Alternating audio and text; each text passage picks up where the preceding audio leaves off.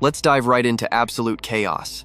We've got a massive, tension-packed war between humans, and an insanely hyped-up army of screaming demons.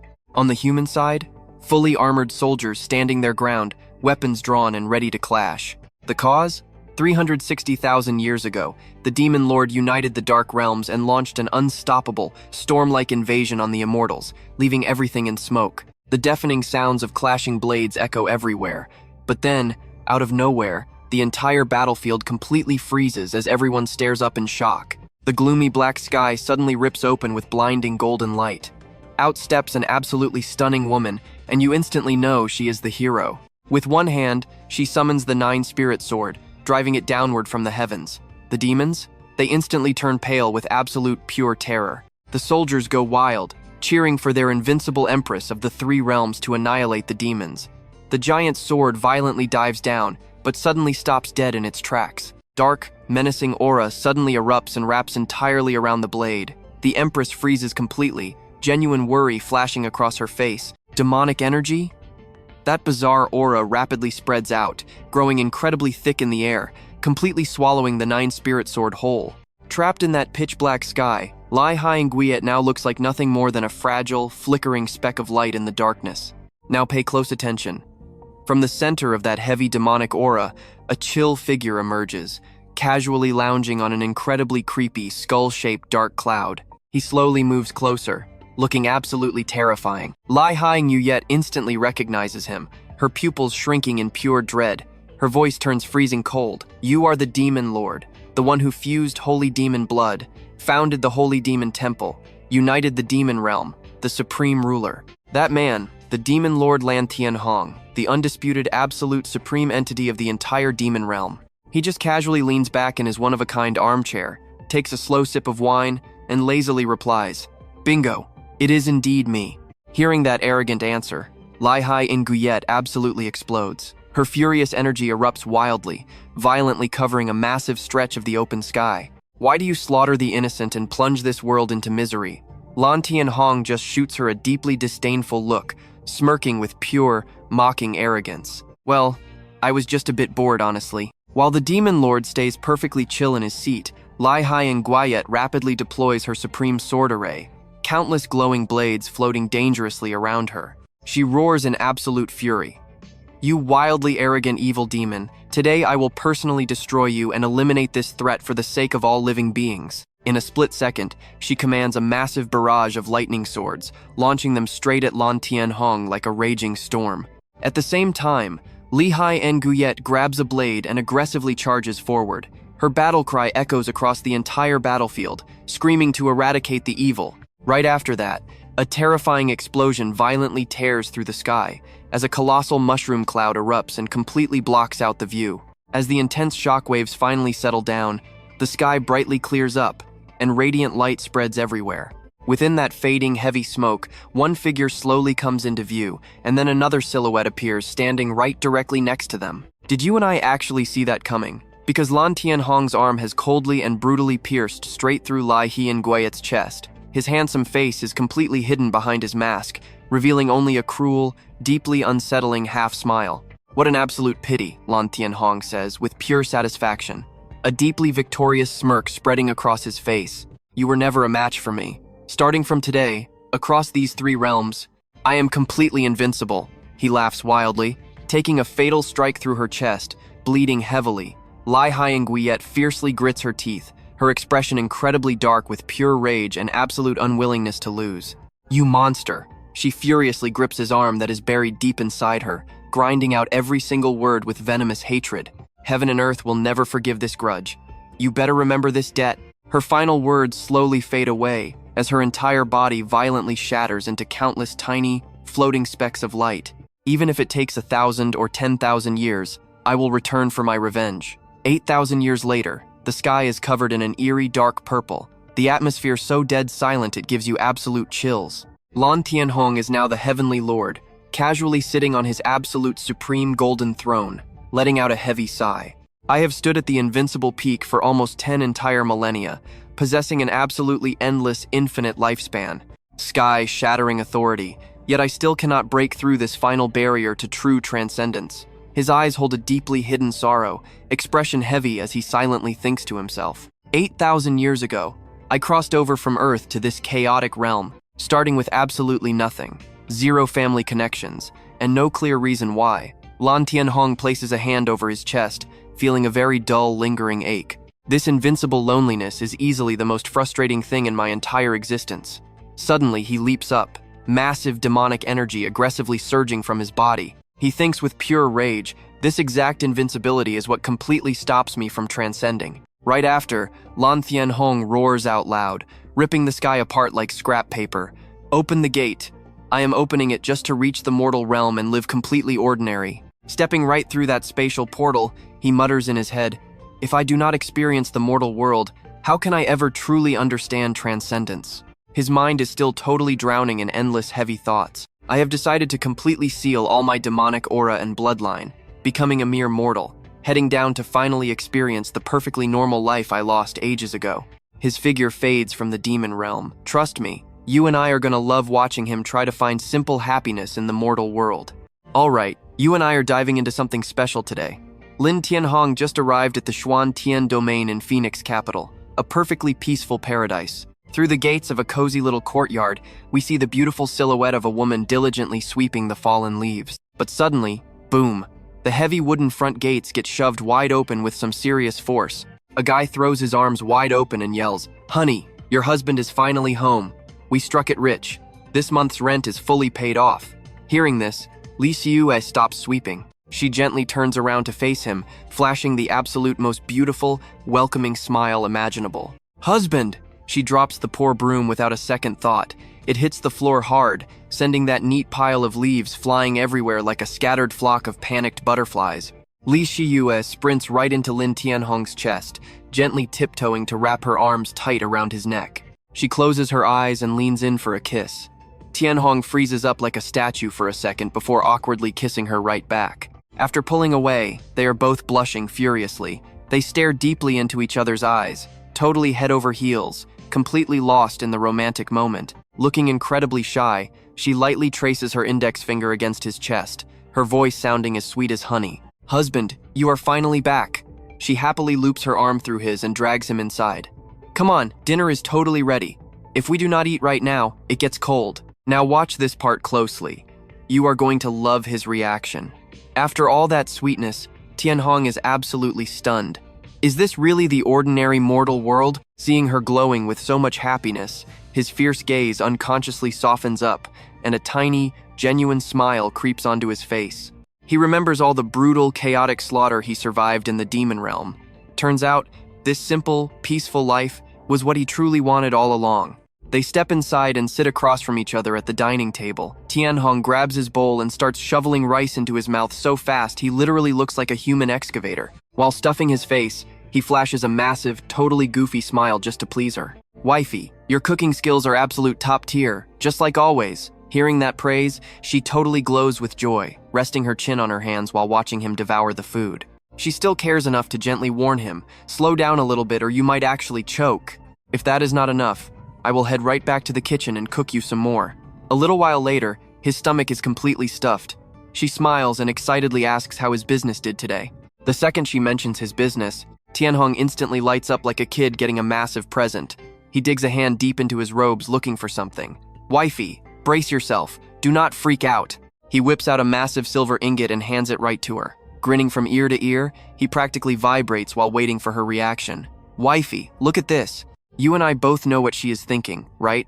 Her jaw literally drops. 12 whole taels of silver? Did you win the jackpot today to get this much cash? Her entire body starts violently shaking out of nowhere. Seeing her shake, Thien Hong totally panics. His face goes blank as he stutters, "Wifey, what is wrong?" But her expression suddenly turns super dark and extremely serious. She leans back, her beautiful eyebrows knitting together in absolute panic. She interrogates him. "Thien Hong, tell me the truth right now. Did you actually go out and rob somebody for this?" Seeing her looking so heartbroken, like she is literally about to burst into tears, he frantically waves his hands. "No, it is not like that at all. Just listen to me first."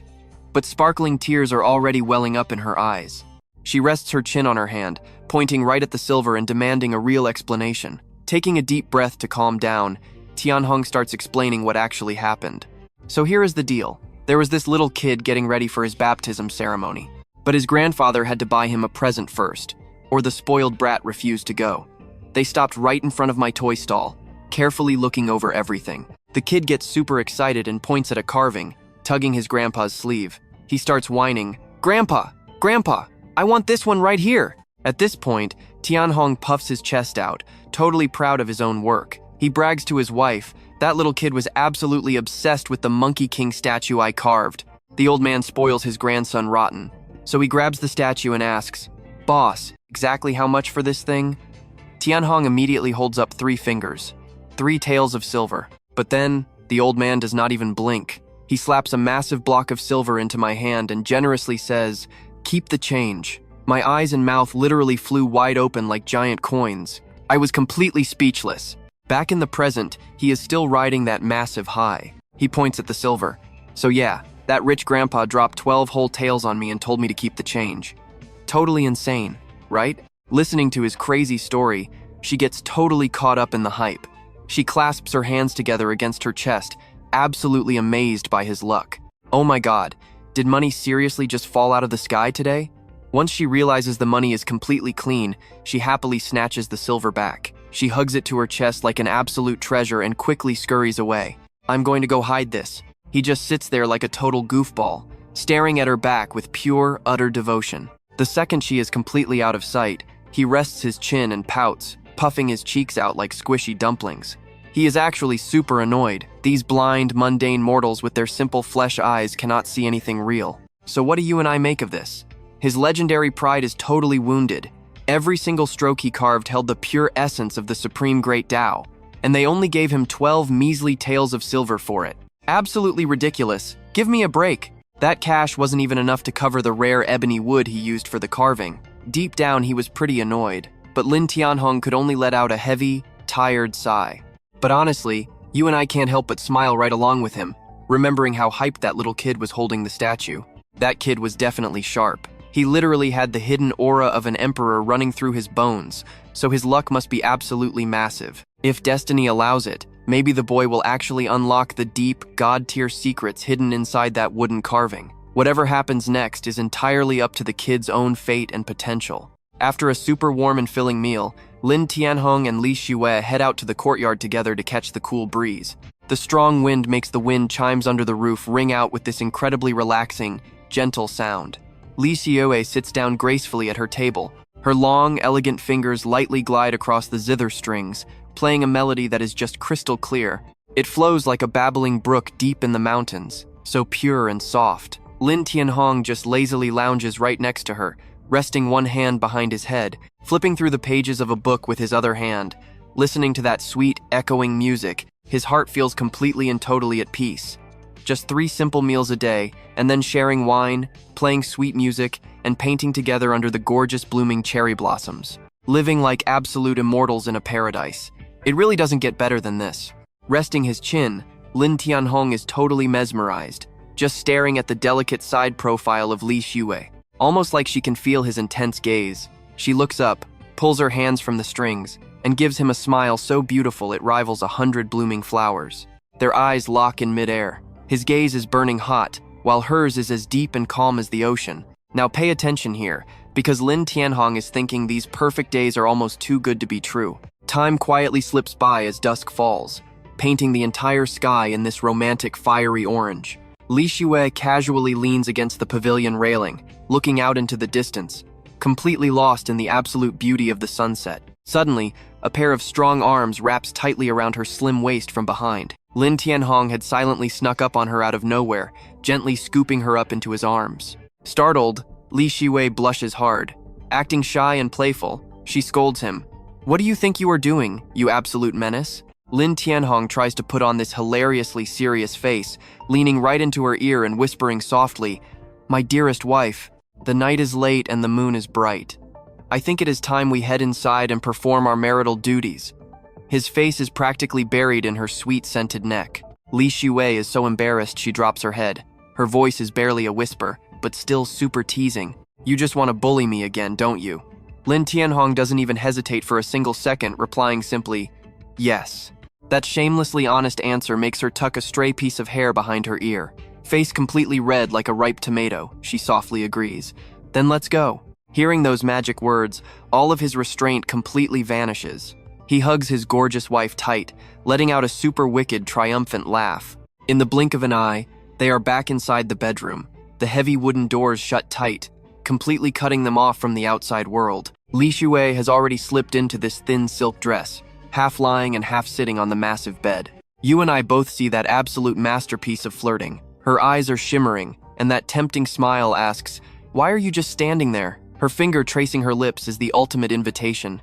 "Come here right now, you idiot." Seriously, how could Lan Thien Hong possibly resist that kind of insane charm? His eyes are basically shooting out pink hearts at this point.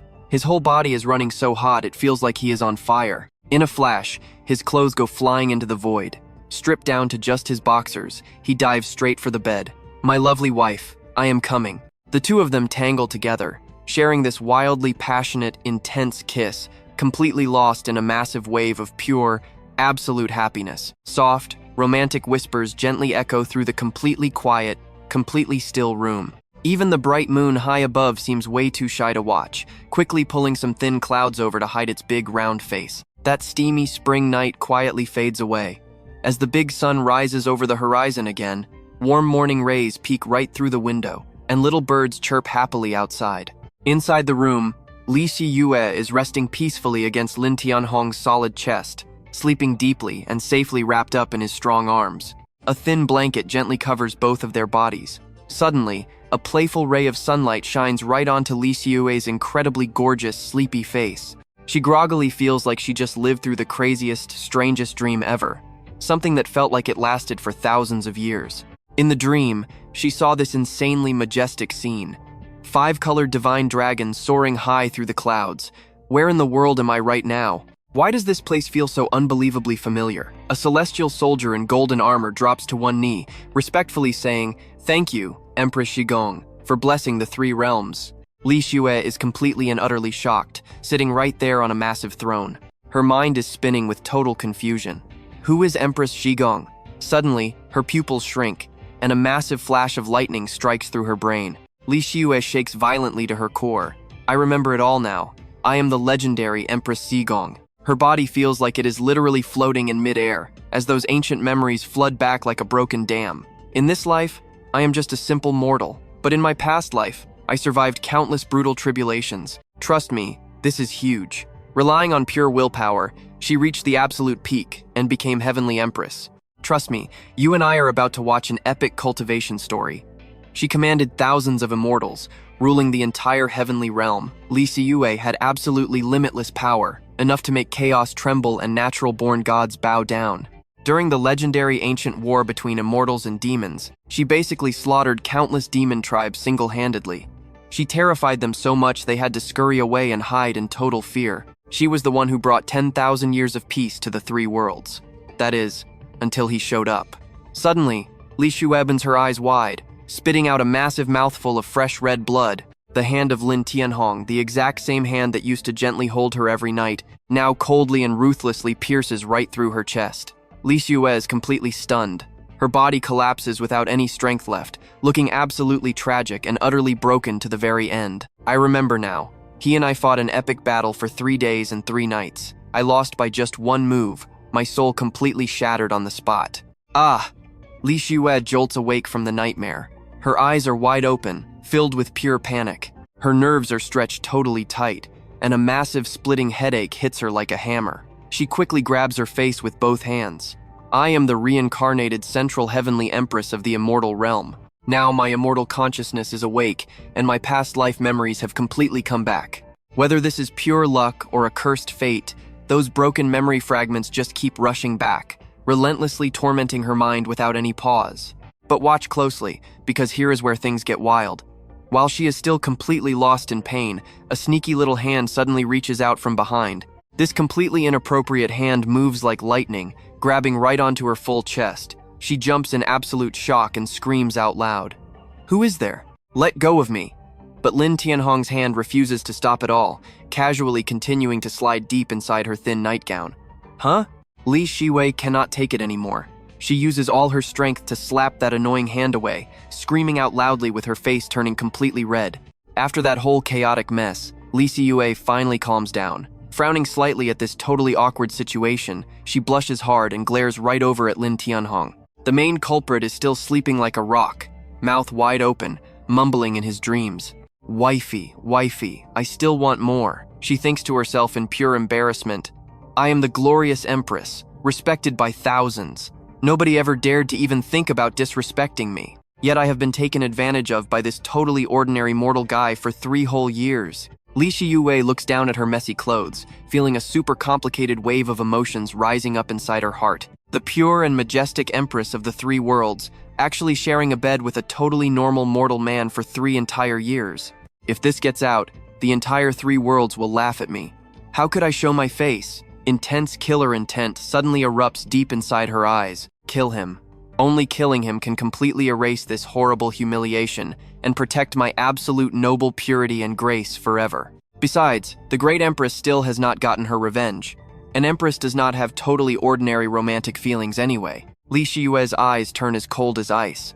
Looking right at Lan Thien Hong, there is absolutely only one single path left to take. She slowly reaches her beautiful hand toward the sleeping man, tensely locking onto his throat. If I kill him, it will be like absolutely none of this ever happened. But Lan Thien Hong is still totally defenseless, smacking his lips with drool leaking out, just continuing to talk in his sleep. Wifey, tomorrow I want to eat stewed tofu, the really soft kind. Her hand, completely filled with deadly intent, suddenly freezes right in midair. Her face stays super tense, but that hovering hand just 1 inch from his neck simply cannot strike down. After a brutally intense mental struggle, Li Siyue finally gives up, dropping her hand and sighing super heavily. She opens her eyes, looking down at his sleeping face, her heart a total mess. We have been together day and night, sharing everything. How could I actually kill him? We both felt that shift, right? Her hand gently touches his cheek. So what if I am the glorious empress, the absolute master of all 3 worlds? Since I have already married him, I will always be his completely devoted wifey. Right after that, her eyes become totally determined again. Demon Lord, just you wait. The day I restore my cultivation, I am definitely going back to the immortal realm to settle this massive debt with you. And after that, I will use my own life to fiercely protect my husband. As if totally interrupting her epic thoughts, the sleeping Lan Thien Hong suddenly puckers his lips, mumbling in his dream, Wifey, give me a kiss. Just 1 kiss. Seeing this goofy sight, Li Siyue's super tense mood instantly softens up completely. She gently brushes her hair back and slowly leans down close to him. Do not worry, I will never leave your side. She gently leans in, pressing her face close to Lan Thien Hong, whispering, I will protect you my whole life, and never let anyone hurt you. Li Siyue shyly gives Lan Thien Hong a super sweet and gentle morning kiss right on his lips. And right after that tender moment, she happily rests her head on his wide open arm, snuggling deep into Lan Thien Hong's chest, finding the most totally comfortable position for herself. The sun slowly rises higher, signaling that a brand new day has really begun. Lan Thien Hong lazily sits up, stretching happily and yawning super loud. After a really deep sleep, he turns toward Li Siyue and gently waves his hand. Wifey, come over here and help your husband get dressed.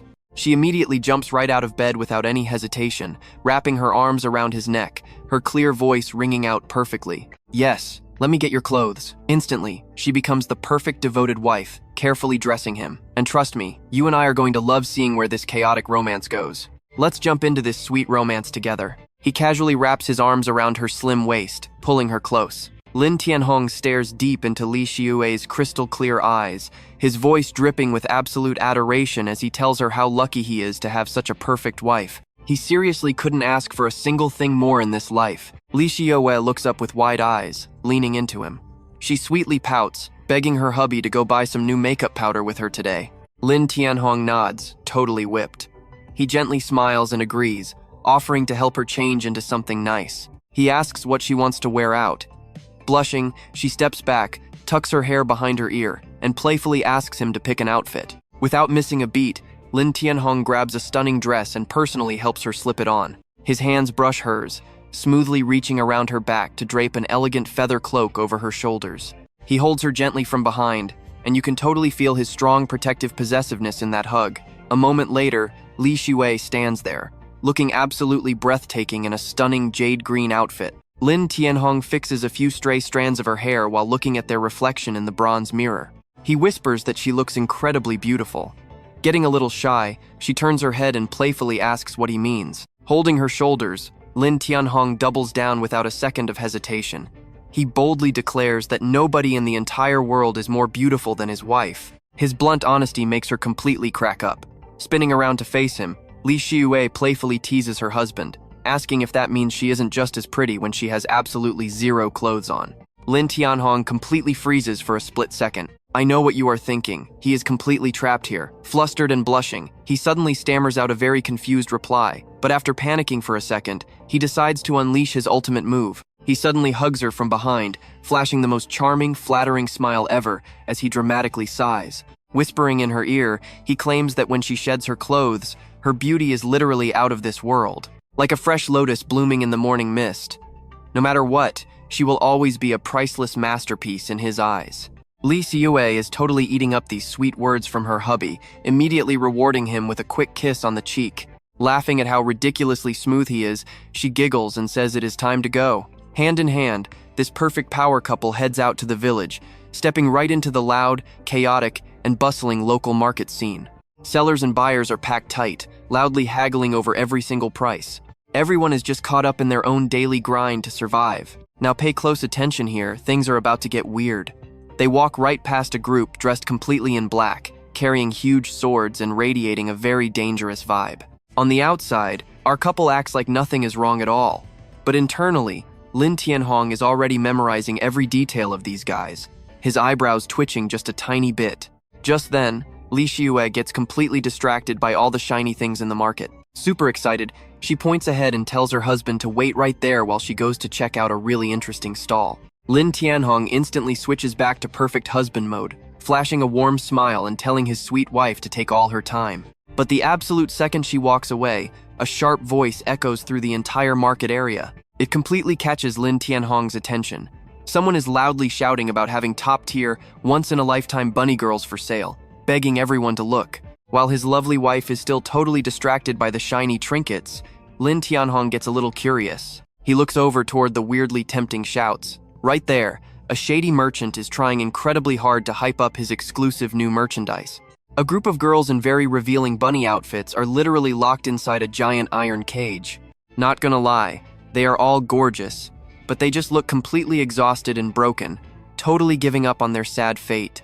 The sleazy merchant keeps yapping, bragging about their perfect figures and amazing skills, swearing they will satisfy any master. Their tight outfits are even purposely torn in specific places, as some kind of trashy marketing trick, showing off their flawless skin. He yells for the passing crowd not to miss out on this insanely rare opportunity. Lan Thien Hong takes exactly one look at this and just secretly shakes his head, feeling completely disgusted. At the end of the day, power is everything here.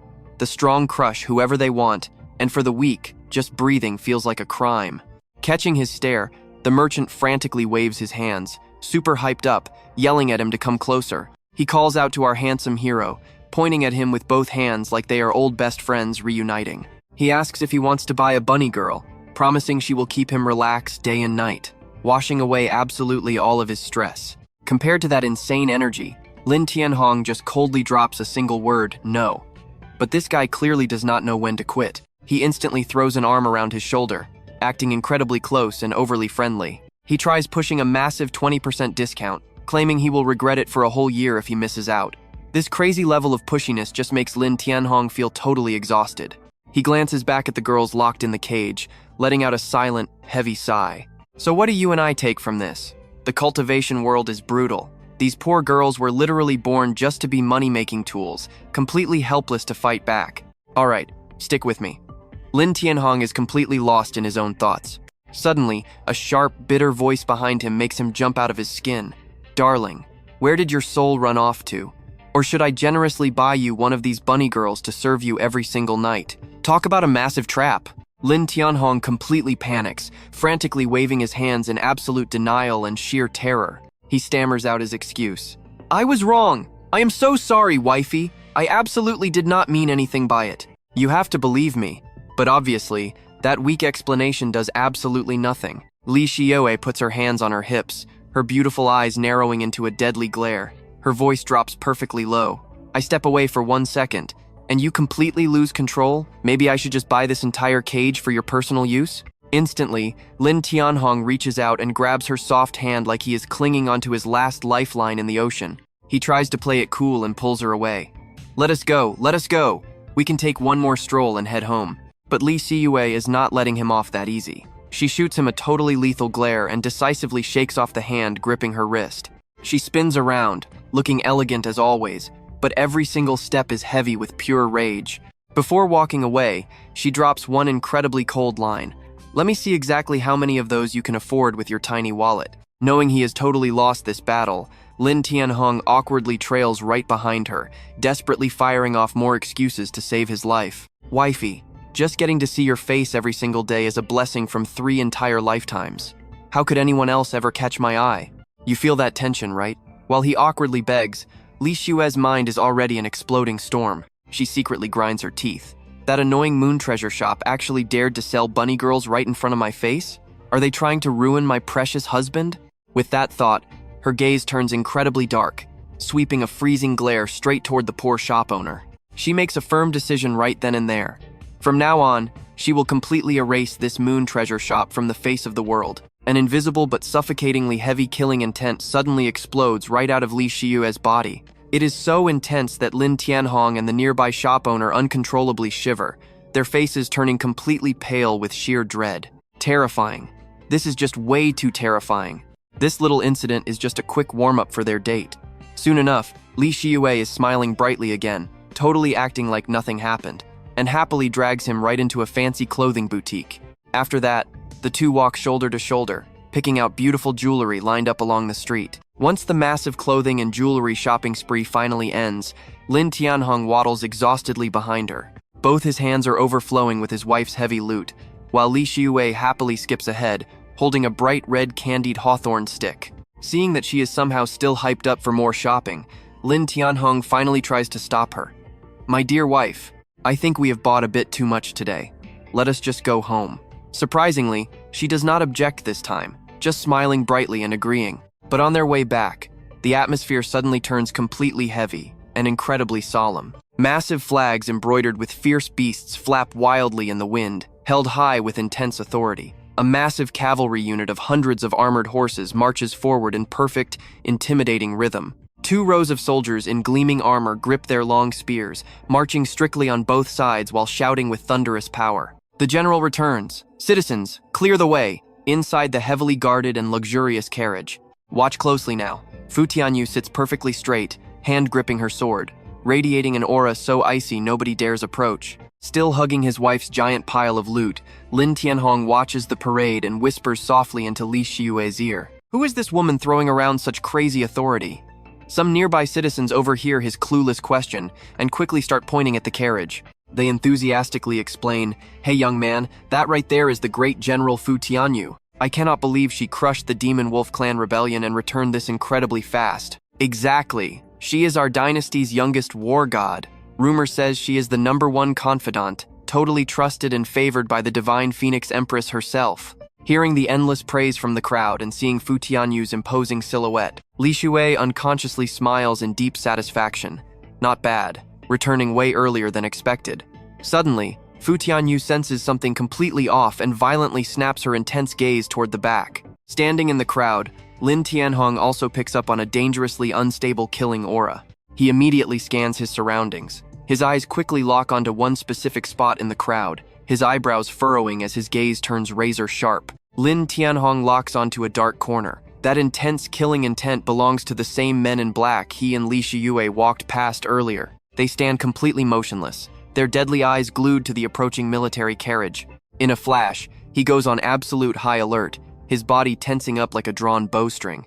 Is someone actually about to strike? Sure enough, the moment the carriage passes, an assassin channels his energy, leaps high into the sky, and hurls down a pitch-black object. He screams with pure, murderous intent, "Die!"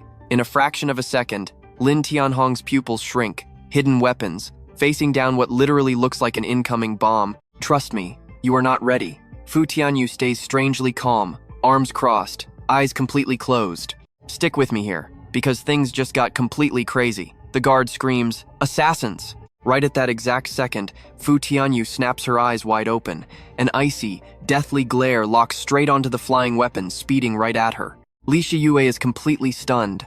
Her jaw drops, eyes wide, totally paralyzed as she stares anxiously at Fu Tianyu. But Lan Thien Hong reacts faster than lightning.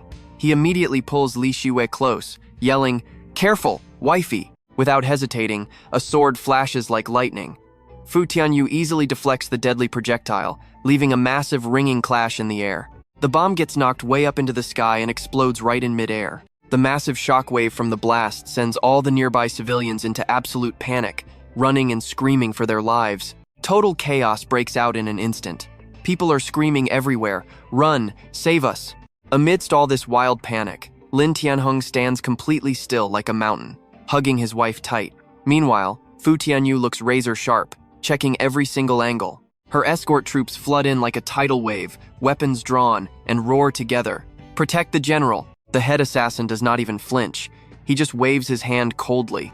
"Now watch closely." His voice sounds straight out of hell. "Follow the plan. Kill everyone." Right on cue, the hidden assassins strike from the shadows, launching themselves like hungry wolves. But Fu Tianyu, she is way too used to this. She sits calmly, looks down, and issues her icy command. "All troops, listen up."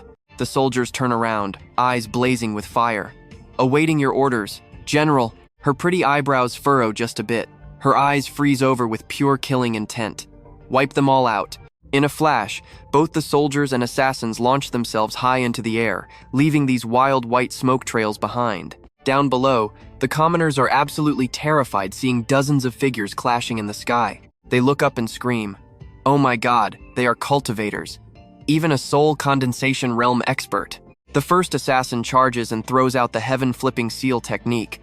The second immediately uses another skill. Another assassin grits his teeth, raises his sword, and roars. Yama's decree. The last guy forms a hand seal, yelling, "Fire Phoenix Dance." All these terrifying attacks aim straight at Fu Tianyu.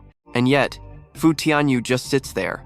Her guards immediately jump into action. They drag out massive iron shields, setting up a wall. Formation, defend the general. In a split second, a giant glowing dome defense formation snaps right into place. It forms a massive, impenetrable energy shield around Fu Tianyu. At that exact moment, countless hidden weapons and deadly attacks slam into it. Boom!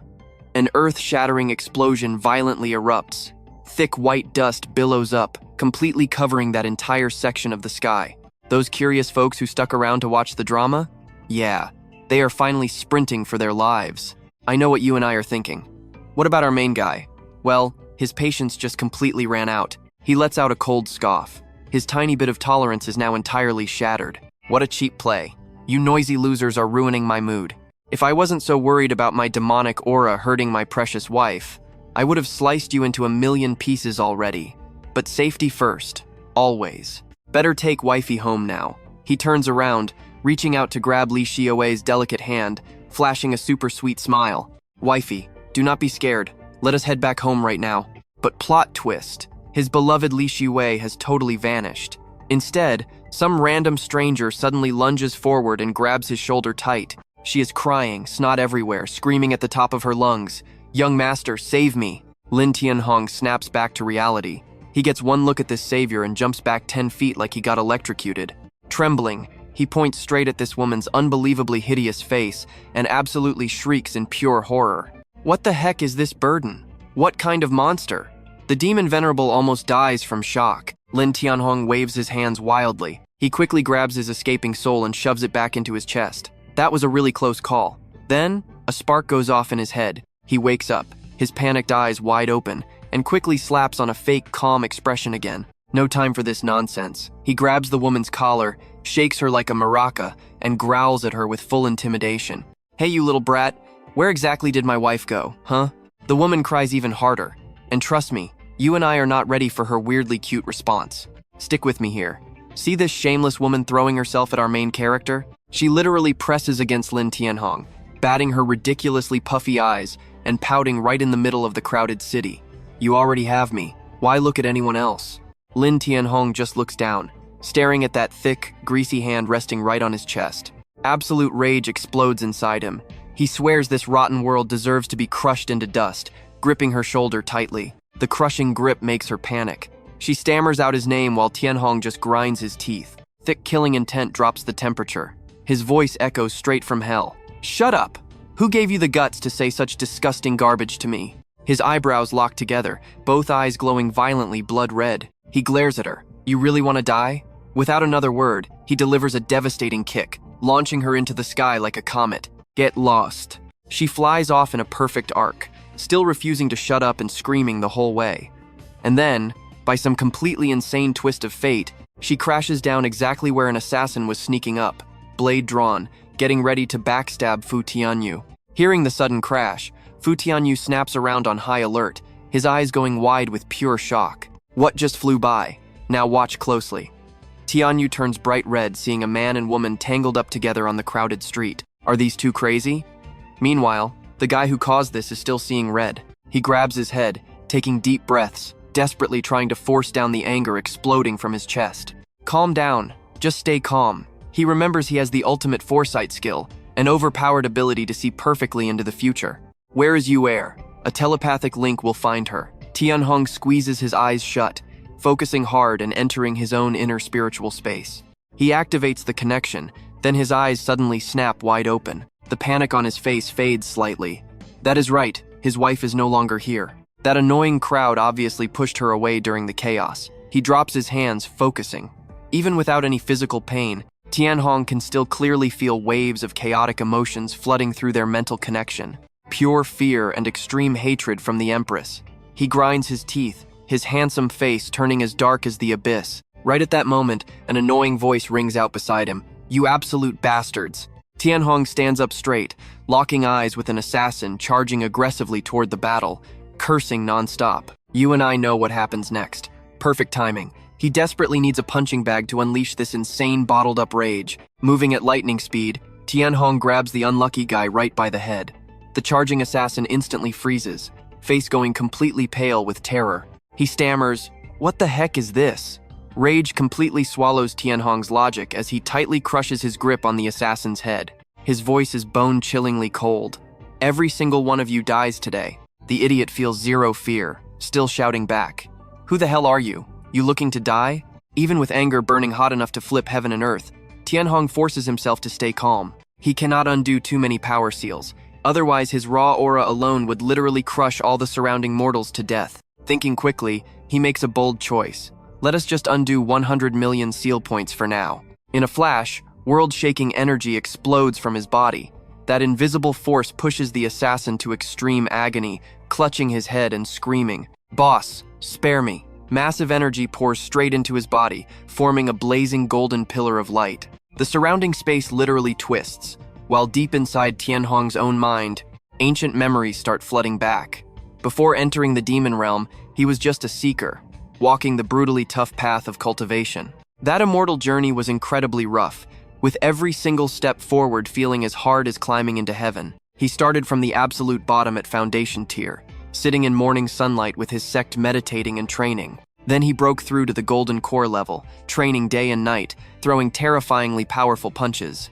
After endless bitter training, he leveled up again to nascent soul, meditating under the howling tower. Watched by his master, his realm kept rising. Stepping into the spirit condensation stage, he could sit perfectly still on calm water to cultivate. Next came deity transformation, training among floating clouds. But cultivation is never easy. One tiny mistake sent him into void training, screaming in painful defeat. Thien Hong has literally experienced every single bitter and sweet taste in this world. Step by step, he pushed to longevity, then false immortal, finally reaching the absolute peak of the martial path. So what do you and I take from this? True power is earned. Through insane talent and iron will, he reached true immortal, ready to ascend. Let us dive into this. Ahead lies a brilliant, heavenly path, opening wide to welcome him. But right at the very last second, the glorious stairs beneath his feet suddenly start collapsing. A terrifying internal disaster strikes. He accidentally absorbed the absolute worst thing, holy demon blood. Lan Thien Hong turns deathly pale, staring in pure horror as dark blood drips from his hands. Demonic aura erupts everywhere. It is officially over. The immortal ascension path shatters completely, plunging him straight into the demonic realm. Filled with massive regret, He reaches out in absolute desperation for salvation, but nothing works. He falls helplessly into the endless, dark abyss. Snapping back to reality, Lan Thien Hong raises his hand, scoffs in pure disbelief, and bursts into crazy laughter. Haha, this actually surprises even me. I honestly thought becoming a demon would destroy my immortal path.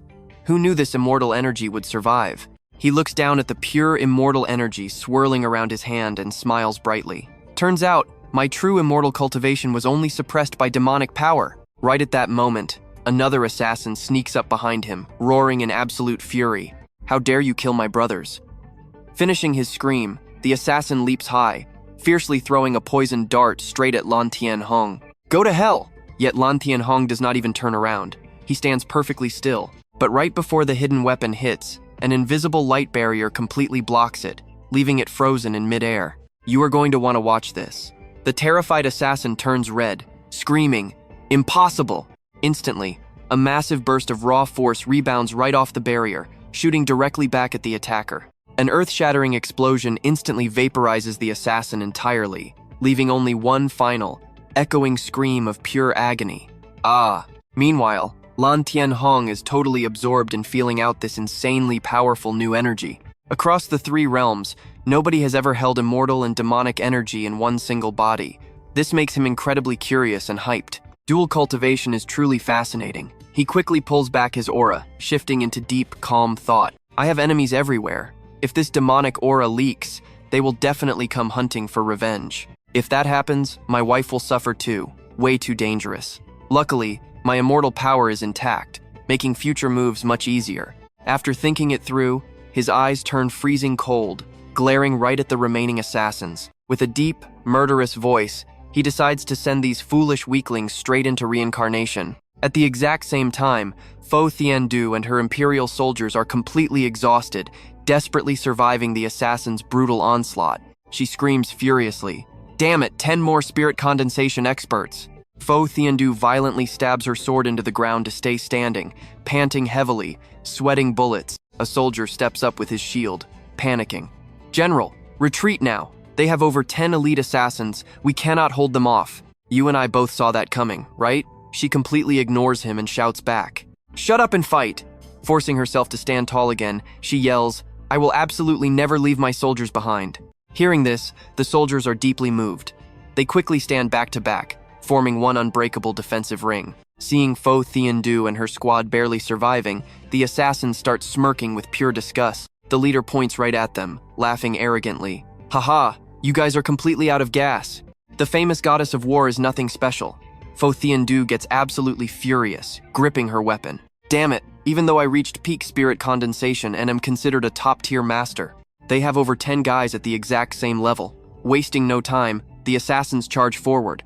The leader glares at Fo Thien Du with freezing killing intent. "All right, time to die, General." At this point, completely drained, Fo Thien Du slowly closes her eyes, accepting her dark fate, silently praying, "Brother, please hurry." Yet, that endless, terrifying life-or-death moment simply passes by, and she is totally unharmed. Deadly beams of light just breeze past her, leaving complete chaos buried in thick, heavy fog behind. Fo Thien Du blinks rapidly, staring straight ahead with a completely clueless, bewildered expression. Her brain simply stops working. The soldier beside her is just as confused, scratching his head, stammering nonsense. Confirming the danger is officially over, Fo Thien Du finally turns around. She lowers her voice, asking her squad, "Where are the assassins? Where did they all go?" The soldiers are deeply confused. Some scratch their heads, others frown, stuttering nervously, reporting back to their commanding general. "They vanished." She freezes, touching her chin. "So what do you and I make of this wild mystery?" "All right, stick with me. Here are we seeing literal ghosts right in broad daylight, or just some massive, mind-bending illusion? What kind of trick are these assassins pulling?" Even though things finally quieted down and nobody else is attacking, Fu Tianyu absolutely refuses to let her guard down.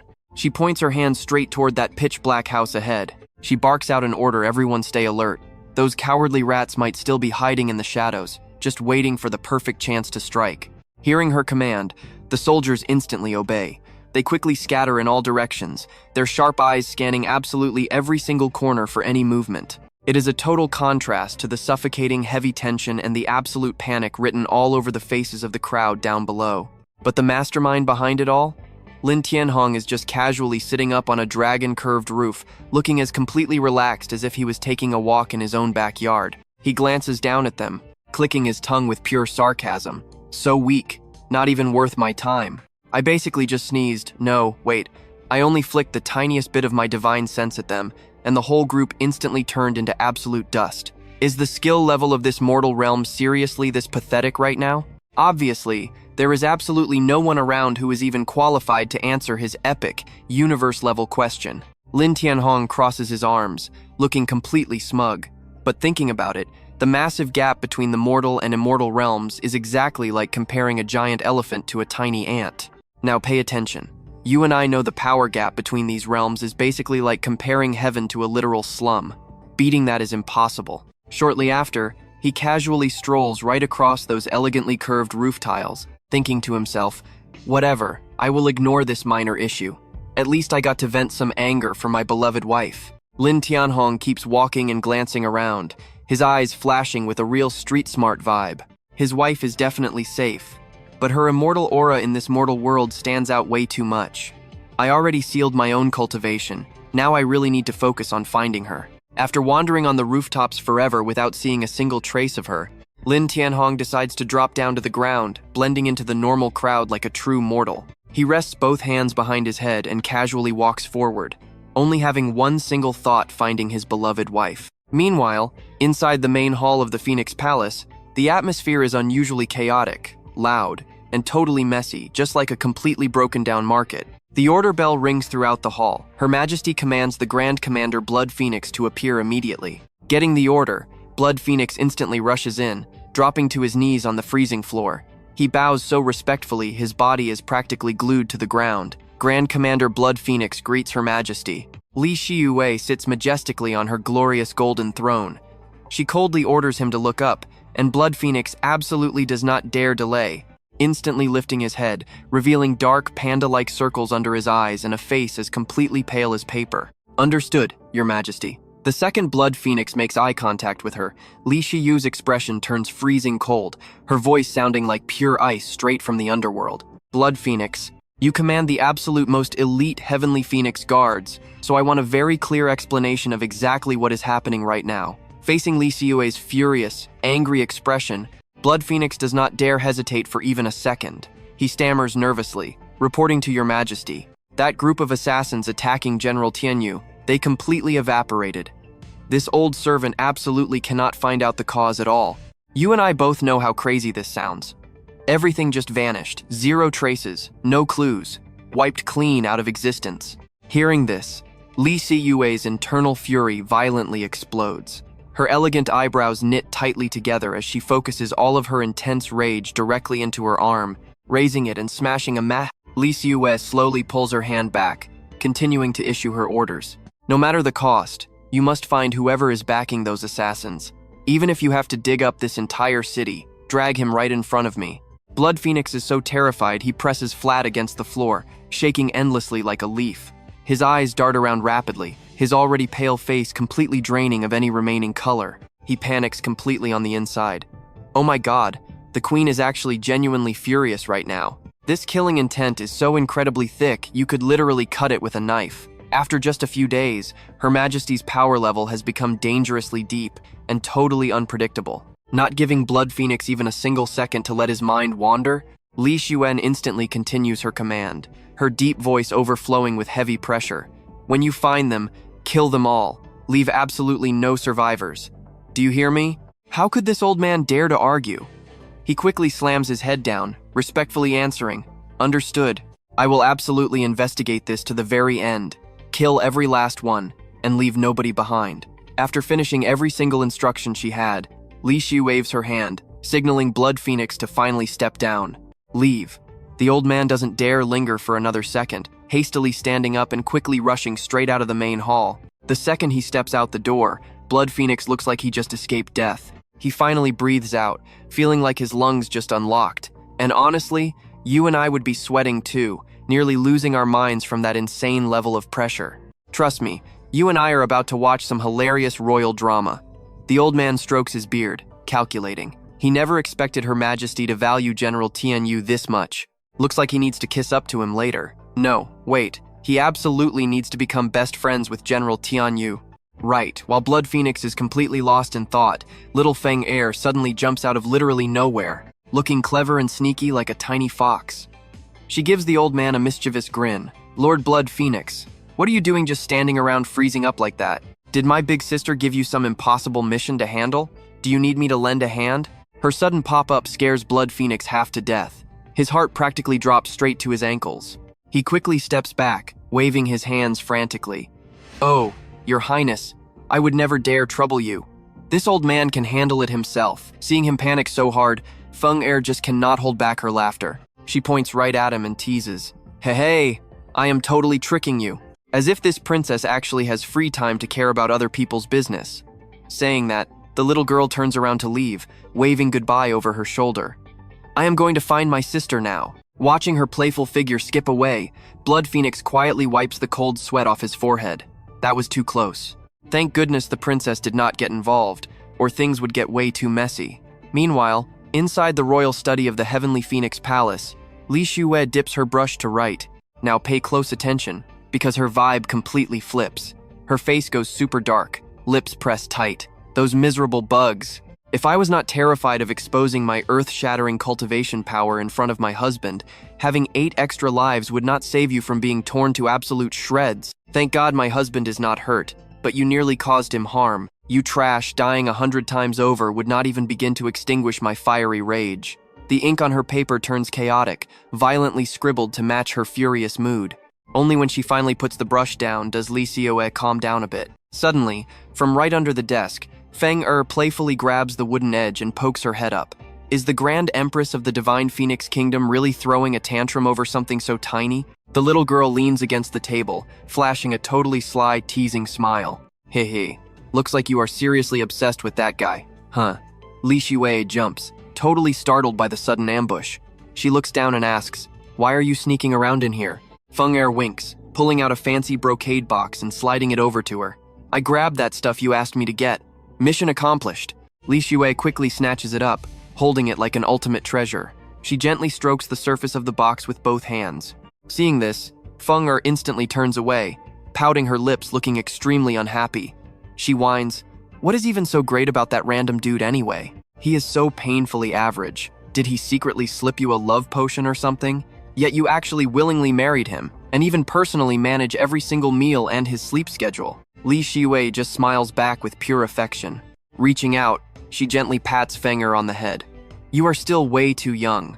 How could you ever understand grown-up romance? Her face suddenly blushes deep red, eyes overflowing with total happiness. Even though your brother-in-law is only stuck at the 5th level of foundation establishment, in that other department, he is incredibly powerful, strong as a wild ox. Li Shue gets so embarrassed she literally wants to dig a hole and hide, quickly turning her face away. Only when I am right by his side does my heart truly feel at peace and incredibly blissfully happy. Plus, there are so many other incredibly fun things we can experience together. You and I both know that look. Feng Er just stands there, arms crossed, pouting hard. She judges her sister like she is totally losing it. So much overwhelming happiness, huh? I have no idea what he did to make you simp this hard. Hearing that, Li Shue instantly glares, cheeks puffed up with absolute rage. She whips around to stare down the little girl. Uh-oh. Feng Er goes pale with pure terror, hastily taking a huge step back. Ah, big sis. But it is too late. In the blink of an eye, Li Shue grabs Feng Er by her chubby little cheeks, pinching and stretching them out like soft taffy candy. You little brat, why are you asking so many nosy questions? The little girl screams in agony, tears welling up in her eyes, but she is completely helpless against the pinch attack. Ah, it hurts so much. I am sorry. I apologize. A moment later, when her anger finally cools down, Li Shue lets go of Feng Er's beet red cheeks and glances out the window. Wait, is it already this late outside? Normally, I use the time my husband checks the new stores to sneak back to the palace and handle official business. Seeing the sun already dipping way behind the mountains, Li Shue instantly panics, her jaw dropping wide enough to stuff a whole grapefruit inside. Crap, things went off schedule today. I need to rush back right now. If he does not see me, hubby is going to be so worried about me. After rubbing her sore face, Feng Er slowly gets her bearings back.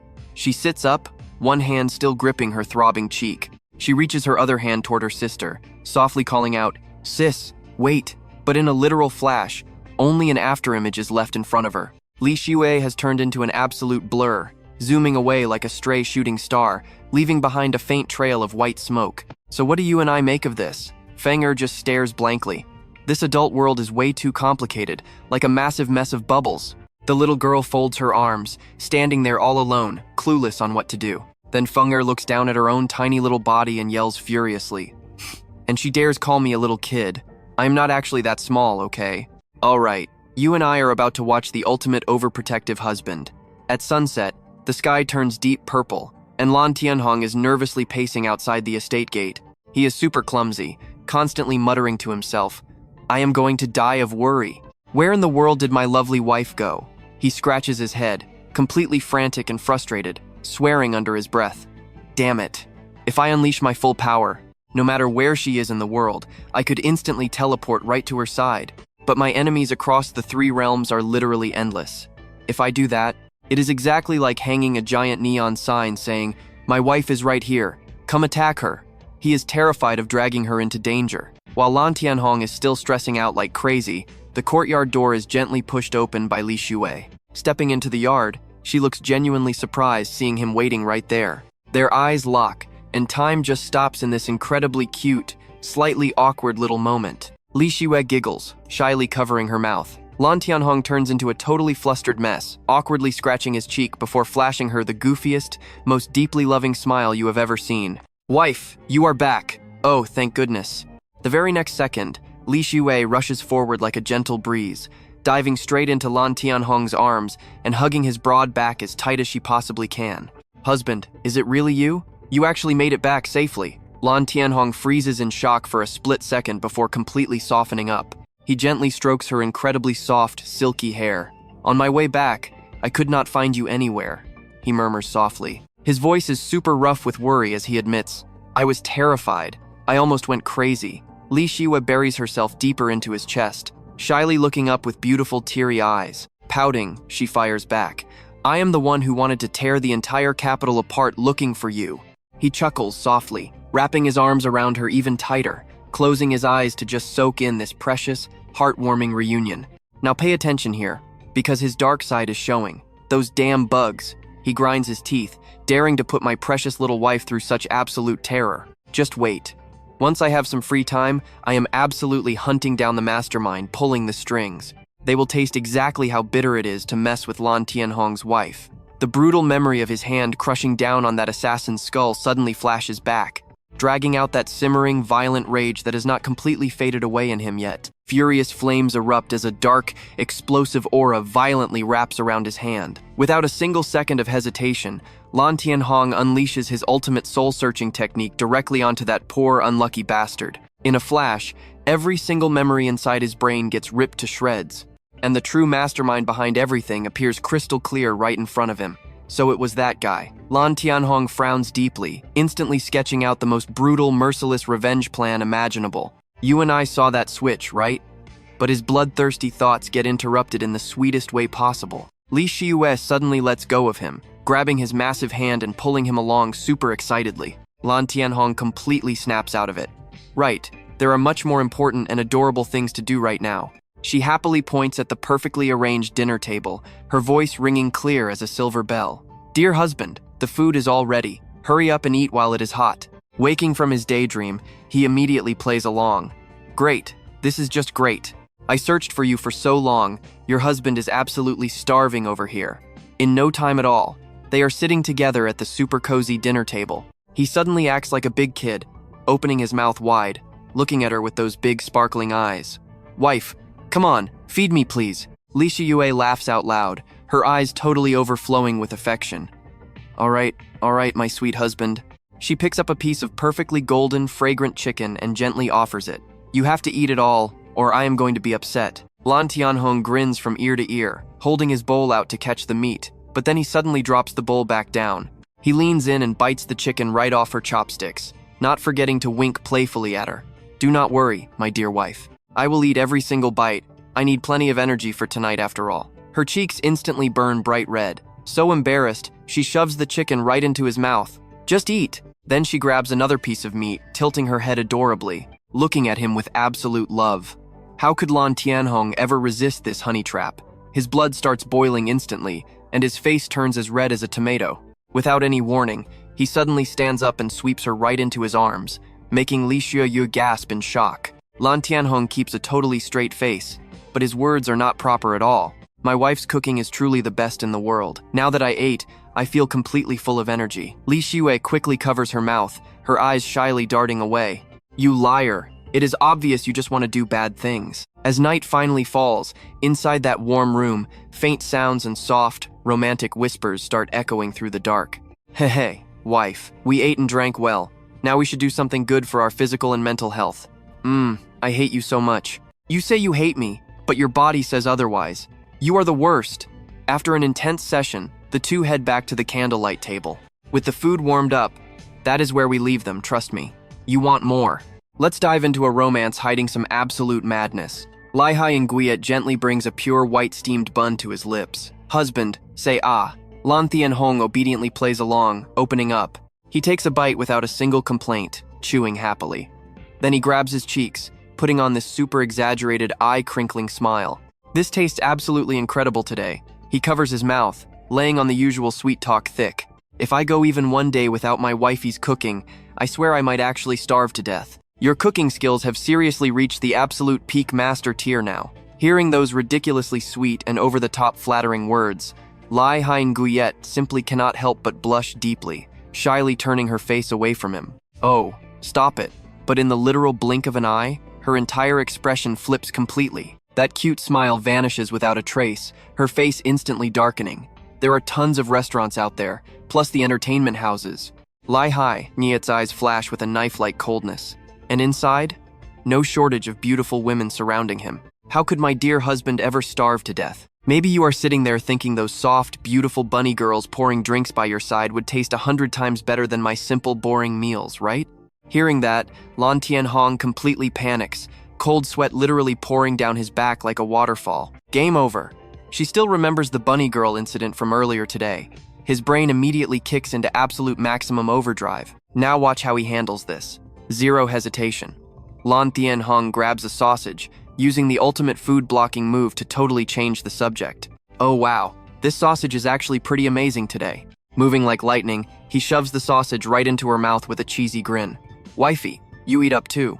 Then we can sleep. Caught completely off guard, Lai Hai Nguyen just manages to grab the sausage. She turns away, grumbling, but the anger is already fading. Don't think for a second that one tiny little sausage is enough to bribe me. Yet the very moment she finishes chewing that evidence, Lai Hai Nguyen flips back to acting completely cute and spoiled. I'm so thirsty, I really want some porridge water. Saved by the bell. Lan Thien Hong immediately jumps at this chance. Yes, coming right up. He quickly scoops a hot bowl of porridge, feeding her with total devotion. Bringing the spoon to her lips, he gently coaxes. Be good, wifey, say ah. Lai Hai Nguyen sweetly plays along. Wow. After taking a bite, a thin trace of porridge lingers on her soft lips, looking ridiculously alluring. Playfully sticking out her little tongue to lick the porridge away, she secretly thinks to herself that being able to marry this husband is seriously the absolute greatest happiness she could ever ask for in this entire life. Right across from her, Lan Thien Hong stares back, completely mesmerized. I just want to protect my wife's happiness forever. You heard that right. That Supreme of the Three Realms title? He honestly could not care less. Just being able to spend 3 lifetimes completely wrapped up with her is all he will ever need. The 3 candles on the table burn low, and their little late-night snack session finally comes to an end. Lan Thien Hong and Li Hai Nguyen lean back happily against the headboard. He looks up, rubbing his stomach with a heavy sigh. I'm so stuffed, I can't move. Right then, Lai Hai Nguyen's slender, pale foot gently rests straight onto his knee. Husband, she purrs, voice soft as silk. Leaning back, she shows off her curves, shooting him this hazy, super teasing look. I went out today and got bumped around by those bad guys. My legs are still so incredibly sore right now. How could Lan Thien Hong ever resist that? His breathing goes heavy, eyes burning with absolute heat. He leans in to tenderly hold her jade-like foot, starting to gently massage it. My poor wifey really suffered today. Coaxing her softly, he whispers, just wait until we get back to the bedroom later. Your husband will give you a full body massage. Lai Hai Nguyen shyly ducks her head, giving a tiny, sweet, okay. Suddenly, Lan Thien Hong drops the jokes. Totally serious, he whispers, "Wifey." Lai Hai Nguyen freezes, looking up at him. After a long moment, Lan Thien Hong looks her dead in the eyes and speaks incredibly slowly. Phoenix Capital has not been very peaceful lately. What if we just packed everything up and moved somewhere else to live? Her entire body stiffens. Move away? He starts painting this picture of a perfectly peaceful future. We will find a beautiful spot with mountains and rivers. I will farm, I will go fishing, you can weave cloth, and we will live out a perfectly simple life together until our hair turns completely gray. Just holding each other day after day, watching the sunrise together, and laughing together. Those simple words make her heart tremble with intense emotion. I really want that too. I desperately want to live that kind of life with him. But her eyes suddenly darken, completely torn apart inside. The heavy responsibility crushing her shoulders will not let her be that selfish. If she actually leaves right now, the other regional kings will absolutely seize this golden opportunity to spark a massive, bloody rebellion. Her thin lips trembling slightly, Lai Hai Nguyen helplessly shoots down his beautiful dream. No, I do not want to. Right on cue, she bursts into fake tears, trying to diffuse the heavy tension building up. I don't want to move! She practically sobs, throwing a full-on tantrum like a kid who just dropped her candy. Hubby, I'm already so used to living our life right here. The water well in the alley, Madame Zhang's makeup shop, and even the Spring Breeze Pavilion. I just cannot bear to leave any of them behind. Seeing her crying so heartbreakingly, he instantly panics, frantically waving his hands to reassure her. We won't go. Trust me. Their wild double lives are only just beginning. Alright, you and I are about to dive into the ultimate secret identity couple. Seeing his beautiful wife crying, Lan Thien Hong quietly blames himself. Why did I run? I just need to completely wipe out these hidden threats. Turning this whole city into an absolute safe zone is my goal.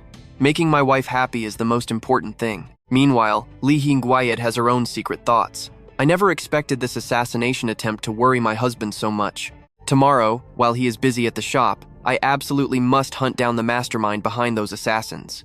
On the other side, he secretly makes his own ruthless vow, fists clenched totally white. These absolute bastards dared to scare my wife. Tomorrow, I will fake going to work and quietly hunt down their boss to settle the score. Lan Thien Hong's eyes turn sharper than ever. I will protect her perfectly. I won't let her face any danger ever again. Lai Hai Nguyen also lowers her head, making the exact same silent promise. I will protect him. He won't risk his life for me. The heavy silence is finally broken by a delicate, premium incense, slowly filling the entire room. Freshly bathed, Li Hingguayet wears only a thin robe. She leans shyly against the curtains, her beautiful face flushing with embarrassment. Her husband is already waiting for her on the bed. Watch closely, this is where it gets good. He smiles, waving her over.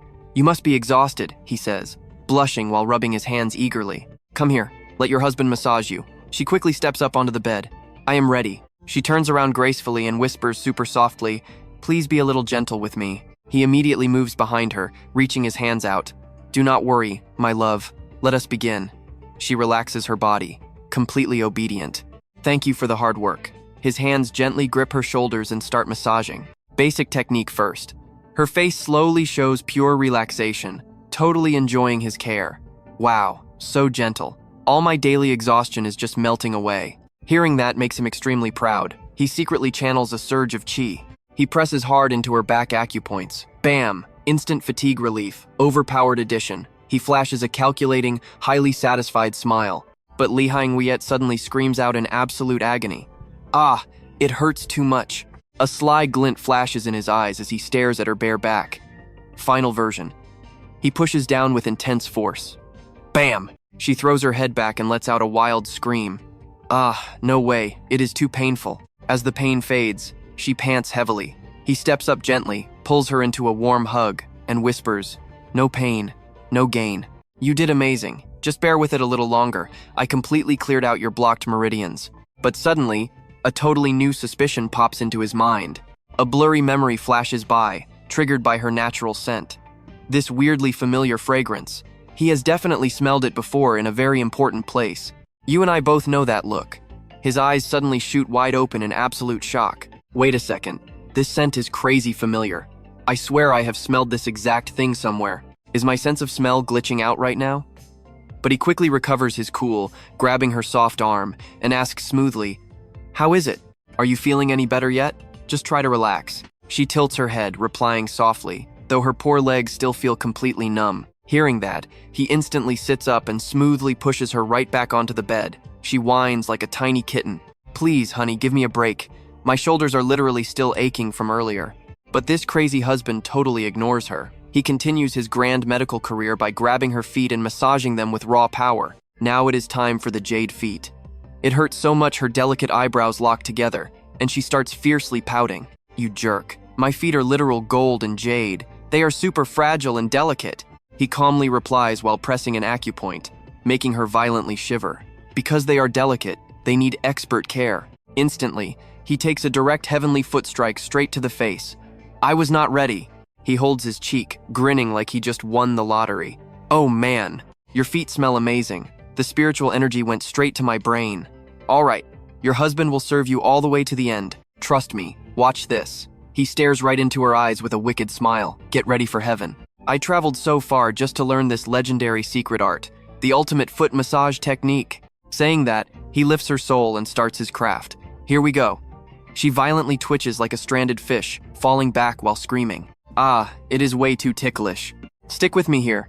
Night falls, but the absolute quiet is totally shattered by sweet, crisp laughter echoing from their room. A little while later, Li Xue is completely exhausted.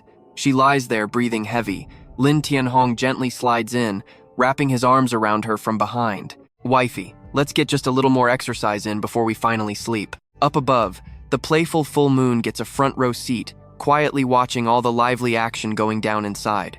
Soft, muffled sounds drift out into the quiet night. Hey, be gentle, okay? He laughs. All right, your husband will absolutely listen to you right now. The very next morning, the sun clocks in, kicking the moon out and dropping warm, golden rays all over the world. Right at their front door, Lan Thien Hong pulls Li Xue into this super gentle hug, sharing a crazy, passionate kiss. Only after a long minute does he reluctantly let her go. His voice is super warm. Hubby has to head out. Blushing like crazy, Li Xue looks up and replies, "Make sure you come back early." She looks incredibly happy, waving at him non-stop. "Remember to be home for dinner." He flashes a bright smile, his eyes crinkling, and waves right back. "All right, I am off. Now pay attention here." The second her sweet figure completely disappears from his sight, his warm smile instantly freezes. It is like a mask literally dropping off, revealing his true, ice-cold self. All right, time for the real business. Pure, terrifying, killing intent explodes in his eyes. He looks absolutely ready to shred anyone who gets in his way. His wife is not just sweet and gorgeous. She has this unbelievable gentleness that he refuses to let anyone ruin. With him personally guarding this divine phoenix capital, he will absolutely not tolerate any more chaos. With that thought, he gets moving. He quickly leaves the noisy streets behind and turns down a super sketchy, deserted alleyway. The moment he steps in, his eyes dart around, scanning every single dark corner like a hawk. Only when he is certain he is alone, he closes his eyes. His hands blur into a complex magic seal, gathering insane energy. The seal activates instantly. A blinding white magic circle erupts right under his boots. Massive white smoke shoots straight into the sky. That loud boom totally catches the attention of all the nearby neighbors. But in a split second, he rides that smoke high up, vanishing completely out of sight. This city is split into inner and outer zones, and it is ridiculously huge.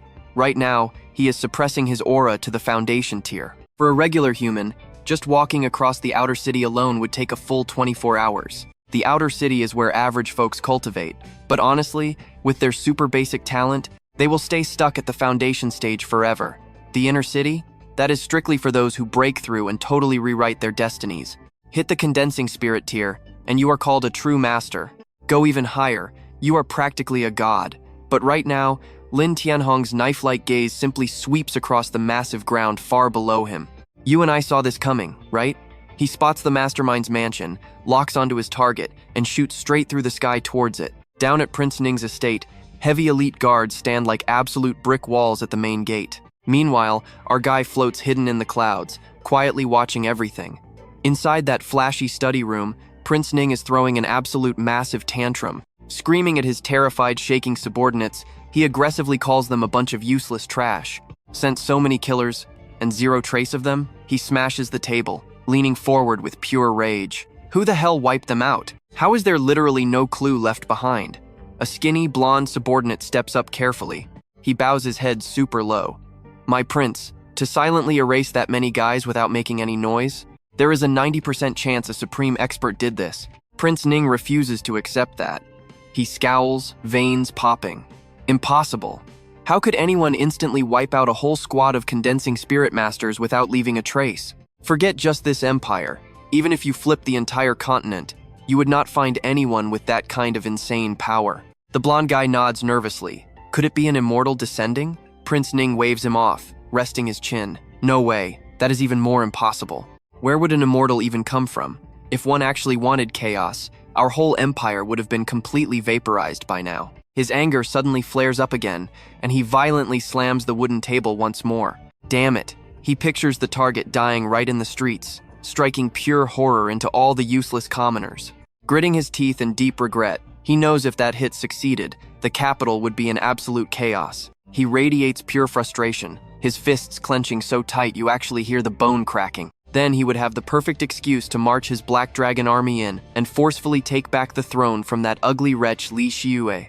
Seeing his master totally raging, his guy tries to calm him. But trust me, you will love what comes next. Let's dive right into this crazy cultivation story. The villain spent years planning this perfect setup, only to fail. He sighs, faking sympathy. From now on, that woman is going to be on high alert. Trying to assassinate her again? It's going to be harder than reaching the heavens. Suddenly, a bone-chilling voice drops from above, suffocating the entire room with pure terror. Boom. Instead of sitting around crying about it, why not just play the obedient prince? At least you'd keep your pathetic life. King Nin snaps his head toward the sound, screaming, "Who goes there?" The blonde buck-toothed lackey spots Lan Thien Hong first. He points frantically at the ceiling, stuttering in absolute panic. "Your Highness, up there!" Lan Thien Hong is completely swallowed by a thick, pitch-black demonic aura, just calmly staring down at the king and his men. Seeing this intruder acting so arrogant, the king turns purple with rage. "Which cowardly rat dares trespass into my mansion?" he roars. But inside, he's shaking. How did he even get inside? His place is locked down tight. The weakest guards are elite cultivators, plus 3 profound void realm experts on standby. Yet absolutely nobody detected this guy. Lan Thien Hong radiates insane killing intent. His eyes lock onto King Nin, dropping a chilling warning. "You don't need to know my name. Just stay in your lane, and stop causing trouble." But King Nin refuses to back down. "You sneaky little rat, who are you to give me orders?" Inside, his mind is racing. He spent years building his perfect master plan. Everything is ready to go. Why would he quit over one tiny little threat? Suddenly, King Nin regains his composure. He points straight at a shadowy figure in the corner, cursing out Lan Thien Hong. "You reckless fool. My mansion is literally crawling with hidden dragons and crouching tigers. You think you can threaten me alone? Why don't you ask the resident expert if he actually agrees with that?" The black demon Venerable, still hidden under his dark hood, cracks a super creepy smile. Now watch this. King Nin completely trusts this guy's power. He gives a sinister glare, smugly thinking he has already won. Let's see about that. This Venerable is a 5th-tier profound void powerhouse. He once wiped out an entire city single-handedly, terrifying the whole continent. I had to give away my favorite concubine just to recruit this absolute monster. Now he is my #1 trump card. Haha. The demon Venerable bursts into laughter, flashing his teeth and breaking the tension. In a flash, he rips off his cloak and lunges right at Lan Thien Hong, roaring loudly. "Little rat, you are never leaving here alive." His entire body is covered in tiny skulls. Letting out an earth-shattering roar, the Venerable swings his hand, blasting thick demonic energy straight at his target. "Die, you little brat!" From the hazy gray smoke, a massive, terrifying skull quickly takes form. Its jaws open wide enough to swallow the world, unleashing a vicious howl before charging forward. Facing this epic ultimate attack, Lan Thien Hong just smirks with pure contempt. An ignorant junior daring to show off his pathetic tricks in front of me? Without hesitating, he simply flicks his finger. A single beam of light holding godlike power shoots out. The attack easily pierces the giant demonic skull's throat, instantly scattering the toxic smoke. It continues blasting straight toward the black demon Venerable. I know you guys didn't expect the tables to turn this fast either. The Venerable throws his hands up in pure terror. "What? Ah!" In the blink of an eye, the only thing left behind is a cloud of floating dust. King Nin and his goons stand there completely stunned, brains short-circuiting. When the smoke finally clears, their elite expert has straight up vanished. Lan Thien Hong just deleted the guy from existence in a single second. The king and his lackeys start screaming in total panic. He scrambles backward, tripping over his own feet and crashing to the floor. Sweating bullets, shaking uncontrollably, he starts muttering like a madman. No, impossible. This absolutely cannot be real right now. I must be trapped in a nightmare. Lan Thien Hong casually raises a finger, tracing a line in the air. Oh, looks like you need a wake-up call. Allow me. Before he can even process it, a tiny, blindingly fast beam of light shoots out. It strikes straight between King Nin's legs. A tragic scream echoes out, followed by a terrible smell. The king curls up like a boiled shrimp, clutching his crotch, his face completely drained of color. Shivering in the corner, a warm stain spreads across his expensive pants. Seeing the treatment worked, that's where we leave it, he coldly warns. If you still won't behave. All right, you and I are dropping right into the aftermath. Keep messing with the capital, and today's brutal lesson will be your reality tomorrow. With those chilling words, he completely vanished into thin air like an absolute ghost. Only his voice echoed back, "That is enough. Clean up this mess yourselves." Meanwhile, King Ning was absolutely paralyzed by pure terror. His mind was totally shattered, barely even able to process reality. His buck-toothed lackey, a total kiss-up, slowly crawled over. He tried sounding sweet, but he was visibly shaking like a leaf. "Your Highness, are you okay?" But seeing his boss literally clutching his crotch and groaning in agony, he panicked even harder. He started stuttering, "Boss, seriously, what do we do now?" The rest of the goons behind him were shivering too, faces completely pale, nodding along. Yeah, what happens now? Even the Supreme Black Demon got obliterated in literally 1 second. Their big dream of stealing the throne just went completely up in smoke. But the second that word throne hit his ears, it was like a literal lightning bolt struck King Ning. That pathetic fear in his eyes was instantly swallowed up by pure greed and absolute madness. He ground his teeth together, his face twisting up. In a split second, intense rage just exploded. He smashed the table, veins popping on his forehead, screaming out in desperation. The throne, that absolute power belongs to me." He screamed until his throat went completely raw. It was like he was using the noise to chase away his leftover fear, desperately clinging to his last shred of pride. "I am a literal dragon among men, the chosen ruler. How could I let some minor setback terrify me like this?" The buck-toothed guy had zero choice but to roll with his master's crazy rant. He looked up, asking, "Then what is our next move?" King Ning suddenly flashed this incredibly unhinged, villainous smirk. It was like a light bulb went off. He's just one top-tier fighter, right? What is there to be afraid of? He immediately barked out orders. "Go, take my secret decree straight to the 6 major sects." That shadow one-shotted Black Demon, so his power level has to be at least 4th stage Divine Fire Realm or higher. Now pay attention closely, those 6 major sects definitely hide a few absolute monsters who have reached that exact realm. We have to recruit one of those powerhouses at any cost. He laughed out loud, that classic arrogant villain look plastered right back on his face. "Ha ha ha, to claim that throne, I am willing to sacrifice literally everything. Just tell them to send out all the top-tier max-level elders they have. Whatever price they demand, I will pay it in full. Get moving right now." Seeing him stand up all hyped, the lackey couldn't hold back a nervous smile, awkwardly pointing down at the king's crotch area. "Your Highness, maybe you should get a fresh change of clothes first." Suddenly, King Ning noticed the highly embarrassing puddle at his feet and the wet stain on his outfit. His face shifted from bright red to pale, utterly humiliated and fiercely angry. He panicked, quickly covering up his lower half. He glared at his guys and yelled, "Get the hell out of here and bring me a new outfit." Leaving that totally humiliated king behind, Lan Thien Hong was just casually taking a nice stroll right through the peak rush hour of the Phoenix capital. He wandered along, taking in the crazy, bustling morning market. A super satisfied smirk tugged at the corner of his mouth. It was still pretty early. Taking his sweet time walking back home wouldn't hurt, but suddenly, he stopped dead. Right in the middle of the crowd, a few shadowy figures were moving silently. Covered head to toe in cloaks, they leaked this icy, murderous vibe that made ordinary people subconsciously dodge them. You and I both recognize that exact feeling, right? That signature heavy demonic aura. Instantly, his relaxed eyes shifted into a deadly serious glare. He frowned a bit, thinking to himself, this tiny capital is honestly packed with hidden dragons and crouching tigers. Or rather, it is a total magnet for trash. These guys are dripping with dark energy, yet they have the guts to walk around like they own the place. What exactly are these guys planning? Making his choice, he quietly turned around and started tailing the suspicious squad. Better see what kind of shady stuff they are plotting. If some annoying drama pops off and ruins his wife's good mood, that would be a huge headache. After tracking them for a while, the mysterious crew finally stopped outside a ridiculously massive estate, the Martial King's manor. Lan Thien Hong chilled in a blind spot, quietly watching them waltz right through the front doors. His eyebrows pulled together in deep suspicion. Martial King's manor is one of the 4 elite houses of the dynasty. Are literally none of these royal lords capable of just behaving themselves? A slow, burning rage started building up inside his chest. He gripped his fist tight, accidentally crushing the stone wall next to him until it cracked and crumbled into pieces. These weak, lower realm mortals have such pathetic strength, yet their ambitions are absolutely sky high. They never stop causing drama, constantly threatening the peaceful life he shares with his wife. Looks like this whole squad is begging for a massive beating.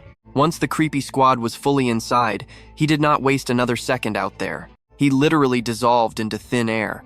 Since he had time to kill anyway, crashing their little secret meeting sounded like a pretty fun show. Down in the dark, creepy basement of the manor, the air felt incredibly heavy and freezing like an icebox.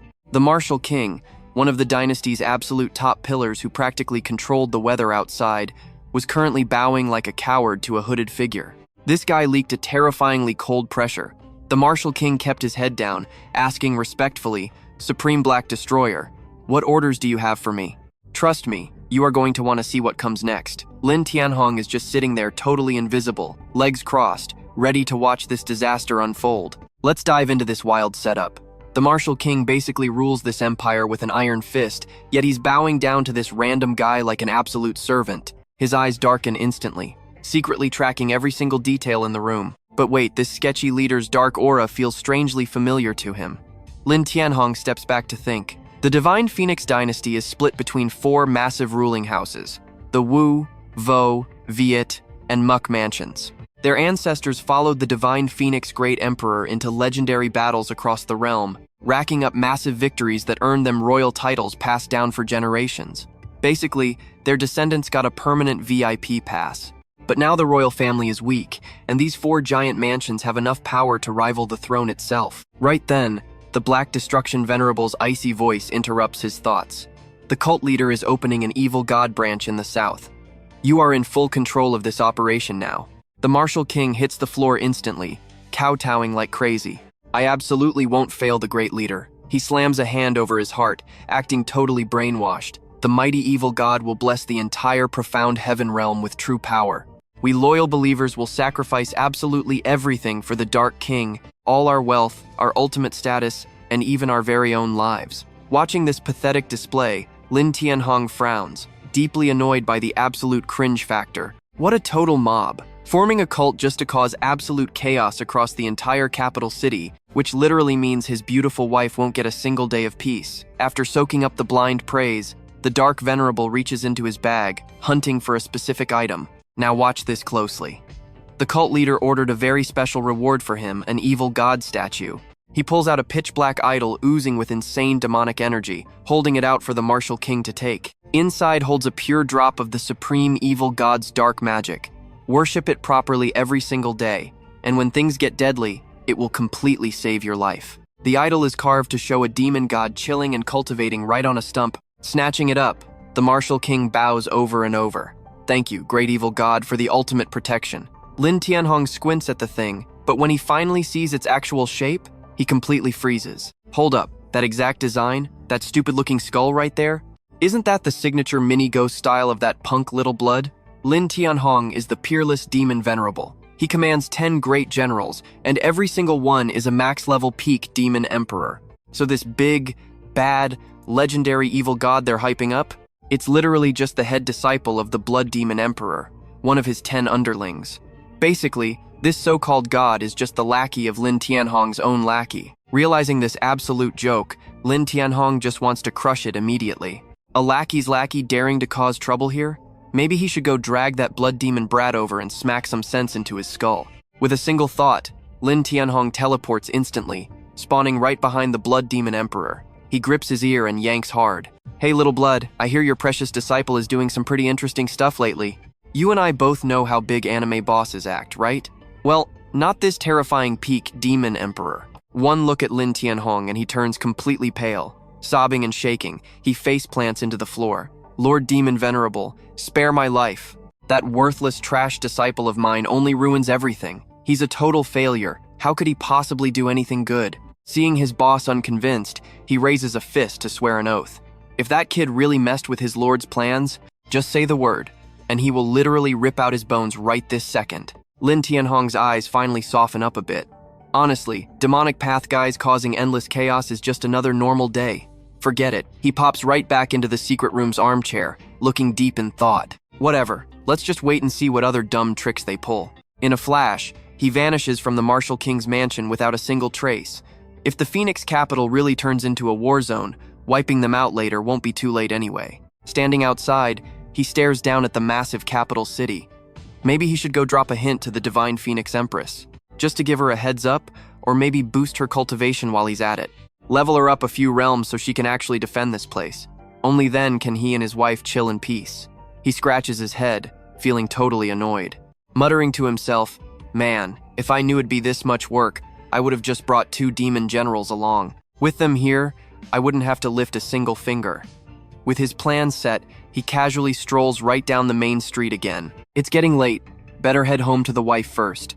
He clenches his fist, eyes flashing with absolute determination and a wildly sly grin. He definitely needs to find some time to visit the palace and properly train that empress.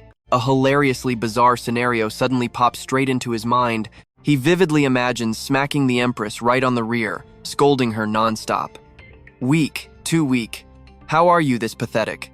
Get stronger right now so you can protect the Phoenix capital. In his daydream, the Divine Phoenix Empress looks up with big, pitiful eyes, crying for mercy. My lord, I was so wrong. Please spare me. Lan Thien Hong just flexes his hands, and like an absolute boss, drops a massive mountain of glowing legendary gear. He just sits there tossing loot. So, what do you and I think? Epic, right? Let us jump into an absolute masterpiece of a story today. Top-tier techniques, epic pills, and unmatched power all handed straight to you. The imaginary empress played her part perfectly, puffing out her chest and screaming so wildly that the birds instantly scattered in pure panic. I will absolutely manage the Phoenix capital perfectly. Meanwhile, right outside the Lan family estate, a beautiful silhouette paced back and forth near the main gate. She walked so much she practically wore down the solid stone steps. Lehigh Nuyet crossed her arms tightly, her delicate brows fully knitted together. Her eyes scanned the outer road, completely filled with deep, undeniable worry. How exactly is my husband guarding the shop if he still is not home yet? Did some massive disaster happen in the city today, trapping him out there all alone? The more she thought about it, the more restless she got. She walked endless laps around the front gate, waiting forever but still seeing zero signs of his familiar face. Slowly, a completely unexplainable anger started boiling up deep inside her heart. A freezing cold flash of pure killing intent lit up her eyes, her inner voice suddenly turning insanely majestic. As the absolute ruler, I will definitely wipe out all these filthy sewer rats. She suddenly froze, her gaze shifting far into the distance. Should I just head out and track down my husband myself? But what if he actually returns, finds me missing, and panics? What do I do then? Suddenly, a wild idea flashed right through Lai Nguyen's mind. She clenched her fists tight, her beautiful eyes suddenly shining with pure, unmatched determination. Now pay close attention, because her next thought is wild.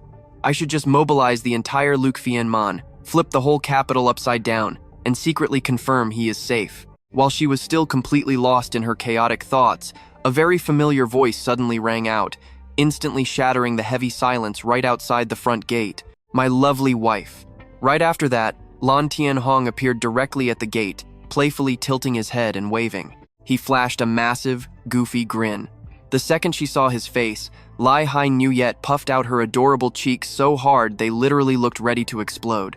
She marched forward like an angry boss, pointing her delicate finger straight at his chest like a deadly sword. You absolute devil of a man. Speak up right now. Were you sneaking around doing something totally shady out there, and only just decided to drag yourself back home? Lan Thien Hong let out a quiet sigh. His fierce little lioness was definitely angry. He knew perfectly well that whenever she completely flared up like this, she would use that exact familiar nickname on him. Gripping a tiny box tightly behind his back, he secretly felt incredibly proud of himself. Thank goodness I prepared a backup plan for this. Almost like pure magic, he instantly whipped his arm around, presenting the small box right in front of her face. Speaking with an unexpected tone, he gently said, "I only came back late because I was busy preparing this special gift for my beloved wife." Extremely curious, Lan Thien Hong popped the box open, her beautiful eyes instantly widening in absolute shock. Resting inside was a gorgeous phoenix hairpin, perfectly crafted down to the very last microscopic detail. She carefully lifted it out, holding it super gently. With her face still completely stunned, she asked softly, "Why did you even buy something like this?" He gently grabbed her hands, carefully sandwiching the gorgeous hairpin right between their warm palms, before leaning in closer to erase the gap between them. His deep, warm voice whispered right by her ear, "My sweet wife, do you actually remember this exact day from 10 years ago?" He slowly recalled that precious memory from 10 years ago, the exact destiny that perfectly connected their lives. That was the very first time we met beside that beautiful blue river. Lan Thien Hong could not help but blush, giving a tiny nod and softly whispering, "I remember." In that fleeting second, she magically felt like an innocent 18-year-old girl all over again. Let that sink in for a second, because the flashback is crazy. Just 16 years old, totally carefree with a colorful pinwheel, when suddenly, a vicious squad of terrifying assassins ambushed her. Swords violently flashed like ghostly flames out of nowhere, charging straight forward just to assassinate her. Lan Thien Hong turned completely pale from pure terror, turning around and sprinting away in absolute panic. During her frantic escape, she blindly crashed straight into a massive wall of meat. Actually, no. It was Lan Thien Hong and his completely rock-solid chest. The insanely unexpected collision left her completely stunned, sending her tumbling straight backward. Even right now, she vividly remembered his ridiculously handsome face reaching out to pull her back up. From that exact second, she had officially met her troublemaking, destined husband. "You dragged me right down into that freezing cold river, hiding us completely underwater just to dodge those deadly, terrifying blades." Right in that spot, the two of them exchanged precious, life-saving breaths of air. That clumsy, desperate first kiss instantly sparked an absolutely unforgettable, epic romance between them. Lan Thien Hong finally snapped out of her thoughts, returning to reality. Looking as gentle as a perfect wife, she wrapped her arms securely around his neck and rested her head on his shoulder. That amazing day was the absolute beginning of our destiny. Lan Thien Hong smoothly followed up, speaking with incredible pride.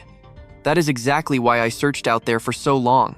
I wandered past countless random stalls, checking out an insane amount of different shops, until I finally picked this gorgeous phoenix hairpin just for you, as a tribute to our most important day." He gently took the hairpin right back from her hands. "Even though it is just normal jewelry and not some legendary treasure, I really hope my wife does not hate it." Acting as gentle as flowing water, he carefully pinned it straight into her beautifully soft hair. Unable to hold her emotions back anymore, Lan Thien Hong grabbed her face and started sobbing like a baby. Huge, totally hot tears rolled down her blushing cheeks as she choked out one word. "Husband, you and I both expected a tearful, romantic moment here, right? Well, watch this, because the classic emotional script did not happen at all." Right after crying out that super sweet name, Lan Thien Hong just completely stopped crying. Let's dive into this wild romance. She snaps her head up, eyes red but glaring with pure killer intent. "Wait a minute, where exactly did you get the money to buy this hairpin?" Lan Thien Hong instantly freezes up. Cold sweat drips down his neck. He frantically avoids eye contact, aggressively scratching his head while stuttering like crazy. This is. Seeing his guilty panic, Li Xue immediately rolls up her sleeves and stomps toward him. Two familiar fingers pinch her dear husband's ear, twisting it a full 180 degrees with absolutely zero mercy. "Did you secretly hide a stash of money from me again?" He immediately goes along with it, leaning into the pull and screaming, "Ouch, ouch, that hurts too much, wifey." Then he flashes the most wildly sincere, flattering smile. "Spare me, wifey. Even if I did have a secret stash, it was only to save up and buy a surprise gift just for you." Hearing this, she gets so incredibly happy she has to cover her mouth to giggle. Making money is hard these days. Why waste it on expensive things like this? She softly explains, "You should have used that money to buy fabric. I could have made you brand new clothes. Wouldn't that be better?" Hearing this, his heart absolutely melts. He pulls her tightly into his arms. Their eyes lock together completely, and they share an incredibly deep, sweet, and passionate kiss. Right at that exact moment, applause and loud teasing erupt from all the nosy neighbors watching from every side. "Oh my god, the public display of affection today is way too high quality. We are completely stuffed. It's making us absolutely sick with jealousy." The passionate couple instantly snaps back to reality and pulls apart, faces totally dark at the interruption. He recovers first. Grabbing her hand tight, he drags her sprinting straight into the house, slamming the heavy door shut with a massive bang. Watch this. Blocking out the nosy eyes, his face is bright red as he pants. Crap, I completely lost control and forgot our surroundings. Let's head to the bedroom and continue. She is completely flushed but nods repeatedly, whispering in a tiny voice.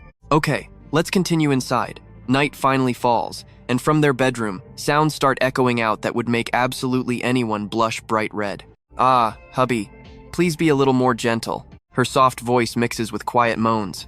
Hubby, lighter, please. If you keep doing this, I really won't be able to handle it. But the scene inside is 0% romantic. He is sitting perfectly straight at the edge of the bed. Looking as deadly serious as a master doctor, his 2 thumbs are relentlessly pressing into the specific pressure points on the bottom of her beautiful feet. Raising an eyebrow, he asks, "This makes you cry out?" Pointing a finger at her foot, he slowly lectures her. "If I don't use real force, how is it supposed to actually work? This is a legendary foot acupressure beauty technique. I had to cross mountains and beg a master to learn this." Pressing hard, he firmly declares, "I guarantee, doing this daily will send your energy through the roof and keep your skin perfectly smooth and totally flawless. 0 breakouts, totally healthy inside out." Being tossed around by his strength, her clothes gradually become completely messed up. Sitting up with a super red face, she mutters, "You've been pressing for so long, shouldn't that be enough?" He acts like he didn't hear anything, keeping his head down to massage. "How could your husband play favorites? I still need to handle the other side." The absolute second he grabs her other foot, she instantly panics and frantically tries to stop him. "Hubby, wait a second." But it's way too late. He forces his thumb straight into the center pressure point, sliding down in one brutal strike. You hear that? Those wildly suspicious moans echo out again, but absolutely nothing scandalous is actually happening here. It makes the moon itself hide behind the clouds in embarrassment. "Ah, go lighter. Don't worry, I will be incredibly gentle." Finally the ordeal is over. Sitting gracefully on the bed, she quietly glances at him, who is now completely passed out like a log. Hugging the phoenix hairpin, her face glows with pure happiness. Stroking it, she thinks, this gift might look incredibly basic, but compared to the mountain of rare royal treasures those high-ranking nobles offer her every single year, this is worth 1,000,000 times more. Looking at him, her eyes overflow with deep love. "I swear to wear this and keep it with me for my entire life." She places one hand flat against his solid chest, quietly feeling every single one of his strong, steady heartbeats. With her other hand, she incredibly gently strokes the messy hair falling across his face. "Hubby, I have completely fallen in love with you." Leaning in, she leaves a kiss on his lips, light as a feather but packed with absolute devotion. Then she lies down, resting her head on his chest and wrapping both arms tightly around his broad back. "Good night, my love."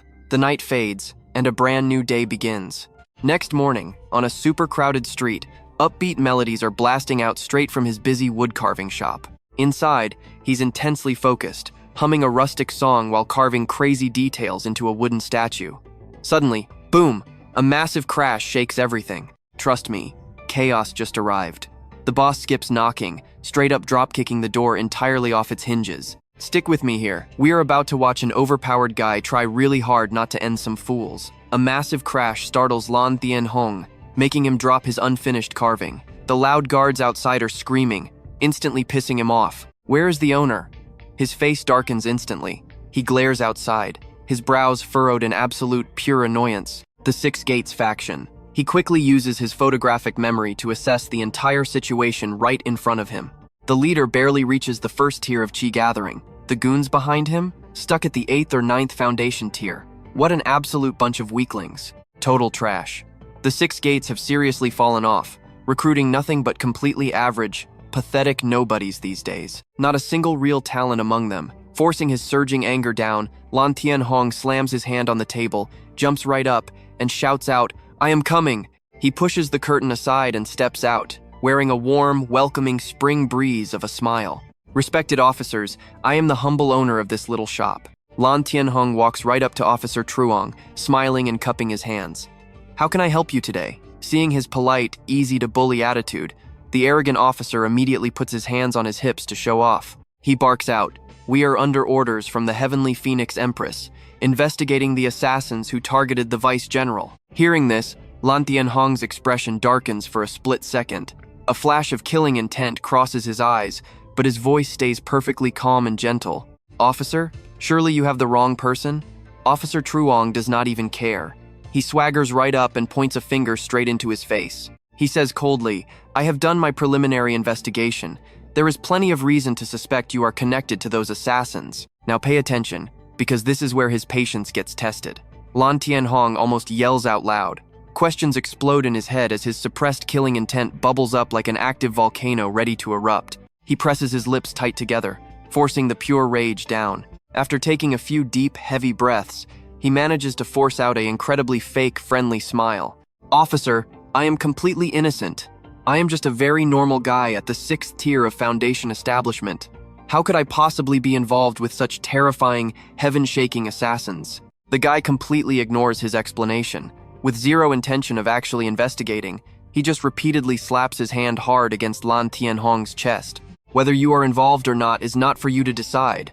That ridiculously arrogant attitude instantly ignites a massive spark of fury inside him. Lan Thien Hong's eyes turn ice cold as a terrifying wave of pure killing intent sweeps right toward them. Wrapped in this invisible aura of death, the low-level goons instantly turn pale and share panicked looks. They unconsciously huddle closer, whispering to each other, "Why do I suddenly feel a cold chill down my spine?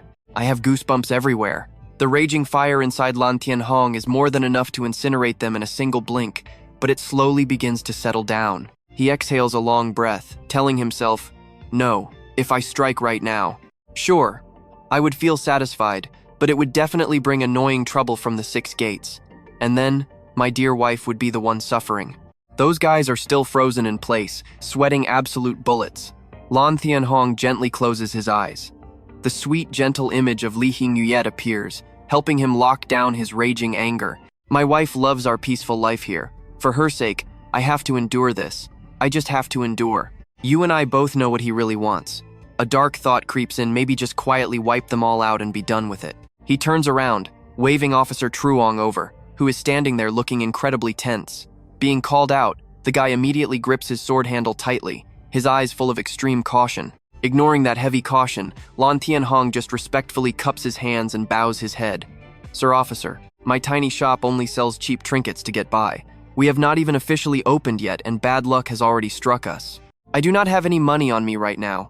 Could you possibly give me some grace to go home, prepare the funds, and hand-deliver them to you?" Officer Truong shows zero respect, instantly flipping his attitude and roaring loudly. "No money? Then go home and get it. Do you think I have free time to just sit around and wait for you? There are tons of other shops left to process." To show off his authority, he grabs a nearby stool and smashes it hard against the floor. Crack! The stool shatters into tiny pieces. "Wait for you to come back? I bet you would run far away by then." Facing this totally unreasonable anger, Lan Thien Hong forces himself to swallow his frustration, all for the sake of Li Hingyuet. He forces a strained, awkward smile and replies, "Please rest assured, officer." But before he can even finish his sentence, Officer Truong kicks the door wide open, drawing his sword to signal the goons outside like a pack of hungry vultures. "Where are you guys? Drag this punk straight to the 6 Gates prison." Stunned by the sudden escalation for a few seconds, Lan Thien Hong just opens his eyes wide, looking completely clueless and innocent. He decides not to fight back at all, letting 2 powdered-up guards step right up to him. As they bind his hands tightly behind his back with thick rope, he shoots them one sharp, icy glare, constantly reminding himself, "For my wife, I must endure this." A whole squad of guards quickly surrounds him, escorting Lan Thien Hong away. As he gets dragged off, his head stays lowered, his brain working at maximum capacity to calculate his next brutal move. "Fine, I will wait. I will just wait until nightfall, you corrupt, filthy bastards. At first, I was only planning to send you specific guys straight to the afterlife. But now, oh, your entire extended family is about to reunite down there." As he walks right past Officer Truong, seeing that nasty, arrogant smirk stretching ear to ear on his face, "Trust me, you are going to want to see this payback." Lan Thien Hong secretly grits his teeth. "Keep smiling, because I am sending your entire bloodline to hell." The corrupt officer crosses his arms, looking completely full of himself like he just won a war, coldly ordering his men to demand ransom from the victim's family. As for Lan Thien Hong, his legs might be heavily shackled, but his mind is already miles away. Stick with me here. Our guy is secretly designing a VIP tour to the 18 levels of hell for them. complete with over 1 million custom torture combos. And out of pure kindness, he will even give them an express ticket to reincarnate, but only as miserable stray dogs and pigs. The corrupt officer still is not done, arrogantly lifting his chin at his lackeys. If the family does not pay up, just label him an assassin and execute him quickly. That way, they can report it and claim the bounty. Meanwhile, back at the Lin household, the atmosphere is strangely peaceful, completely isolated from all the absolute chaos happening outside. Li Shiyue is currently fighting for her life against the laundry pole. Because of her limited height, she has to painfully go on her tiptoes just to hang the clothes. After a serious struggle, she finally manages to hang up the very last shirt. She lets her body relax and breathes a heavy sigh of relief, sweat soaking her back from the intense heat. Stretching out, a gentle smile appears on her face. Right after that, Li Shiyue grabs one of her husband's shirts, pulling it close to her chest with a huge smile. She buries her face in the fabric, taking a super deep breath to enjoy her husband's familiar scent. Even the space around her suddenly feels incredibly warm and soft. It is like she is covered in a warm glow. Fully recharged by his scent, she finally has the energy to head to the palace for work. Right at that moment, 3 loud knocks echo from the front gate, completely shattering the quiet atmosphere. Getting absolutely no response, the knocking quickly turns into violent, aggressive pounding against the heavy door. Reluctantly hanging the shirt back up, she runs out calling, "I am coming," opening the door right now. Peeking through the small crack, she politely asks who the officers are looking for. Seeing a seemingly weak woman answering the door, the guards immediately act even more arrogant and bossy.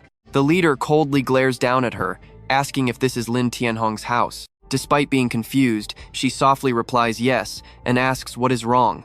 The guard does not beat around the bush, instantly pulling out an official arrest warrant. Now watch closely. He shoves the badge right in her face, harshly claiming her husband is a major suspect in the assassination attempt on the vice general. The more he talks, the louder he gets. Acting like he is carrying out some super righteous mission, he tells her to bring Silver to the 6-fan school prison if she wants him alive. Hearing this, Li Shiyue freezes in place, her elegant eyebrows twitching as her expression turns visibly dark. But the guard completely ignores her reaction, arrogantly tossing the ransom notice into the yard. Then he turns around and walks away, dropping one final cold threat about executing him if she is late. Do not bother waiting. After showing off his power, the leader looks incredibly pleased with himself, waving for his lackeys to hurry up because they have more houses to extort.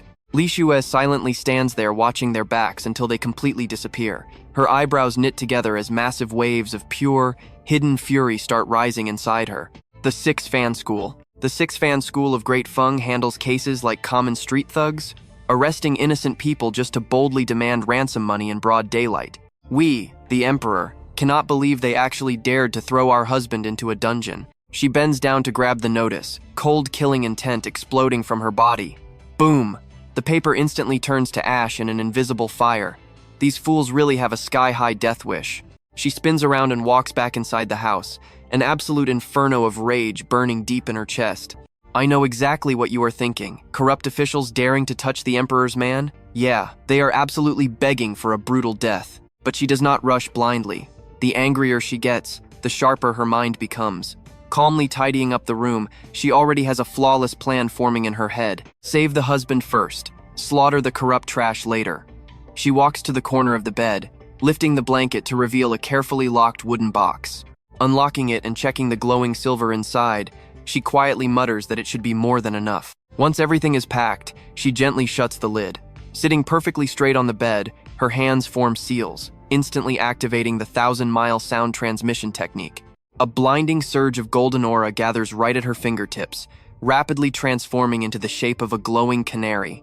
She opens her palm and whispers go. The creature of light flaps its wings, shooting out the window like a golden arrow, vanishing into thin air with absolutely terrifying speed. Meanwhile, inside the dark prison, the corrupt officer is leading his men on a heavy patrol. He arrogantly tilts his chin. A lackey opens the cell, and the officer brutally kicks Lan Thien Hong straight into the cold, hard dirt. The massive iron door is instantly slammed shut and locked tightly with chains as thick as a wrist. Lan Thien Hong totally plays along. He rushes to the iron bars, reaching his hands out and screaming perfectly fake tears, begging them for justice. But before his epic acting can even take effect, a much louder voice echoes from the cell right next door, completely drowning him out. I am innocent. Sir, I cannot even read a single word. So how could I possibly write treasonous letters to the enemy?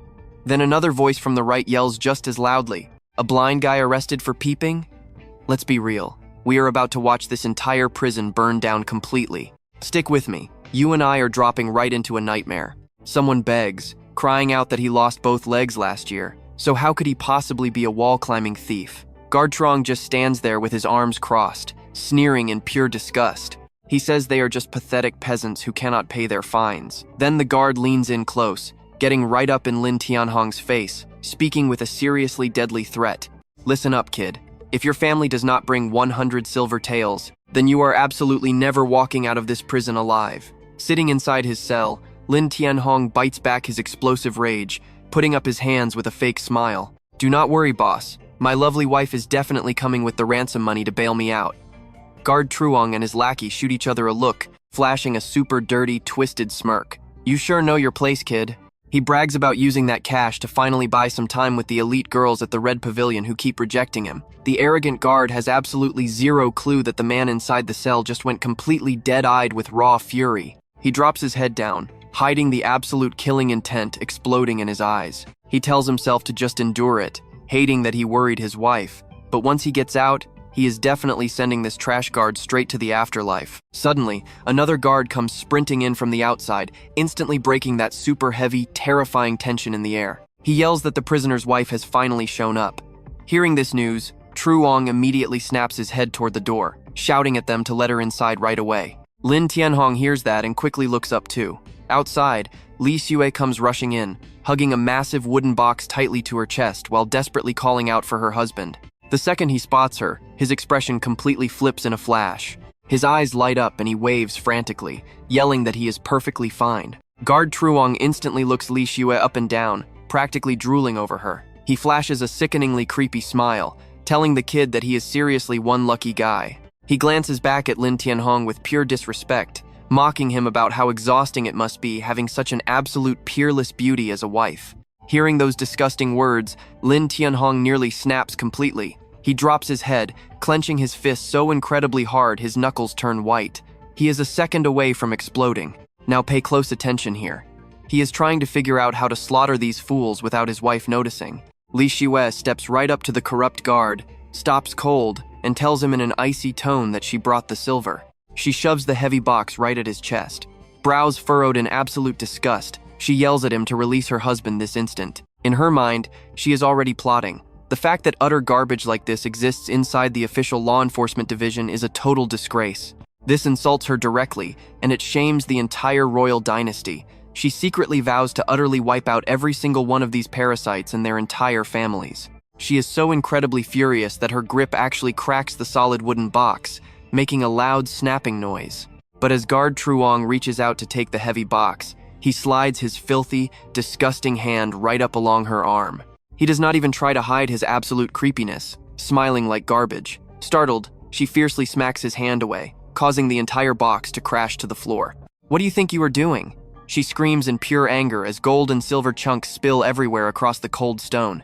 Watch closely. Guard Truong rubs his chin and instantly changes his whole tune. He smirks, claiming he just remembered some new evidence that her husband might actually be guilty of treason and colluding with the enemy. He stares at her with pure greed, saying 100 silver taels is no longer enough. In his twisted mind, he thinks it is an absolute waste for such a stunning woman to be tied to a weakling. Li Xue aggressively rubs her arm right where that creep just touched her. Glaring with absolute freezing hatred, she demands to know what he wants. Truong was waiting for this exact moment. He arrogantly demands she become his concubine in exchange for her husband's pathetic life. The other corrupt officers standing behind him flash the exact same disgusting, wrinkly smirks, not hiding their absolute garbage intentions. Inside that tiny iron cage, Lan Thien Hong is so incredibly furious, his eyes literally look like they are burning.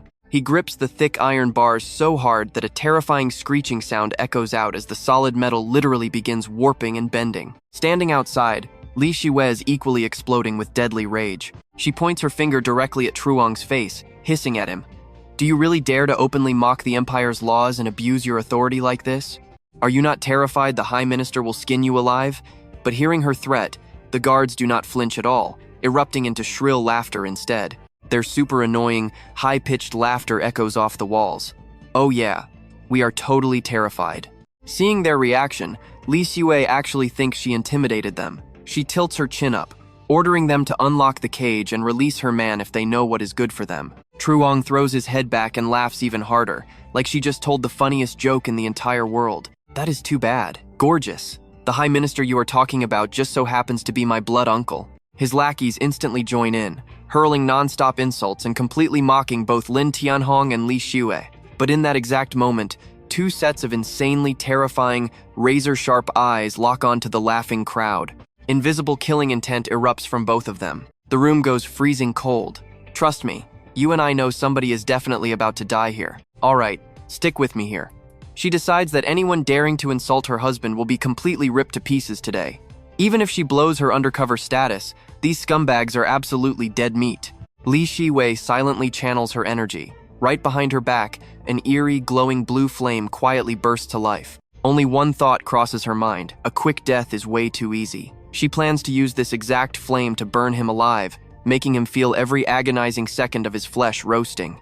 Inside the iron cage, Lan Thien Hong is just as totally ruthless.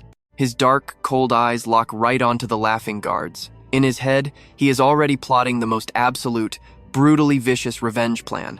He cannot let him die instantly. That is too boring. He wants to slowly crush every single bone using his aura, turning him into total mush, a fate far worse than death. The demonic aura of a heavenly sovereign is no joke.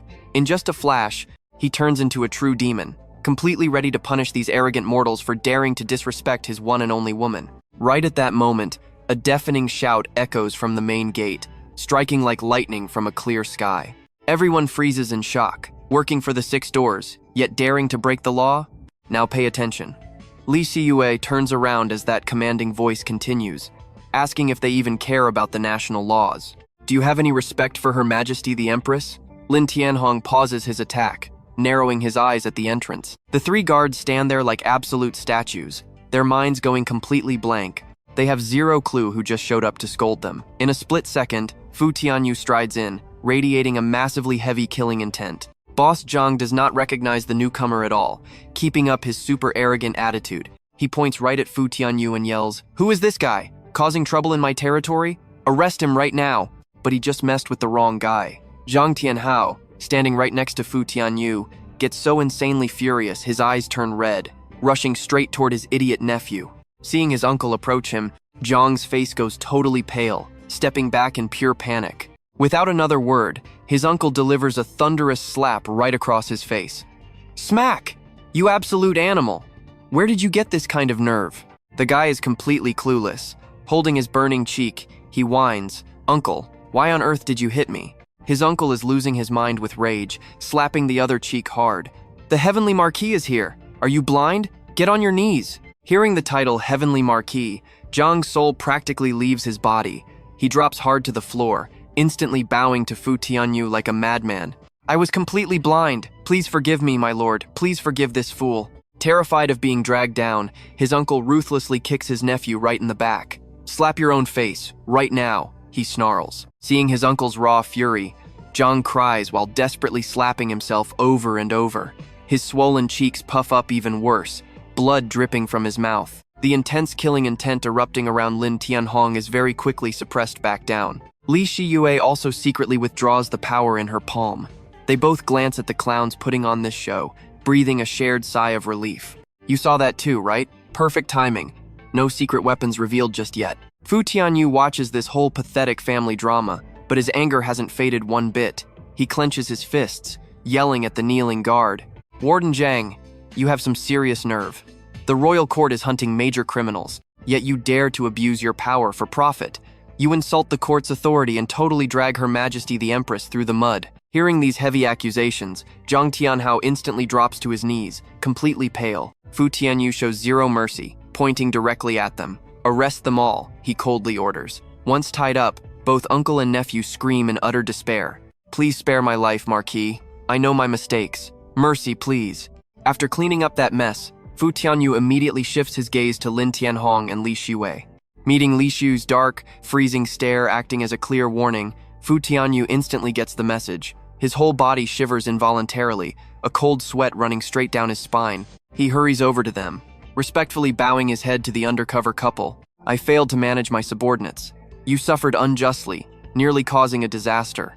Li Xiue snaps right into character, playing the innocent, gentle civilian. Pretending not to know him, she complains softly, but every single word carries massive weight. Does my lord truly want to protect us commoners? This blatant bullying of innocent people happened right under the Empress's nose. Are we citizens just supposed to live in constant, terrifying fear every single day? Fu Tianyu holds his bow, hands clasped, answering with absolute certainty. Do not worry. I will strictly punish those two fools, restoring justice for you and every single citizen in this city. But that is clearly not enough for her. She shoots him a sharp glare. Just those two? Trust me, we both know she wants everyone punished. Alright, let's jump back in. Hearing that, Fu Tianyu panicked, cold sweat pouring down his neck, agreeing loudly. He shouted that scum like that must be completely wiped out. This extreme reaction actually caught Lan Thien Hong a bit off guard. His eyes darkened, glaring right past the sneering palace guards. A brutal revenge plan was already forming in his head. A quick death? Way too easy for him. He glanced at Li Xiue, confused. Lan Thien Hong leaned in close to her ear and whispered softly, "Wife, I heard this marquis is the boss of Xuanjing Cave, a highly trusted aide to the Empress. Basically second in command to the throne. Who would have guessed he could be this reasonable?" Li Xiue giggled. She honestly thought he'd be just another useless, corrupt official ruining her empire from the inside. As the two of them were still secretly whispering to each other, Lan Thien Hong quickly came up with a clever plan. "Wife, since he is being so incredibly understanding right now, do you think we can get all of our stolen silver back?" That was all the emergency money our family had left. Hearing this, Li Xiue immediately took a step forward, bowing her head and acting completely respectful. But that one tiny, simple movement was enough to make Fu Tianyu absolutely tremble in fear. "Lord Marquis, could you possibly return the 100 taels of silver we were just extorted for? My husband and I would be incredibly grateful." Fu Tianyu didn't dare hesitate, immediately shouting with fake outrage. How is that acceptable? This inhuman behavior must absolutely be punished with double the fine. Guards, bring out 200 taels of silver. I failed to discipline my men, so deduct my salary. Seeing the Marquis overacting this much, Lan Thien Hong could only offer an awkward smile. Li Xiue knew exactly what was happening, smiling with pure satisfaction. They both bowed together, loudly thanking the Marquis for his great kindness. Flashing a bright smile, she clung to Lan Thien Hong's arm as they happily strolled out of the prison. This trip cost them absolutely nothing. Plus, they actually made money, leaving them both thrilled. Let's head home. After all that chaos, they finally returned to their familiar Lin estate. The moment they stepped inside, they pulled each other into a warm, deeply peaceful embrace. Lan Thien Hong frowned slightly, looking down at her with worry. "Wife, that animal almost hurt you. You must be terrified." She looked up at him with flushed cheeks, softly replying that with her husband around, she feared nothing. "You and I know they're both faking it." As they looked away, their expressions instantly hardened. That bastard Zhang Tianhao is completely dead meat. Blushing slightly, Lan Thien Hong looked down at his wife again. "Wife, we just survived a really dangerous situation together. I think it is time we relaxed a little." Melting softly into his arms, she acted coy and asked him exactly how they should relax. Lan Thien Hong did not hesitate or act shy. His voice dropped to a husky whisper. "Let's do something fun." Li Xiue's face instantly turned as red as a tomato. Her big, sparkling eyes stared right at him. No more words were needed. They grabbed each other tight, sharing a deep, passionate kiss. Time seemed to stop entirely. The bright daytime faded as the moon replaced the sun. The entire room shook violently, the intense vibrations lasting until the moon finally grew tired and faded away. Dawn slowly broke, but those incredibly steamy, ambiguous sounds still hadn't stopped at all. A long time later, Lan Thien Hong stood at the door looking completely refreshed and full of energy, waving goodbye to Li Xiue. "I am heading to the shop now." She smiled happily from the door, gently waving as she watched his back fade into the distance. Watch closely. The second he steps outside, that warm husband smile vanishes. Pure, murderous aura explodes from him. Perfect. My first job today is completely wiping out the Zhang family. Before long, he stood right outside their massive gates. Looking at the insanely luxurious Zhang manor right in front of him, he frowned, feeling incredibly disgusted. How does a piece of trash get to live in a place like this? His frown deepened. How much blood and sweat did they steal from innocent people? But then, he noticed something off. The main gates were wide open, yet nobody was there. It was broad daylight, so where were the guards? Rubbing his chin, Lan Thien Hong thought for a split second before using his movement technique to dash straight inside without facing any resistance at all. He moved so incredibly fast that people walking by didn't even notice a blur. He walked straight into the Zhang family's main hall, but the silence inside was incredibly eerie. Looking around, suspicion filled his mind. Where did everyone go? Suddenly, a heavy sense of danger made his body instantly tense up. So weird. He blasts his energy forward. Trust me, you must see what happens next. Alright, stick with me here, time rewinds, as a sparkling galaxy of pure energy completely erupts straight from his palm, spreading out across the entire Truong Manor, starting to reveal perfectly reconstructed memories of exactly what went down. Then, the dead silence of the early morning is brutally shattered by an absolutely earth-shattering massive explosion. From the outside, Pho Thien Vu unleashes a devastating kick, blasting the main gates of the Truong Manor wide open like cheap toys. His face is ice cold as he casually waves his hand, signaling the massive army behind him to round everyone up for a mass execution tomorrow. The moment that order drops, the soldiers and guards roar in absolute obedience, flooding into the estate like an unstoppable, raging tsunami of armor.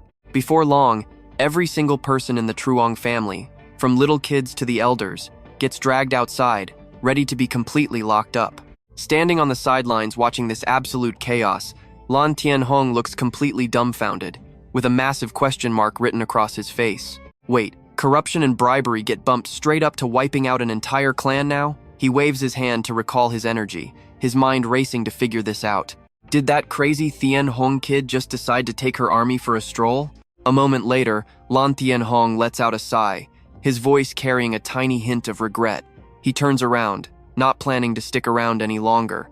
Whatever, someone else already did the heavy lifting, so no need to dirty my own hands. Honestly, getting wiped out this quickly means they got off totally lucky. Meanwhile, deep inside the incredibly magnificent imperial palace, Li Haiyang is sitting perfectly still on her ice-cold, imposing golden throne, looking super relaxed, like she is just watching some totally ordinary play. Down below in the grand hall, countless officials are kneeling, their foreheads practically glued to the floor. Pho Thien Du is kneeling down there too, but inside his mind, absolute shockwaves are crashing hard.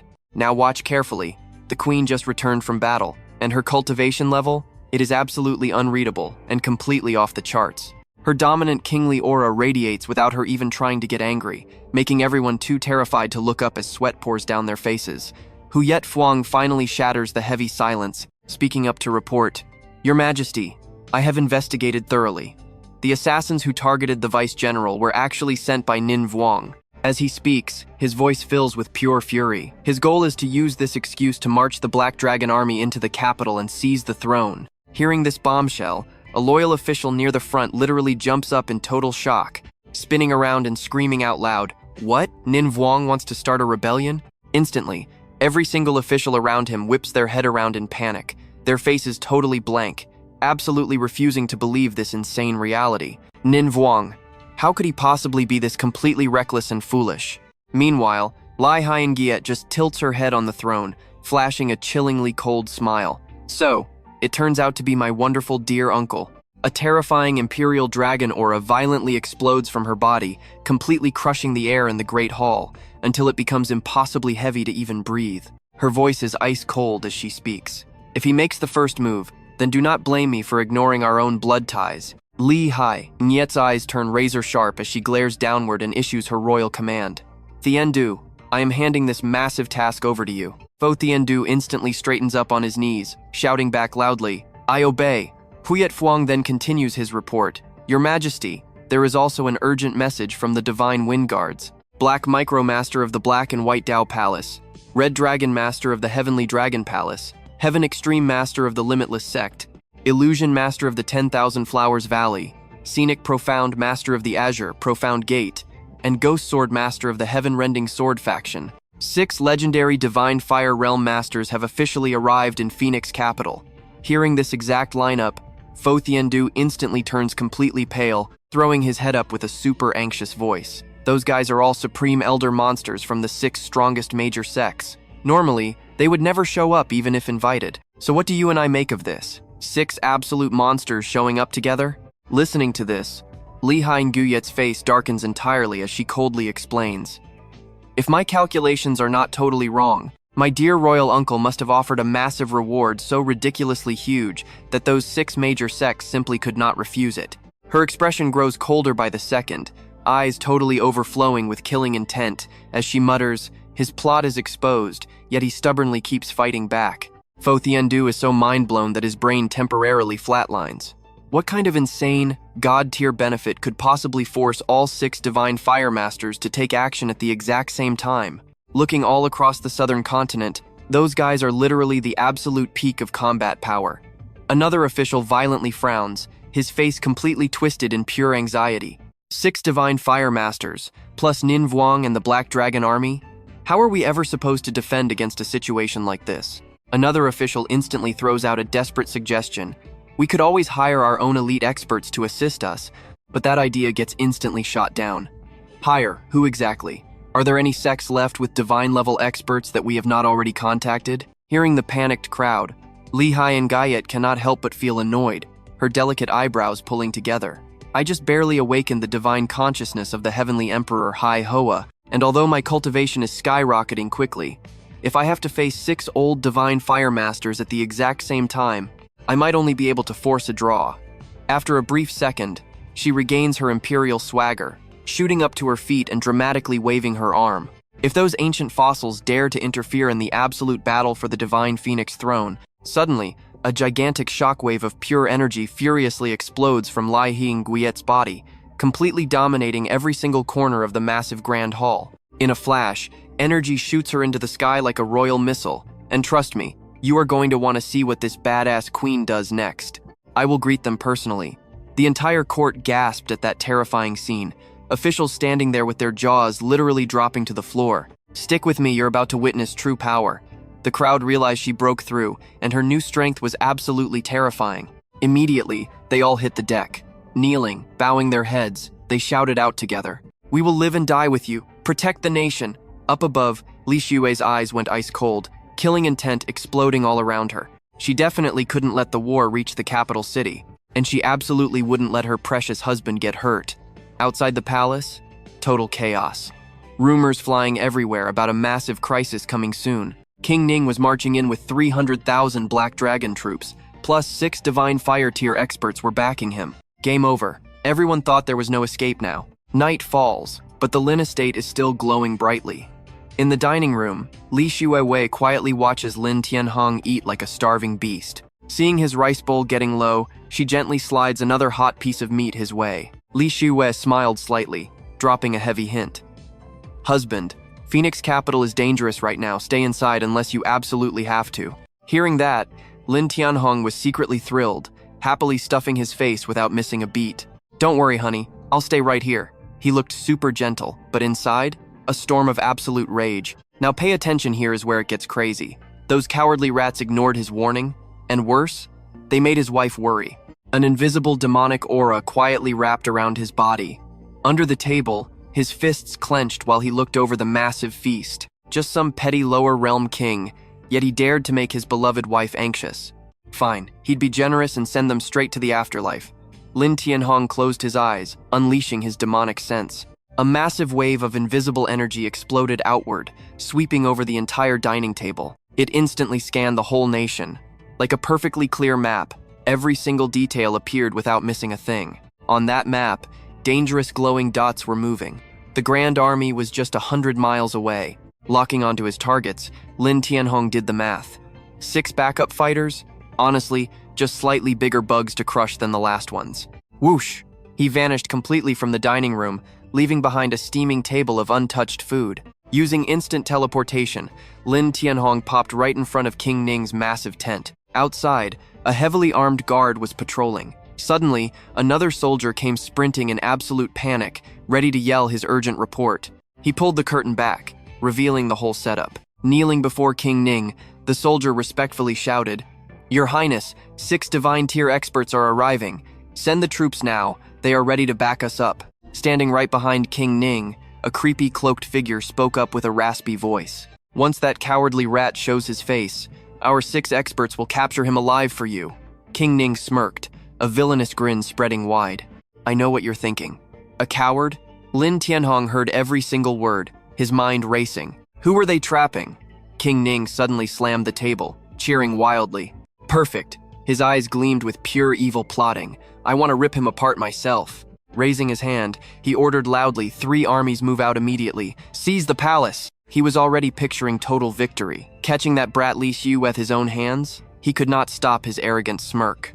I will reward you all heavily. Lan Thien Hong, secretly listening to everything, thought this whole show was actually pretty funny. Those pathetic divine fire tier guys really would be a headache for the Heavenly Phoenix army to deal with. His eyes turned deadly serious. Alright, time for the absolute boss to clean up this mess. Staring straight at King Ning, a brutal plan clicked in his head. He'd leave this fake king for the little empress. Plus, it was the perfect test. Could this mysterious hidden empress actually defend her own capital city when it truly mattered? His aura spiked to lethal levels, eyes cutting like 1,000 sharp blades in the dark. Judging them like a literal god, he thought, if she can't even handle this tiny threat or keep Heavenly Phoenix City safe, how can she give my wife the peaceful life she wants? If so, I'll just pick a brand new emperor myself. Whoosh. He disappeared instantly. There was absolutely nothing left worth watching in this pathetic camp. Outside his tent, King Ning gave a fake authoritative cough.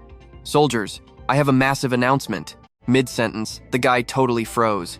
He forgot his own lines and had to look down at his pre-written cheat sheet. Trust me, this guy is a total joke. Pretending to look majestic, he started reading. Let's dive into a wild rebellion. The young empress is clueless, leaving the nation in chaos. Our ancestors swore to protect these people, and I haven't forgotten that for a second. The soldiers below just stare back blankly. They look at each other, completely confused by his dramatic speech. He closes his eyes and looks up to the sky, screaming out to hype up his army. Soldiers, follow me to rebuild a peaceful Heavenly Phoenix empire. Let us create an immortal legacy. But right after his epic speech drops, absolute dead silence. Not a single sound.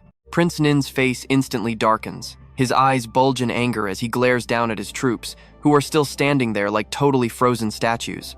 Hello? Is this thing on? He screams internally. That speech was absolute fire.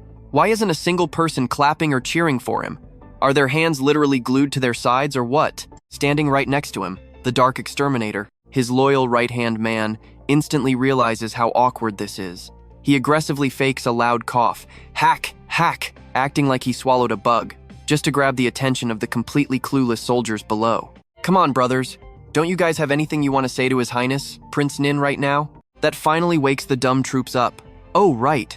Suddenly, a messy but insanely energetic wave of cheers erupts, echoing across the entire battlefield. Out with the old. Prince Nin is absolutely number one. His Highness has true kingly energy. He deserves the ultimate throne. Wow. Long live Prince Nin. Long live the prince. Your will is literally the will of the heavens. You are the ultimate ruler reborn. It is unstoppable destiny. We will gladly work like dogs and follow you to the ends of the earth. Hearing all that sweet flattery, Prince Nin finally relaxes. A super satisfied smile spreads across his face, his cheeks literally blushing from the praise. Yes, very good. Keep that amazing energy going. Right at that moment, a soldier rushes up aggressively. He slams to his knees right in front of the prince and loudly reports the situation. Reporting to His Highness, all our food supplies and military gear are fully assembled. We are just waiting for your final order. Prince Nin just gives a lazy glance, waving him off like an annoying fly. Not daring to say another word, the soldier quietly backs away. Yes, sir. Prince Nin raises his precious sword again, pointing the blade straight up at the sky. He screams at the top of his lungs to boost morale, his voice full of temptation. Listen up. Capture that useless woman alive, and I will reward you with endless gold and noble titles. The second they hear the word gold, the whole army goes absolutely crazy. Their eyes light up with pure greed, and their fighting spirit instantly skyrockets. Watch closely. Here comes the real chaos. Wild cheering echoes everywhere. After that massive hype session, Prince Nin smirks with an evil grin and decisively orders the brutal city siege. Deep down, incredibly smug thoughts are racing through his villainous mind. Everything is perfectly set. The trap is laid. The conditions are met. This king's lifelong ambition is finally about to become an absolute reality. Up on the Phoenix capital walls, Empress Li Xiu stands tall. Her majestic aura is completely overwhelming as her eyes sweep over her thousands of loyal soldiers below. Just then, an incredibly panicked voice rings out from right behind her. Emergency report from the front lines. She doesn't even flinch. One hand on her hip, the other gripping her sword hilt tightly, She coldly commands him to speak. The messenger doesn't dare waste a single second. An enemy army as massive as an ant swarm has appeared outside the city. Scouts confirm it is Prince Nin's forces. That traitor's incredibly annoying, punchable face immediately flashes right through Li Xue's mind. Her face darkens, and pure fury violently explodes. Prince Nin, you are pathetically stubborn. Since you dare to destroy the peaceful life I share with my husband, do not blame me for showing absolutely zero mercy today. Standing at the peak of the watchtower, she turns around, calling out, Marquis of Desolate Heaven. Fu Tianyu instantly bows his head with deep respect. Present, her voice suddenly drops, carrying a heavy trace of genuine heartbreak. If we actually lose this battle, I know exactly what you are thinking right now. This is true love right here. Send guards to the Red Moon shop. Take my husband far away, and never look back. Hearing this, the Marquis kneels. Understood. Li Xue then turns her sharp gaze. General Heavenly Stratagem. Fu Tianyu immediately drops to her knees, her voice booming, I am here. The Empress grips her sword tightly, her ice-cold eyes staring straight at her as she commands. Follow me into battle. Yes, Majesty. She stands up straight, stomping her foot onto the ground with a harsh thud to steady her own racing nerves. Then, Li Xue turns back to look at her two most trusted generals and gives the final absolute order to march out. Understood, the order is given, but her strong inner walls are quietly cracking. She lowers her head and gently whispers words that only the blowing wind can hear. Husband, I really do not want to be apart from you. Who cares about being an empress? Who cares about ruling the central heavens? All those fake titles combined are not even worth a single strand of your hair. The days I spent with you were the happiest moments of my entire life. With that said, the three of them march forward together, their epic auras blazing. Li Xue's figure is now overflowing with absolute confidence and unstoppable determination. She fiercely tells herself, I must win this bloody war at all costs. Meanwhile, in the dense forest outside the city, a mysterious group is moving at terrifying speeds. They are completely silent, moving just like actual ghosts. They move so insanely fast, they literally rip the air apart. That is where we leave it, trust me. You will want to see who this is. Stick with me here. Crimson Dragon Master rushes forward, already gossiping. Hey everyone, who do you think that mystery guy in Prince Ning's mansion really is? Rose Master, an absolute beauty. Just gives him a sweet smile and a sideways glance. Her voice chimes in. A stage 4 divine fire expert is crazy rare in this divine phoenix dynasty. Jingswan casually joins the chat. He is definitely no nobody. Heavenly Pole Master, the mature one of the group, instantly cuts them off. Alright, enough talk. His eyes lock in, looking super vigilant as his voice drops. Prince Ning's troops are moving. Heavenly Pole Master suddenly barks a command. Instantly, their moving bodies turn into blurred white streaks, vanishing without a single trace. The whole squad leaps high up into the massive tree canopy to hide themselves. Leaves shake violently, rustling like crazy. Jingshuan crosses his arms, looking completely smug as he talks to the squad around him. Heh, that kid Prince Ning plays hard. He actually brought out the Heavenly Fire Master's legendary treasure map. So we should return the favor, right? Let's help him snatch up the throne of this little mortal world. Jingshuan from the Qingshuan sect laughs so hard the wrinkles around his eyes totally pop out. This deal is an absolute steal. North Star Master chimes in from a nearby branch, not even hiding his massive excitement. The Heavenly Fire Master was a peak expert at the Wind Fire Thunderheart realm. His treasure is the real jackpot for us. Jingshuan glances over, nodding his head in total agreement. Not bad at all. North Star Master of the Black and White Dao Palace keeps lecturing, sounding just like a strict teacher. Surviving the 4 great tribulations means total transformation. And yeah, you and I both know how insane these power upgrades can get. 1,000-year lifespan. Crimson Dragon Master cracks up laughing right next to him, totally mocking the guy. Haha, you yin and yang old man. Stop showing off basic knowledge with that half-black, half-white face of yours. Hearing that, North Star Master instantly huffs and turns away. Whatever. Crimson Dragon from Heavenly Dragon Temple just keeps smiling. He continues.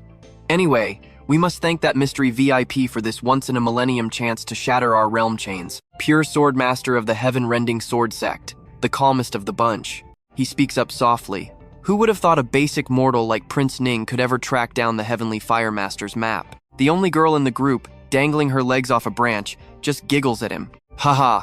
Rose Master of the 10,000 Flowers Valley is visibly hyped for this epic treasure hunt. Then this time, we absolutely have to help little Prince Ning secure that Emperor's throne. Heavenly Pole Master stands there, arms crossed, and lets out a cold, super arrogant snort. Humph, dealing with a 20-year-old kid actually requires me to step in? The heavenly pole master of the limitless sect frowns. He stares straight ahead. I only care about that mystery guy. Now watch closely here. Pitch black energy gathers, and a chillingly lazy voice echoes right out of thin air. You are all way too slow. Everyone's hair instantly stands on end in sheer terror. Their backs stiffen like boards. Hands instinctively grab their weapons as they yell out in full alert. Who goes there? The dark aura condenses, forming a shadowy figure. That deep voice echoes again. I have been waiting for you all. Heavenly Pole Master turns pale as a ghost. His pupils shrink, body completely locked up, paralyzed by absolute fear. Damn it. They literally couldn't sense this guy's presence until right now. The group exchanges terrified glances. They all know the horrifying truth. This guy's realm is way above theirs. Crimson Dragon Master snaps back first, taking a brave step forward to try and negotiate. So, are you the Divine Fire Master who threatened Prince Ning? He summons a massive golden dragon, roaring fiercely.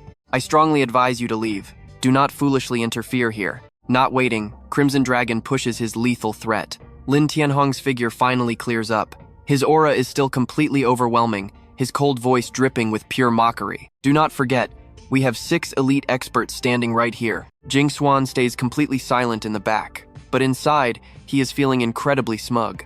That is right, 6 Divine Fire Realm Masters. North Star Master shoots him a look of absolute disgust.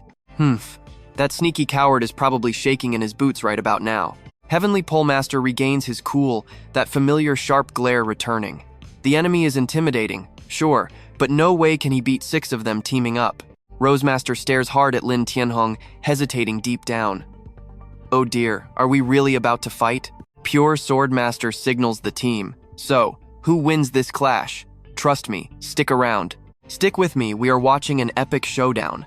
With 6 fighters here, even an 8th tier expert stands 0 chance.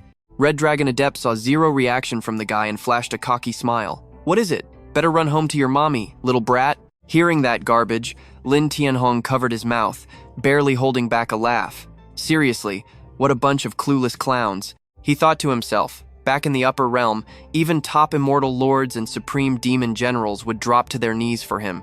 But these literal nobodies? Finally, Lan Thien Hong completely lost his patience. He arrogantly raised his hand and gave those 6 a lazy, provocative wave. Let us begin, you pathetic mongrels. Show this seat your absolute best circus tricks. Those words dropped like a massive bomb right in the middle of the group. All 6 stood absolutely stunned, pale-faced, and mouths hanging wide open. What? This guy actually dares to look down on them? Azure Sword Adept absolutely lost it. He roared out loud, drawing the massive treasure sword from his back. Everyone, step aside. In a flash, he channeled maximum power, charging straight ahead, launching his attack while screaming, "You cowardly rats only know how to hide. Watch a real master work." Watch closely now as this flashy 40-meter blade comes slashing down right at him. Lan Thien Hong just gave a cold snort. It was nothing but a pathetic little spark. Azure Sword Adept went totally berserk at that insult. Eyes narrowed. He poured everything into the strike, yelling, "Then die under this blade." That peerless strike found its mark perfectly. A dry thud echoed out as the blade pierced straight through Lan Thien Hong's entire body. The pitch-black demonic aura was ripped right in half, slowly fading away into nothing, just like a heavy stage curtain being pulled open. A split second later, a razor-sharp sword energy tore through the night sky, shrieking terribly at absolute breakneck speed. Its insane pressure was so heavy that Red Dragon Adept and Heaven Zenith Adept, along with Profound Mirror and North Trivial Adept standing far away, had to shield their faces. Red Dragon Adept spoke first, sounding amazed and jealous. Oh man, the old Azure Sword guy is really going all out, dropping a literal kill shot right off the bat. Heaven Zenith Adept nodded like crazy, stroking his chin and looking at the blast zone, smirking happily. Exactly. Under a hit like that, even a god with 6 arms would be reduced to ash. The others stayed quiet, but nobody disagreed with that wild claim at all. Everyone assumed the fight was totally over. High up under the quiet full moon, the terrifying sound of sword energy still ripped through the silent clouds above. Heaven Zenith Adept even threw in a deep philosophical comment. Taking him out in one strike is basically a clean, merciful death. A few incredibly tense seconds ticked by, and the heavy dust cloud finally started clearing. Floating motionless right in midair, a dark figure slowly came into view. Red Dragon Adept acted like a total fanboy, shading his eyes and squinting hard through the debris. He suddenly cheered out loud. Wow, it is Azure Sword Adept. You really cannot underestimate that old monster. The fighters from the other sects were totally glued to that majestic shadow, barely hiding their massive respect. But then, Heaven Zenith Adept's eyes bulged. His pupils shrank like he just saw pure horror. His voice trembled. Wait, something is very wrong here. The loser is Azure Sword. I know you felt that twist coming. Those words hit them like absolute lightning. Every single jaw dropped as they slowly turned to look the other way. Right there, Lan Thien Hong was standing tall and completely silent like some demonic god, dark energy swirling wildly around him. And Azure Sword Adept? The guy they were just hyping up to the moon? He was completely frozen, solid. His body just plummeted out of the sky like a literal sack of garbage, slicing right through the howling wind. Bam! An earth-shattering boom exploded when he hit the ground. Every single person there went dead silent, their brains basically shutting down from pure shock. The 5 guys with Heaven Zenith Adept looked pale as literal ghosts, dropping straight from absolute hype into pure, bottomless panic. One freezing thought hit all their minds at the exact same time. Instant kill. That was an absolute one-shot. Heaven Zenith Adept, the loudest one earlier, was now shaking terribly. You, who are you? Peak Divine Fire Realm. Lan Thien Hong smirked, flashing an arrogant and brutal smile, like he was just watching some super cheap comedy skit. He totally ignored the dead man's desperate last question. Instead, his deadly eyes slowly locked onto the remaining 5 experts. His voice was light, but ice cold. Now, it is your turn. Heaven Zenith Adept jumped back, sweating absolute buckets. He frantically threw his hands up in total panic. Wait, hold on a second. Even though his soul was basically leaving his body from fear, he desperately tried saving face, growling a weak warning. Do you even realize the consequences of killing us? Hearing that fake confidence, Lan Thien Hong laughed. Trust me, you are gonna love what happens next. He rubs his chin, putting on this fake thinking face, looking completely innocent. He smirks and says, you want to talk about consequences? Let us jump right into this wild scene. He just crosses his arms, chilling like a guy waiting for a movie to start. Perfect. Heaven Immortal grabs onto this like a massive lifeline. He instantly spits out a whole speech he had ready to go. Your Excellency has God-tier cultivation. We already know we are completely out of our league here. You came all the way here just to warn King Ning against starting a massive rebellion. We totally understand your goal. But if you seriously push this and kill us, you will instantly make enemies out of the 6 great sects. The entire Divine Phoenix dynasty will get dragged into a massive war, leading to absolute destruction. Is that really what you want to see happen today? Please, think this through again. Every single one of our 6 great sects is guarded by a massive powerhouse at the absolute peak of the Divine Fire realm. Let us just stop this right here. Both sides win, and we keep the peace. Lan Thien Hong just stands there, listening like he is watching a toddler throw a tantrum, waiting for the guy to finally stop talking. He coldly drops an absolute bomb. Oh, you talk so much. Was all that just to buy time to write your wills? Right after that, raw killing intent explodes out of Lan Thien Hong. It spreads in every direction like a completely invisible, crushing tsunami. The guys across from him panic, throwing their hands up to block. Amidst that terrifying, bone-crushing pressure, his voice rings out clear as day. Now watch closely. This is where it gets absolutely insane. He calmly decides to wipe their mighty 6 sects off the entire map forever. Perfect Heaven Immortal is left completely stunned. In that exact second, he finally gets it. Every single threat and plea for mercy means absolutely nothing. He whips around fast. The Crimson Dragon Immortals are still standing there frozen like absolute statues. He screams in total panic. We are doomed. This absolute madman does not care about our sects at all. Fellow cultivators, every man for himself. Run for your lives. Right after that incredibly pathetic excuse for a battle cry, these 5 famous immortals instantly turn into 5 streaks of light. They blast off in completely different directions, desperately sprinting away from certain death. Meanwhile, the terrifying dark aura surrounding Lan Thien Hong just gets thicker and heavier by the second, blacking out the entire sky. Then comes his chilling voice, sounding exactly like a death sentence. Having met my true self, even if an immortal emperor came down from the heavens, you are not escaping. Finishing his sentence, Lan Thien Hong slightly waves his hand. That dark aura instantly bursts out, transforming into a blinding golden light packing unimaginable, earth-shattering power. A brutal wind-tearing sound rips through the air, followed immediately by completely desperate screams. Ah, this is completely impossible. How in the world is he doing this? That blinding light quickly splits into 5 glowing ropes. They tie up the 5 escaping cowards tightly, hanging them suspended in midair like fish in a net. You and I saw this coming, right? They finally realized his real power level completely shatters every single guess they made. This is not the peak divine fire realm. He is an immortal, definitely a supreme immortal powerhouse. Please, Great One, spare our pathetic lives. Lan Thien Hong does not even bother to glance at them. He just casually snaps his fingers. 5 loud pops echo through the sky. 5 explosive blasts ring out back to back. The bodies of those 5 elite immortals detonate like literal fireworks, turning into a blood rain that dyes the entire sky red. He just sighs lightly, muttering to himself, no different from cheap firecrackers. Right then, a brand new master plan quickly forms in his head. Next target, the 6 great sects. I need to wipe them out completely to avoid any annoying future drama. Meanwhile, over at the Phoenix capital walls, an all-out war has violently erupted. Both inside and outside the city, massive cannons roar non-stop. Boom after boom shakes the earth, mixing with the epic battle cries of soldiers from both sides rushing into the meat grinder. Right at the top of the highest city wall, an imposing female figure quietly watches the massive chaos unfold. That is none other than Empress Li Shiyu. Staring her down from the opposite side is the massive rebel army led by King Ning. He stands tall on a wildly flashy chariot, looking incredibly arrogant and full of himself. He waves his hand, barking orders with urgent fury. Hurry it up! Power up those thunder cannons to the absolute maximum right now. A soldier immediately salutes and takes the order. Just a second later, right above King Ning's heavily guarded head, a gigantic, crackling sphere of lightning starts forming. Following the battle horns blown by 2 Taoists beside him, he puffs out his chest, gathering every ounce of breath to scream at the wall.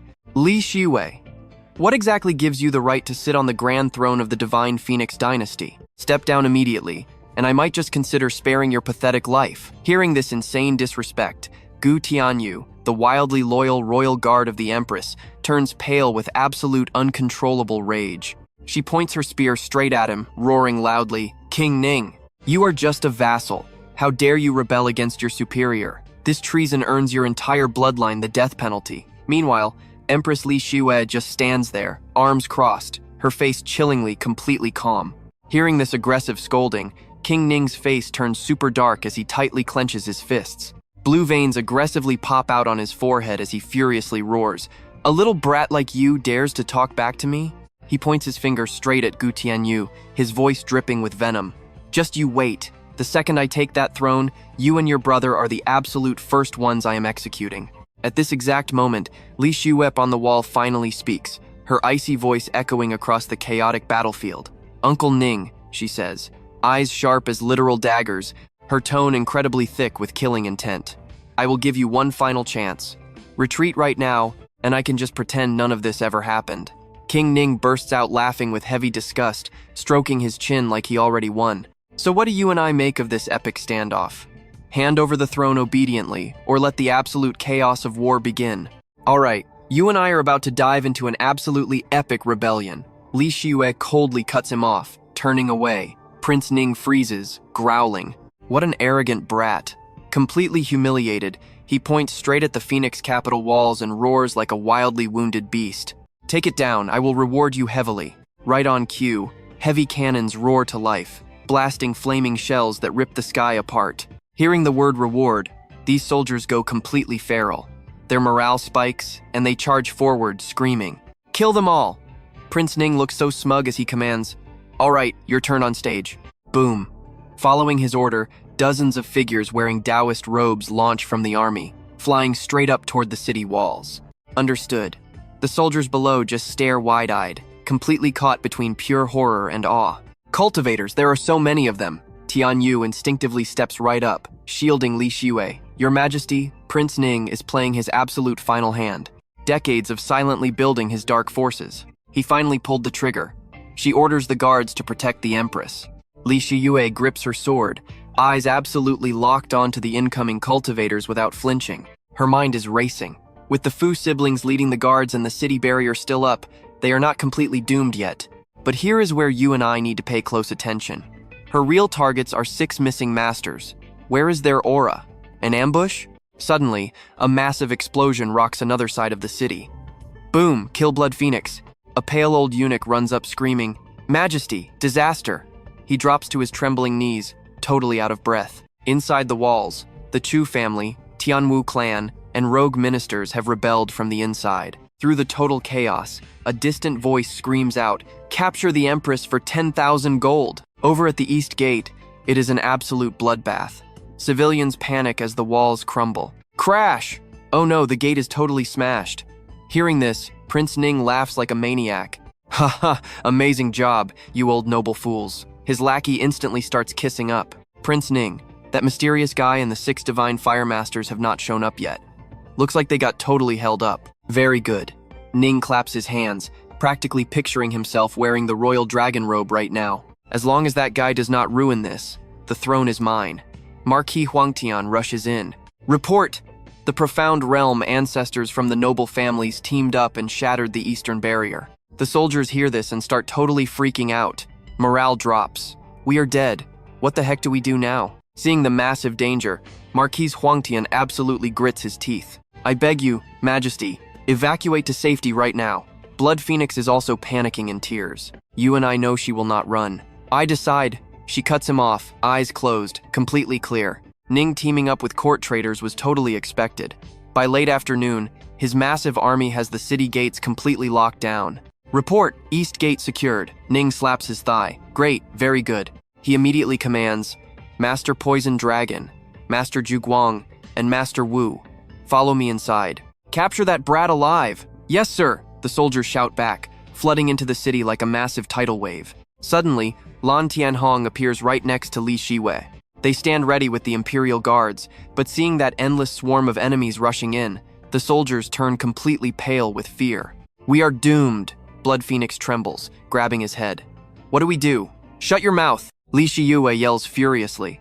The old guy jumps, covering his mouth in terror. "Yes, your majesty." Ning points his blade forward, oozing threats. "I love my people. Surrender now and you live." Hearing that, guards start dropping their weapons. The metallic clanging sound hitting the floor is absolutely chilling. Marquis Huangtian screams in pure despair, "You absolute fools, do not go." But his words are totally useless. Soldiers start running toward Prince Ning in huge droves, begging the whole way. "We surrender. It is crazy to fight. We do not want to die." Huangtian grits his teeth, so angry he could breathe fire, but his throat is completely tight. "You cowards." Suddenly, a super sharp voice slices through the tense air, making him spin around in shock. "Why haven't you surrendered?" Huangtian and Tianyu lock eyes, sparks flying. "Trust me, you want to see this. Stick with me here, you are about to witness an absolute masterclass in Empire defense." The tense, silent standoff breaks as both siblings swear their ironclad loyalty. "We will follow your majesty to the death." The Blood Phoenix elder, shaking like a frail leaf in the harsh wind, still manages to bow his head. "This old servant is entirely loyal to your majesty. I truly believe you are our chosen destiny, the only one who can calm this storm." Lai Hein Guyet slowly closes her eyes, a deeply satisfied, knowing smile spreading across her face. "Good." Feeling completely left out, the old phoenix mutters to himself in pure pity. "Your majesty isn't even paying attention to me. My poor heart hurts."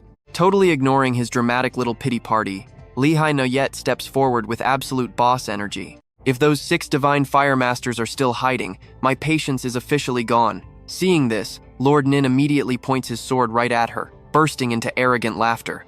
"Ha ha, little girl. Have you finally realized that trying to resist us is completely useless?" Lai Hai Nyet smirks, her expression dripping with pure sarcasm and absolute disgust. "Haha, royal uncle, I am afraid you are celebrating way too early." Lord Nin's cocky smile instantly freezes right on his face. Before he can even react, Lai Hai Nguyet gracefully floats up, landing on a massive golden dragon that just materialized out of thin air. "You didn't forget, right? Who actually made this divine Phoenix Empire so powerful? Watch closely, because things are about to get wild." The dragon shifts, its metallic scales scraping with a terrifying sound. Lord Nin uncontrollably shivers. This massive legendary beast circles the sky, every single flick of its tail booming like heavy thunder from above. The soldiers below just clutch their heads and scream in terror, stumbling around completely seasick. "Ah, please spare us. My head hurts so much." Entire rows of troops collapse, exactly like wheat flattened by a hurricane. Lu Xiu feels his legs turn to jelly, an invisible crushing pressure making it impossible to even stand. Lord Nin stares straight up, his eyes now overflowing with absolute terror. This is lie.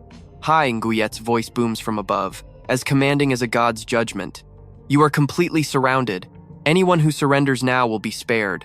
Beneath the dragon, razor-sharp claws slowly extend, sending absolute chills down everyone's spine. The panicked soldiers scream out, "It is the Golden Dragon, the Divine Fire 6th stage!" Even so, Lord Nin desperately tries to stay calm, or at least he fakes it well. What is there to fear? We still have our ultimate trump card. He raises both hands, acting like an absolute ruler, and shouts out, "I summon the 6 Divine Fire Masters to appear and execute this witch." He screams with all his might, but literally nothing happens. Dead silence. I know what you're thinking, this is incredibly embarrassing. The soldiers just stare at each other, totally clueless about what is going on right now. One single soldier gathers his courage, creeping up to whisper just loud enough for them both, but his words land like a massive slap right to Lord Nin's face. "Sir, maybe the revered masters fell asleep and just didn't hear you?" Hearing this, Lord Nin actually nods, thick-skinned as ever. "Makes sense. Step back." "Yes, Your Highness." The soldier bows respectfully, holding back his laughter so hard he almost bursts a blood vessel. Scraping together his last ounce of courage, Lord Nin channels absolutely all his energy directly into his chest, raising his hands to roar one more time, his voice much louder and way more dramatic. "I summon the 6 Divine Fire Masters to appear and execute this evil witch." But his only answer is the howling wind, and Lehigh and Nguyet looking down at him with pure, brutal pity. She just casually stands right on her dragon, patiently watching this pathetic little comedy play out. She speaks softly, her voice slicing through the quiet air exactly like an ice-cold blade. "Lord Nin, I have known about your treacherous heart for a very long time." Lord Nin just keeps screaming out in total and utter despair. "The 6 masters. Where are my 6 revered masters?" His subordinates below just stare at each other helplessly, way too terrified to speak, so he immediately barks at them. "Quick, send men to find them. They must have just gotten lost." One soldier takes the order, but as he turns to run, a terrifying force crashes down from the sky, slamming right into his back. The loyal soldier instantly collapses, fresh red blood immediately staining the ground. Lai Haiyan yet radiates bright light like the blazing sun, declaring loudly, "You absolute traitor, Lord Nin. I always knew you were plotting treason. If you had not walked right into this trap, finding a solid excuse to eliminate you would have actually been quite difficult." She points straight at him, eyes as cold as daggers, yet Lord Nin still refuses to submit, clenching his fists tight and roaring. You think a brat still smelling of milk can defeat me?" Lai Haiyan yet bursts into bright, completely sarcastic and mocking laughter. "I deliberately let those traitors escape earlier just so they could group up with you. That way, I could easily catch every single one of you in my net." In her mind, she pictures herself sitting completely majestically upon the imperial throne. "Anyone who dares betray me today, who betrays this nation and its innocent people." Just thinking about it makes the furious rage inside Lehigh and Nguyet erupt violently. "Not a single one escapes. You are all completely surrounded." Instantly, a terrified soldier drops to his knees, slamming his head against the dirt. "Spare our lives, Your Majesty. We were all completely forced by Lord Nin. In our hearts we are absolutely loyal. We will happily be your inside spies." He instantly draws his sword, wildly slashing his own comrades as blood splatters. And that is where we leave it. Never cross the Empress. In an instant, the entire battlefield devolves into absolute chaos. Alright, let's dive into this epic showdown. Fu Tianyu stands with crossed arms, shaking his head. He knows the Empress is hiding god-tier power. These absolute fools ignored every warning, basically digging their own graves. Meanwhile, Li Xue smirks to herself. Her immortal consciousness is fully awakened now. Backed by true immortal cultivation techniques, she originally planned to play the long game. By then, even if all 6 great sects teamed up, they would look like mere insects to her. But right now, those 6 divine fire experts are nowhere to be seen. It is the perfect window to wipe them out completely. No more stalling. She barks the command. Instantly, Blood Phoenix and Fu Tianyu drop to one knee, ready for action. Li Xue raises her hand, a misty aura of pure killing intent swirling around her arm. Her voice drops to freezing. Death to all traitors. The loyal army kneels. As ordered, those massive heavy city gates finally groan open. A bloody purge is officially starting. Thousands of soldiers pour in from the outside. Infantry and cavalry stampeding, making the very earth shake. In a single blink, the vanguard crashes through the lines. Prince Ning drops, mumbling in absolute despair. How could this happen? How is this Li Shiyue girl so monstrously strong? He spins toward his surviving guards, panicking. Everyone at the cave profound tier or higher charge at her, bury her with sheer numbers. Instantly, a swarm of elite masters launch into the sky, locking onto Li Shiyue. They chant simultaneously. Watch closely. They unleash flashy magic from all sides, but our empress doesn't even blink once. Instead, her gaze turns ice cold. Her lips barely move as she casts a spell, summoning a massive magic dragon. It roars, shaking heaven and earth, before diving down to crush that pathetic rebel army. Even Fu Tianyu, her most loyal subordinate, drops his jaw in pure shock. Dragon taming, heavenly art. This is a legendary divine technique from the upper realm. What is it doing down here in the lower realm? He and Blood Phoenix are overwhelmed with infinite respect, screaming out, "Long live the Empress!" Meanwhile, the enemy soldiers are literally shaking like leaves. Oh my god, is she seriously just 26 years old? One guy stammers out, terrified. Why is my entire body shaking? I can't even stand up anymore, his buddy whimpers. Cut to another spot entirely. Inside a quiet wood-carving shop, sunlight spills in. Lan Thien Hong gazes toward the distant imperial city. The divine Phoenix Empress really has some wild talent. Her emperor aura is piercing the 9 heavens. He rubs his chin, thinking hard. If she keeps leveling up like this, she might genuinely become the next Fire Heavenly Emperor. Back on the bloody battlefield, Prince Ning desperately reassures his broken troops. Don't panic. Hold the line. The 6 divine fire experts will be here any second. Despite the grim reality, he is desperately clinging to hope. Li Shiyue frowns slightly. Why haven't those divine fire masters from the 6 sects shown up? Did they sense her godlike aura and chicken out? Right then, a dark shadow sprints over at blistering speed. You and I know it's too late. Prince Ning spots his scout, desperately screaming for backup. But the second he sees Heiye's actual condition, his heart plunges. The guy is vibrating with fear, pale as a literal ghost. He obviously just witnessed something straight out of a nightmare. Heiye stutters out his report. Your Highness, out in the forest, all 6 masters are just ashes. Prince Ning is completely paralyzed. What? How is that even possible? Those were divine fire tier experts, all 6 of them. Even Li Shiyue is totally caught off guard. Did the hidden clan elders do this? No way. Those geezers would never interfere in a throne war. Plus, they actually like Prince Ning way more than her. She just shakes her head. Whatever, no time to overthink it. She needs a fast victory so the city citizens don't start panicking. Plus, she wants to finish this and get back to her husband. Li Shiyue shouts her final order. Clean up this mess. Capture Ning alive. After this battle ends, every single defender gets a massive reward. Hearing that, Blood Phoenix and the Desolate Heaven Marquis roar out. Whole army, listen up. Follow me. Crush these rebels and capture Prince Ning. Tens of thousands of warhorses charge, kicking up a massive, blinding sandstorm. Right in the eye of the storm, Prince Ning laughs like an absolute maniac. Haha, Li Shiyue, even if I die right here, you have zero right to judge me. His grip tightens on his sword hilt, the blade gleaming with cold intent. With one sharp swing, he proves he is ready for a final deathmatch. Facing that pathetic stubbornness, Li Shiyue just glares with icy eyes. Her overwhelming emperor aura makes everyone look away. So what do you and I learn here? Forced to execute her own uncle, she just sighs helplessly. Stick with me here. You are about to see a true empress at work. Her cold voice echoed, declaring King Ning's treason absolutely unforgivable. She granted him suicide to keep his corpse intact, banning him from the holy temple forever. His body goes back to his family for burial. But here is the thing, despite her absolute ruthless sentencing, a tiny, fleeting flicker of hidden sorrow crossed Li Shue's cold eyes. Once the massive rebellion was completely crushed, Li Shiyue desperately rushed back to her home. The second she spotted Lan Thien Hong, she could not hold back her joy.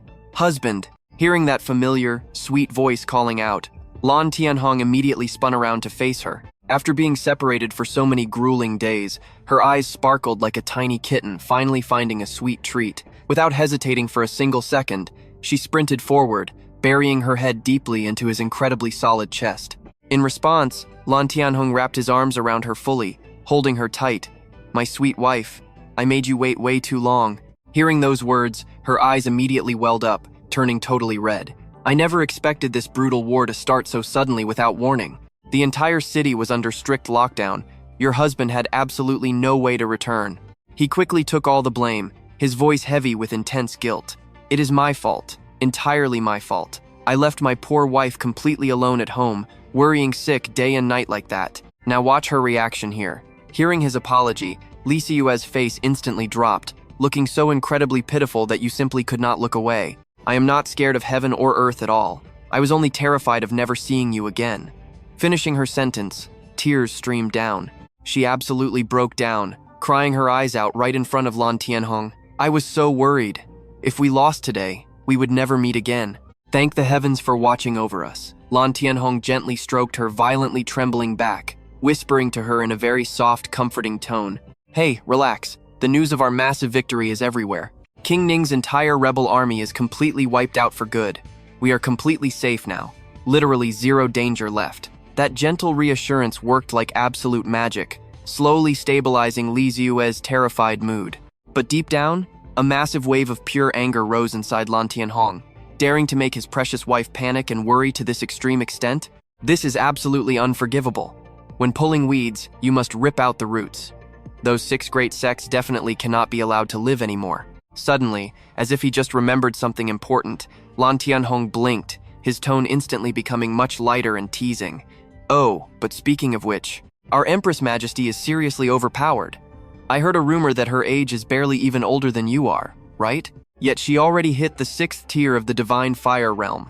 Crushing that entire rebel army single-handedly is just insane. Hearing that, Li Siyue could not hide her blushing face. Heh, exactly. Everyone feels Her Majesty is an absolute legend. Having her around is great, and trust me, you and I know her little secret. Trust me, you and I are going to love this couple. She covers her blushing face, saying they have 0 things to worry about. Lan Thien Hong just smiles. He gently pinches her cute nose, teasing her. Looks like my sweet wife has become the Empress's most loyal fan. Caught totally off guard by his teasing, Li Siyue instantly throws on an adorable, playfully angry pout. Loving that cute reaction, Lan Thien Hong wraps his arm right around her slender waist. Together, the happy couple strolls into their warm, cozy house. Dinner kicks off with serious romantic vibes. Lan Thien Hong is the perfect husband, constantly dropping delicious food right into Li Siyue's bowl. On the outside, totally normal guy, but inside his head, a flawless, brutal plan is quietly taking shape. He needs a solid excuse to leave town and casually wipe out 6 entire sects. Eating some braised pork, Lan Thien Hong speaks up. Oh right, honey. A few days ago, your husband actually picked up a massive order. But that King Ning mess delayed everything. I probably need to visit Black Rock City tomorrow.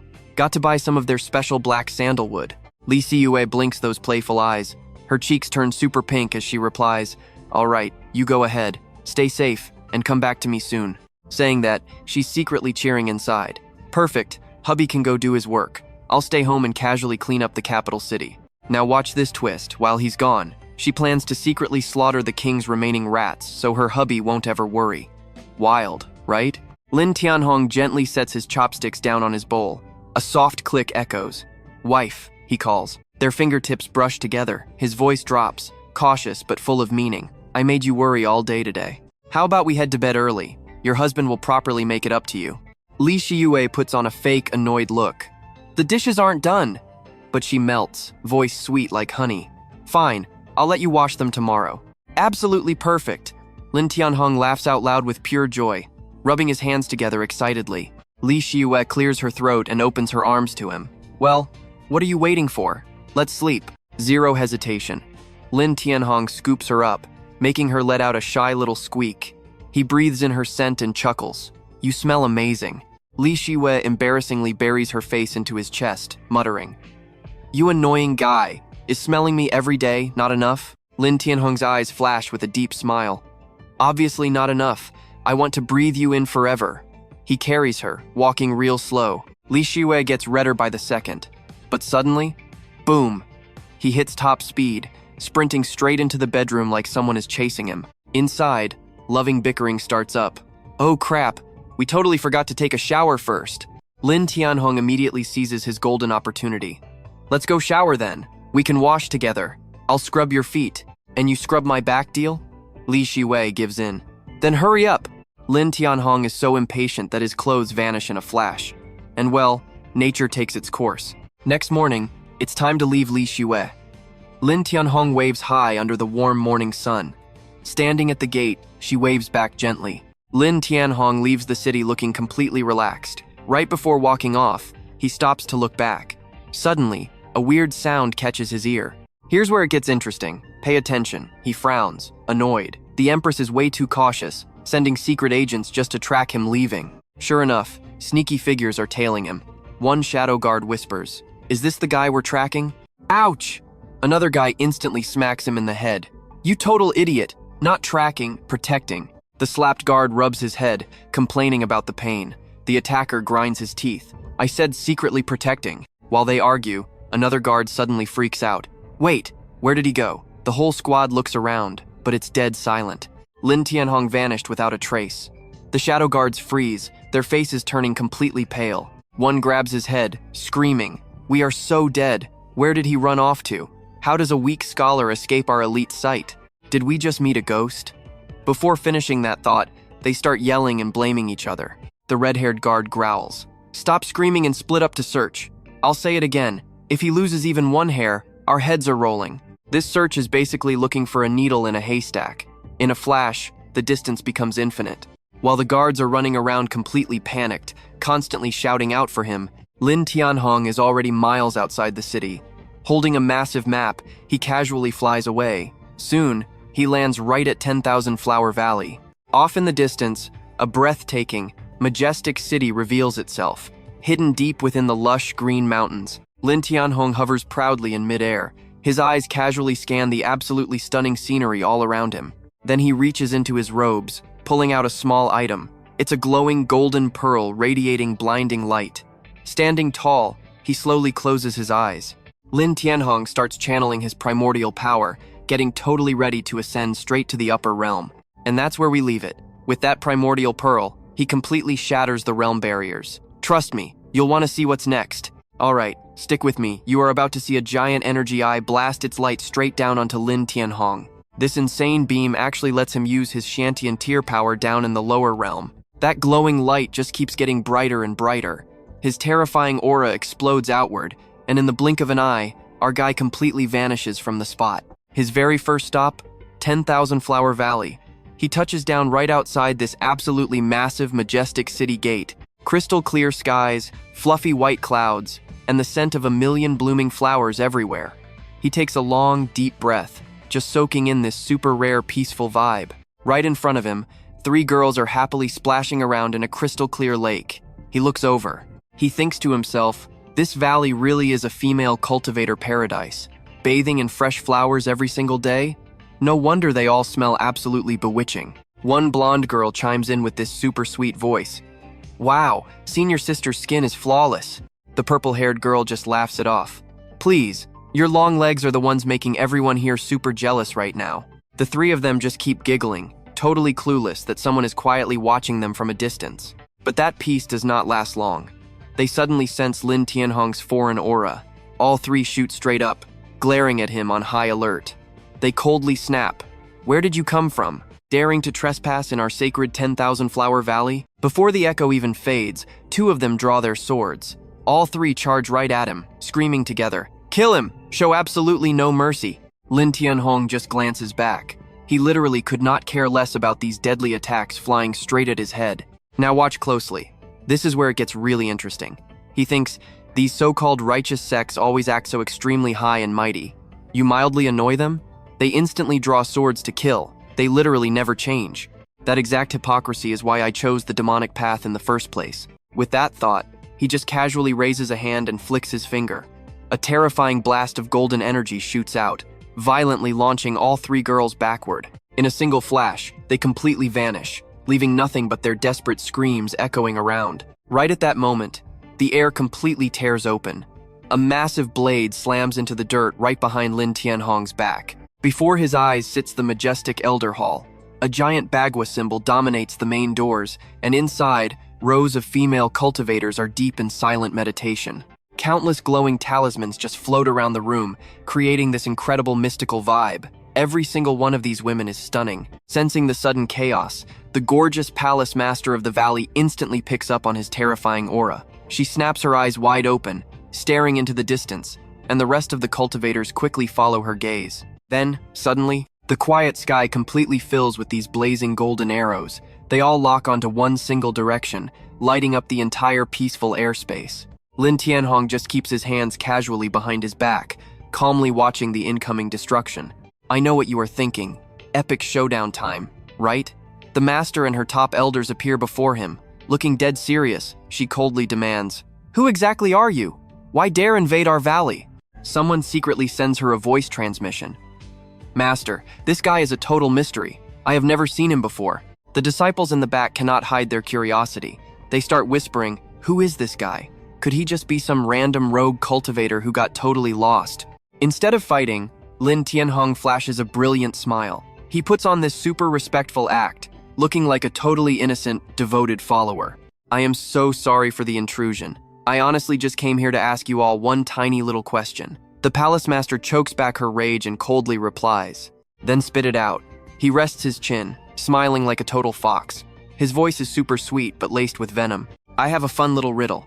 If the great immortal Hua Hong, an absolute treasure of your valley, were to suddenly disappear inside the Phoenix capital, would you guys just play nice and pretend it literally never even happened?" Lan Thien Hong's eyes instantly turn as sharp as daggers, and his tone flips into a heavy, dark threat. "Or would you deploy your troops to get justice for her? Maybe even start an all-out war with the divine Phoenix Empire for fun?" Hearing this, the palace master's eyes bulge out like she just swallowed glass. "What on earth did you just say?" One cultivator in the back completely loses it, screaming out, "Wait, is junior sister Hua Hong actually dead?" She furiously charges straight to the front lines. Pointing her sword right at Lan Thien Hong, she radiates pure killing intent. "Who dared to touch one of our own? Speak right now, or we will give you a swift death." The palace master is totally panicking inside, but she desperately holds on to her arrogant attitude, gritting her teeth and hissing. Those old fools from the divine Phoenix Empire really have some massive nerve, actually daring to look down on our 10,000 flower valley. A cultivator in a green robe angrily backs her up. "Exactly. I have hated those geezers for ages. Let us use this excuse to wipe them out and build a brand new empire." "Whoa there. Hold on, my beautiful ladies." Lan Thien Hong just waves his hand, acting so obnoxiously casual it truly makes them sick. Your answer actually makes this lord right here extremely happy. He calmly drops his absolute insane main objective like he is just discussing the weather. "So what do you and I take from this? Absolute chaos." He says, "Today I decided to wipe out 6 sects. Seems I chose wisely." A sinister smile creeps up as he holds up one finger. "Stick with me here. You and I are about to watch these arrogant cultivators become the first victims today." The 10,000 Flower Valley nun snaps. "Your arrogance makes me sick. You really think you can destroy our 6 great sects? Let us see if you actually have the skills to back that up." Their valley master completely loses it. She screams in pure rage, charging forward with her sword pointed straight at Lan Thien Hong. "You have a death wish? Chop him up for flower fertilizer." The other female cultivators instantly rush in too. Dozens of razor-sharp swords fly right at him from absolutely every single direction. But Lan Thien Hong just stands there like a rock, not a single flinch. After a moment, he slowly raises one hand.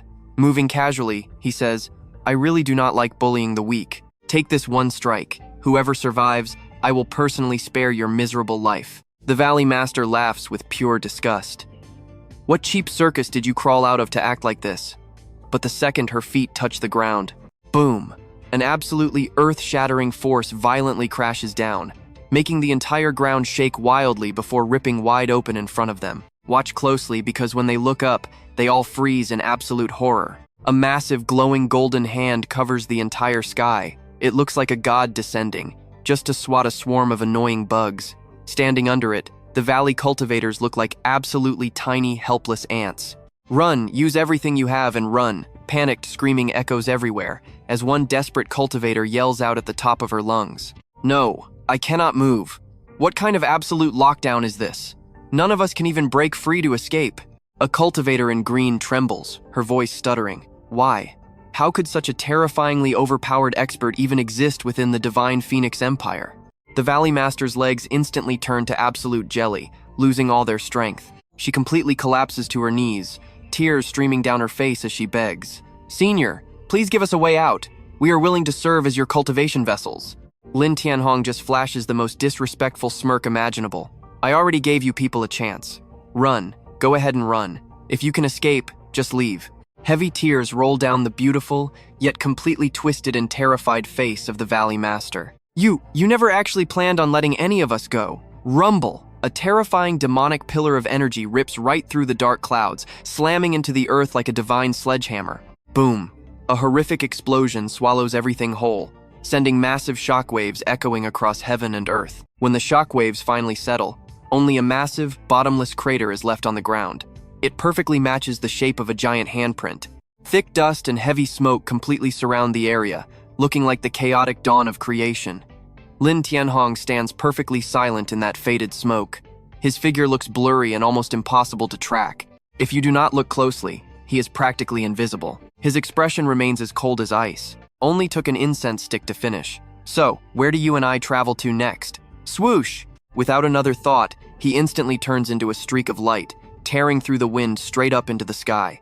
He heads straight toward his next target. From Lan Thien Hong's current spot to Qinghai County is an incredibly long, endless journey. The northern part of Qinghai County is currently drowning in a brutal winter.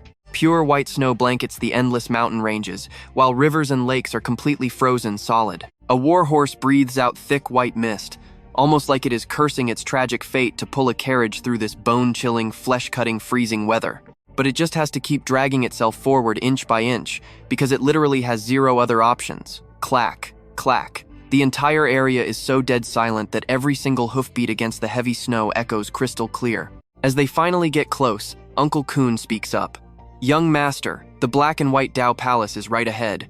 Right in front of them stands an absolutely massive palace, towering over the vast sea of white snow. The newly recruited inner sect disciple of the black and white Dao Palace is about to lift the carriage curtain to look, when he suddenly whines. Hold on, Uncle Kun. I hear cultivation is incredibly boring. How about you find me a pretty girl so I can enjoy some worldly pleasures and cure this awful boredom? Tch. Right after saying that, he whips the reins hard, forcing the horse to come to a sudden halt. The young master immediately loses his balance, yelling out, Uncle Kun! The carriage stops completely, not moving an inch. Uncle Kun ignores the complaining and shouts directly at the person blocking their path. Which blind fool is that? How dare you block my young master's way? Get out of here right now! Even while getting cursed at to his face, Lan Thien Hong stays perfectly calm, acting like those insults mean nothing. Except, his expression right now is absolutely not friendly at all. The inner sect disciple chimes in too. Hey, you in the front, move it. Do you have any idea who you are actually blocking? Facing that threat, Lan Thien Hong does not move out of the way. Instead, he asks back, Oh, and who are you to act so arrogant? The young master immediately puffs his chest out proudly. I am the brand new inner disciple of the grand black and white Dao Palace. He keeps bragging. I am about to transcend the mortal realm. My future is boundless. Hearing that nonsense, Lan Thien Hong's eyes fill with even deeper disgust. I am afraid you will never achieve that dream in your entire lifetime. Uncle Kun's eyes go wide in disbelief. Huh? But the young master stays stubborn. Who do you think you are? Talking to me like that? Let me tell you, my grand uncle is the Dongshuan master of the black and white Dao Palace itself. Offend me, and I will kill you in the prelims. Trust me, we both know this ends badly. Stick with me, you are about to watch some arrogant fools learn a painful lesson. Lan Thien Hong just stares with pure pity. Oh, really? Suddenly, absolute killing intent floods his face. Too bad the black-white Dao Palace is about to get wiped out. Your master too. Take away your little connections, and you are literally nothing. In a flash, Lan Thien Hong completely vanishes, leaving those two standing there looking completely dumbfounded. They have zero clue what just happened. Meanwhile, a huge crowd lines up across a yin-yang bridge. Snow is falling non-stop.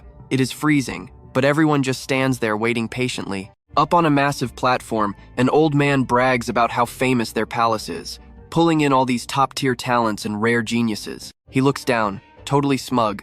He thinks their absolute dominance is completely safe right now.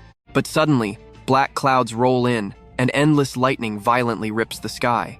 Lightning strikes everywhere. A girl spots something crazy and points up in pure panic. Someone is up there. Up above, Lan Thien Hong is literally glowing.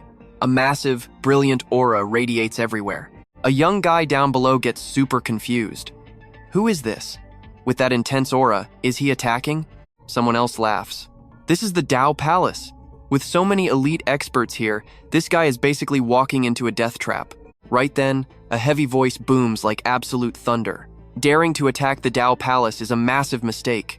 The insane shockwave makes everyone cover their ears. Is that the Palace Master? A guy laughs out loud.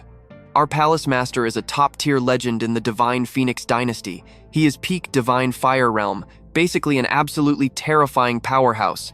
And just like that, a massive spatial portal tears open in mid-air, and a group steps out. The palace master glares coldly at Lan Thien Hong.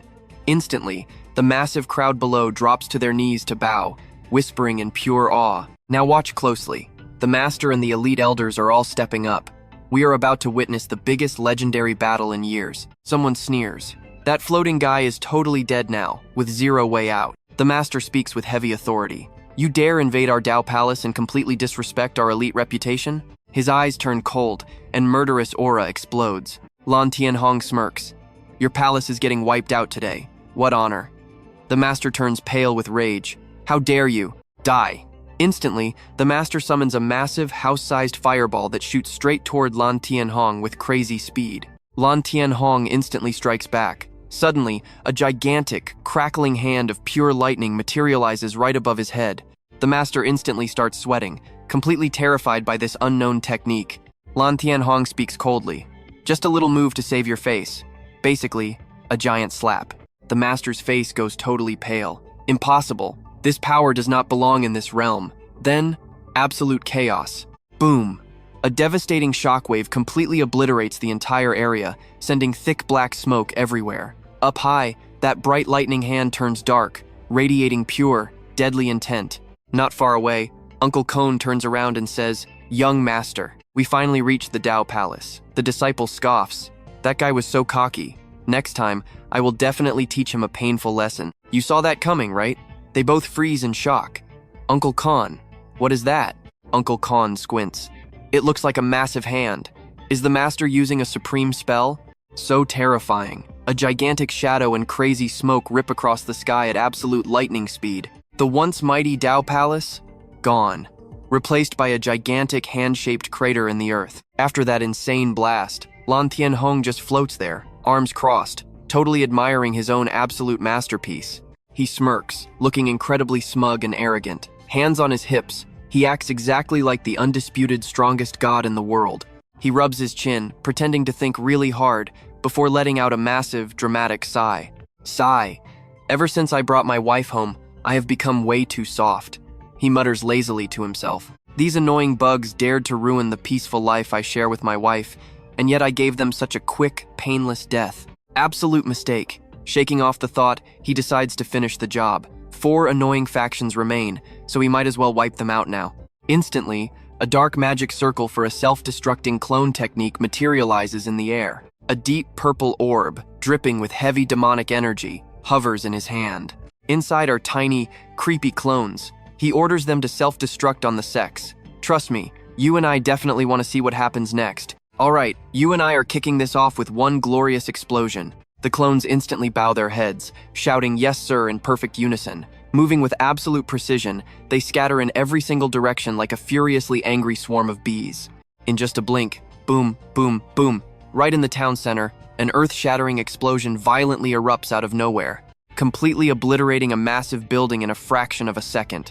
Crash! Over in the distant mountains, the ground violently shakes like a brutal, world-ending earthquake just hit. Boom! Inside a heavily fortified city, another one of Lan Thien Hong's clones wraps up his mission, leaving behind nothing but a gigantic, smoking crater. Boom! But they are not stopping there. The clones get way too hyped up, casually blowing up surrounding buildings for fun, throwing the entire scene into pure, unfiltered chaos. Lan Thien Hong casually opens up his map, double-checking every single coordinate that just got completely leveled to the ground. Mission accomplished, ripped out entirely by the roots. He flashes a deeply satisfied smile. With those 6 annoying sects dealt with, it is time to hit Black Rock City for shopping before heading back. He wonders what his lovely wife will reward her incredibly hardworking husband with. Earning all this money is tough work. His thoughts slowly drift into a wildly colorful, deeply vivid fantasy. In his mind, she is hugging a golden honey-roasted chicken leg, acting super cute. "Hubby, this chicken leg is being so naughty, teasing me. Hurry up and help me catch it." Then the scene shifts, and she is wearing a breathtakingly thin, seductive outfit that would drive any man crazy. "My husband worked so hard on his trip," she whispers, her eyes sparkling like water. "I learned a ridiculously powerful foot massage technique. Come here and let me try it on you." Inside his wild, unchecked imagination, Li Siyue keeps swapping outfits, each one making it impossible to look away. Good lord, what kind of absolutely wild style is this? He mutters that, but trust me, you and I both know his head is filling with totally inappropriate thoughts, and he is way too hyped up to control himself now. He flies back and forth across the mountains, literally bouncing on the clouds in pure joy, rushing to finish shopping so he can sprint straight home. Meanwhile, back at the palace inside the incredibly magnificent Grand Hall, Li Siyue is sitting behind her desk, tackling an absolute mountain of political affairs. She lazily stretches out her long legs and softly sighs. My husband just left a moment ago, but my heart is already a total mess. This Black Rock City trip means going days without hugging his warmth. Where am I supposed to find the energy to work? Reporting in, Huang Tianho's voice suddenly echoes out, completely startling her. To maintain her majestic empress image, Li Siyue pulls her legs back and sits up perfectly straight in an instant. Huang Tianho rushes inside, his voice panicking. Your Majesty, an urgent secret report. Li Siyue frowns hard. What could possibly have you panicking like this? Huang Tianhao steps closer, sweating profusely. Your Majesty, something absolutely massive has just happened. Li Siyue is slightly shocked. You followed me to crush the Purple Ming King, facing life and death. I have never once seen you this agitated. Why are you losing your composure to this degree today? Huang Tianho violently trembles, pulling a scroll from his robe while heavily stuttering, 6, 6, 6. Seeing him stuttering like that, Li Siyue completely loses her patience and shouts, yeah, 666, maybe 777, just spit it out. That fierce shout makes Huang Tianho literally jump. The scroll in his hand flies straight into the air, but thankfully, with literal lightning-fast reflexes, he manages to snatch it right back. He hastily rips the scroll open, and watch closely with me here. 6 massive sects were completely wiped out simultaneously today, all accompanied by terrifying heaven and earth anomalies. It is absolutely ridiculously bizarre. Li Siyue is so shocked she throws the curtain aside and steps right out. What did you just say? All 6 great sects? How is that possible? Who did it? Huang Tianho just shakes his head, sounding totally helpless. The royal spies we planted are entirely wiped out too. 0 clues left behind. Hearing that terrifying report, Li Siyue instantly falls into deep thought. There is absolutely no doubt. In this entire realm, the only being capable of unleashing such earth-shattering power could only be a true immortal. Those 2 words make Huang Tianho's jaw hit the floor. True immortal. But Li Siyue just turns around, stepping back behind the curtain, waving her hand. You may leave now. Huang Tianho immediately bows his head low. I take my leave. Once she is finally all alone in the room, Li Siyue heavily drops back into her chair. I just awakened my divine consciousness, and while my progress is shocking, she rests her chin on her hand. Compared to the true immortal realm, the gap is just impossibly huge. The Empress's face slightly flushes with pure anxiety.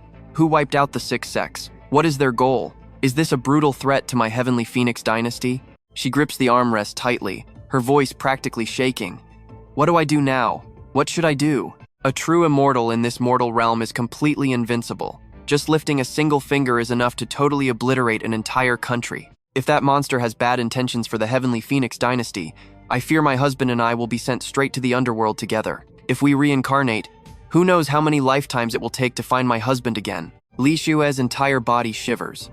I really do not want to be separated from my husband. What to do? Now here is the crazy twist for you and me. Lan Thien Hong never imagined his casual little sect-wiping side quest to protect his city would actually give his beloved wife an absolute, full-blown panic attack. Seal, completely close. Lan Thien Hong presses 2 fingers to his lips, quietly muttering a spell. His eyebrows knit together, and his face suddenly takes on an incredibly rare, dead serious expression. Stick with me here, he drops down, light as a feather. Got the black sandalwood. Time to head home early. He honestly doesn't want to be away from his wife for even a single second. Just thinking about it, Lan Thien Hong gets completely lost in how much he misses her. Boom, boom, boom. That peaceful moment doesn't last long at all. A massive commotion suddenly erupts right behind him. He instantly turns toward the noise. Oh, just a bunch of Dongshuan realm kids, plus 6 more hiding in the back. Such a messy, pathetic chase. If he actually stepped in, it would be over in seconds. Swoosh. Suddenly, a figure dashes past. The whistling wind catches Lan Thien Hong's eye. Thud, thud, thud. Moving way too fast, the figure totally loses balance and crashes hard into the dirt. It's a girl. Her pretty face is totally bruised now. blood trickling straight down her chin. Not just that, Lin Lingyun's arm is heavily injured, bleeding non-stop. Her slender legs are completely covered in nasty scratches.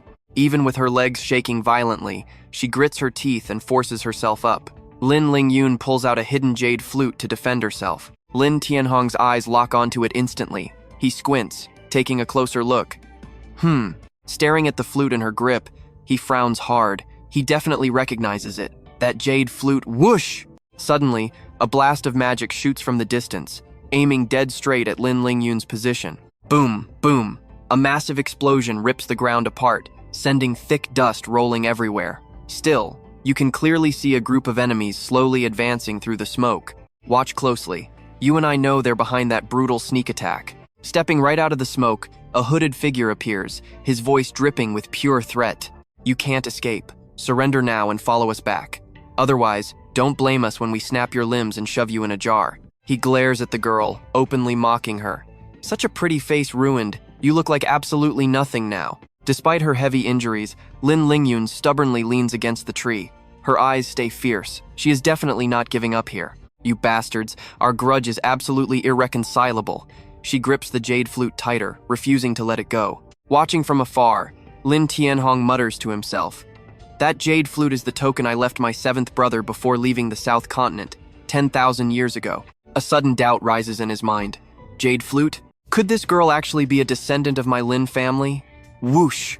The wind howls, scattering spirit money everywhere as the whole area sinks into an eerie, gloomy fog. The wind shrieking through the leaves makes the atmosphere feel incredibly creepy and tense. We've all seen this happen. The guy in the coffin suddenly sits up, and everyone absolutely loses their minds in terror. Lan Thien Hong falls deep into his memories. I returned from the void, taking over the body of the Lin family's newly deceased third young master. Seeing the dead rise, the servants scream and scatter in total panic. Ghost! The corpse is rising! The third young master's mother rushes right over, hugging him tightly while sobbing uncontrollably. My son! Suddenly having a strange family in this world really didn't feel good at all, Lan Thien Hong thinks to himself. Ultimately, he left the Lin family to avoid that awkwardness, stepping onto the path of cultivation. Lan Thien Hong's epic journey had officially begun. He traveled everywhere, constantly hunting for lucky encounters. Even when night fell and bright moonlight covered the ground, his footsteps simply never stopped. Then he faced a monster. Hidden inside its body was a pearl emitting a brilliantly intense light. Spotting the chance, Lan Thien Hong immediately moved in to snatch that rare artifact. Thanks to the Hongmeng origin pearl, my cultivation skyrocketed at terrifying speed. The pearl radiated crazy strong magic and blinding light, but he easily controlled it. Lan Thien Hong closes his eyes, fully concentrating as he slowly spreads his hands apart. Light from the pearl floods the space. He raises his hand, making the pearl float mid-air while it blasts out 10,000 rays of glory. He glances around, overflowing with absolute pride. In just a handful of years, I hit the longevity realm, becoming the South Continent's overlord. A spatial gate appears, and he casually strolls through. Another 100 years, I reached the innate realm and ascended. After a massive era of cultivation, he finally decided to return right back to where it all started. Before ascending, he visited the Lin family once more.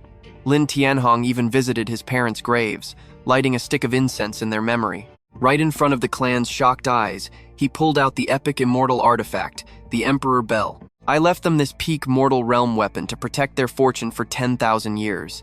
The ancient treasure radiated an absolutely terrifying pressure. Lan Thien Hong remembers it perfectly. And this tier 5 magic weapon, the jade flute, I specifically gifted it to my 7th brother, my closest relative in the entire family. He hugged him one last time before leaving. Suddenly, we snap back to reality. Lin Lingyun is completely alone against these fierce bandits.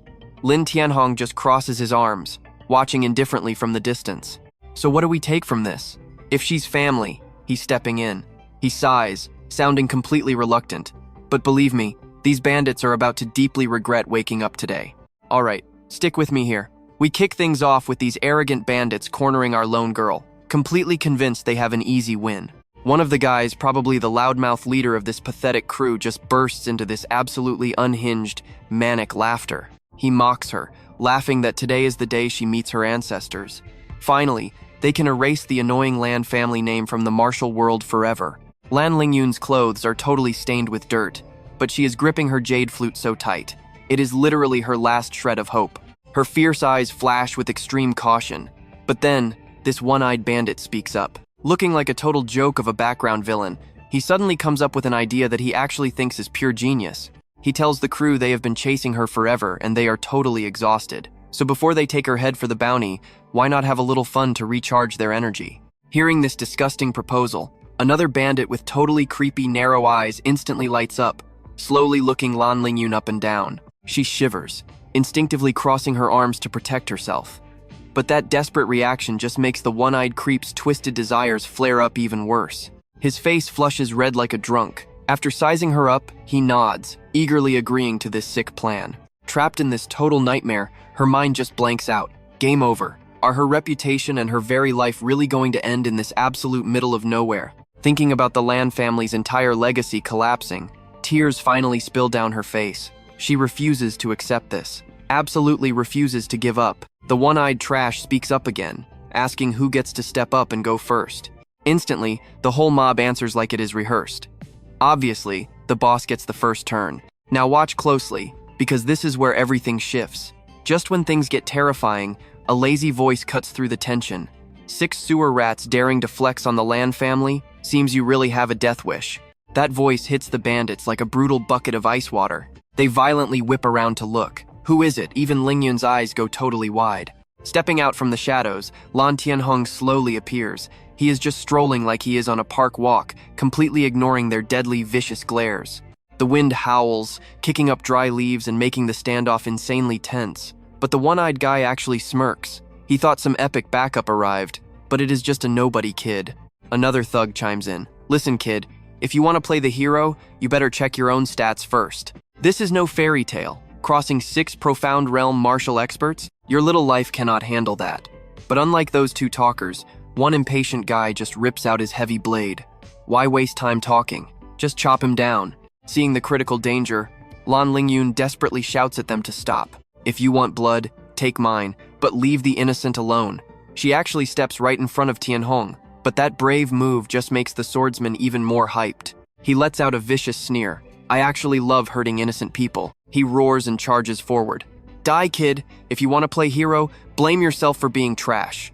Just as the deadly blade comes crashing down, a sharp clack echoes out. I know what you are thinking. She blocked it? Exactly. Lingyun perfectly catches the strike with her jade flute. The bandit just smirks, daring to block him. She is completely clueless. Lingyun absolutely grinds her teeth, eyes locked in pure defiance. As long as I am breathing, you will never touch an innocent person. Clash. Pushing way past her absolute limits, she miraculously manages to bring that heavy, crushing blade to a complete dead stop. Get lost, she screams, channeling every last ounce of her remaining energy into one massive shove. Shockingly, the huge bandit actually stumbles backward a few steps. He lets out a furious yell of total frustration. Even though she briefly takes back the advantage, Lingyun's body is completely hitting its absolute limit. Her face, pale as paper. Yet she still forces herself to look back at Lan Thien Hong, voice completely frantic. Sir, I truly appreciate your kindness, but run. Do not stay here and die for nothing. She is stubbornly refusing to let him get dragged into this mess. The thug who just got pushed back regains his footing and instantly starts mocking them. Oh wow, what a deeply touching life or death parting. You cannot even save your own skin, yet you still want to protect your little boy toy? He gets even more smug. Since you love him so much, I will be the good guy and send you both down to the underworld together. The bandit crew behind him instantly erupts into laughter, their savage voices echoing through the forest. He just keeps taunting them. Letting you two become a pair of wild ghosts together in the afterlife? Now that sounds incredibly entertaining to me. Those truly evil words finally make Lan Thien Hong narrow his eyes. His patience? Yeah, it is completely tapped out. His face turns ice cold. Murderous aura absolutely explodes from him. His sharp eyes scan the 6 thugs, literally looking at them like they are already dead corpses. Since you are all in such a huge rush to reach hell, I will not give you a single extra second to say your last words. The moment he finishes, a massive, utterly terrifying demonic phantom materializes right behind him. Its creepy, twisted smile completely paralyzes those bandits in pure, frozen terror. Thien Hong coldly drops one final chilling line. Hit the road. Snap! He just lightly flicks his fingers. That tiny, quiet sound instantly becomes their absolute final judgment. No agonizing screams, 0 visible wounds. all 6 bandits suddenly go totally limp, collapsing into the dirt simultaneously, dead on the spot. So what do you and I make of this? Ling Yun is totally stunned, standing frozen like a statue at this impossible sight. She stammers, completely speechless. Stick with me here.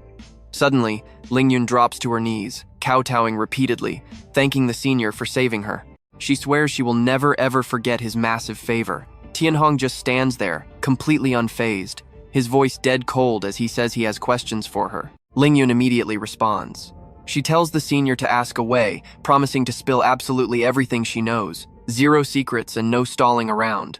Thien Hong cuts straight to the chase, asking what her relationship is with Lin Ju. This totally unexpected question completely catches Ling Yun off guard. Lin Ju? Why on earth is this mysterious senior asking about her ancestor? Lifting the green jade flute, she respectfully replies that Lin Ju is her ancient ancestor. She explains that this exact Tier 5 green jade flute artifact was passed down directly from him 10,000 years ago. Her mind is racing. Could this mysterious guy actually know her ancestor? But that is just impossible. Her ancestor lived 10,000 years ago. How could he possibly have any connection here? Thien Hong stares at the jade flute, slightly frowning as he falls deep into his own thoughts. He realizes this girl really does carry the bloodline of his 7th brother, though it has faded so much it is barely even there anymore. Without saying another word, he gently waves his hand. A soft, invisible force immediately wraps around Ling Yun, effortlessly lifting her back to her feet. She just stands there completely stunned, having absolutely no clue what just happened. Thien Hong's voice drops way lower as he demands to know why those guys said killing her would wipe out the Lin family. He clearly remembers leaving behind the legendary Supreme Emperor Bell artifact, a weapon meant to suppress boundless luck, totally unbreakable by anyone except an immortal. And there are absolutely 0 immortals down here in the southern region. Hearing this, Ling Yun completely breaks down. Tears stream down her face as she reveals she is the only Lin family member left. Those words hit Thien Hong like an absolute lightning strike. Sobbing uncontrollably, she explains everything. Her parents, her grandfather, all her uncles and relatives. Every single one of them was slaughtered by the spirit-profound Holy Land. She screams out in pure, agonizing resentment. Instantly, Thien Hong's expression shifts completely.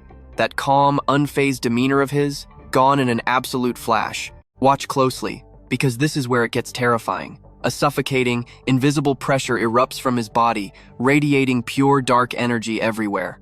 All of them, dead. He growls out every single word. His face is so freezing cold that Ling Yun gets totally terrified. Her legs literally turn to jelly, unable to keep her standing. Letting out a small gasp, she totally loses balance and falls backward. Thien Hong reacts at lightning speed, reaching out and grabbing her waist, pulling her back up right before she hits the ground. The vibe suddenly shifts into a super cheesy romantic cliché, basically straight out of a classic romance story. Looking down at her, his intense eyes soften just a bit as he tells her to be careful. This completely unexpected move makes Ling Yun's cheeks instantly flush bright red. She nervously stammers out a quick, stuttering thank you. Thien Hong casually lets go of her. His eyes snap right back to being dead serious as he demands to know what exactly caused the entire Lin family extermination. Ling Yun takes a really deep breath, trying her hardest to calm down her racing emotions before slowly telling the story. It all started 500 years ago. Back then, the patriarch's eldest son, Lan Hong, married Lin Ruyu. She was the holy maiden of the spirit-profound Holy Land, easily one of the top 8 powerful factions in the south. At that specific time, the Lin family was literally the #1 absolute clan. Every single faction bowed down to them. But sadly, during a mission outside, Lan Hong was tragically killed in battle.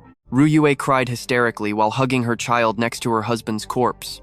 That pure grief quickly twisted into deep, toxic resentment. She threw absolutely all the blame right onto the Lin family. Ling Yun perfectly remembers Ruyue screaming at them, crying that the ancient, outdated rules of the Lin family were the true, exact reason her beloved husband died. You guys are already #1 in the entire South, yet you got greedy to expand your territory. You are the real murderers. Hearing this nonsense, the old patriarch was completely furious. Without even saying a single word, he delivered an incredibly vicious, earth-shattering slap right to her face. He roared loudly that any Lin family disciple dying for the clan is pure, absolute glory. Since when does a woman like you get to point fingers at our sacred family teachings? Seeing her mom get brutally slapped, her young daughter instantly started bawling her eyes out. She pointed at everyone in the room, hysterically screaming that they were villains for getting her dad killed and bullying her mom. She screamed that she hated them all. With the chaos escalating, the old patriarch coldly ordered his guards to drag both of them out and lock them up. Ryue stayed totally silent, but that angry little girl just kept screaming her lungs out. I know what you're thinking. How does a basic family fight lead to total annihilation? Well, through pure twisted luck, Ryue somehow stumbled onto a mind-blowing secret. The Lin family actually possessed a legendary immortal artifact. Turns out, she had been secretly hiding behind some bushes, tracking the patriarch's moves. That is how she learned the entire family's success was tied directly to this exact artifact. Being the daughter of the spirit profound Holy Lord and holding a massive grudge, she and her dad spent years secretly plotting their ultimate revenge. In the end, they actually used Lin Hong's own son, Lin Yi, to snatch away the Supreme Emperor Bell. Ryu completely manipulated Lin Yi into walking right up to the artifact. He cut his own hand, letting dark red drops of blood fall onto the bell. Because this treasure only recognized the Lin family bloodline, the exact second his blood touched it, it erupted with blinding light, like a waking beast. The forces from the spirit profound Holy Land were already locked and loaded. To stop the artifact from returning to its rightful owners, they launched a totally bloody massacre. So what do you and I take from this? Never trust a traitor. They wiped out the bloodline, turning the estate into a literal living hell. Stick with me here. They burned everything to ash, erasing the Lin family like they never even existed. Lin Lingyun goes completely silent, choking on her words before continuing with absolute pure hatred. The spirit profound Holy Land, a name so terrifyingly powerful in the southern region that nobody dared to stand up for our family. She grinds her teeth, her face totally twisting in rage as the awful memories choke her up. Her bloodline was forced to scatter like rats, hiding in the shadows, barely breathing just to survive for 500 years. Her tiny body shakes uncontrollably, a dark aura of pure resentment wrapping around her like a shadow. They thought they had finally found a safe hideout, but that nightmare memory hits her hard, filling her eyes with heavy sorrow. Then suddenly, boom, boom, boom. Flashback to 3 years ago. The sky is screaming in chaos, matching the storm in her heart. Heavy rain pours down. Lightning rips the earth apart as the Holy Land assassins arrive, looking like absolute grim reapers. In this life or death moment, Ling Yun's father steps right in front of his daughter without a second thought. Over the deafening thunder, he yells for her to run. But how could she just leave her family in a sea of fire? She refuses to leave them behind. Suddenly, another massive lightning bolt strikes down, sealing their brutal fate. Now pay attention here. Her father's final words carve themselves straight into her very soul. You are the last bloodline of the Lin family. You have to survive, live on, and get bloody revenge for every single one of us. His eyes burn with absolute conviction, passing all his hope to his little girl. Ling Yun stumbles up, her face covered in tears and pure despair. Biting her lip until it bleeds, the tears just will not stop falling. Swallowing her grief, she actually listens to him and runs. Every single step feels incredibly heavy, like she is dragging the whole world behind her. Her tears keep betraying her. Snapping back to the present moment, she is a complete mess. The tragic memories are just too much. Seeing this kid crying her eyes out, Lan Thien Hong finally speaks up with a super dry tone. He tells her that is enough. She tries her hardest to stop, stammering out a quiet senior. Thien Hong frowns slightly, a flash of deep understanding and slight annoyance crossing his eyes. The world is brutal. The strong devour the weak. If you have a grudge, you get revenge. It is just the natural law of things. His eyes turn freezing cold with killing intent. If the Holy Land wiped out the Lin family, he will just casually erase their entire sect. He clenches his fist, unleashing an aura so terrifying it makes people shake in pure fear. You saw that coming, right? Ling Yun freezes, a massive spark of hope hitting her. Wait, is he family? That innocent question makes him pause. He gives a super vague yes, kind of. Suddenly, she grabs his sleeve tight. Her big eyes are literally shining like stars, staring at him with total hero worship. Her face turns completely red as she giggles to herself. Thien Hong just stares at her weird behavior, frowning. He asks what is wrong, but she is completely lost in her own crazy fantasy world. Oh my god, she actually thinks he fell for her amazing beauty and is playing the classic hero saving the damsel in distress. She debates whether to repay him with gold or go full drama and offer herself, sneaking a shy glance at him. Right then, Thien Hong channels his spiritual energy. In a split second, he vanishes and appears right in front of her, checking her pulse. Turns out he is just checking her body condition. How strange. He asks why her blood flow is suddenly chaotic. That innocent question completely shatters her romantic daydream like freezing cold water. Embarrassed enough to dig a hole and hide, she snatches her hand back and retreats a few steps. Stammering that it is nothing, she quickly bows to change the subject, asking exactly where he ranks in the Lin family hierarchy. Facing her curious question, he just answers coldly, his voice completely dead of any emotion whatsoever. Status does not matter. He tells her to follow him to the Holy Land to collect their bloody debt. Hearing this crazy demand, she instantly panics and completely objects. "Senior, we absolutely cannot do that." She desperately explains that the Holy Land is the absolute strongest force in the South. Charging in with their endless experts is literally suicide by fire. She imagines a tiny, fragile moth getting completely swallowed by roaring flames. Remembering their legendary Supreme Emperor Bell weapon makes her face fall even harder. Suddenly, Thien Hong grabs her wrist, making her flinch in shock. He raises a single finger, his eyes flashing with a mysterious, almost playful intensity. "Then let me show you what it really means to become absolute ash." And that is where we leave it. He pulls her onto a massive sword, tearing through the sky so insanely fast it leaves everything spinning behind them. Alright, stick with me. We are watching these two blur past massive mountains and thick clouds. The speed is so insane, Lan Lin Van feels her soul leaving her body. She grips his wrist tight, screaming, "Senior, it is too fast." Lan Thien Hong just frowns. He thinks to himself, lower realm folks are seriously weak, totally unable to handle this speed. So he wraps them in a bright, glowing aura. He really wants to go faster though, or else his beautiful wife back home might start getting worried. Even while handling massive epic business, this guy only thinks about his wife. 3 days and millions of miles later, they finally come to a dead stop. Phew! Lan Lin Van gasps for air, legs like absolute jelly, muttering, "I thought I died." Before she even finishes, Lan Thien Hong calmly announces, "We have arrived." Those few words make her jump, and she quickly snaps her head up. A majestic mountain topped with a grand palace. Now pay attention, because this place is pure trouble. This is the Lin Huyen Sacred Land. A massive golden sign reads Lin Huyen Immortal Mountain. Seeing those exact words, she absolutely cannot hide her pure, wide-eyed shock. How were we this fast? Boom! Before they even touch down, absolutely earth-shattering explosions erupt from deep inside the mountain. The intense noise leaves Lan Lin Van completely panicked. It is a total success. An incredibly imposing voice echoes out, making even Lan Thien Hong glance upward. Wild, echoing laughter shakes the entire forest. "Ha ha ha, I have finally succeeded." Down in the massive courtyard, a huge crowd kneels in pure reverence. One guy yells, "The Holy Lord has triumphed, fully refined the Tai Hoang Bell, passed the heart tribulation, and entered the longevity realm."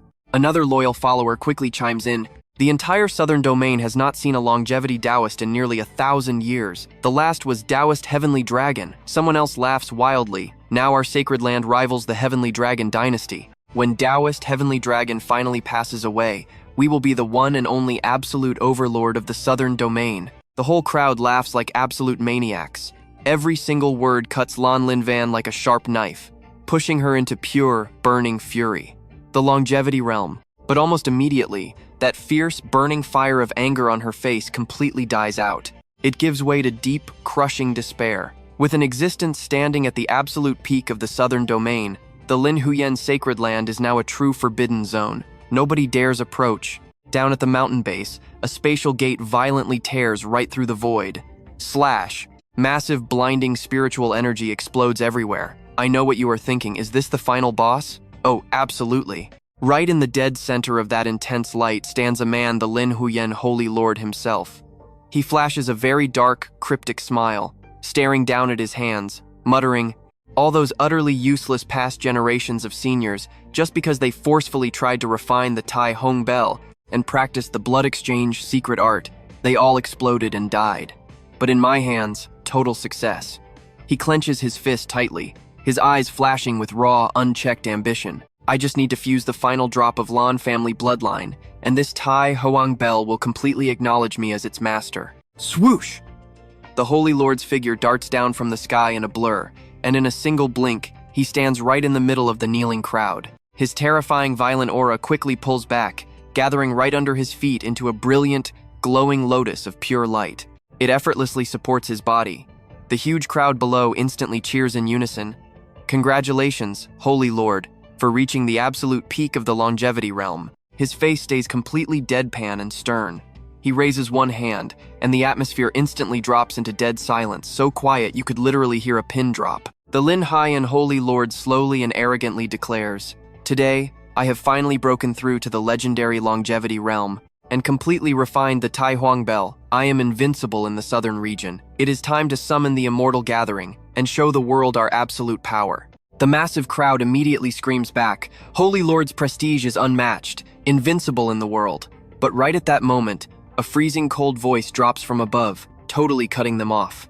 "Your grand dream of dominating the southern domain? Yeah, that ends forever today, you little Lin Huyen brat." The Holy Lord instantly snaps his head up, his eyes sharp as deadly blades, roaring, "Absolute insolence! Who dares trespass into my sacred land?" That freezing voice just keeps going. "Today, every single person in this Lin Huyen sacred land will pay the ultimate blood debt to the Lan family with your lives." Right as the words echo out, a blinding streak of light crashes in at absolutely terrifying speed. Boom! Lan Thien Hong and Lan Lin Van smash into the ground, standing fearlessly right across from him. Lan Thien Hong coldly glares at the Holy Lord with zero hidden contempt. The villain's face instantly darkens, and his killing intent completely explodes. "Who on earth are you two? You dare cause trouble on the very day I leave seclusion? Are you begging for death?" A completely terrifying wave of spiritual energy violently erupts around his body. Right at that crazy moment, a nearby elder, one of the guys from the original massacre, suddenly locks eyes and totally recognizes Lan Lin Van.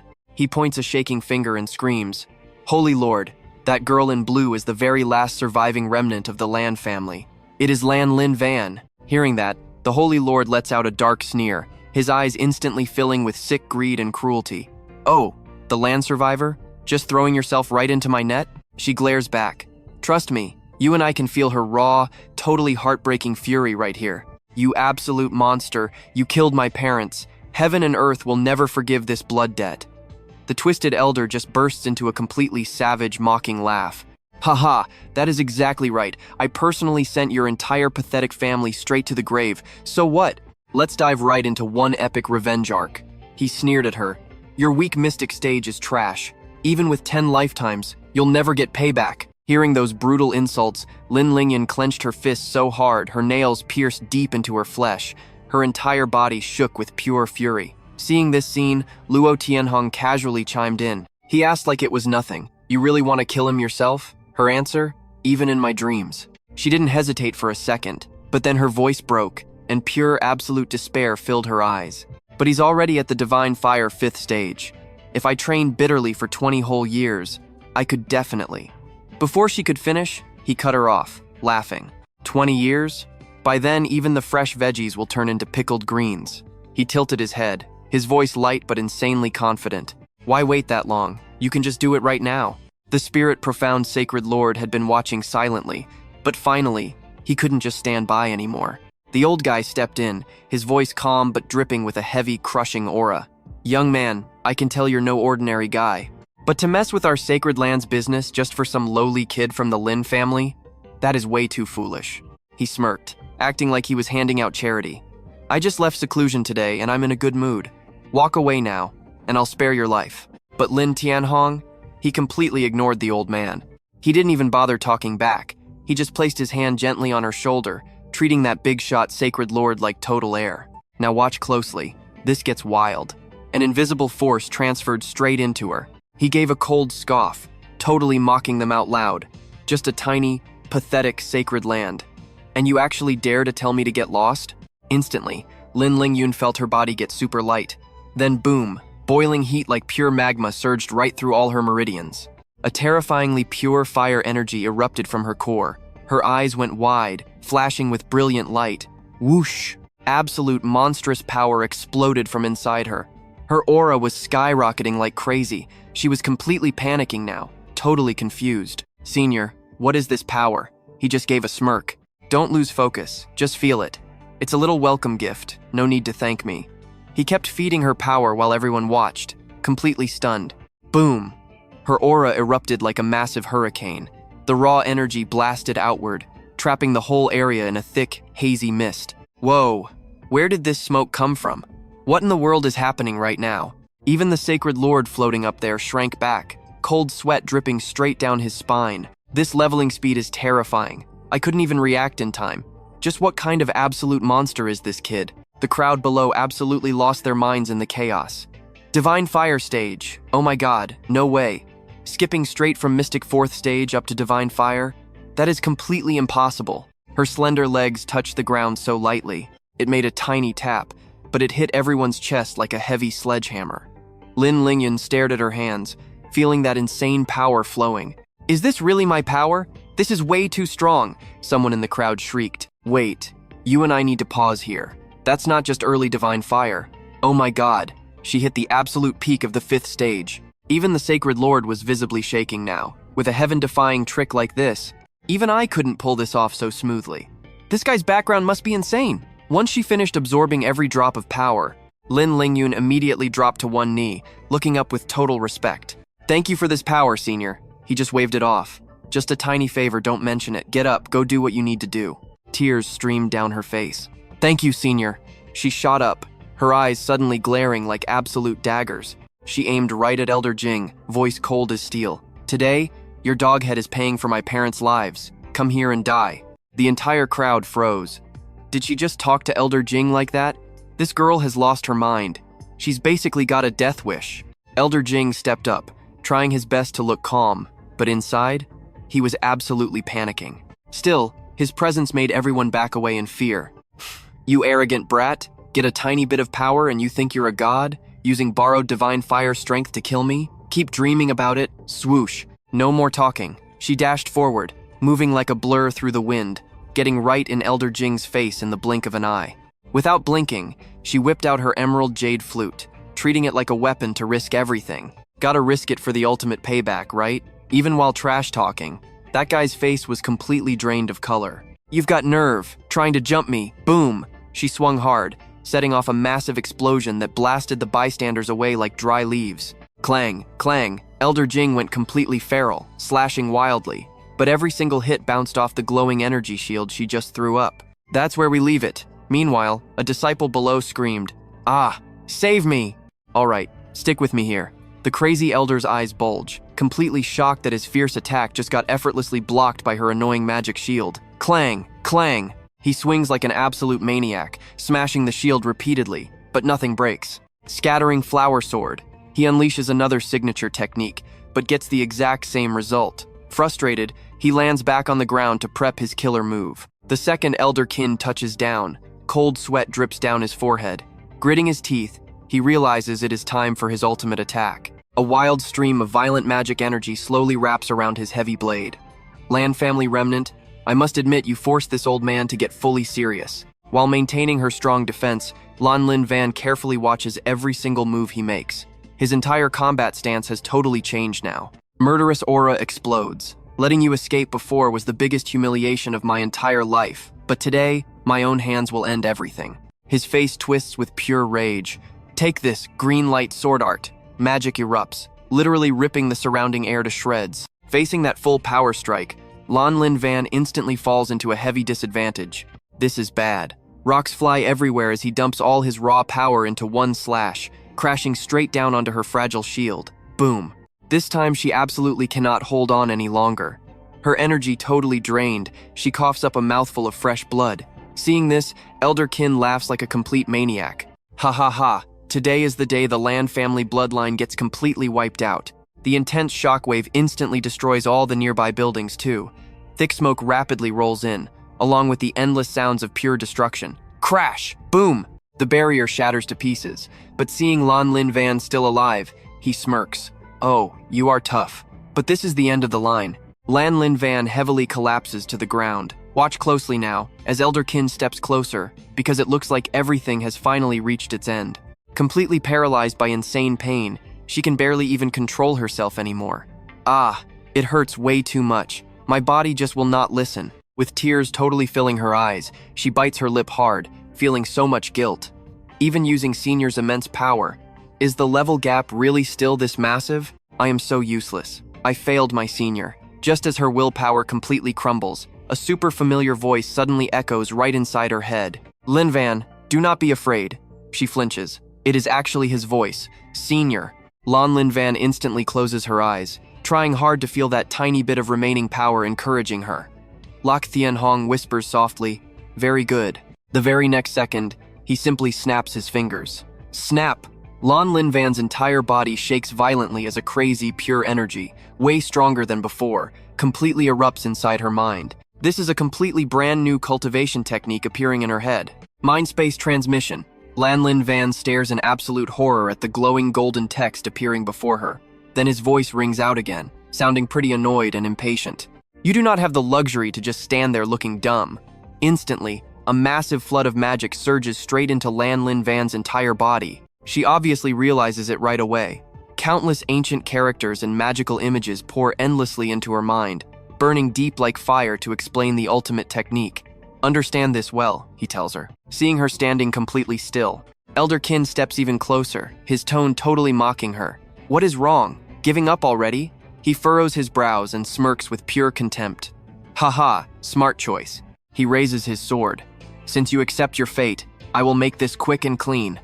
Whoosh! You and I both know what happens next. The exact second he prepares to strike, a literal world-ending aura suddenly explodes from her body. She slowly looks up, flashing a freezing cold smile. "You celebrated way too early." Elder Kin freezes in shock. "What?" Boom! A massive energy explosion blasts out right on the spot, sending rocks flying everywhere. Elder Kin scrambles backward, his face completely pale. "Damn it! What is happening to this brat?" A deep, soul-crushing sense of fear suddenly creeps up his spine, making him freeze completely cold. Just why? Why is this old man so terrified? Even though her body is covered in wounds, Lan Linvan's entire aura has transformed. "Old dog, you are absolutely dead." She calmly lifts the jade flute to her lips. Time to play. The exact second those very first notes ring out, pure magic begins rapidly gathering. A massive glowing magic circle violently ignites right behind her back.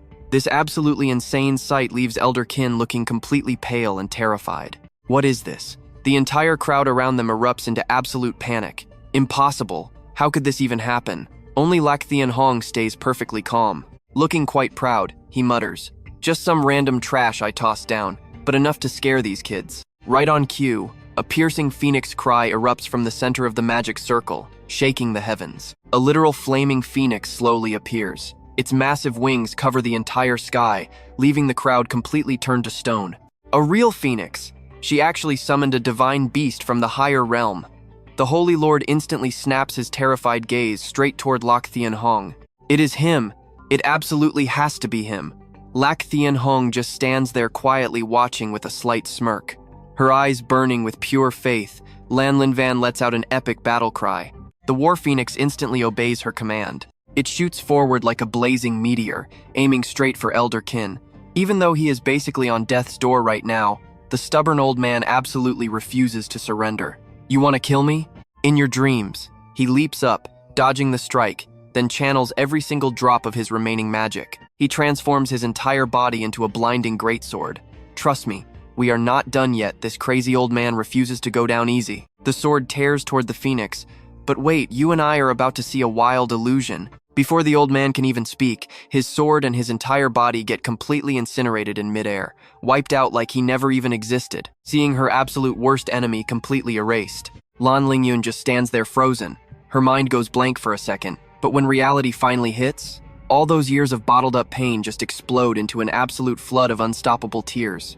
She sobs like a kid, completely breaking down. "Grandpa, Mom, Dad, this blood debt, I finally made them pay for what they did to you all." With the revenge mission finally complete, her loyal firebird bursts with a pop, instantly fading away into nothingness. Its job is done. Tears are still streaming down her face, but a smile finally breaks through. It is heartbreaking, but full of pure, absolute relief. But watch closely, because right here is where things go completely sideways. Big trouble strikes. The Supreme Elder, that infamous opportunist, sees Lan Lingyun is totally exhausted. He secretly gathers his raw energy and launches a brutally toxic sneak attack right at her. How can she block this right now? She thinks in pure despair. But Lan Thien Hong is definitely not the type to just stand by. "Do not panic. I am right here." In a flash, he appears right behind the old guy, light as a breeze. The elder gets so spooked his soul almost leaves his body. "Ah, you!" Pure terror takes over his wrinkled face. His eyes bulge out, staring at Lan Thien Hong, who just casually smirks back at him, a sarcastic half-smile on his face. "You insect, get out of my sight." Saying that, he simply swats his hand like he is brushing away an annoying fly. Bam! The Supreme Elder gets instantly blasted super far away, tracing a perfect arc right across the sky before completely vanishing into thin air. He did not even get a chance to touch a single hair on Lan Thien Hong. The Ling Xuan Holy Lord stands frozen in pure shock, eyes wide. He cannot believe what just happened. How is this even possible? Lan Lingyun is just as stunned, stammering out, "Wait, he just vanished like that?" Down below, the entire crowd erupts into absolute chaos. Oh my god, the Supreme Elder got swatted away in a second. What kind of monster is this guy? After taking out the trash, Lan Thien Hong casually floats down. Lan Lingyun's voice trembles with awe. "Senior, what cultivation realm have you actually reached?" Seeing her curious eyes, he just gives a faint smile. "Hey kid, being too curious is not always a good thing. If you knew, your little heart could not handle it. We are all wondering how overpowered he is, right?" Right then, the angry Holy Lord steps up, cutting in. "You there! You just casually stroll into my Ling Xuan Holy Land like it is empty. Do you honestly think absolutely nobody here can put you in your place?" Lan Thien Hong replies completely unbothered, his voice as cold as ice water. "This is just a barren wasteland anyway. I come and go as I please, basically treating it like my own house." That massive insult makes the Holy Lord literally shake with pure rage. "Fine, let us say you are strong." A terrifying surge of raw energy erupts straight from his body, spreading a heavy pressure everywhere. He starts channeling his power, grinding his teeth. Then open your eyes wide and witness the ultimate trump card of my Ling Xuan Holy Land. Lan Lingyun instantly notices something is very wrong. Her face goes pale. A trump card? Seeing him desperately gathering energy, she quickly yells out a frantic warning. "This is bad, senior," if we do not stop him. But Lan Thien Hong stays completely chill. He calmly reassures her, "Relax, I actually want to see what trick he pulls out." His unbothered attitude slowly helps her calm down. "Ah, understood, senior." Meanwhile, the Holy Lord still has enough nerve to let out a cold laugh. "Haha, looks like you finally know fear. But too bad, it is way too late." His internal energy spikes to the absolute limit, making the surrounding air feel suffocatingly heavy. "I wasted so much time secretly setting up all these traps, and you did not even bother stepping into them." Lan Thien Hong suddenly turns and asks Lan Lingyun, "Oh, right. Looking at your panicked face earlier, it seems like you actually know a little something about this thing?" She immediately nods her head over and over. "Yes, I have definitely heard a few wild rumors about this. Word on the street is that the Ling Xuan Holy Land holds a relic left behind by a literal immortal. At first, everyone thought it was totally fake, but recently, news broke out saying that very relic is currently in the hands of the Holy Lord himself." Finishing her sentence, Lan Lingyun quickly bows her hands, speaking with pure sincerity. "Please, senior, you have to be extremely careful." Lan Thien Hong rubs his chin, pretending to think deeply. "An immortal relic, huh? That sounds somewhat interesting." Seeing him still acting completely casual, Lan Lingyun cannot help but feel absolutely stunned. Even a divine immortal treasure does not make him flinch for a second. Just what kind of godly existence is this senior? Lan Thien Hong does not reply, just flashing a very cryptic smile. "All right, that is enough chatting for now. It is time for the real show to begin." That little chat was just enough time for the Holy Lord to finish fully charging up his massive attack. Hey, it is finally ready. Murderous intent covers his face. Anyone who dares insult the absolute prestige of the Ling Xuan Holy Land must pay with their life. He is completely certain he will win this time, unable to stop his lips from curling up in pure arrogance. The Holy Lord's eyes flash wildly as he chants, summoning the immortal weapon. And that is where we leave it. Trust me, you will want to see what happens next. Those massive magic chains binding the Supreme Emperor Bell? Bam, completely shattered to pieces. Stick with me here, you and I are about to see a legendary flex go completely wrong. Blinding light erupts, piercing clouds as an ancient bell rings out. Floating right in midair, the Supreme Emperor Bell appears looking absolutely majestic. Seeing this epic sight, the crowd instantly drops to their knees, chanting, "Holy Lord's divine power, invincible in this world. Holy Lord's divine power, totally invincible in this world." The spirit profound Holy Lord is completely drunk on his own power, laughing like a maniac. "Haha, I refined the Supreme Emperor Bell. Below immortals, everyone is an ant, and above immortals, I can still throw down in a fight." He glares right down at Lan Thien Hong with the ultimate victor's gaze. How about that? Feeling scared now? But totally wrecking his expectations, Lan Thien Hong isn't terrified at all. Instead, he just smirks. You are feeling pretty great right now, huh? Feeling like you are totally invincible? Basically flying up to the heavens right now? That casual insult hits like a direct slap, making the Holy Lord freeze in pure rage. But Lan Thien Hong does not stop mocking him. Then one punch, one kill, and the whole world belongs to the Spirit Profound Temple, right? Mocked so hard he is practically speechless. The Holy Lord's face turns totally pale. Lan Thien Hong just laughs, casually waving his hand. No need to explain. I get it. I have felt this exact way before. After pissing his enemy off to the absolute breaking point, he calmly points a finger right at him. All right then, you can go ahead and start. The Holy Lord scowls hard, his anger hitting peak levels. Fine then, go die. Swoosh! He gives the signal, and the Supreme Emperor Bell launches straight at Lan Thien Hong. Lin Lingyun screams in pure terror. Senior! The immortal weapon rushes right at his face, surging with enough demonic power to completely crush anything in its path. Now pay attention, because here is where it gets wild. He does not dodge, just calmly reaches his hand out. Come here, bam! The Supreme Emperor Bell flashes once, then totally vanishes. Wait, not vanished. It shrunk down, resting perfectly obedient inside Lan Thien Hong's palm, while everyone else stares in absolute jaw-dropping shock. Wait, what? What on earth just happened? The Spirit Profound Holy Lord's face instantly drains of all its color. Honestly, even the legendary Bell itself probably never expected to get tamed this ridiculously easily. The Holy Lord and his entire squad stand there, absolutely dead silent. Only Lan Thien Hong stays perfectly calm, looking like he just casually picked up a random little trinket. The Holy Lord panics so hard his face shifts from purple to green. Tears and snot are flowing down, his whole body shaking violently. No, impossible. Lin Lingyun is not doing much better. She looks at him with a wild mix of terror and absolute worship.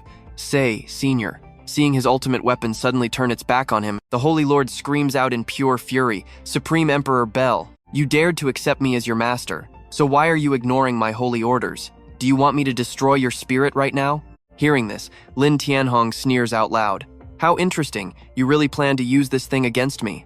That single comment makes the guy even more furious. Shut up! Smack! The immortal weapon drops gently right into Lan Thien Hong's hand, staying totally silent, completely ghosting its former master. The Holy Lord's expression gets uglier by the second, sweating absolute buckets right now. Hey, Supreme Emperor Bell, I did not tell you to shut up. At least give me an answer.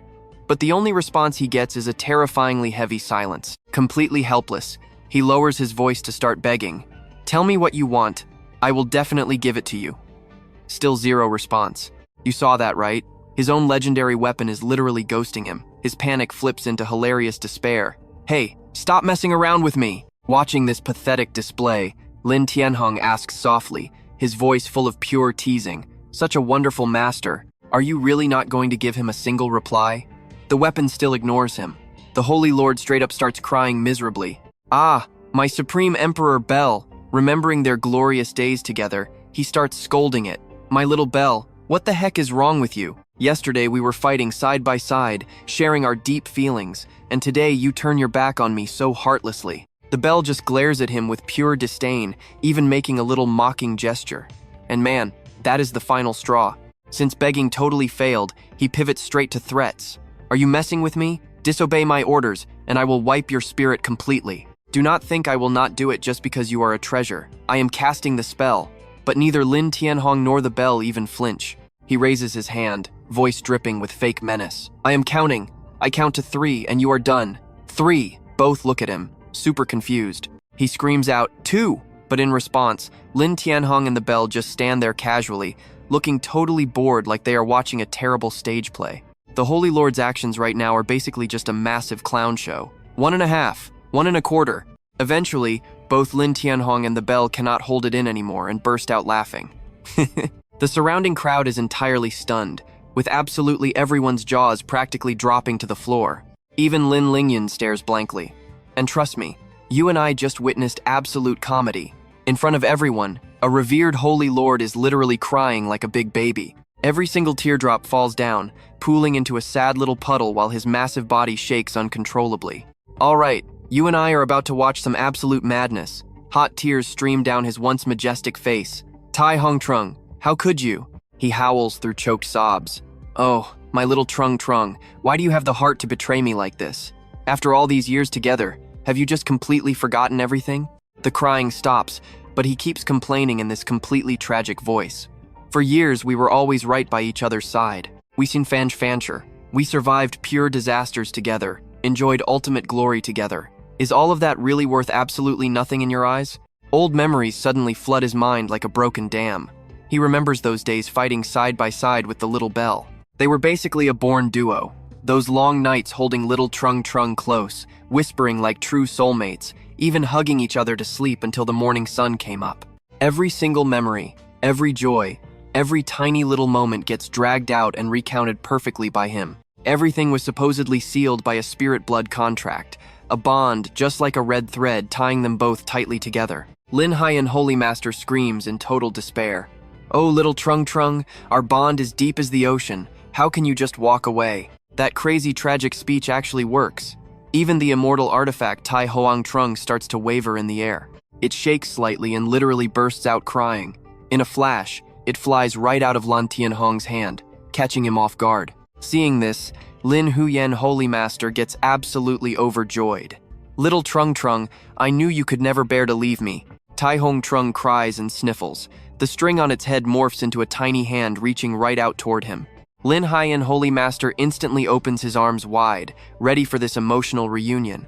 Little Trung Trung speeds up, flying over as his face fills with pure joy. Now watch this part closely. The gap closes, but Lan Thien Hong just smirks. He coldly snaps his fingers. Get back here right now. Hearing that order, Tai Hoang Trung instantly snaps awake. It glances back, spins completely around, and turns its back on Lan Thien Holy Master. The string swings up, landing a direct slap right across his face. Smack! Little Trung! Lan Thien Hong bursts into laughter, a smile full of total mockery. He ignores Lan Thien Holy Master falling face first onto the dirt, completely losing that sad vibe. Lan Thien Holy Master looks up, his eyes practically dripping with toxic venom. Tai Hoang Trung even sticks out its tongue just to tease him. Lan Thien Hong laughs out loud, totally sarcastic. But suddenly, a burst of pitch-black energy erupts straight from Lan Thien Holy Master's body. He growls. Tai Hoang Trung, you traitorous, ungrateful little thing. Since you play dirty, do not blame this venerable one for acting heartless. He throws up 2 fingers. Pitch-black magic gathers fast. The force twists like a dark snake, wrapping tightly around the spirit key string on Tai Hoang Trung's head. Tai Hoang Trung completely panics. Lan Thien Holy Master's eyes turn absolutely vicious. Today, I am going to smash you. One hand squeezes the string, while the other forms a spirit-destroying seal. Sensing the lethal danger, Tai Hoang Trung desperately flies back toward Lan Thien Hong, trembling and sobbing uncontrollably. Don't be afraid. Lan Thien Hong says it so softly, looking completely unbothered. He brings his hand up and quietly mutters, /Spirit Pact. Pop! Just a light flick onto Tai Hoang Trung's head. Instantly, the spirit key string connecting it to Lan Thien Holy Master snaps clean in half. Lan Thien Holy Master's eyes go wide. Pure horror writes itself across his face. He cannot believe a blood contract string just got severed that easily. The exact second that link shatters, his body loses all its life force. A huge mouthful of fresh blood spews right out.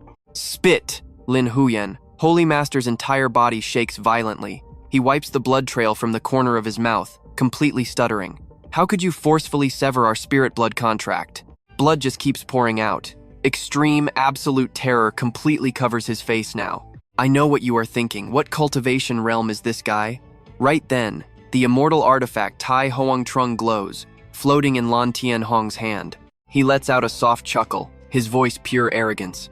Didn't you all really want to see exactly how powerful this thing is? Then use your own lives to pay for a one-time front row seat. Finishing his sentence, Lan Thien Hong instantly channels raw power into Tai Hoang Trung. In just a blink of an eye, the bell expands at a terrifying speed, looking literally like a small mountain suspended in midair. A terrifying pressure rolls out from it, making Lan Thien Holy Master shake uncontrollably, his teeth practically chattering together. No, this is impossible. Every other person standing there is scared out of their actual minds. Lan Van stands frozen, eyes super wide, jaw dropped. Infinite awe rises up in her chest. Is this the true, monstrous strength of the senior? Seeing her distracted, Lan Thien Hong softly reminds her, just stand still next to me. Do not do anything reckless. He throws up 2 fingers with an order. Suppress! Clang! Tai Huang Trung begins vibrating. The sound echoes across heaven and earth, shaking the very mountains and rivers. Clang! The pendulum inside only wavers slightly, but the massive mountain down below gets completely crushed into pieces by invisible sound waves. Giant boulders come crashing down. The crowd below only has time to scream once before getting instantly buried alive. Ah! Lin Haiyan, Holy Master, goes dead pale, his eyes full of panic. How is this possible? So strong. Tai Huang Trung's power is truly terrifying. Just a single strike wiped out a massive area. Shockwaves spread out exactly like the Grim Reaper's scythe, crushing everything right in their path. Entire mountains get leveled. Giant trees turn straight into dust. So what do you and I learn here? Never mess with real power. Through all that dust, only Lan Lin Van and Lan Thien Hong's spot remains totally untouched. Let's jump right into this insane aftermath. Seeing her shaking, Lan Thien Hong drops his voice.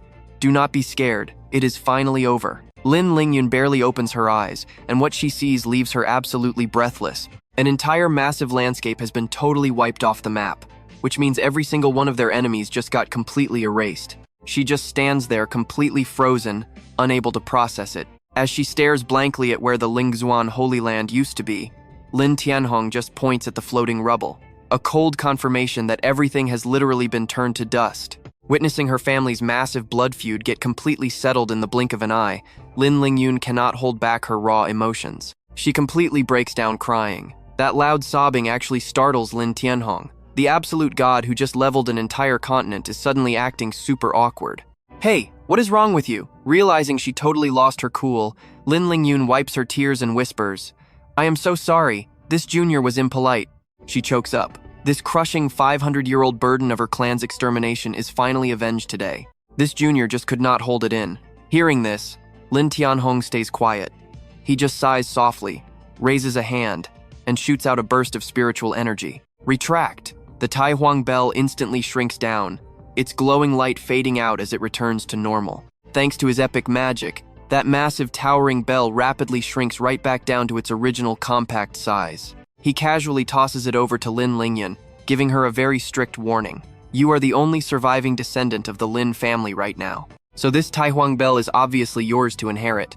Just drop some blood on it to claim ownership. But pay close attention here.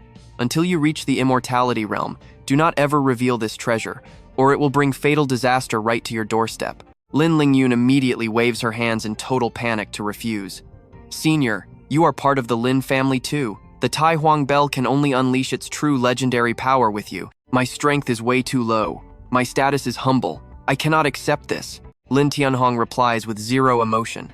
This thing might be a supreme immortal weapon, but to someone at my tier, it is literally just useless trash. He shoots her a cool glance, his voice still flat. Your hidden talent is actually not bad. I just helped you cleanse your marrow and forge your bones. Add the Tai Huang bell, and your cultivation speed is going to completely leave all your peers eating dust. Hearing that, pure joy explodes across her face. Wait, is that really true? Lan Thien Hong nods. Exactly. From now on, rebuilding the Lin family is totally on your shoulders, so hurry up and claim it. Lin Lingyun does not dare to delay for even a second. She bites down on her fingertip until it bleeds. Yes, senior. A single drop of blood hits the Tai Huang bell. Instantly, the immortal weapon shoots straight into the air, making her stumble backward in shock. In a flash, the bell morphs into a brilliant streak of golden light and blasts straight into her body. Whoa. The feeling of absolute fusion spreads through every inch of her. Lin Lingyun just stands there completely stunned, clueless about what just happened. Did that legendary Tai Huang bell seriously just merge with my body? You and I both know overpowered items need a nerf, right? Lan Thien Hong thinks back 10,000 years. He placed a seal on it so Lin descendants would not get arrogant. Aside from basic defense and suppressing fortune, every single one of its other massive powers was completely sealed away. Since the Lin family faced absolute ruin this time, he finally broke the seal to help this kid survive. Suddenly, a random thought hits him out of nowhere. Oh, right, I almost forgot. Lan Thien Hong pulls a shiny ring right out of his spatial inventory and tosses it over. Here, take this. She catches it in a panic, staring wide-eyed at the mystical glowing band. She realizes it is a high-tier spatial ring. Lan Thien Hong throws in some final advice. Use everything inside this ring however you want. They will be a massive power-up on your journey to rebuild the Lin family. Meanwhile, he is secretly calculating in his head. That Lingzuan Holy Land was basically a walking loot piñata, He scooped up so much epic gear from both the lower and upper realms. Thinking about his gorgeous wife, he happily starts dividing all the crazy battle loot. One chunk goes straight to Lin Lingyun as a beginner reward. The rest, obviously going straight to his divine phoenix empress. He needs to spoil her and boost her cultivation stats. That way, their ultimate retirement plan goes smoothly, and they can finally live that peaceful, drama-free life together. Visions of completely chill, perfect everyday moments just keep flashing through his mind. Just wait 100 years until his wife hits max level. Then they will ascend to the upper realm holding hands. They will just keep writing their endless romance epic. Completely lost in that daydream, he stands there smiling like a total goofball. That bizarre smile leaves Lin Lingyun completely confused as she stands there. A cool breeze kicks up. Lan Thien Hong strikes a pose like a total mafia boss and declares loudly, "All right, my job here is completely done and sorted." He turns around and gives a super lazy wave. "I am heading out." Before Lin Lingyun can even manage to spit out a proper goodbye, his body explodes into a streak of brilliant light. He tears through the sky, vanishing into the horizon. Although everything is finally wrapped up, that crazy sudden departure makes Lin Lingyun's heart feel strangely, heavily empty. "Senior," she whispers softly, her voice fading out. Her mood suddenly drops like a rainy afternoon. "If only there is a day we cross paths again." Before she can even finish that thought, she just stands there in absolute silence. A moment later, she also blasts off as a streak of light, vanishing into thin air. "Trust me, you are going to want to see what happens next. Stick with me here. We are looking at the absolute ruins of the Lin Huyen's sacred ground. Just eerie silence and giant boulders floating in midair. It looks unbelievably creepy. Suddenly, the space above the wasteland twists and distorts, rippling just like water being aggressively stirred up. Right after that, two figures suddenly warp in. A young guy crosses his arms, rolling his eyes as he scans the area with absolute arrogance. Well, the once glorious Lin Huyen sacred ground turned flat overnight. What an incredibly tragic, yet totally entertaining show to watch. The old man in green robes next to him, Old Thon, gently strokes his white beard. His eyes half closed, sensing something completely unnatural. "This is the pure aura of an immortal weapon," he says with a deep voice. "It seems the top sacred ground of Nam Chao was wiped out by it." That crazy conclusion makes the young guy flinch. "Wait, what?" His eyes go wide in pure shock. An immortal weapon spawned in a place like Nam Chao? Instantly, greedy intent flashes in his eyes, his fists clenching tight. "Old Thon, I absolutely must get my hands on this immortal weapon." Hearing this, Old Thon quickly warns him. "The power of an immortal weapon is no joke. Even I am not completely sure I could escape it alive. Young master, you should drop this idea for now." With no other choice, the guy sighs, pure regret plastered all over his face. "Fine. When we return to Trung Chao, I will report to my father and have him send someone to investigate. That is way safer." Suddenly, another wild scheme flashes through his mind. His lips curl into a smirk. "Or maybe we should go track down Bakvan first. Once I set my sights on you, do you really think you can escape?" They vanish instantly, rushing off. Now watch closely, because this is where things get interesting. Over at Land City, gentle morning sunlight shines down on the quiet villages tucked beneath the massive mountain range. With her massive blood feud finally settled, Lan Lin Van returns to her clan's old estate, slowly walking right through the gates. Before her eyes is pure devastation. Nothing but heavily stained walls and completely shattered roof tiles left behind.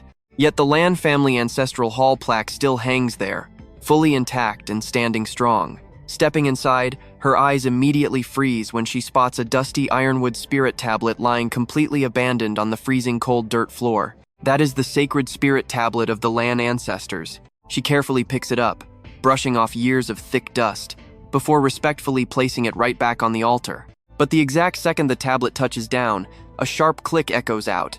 She accidentally triggers a hidden mechanism under the cloth. A secret drawer slowly slides open, making her jump back in total shock. Her gaze is instantly drawn to an extremely old paper scroll resting inside. Pure curiosity taking over, Lan Lin Van quickly pulls it out and unrolls it.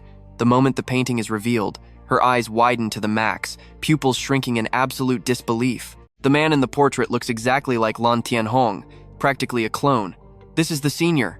She realizes it instantly, quickly reading the small text written right beside it. Third Master Lan, Lan Immortal Venerable. His nephew Lan Liet painted this exact portrait to preserve the memory of his beloved third uncle. Lan Lin Van feels her brain short-circuit. Even her ancestors called him third uncle. You and I both realize what this means, right? An absolutely impossible thought flashes through her mind. Could the senior actually be that guy? No way. That was literally 10,000 years ago. Without a second thought, she fiercely rolls up the painting. She dashes outside immediately. She absolutely has to find the senior and demand the full truth. Over in the capital, Lai Hyen-Guyet holds her calligraphy brush, radiating absolute authority as she slowly writes out each bulletin. The news of Nam Cha's #1 sacred ground getting utterly destroyed overnight spreads like an invisible earthquake. The entire southern continent is left completely shaken to its core. Up in the blue sky, flocks of birds still lazily glide around under the warm sunlight. But totally clashing with that peaceful vibe, the people of Nam Chao are drowning in a massive wave of unprecedented panic and absolute terror. A heavy fog of anxiety covers the mountain ranges, throwing every single sect, big and small, into total chaotic disarray. Emergency lockdown! A stern elder steps forward, loudly shouting out his strict orders. Elsewhere, a panicked old woman screams at her disciples before fleeing in a hurry. Meanwhile, inside the royal palace, Li Hyen-Guyet furiously slams her book down onto the heavy ironwood desk. She shoots right up, her gorgeous face tense with absolute rage, screaming down at the person kneeling on the floor. The monster who annihilated the Lin Hyen sacred ground overnight, and the one who wiped out the 6 great sects. Are they the exact same person? What on earth does he actually want? Bloodthirsty Venerable bows deeply, waiting for her blazing fury to cool before respectfully reporting. Your Majesty, I have dispatched countless elite spies, but so far we have found absolutely zero clues. While half listening to this gloomy report, Li Hyenget's mind drifts elsewhere entirely. I must enter secluded training immediately and push my limits. Within 5 years, I will break through to the longevity realm. In 100 years, I must reach the Khanate realm. Only then can I protect my husband. Once I hit the Khanate realm, my husband and I will ascend together. Early morning in Fuangkin City. Massive crowds flood the bustling streets, grabbing food or just strolling. But in one corner of a tavern, the atmosphere feels unbelievably heavy. 3 guys sit like stone statues around cold tea. Total silence. Trust me, you are going to want to see how this plays out next. Alright, stick with me here. We are starting off with pure panic. One guy finally speaks up, his voice shaking, asking the others if they found any trace of young Master Lin. The second guy, sweating buckets, eyes darting everywhere as he admits he has nothing too. Hearing this, the other 2 just completely break down, one literally crying into his hands. What are they supposed to do now? This is a secret order from the Empress herself. If they fail, their entire families might actually lose their heads. The last guy slumps against the table, sobbing that he has an 80-year-old mother and a newborn baby at home. He absolutely refuses to die for nothing. But suddenly, the first guy speaks up again, completely cutting off the dramatic crying fest. He turns around with this weirdly confident, mysterious smile. He tells them to chill because he has a genius plan. The other 2 instantly light up, begging him to spill. Pushing out his chest, he seriously suggests they just burn some incense and pray. He claims the heavens will totally guide their way. Oh, wrong move. The admiration instantly turns into pure rage. The other 2 guys absolutely lose it, grabbing him by the collar with their fists raised high. They scream that he is a total idiot. His brain is useless, his plan is garbage, and now they are 100% doomed. The poor shop owner rushes out to stop the massive brawl. But right at that moment, the jingling bells of a passing carriage echo through the air, instantly grabbing everyone's attention. And there he is. Lan Thien Hong is chilling in the carriage, humming a happy tune and just enjoying the view. Now pay attention here. The second his handsome face catches their eyes, these 3 guards completely freeze. They stare in disbelief, and then boom, they literally come back to life. Going straight from absolute suicidal despair to jumping for joy, it is like they just hit the ultimate jackpot. They tackle each other into a massive hug, tears streaming down their faces, screaming young Master Lin at the top of their lungs. These guys are so incredibly hyped that they completely flip their dining table into the air, totally ignoring the poor shop owner who is now crying over his ruined stuff. Laughing and sobbing at the same time, the trio chases after the carriage. They are literally screaming Amen, Hallelujah, thanking the heavens, and begging young Master Lin to wait because they missed him to death. A little while later, right outside the Phoenix capital, the carriage is back to rolling smoothly down the road. Inside, Lan Thien Hong actually clasps his hands and bows his head, sincerely apologizing for making all of them worry so much. The 3 guards frantically wave their hands, laughing it off and saying it is totally fine. That previous panic? Gone. They are absolutely thrilled now. As long as he is safe, their heads get to stay attached to their necks. Lan Thien Hong just looks up and gives them a calm smile. Reaching inside his robes, he digs around for a second before casually tossing a small bottle right over to the 3 guards. He casually mentions it is just some decent quality pills he bought on the way, a little gift to say sorry. The guys scramble to catch it with both hands, treating it like a holy artifact. They look up with massive, flattering smiles, thanking him endlessly. With that settled, Lan Thien Hong grabs the reins himself, driving the carriage straight into the inner city. Up ahead, the massive gates are wide open, welcoming him. He chuckles, staring down at a tiny spark of spiritual fire dancing right in his palm. That flame is actually glowing from the spatial ring he is holding. With a quick flick of his wrist, he tosses the ring. It leaves a beautiful, fiery trail through the air before vanishing completely. Not a single trace of it is left behind. You and I both know what is happening here. His eyes flash with determination. He just looted the entire Holy Land, and now he is casually gifting all that insane treasure to his empress wife as a greeting. At that exact moment, a blazing streak of fire tears across the sky.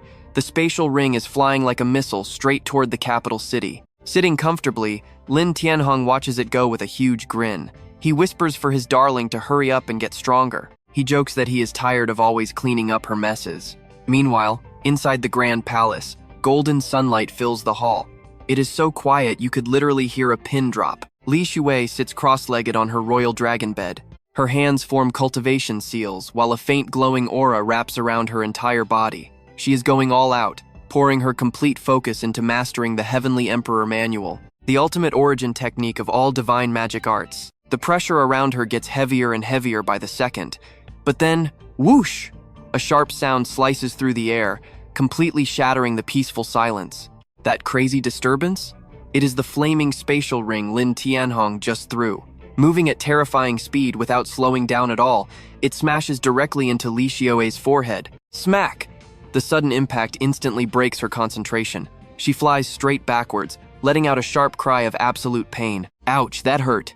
She rolls across the bed, clutching her forehead with tears literally welling up in her eyes. But a split second later, she springs up like a coiled trap. A massive bump is already forming on her head as she clenches her fists, roaring out to ask who dared attack her. She is standing tall now, her tiny fists clenched completely white.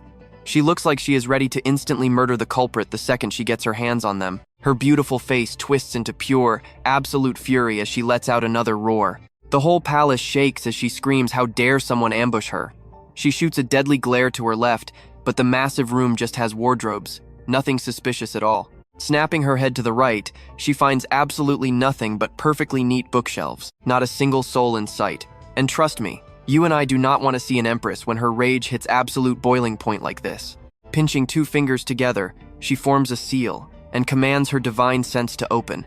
Instantly, a layer of golden light explodes, wrapping around her entire body. Alright, stick with me here. Li Shui throws her hand forward, fingers spread, her dark eyes suddenly turning a pure, soul-chilling white. She pushes her magic to the absolute limit, her divine sense scanning every single inch of land for miles, reaching way past the capital's borders. Her brows knit tightly together, her face a mix of pure confusion and raging anger as she hunts for the mysterious attacker. But the result? Absolutely nothing. Just completely empty space, without a single suspicious trace or clue left behind anywhere. Li Shui pulls back her divine sense, returning to normal, but that burning irritation hasn't dropped a single bit. She lets out a cold scoff. Damn it. My power just got a massive upgrade, yet someone still managed to sneak attack me without leaving even a drop of aura behind. Her face scrunches up, resting her chin on one hand, racking her brain to figure out who would actually dare pull a stunt like this. But no matter how hard she thinks, zero clues. Completely helpless, Li Shui reaches up to gently rub the throbbing bump on her forehead. Ah! The sharp pain makes her instantly yank her hand back, squatting down to hug her head, pouting like a literal child. That hurts so much. Right as she is sniffling, before the tears can even manage to fall, her pupils suddenly shrink. She spots a mysterious ring just casually rolling along the ground not too far away. Curiosity totally overpowers the pain. She hurries over, snatches it up, and stares at it intensely. A spatial ring. Without a second of hesitation, Li Shui channels her inner power straight into it, concentrating all her energy as her gaze turns incredibly sharp. Whoosh! A blinding light erupts, and from that tiny little ring, a massive spatial gate rips wide open. Li Xiwei cautiously steps right inside. Now watch this part closely. Her eyes snap wide open as she completely freezes in her tracks. Her jaw absolutely drops. Right in front of her are mountains of stacked resources, endless gold, rare jewels, divine spirit pills, and top-tier cultivation materials. It is a legendary stash way beyond anything she could ever imagine. She literally gasps in pure shock. This insane pile of wealth easily dwarfs the entire treasury of the Divine Phoenix dynasty. In that exact second, the pounding pain on her forehead magically vanishes without a trace. Trading one little bump for an absolutely gigantic treasure hoard like this? What an epic steal. All her previous rage instantly evaporates into thin air. Right now, her sparkling eyes only see the blinding glow of pure, unadulterated wealth. Who in the world gifted this to me? Dead silence. No answer. Li Xiwei decisively shuts her eyes, telling herself, whatever. Someone gave it to me, so how could I possibly refuse? Thought finished, she opens her eyes, sparkling with absolute joy. With these insane resources, not only can I skyrocket my cultivation level in no time, but before she even finishes the thought, her fist clenches tight, gripping the ring. At that exact same moment, the massive spatial gate slowly seals shut right behind her. Inside her mind, Li Xiwei is already plotting a wildly bold plan. I can literally use this to train an unstoppable, superpowered army. Just then, a frantic, urgent knocking echoes from outside the door, violently cutting her epic thoughts short. Hands still clutching the ring tightly, Li Xiwei shoots a totally annoyed glare toward the door. She quickly slides the ring onto her long, slender finger, then casually grabs a coat hanging nearby. She throws it on in a rush to hide her slightly messy appearance. She fiercely marches to the door, that majestic bump still super visible right on her forehead. What is it? I know exactly what you are thinking. An attack? Nope. The Blood Phoenix guard bows respectfully outside. Your Majesty, he has returned. And just like that, her cold empress vibe completely vanishes. Her face flushes a deep red, her big eyes sparkling brightly, and she just can't stop a massive, radiant smile from breaking out. Hubby is back? But a shy, maiden-like reaction like this? She absolutely cannot let outsiders see it. At the end of the day, she is still the mighty empress. Li Xiwei quickly fakes a light cough, snapping right back to her strict, serious posture. Understood. The second the door closes, leaving her completely alone in the room, she instantly melts back into a super soft, clingy girl. Crossing her arms tightly over her chest, she pouts and grumbles, "Stupid hubby, daring to leave me all alone for so damn long." Her mouth complains, but deep down, she isn't mad at all. Her eyes flash with undeniable joy. She looks down, cheeks blushing pink. He finally decided to come back. The mood of a girl deeply in love is blooming wide open, overflowing with absolute happiness. Heh. I definitely need to prepare an incredibly massive feast for him tonight. Half an hour later, golden sunlight is still bathing the entire royal palace. A gorgeous girl in bright red robes, moving with pure grace, face hidden behind a veil, steps inside gently. This is Phoenix, Li Xiwei's royal younger sister. She runs in happily, her voice bright and clear. "Big sis, look, I have this cute little bag right here." The moment she sees Li Xiwei, she leaps right onto the bed, winking playfully. "I heard brother-in-law is finally back. No wonder you are actually smiling now." Her cute face is flushed, pink, round eyes shining with pure, genuine joy. "I am just so happy for you." Li Xiwei looks at her little sister with eyes full of utter adoration, speaking so softly. "Since your brother-in-law is back, I can't stay in the palace to play with you tonight." She flashes a sly, teasing smile, poking her sister. "What are you acting so super happy about anyway?" Phoenix instantly widens her big eyes, staring straight at her, and replies with pure sincerity, "As long as you are happy, big sis, I am happy too." Saying this, she lowers her head, her voice carrying a hint of sadness. "So what do you and I take from this?" She knows her sister was stressed about the Six Sects and Spirit Heaven Holy Land getting wiped out. "And I couldn't even help you at all," she honestly admits. "Alright, you and I are diving into an incredibly sweet romance today." Feeling guilty, the little girl snaps. Her brother-in-law is way more useful." Li Xiwei knows her little sister's childish temper perfectly. She helplessly rubs the kid's head. Her voice is incredibly gentle, yet strictly commanding. "Once your sister leaves, you have to stay and train hard." She stares at Fenger with absolute adoration in her eyes, but her words carry a very serious warning. If you cannot break through to the spirit condensation realm this year, I will absolutely punish you. Fenger's eyes instantly go wide, and the whining begins. Huh? But that realm is way too hard. Flick! Li Shiyue taps her right on the forehead instantly, scolding her with a strict tone. What is so hard about it? With your insane talent, if you weren't slacking off all day, you would have broken through ages ago. Fenger grabs her forehead, frowning and faking total agony. But Li Shiyue isn't buying it at all. Standing up straight, she sternly orders the little slacker back to her training. Just before heading out, she bends down to grab the heavy bag that Fenger brought over. Li Shiyue turns and walks away, clutching the bag tightly. She waves without looking back, happily shouting, "I am heading home to see my husband first." In a single blink, her beautiful figure vanishes right out the window, leaving behind a faint, blurry afterimage. Fenger is left standing there all alone, watching completely helplessly. Feeling completely left out, the little girl pouts, resting her chin with a heavy sigh. Man, I really envy my brother-in-law for marrying such an amazing wife. Suddenly, she spins around, putting her hands on her hips and throwing a cute, fake tantrum. Seriously, I am actually starting to get really jealous of that guy. Way outside the bustling capital city, while the massive crowds keep moving, a highly luxurious carriage quietly rolls down a small side road. After an incredibly long journey, Lan Thien Hong finally returns to his familiar home.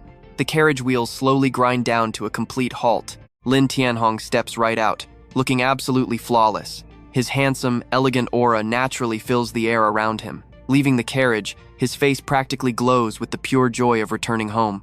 Standing right in front of his familiar gates, he raises a hand, knocking with a steady rhythm. His eyes are overflowing with love, and his voice is meltingly sweet. Lan Thien Hong softly calls out, "Wifey, your husband is finally home." Boom! Before he can even finish his sentence, the massive gates fly wide open. A super soft figure darts out, crashing straight into his waiting arms. "Husband!" Li Shiyue wraps him in a tight hug. Her voice rings out as clear as a silver bell, acting like the most spoiled little wife. "You finally decided to come home." Lan Thien Hong hugs her back with pure tenderness, leaning in to whisper with a warm, deep voice, "I am back." He gently raises a hand, stroking her super soft hair with a voice full of absolute affection. "I haven't seen you for days. Were you good? Are you feeling okay?" Li Shiyue pulls back from his chest, her cheeks puffing out in an adorably angry pout. "Not having you by my side was absolutely terrible. But right at that second, now pay close attention to this next part." Lan Thien Hong completely freezes, his eyes locking dead onto a nasty purple bruise right on her forehead. In a split second, that gentle gaze transforms into absolute ice. "Wifey, what exactly happened to your forehead? Who in the world dared to touch you?" A terrifying aura violently explodes from his body. Lan Thien Hong literally roars out loud, "Who had the absolute guts to do this?" Pure rage boils over as he aggressively grits his teeth. "Once I find them, they are completely dead meat." But ironically, the angry husband has zero clue that an alternate version of himself actually threw the rock that hit her. Li Shiyue nervously shrinks back, completely avoiding his terrifying, murder-filled gaze. She turns her face away, acting incredibly aggrieved. "I don't know which bastard hit me with a rock." She hesitates, muttering with total annoyance. "Wait, it actually seems like you were the one who did it." Hearing that, Lan Thien Hong gets even more furiously angry. And then what happened? Just as she finishes speaking, heavy tears instantly start falling down her face. Pointing right at the swollen bump, she chokes up with emotion. And then it just swelled up like this. Lan Thien Hong's blood is literally boiling up to his head now. Pure bastard. His entire body leaks heavy killing intent, his icy eyes locking onto his own hands that are visibly shaking with rage. "If I ever find out who did this, I am destroying them." Suddenly, Li Shiyue hugs him incredibly tight, burying her face into his chest and instantly melting all his anger away. "It is totally fine, hubby. They probably did not do it on purpose." She looks up with those unbelievably gentle eyes. "The only thing that matters is that you are finally home." Standing right there on the front porch, the two of them share a deeply passionate, romantic kiss. They are completely lost in this ultra-sweet reunion. A long moment later, barely able to breathe, they pull apart blushing super hard, but their eyes are clearly still locked together. We all saw that coming, right? Lan Thien Hong is so drunk on love right now, he entirely forgot about hunting down whoever hurt her. "Let's go inside." Scooping his super shy wife right up into his arms, he walks her in step by step, whispering gently, "Your husband will put some medicine on that." Snuggled safely inside his strong arms, Li Shiyue acts completely soft and docile, looking upward. She softly suggests, You must be incredibly exhausted from your long trip.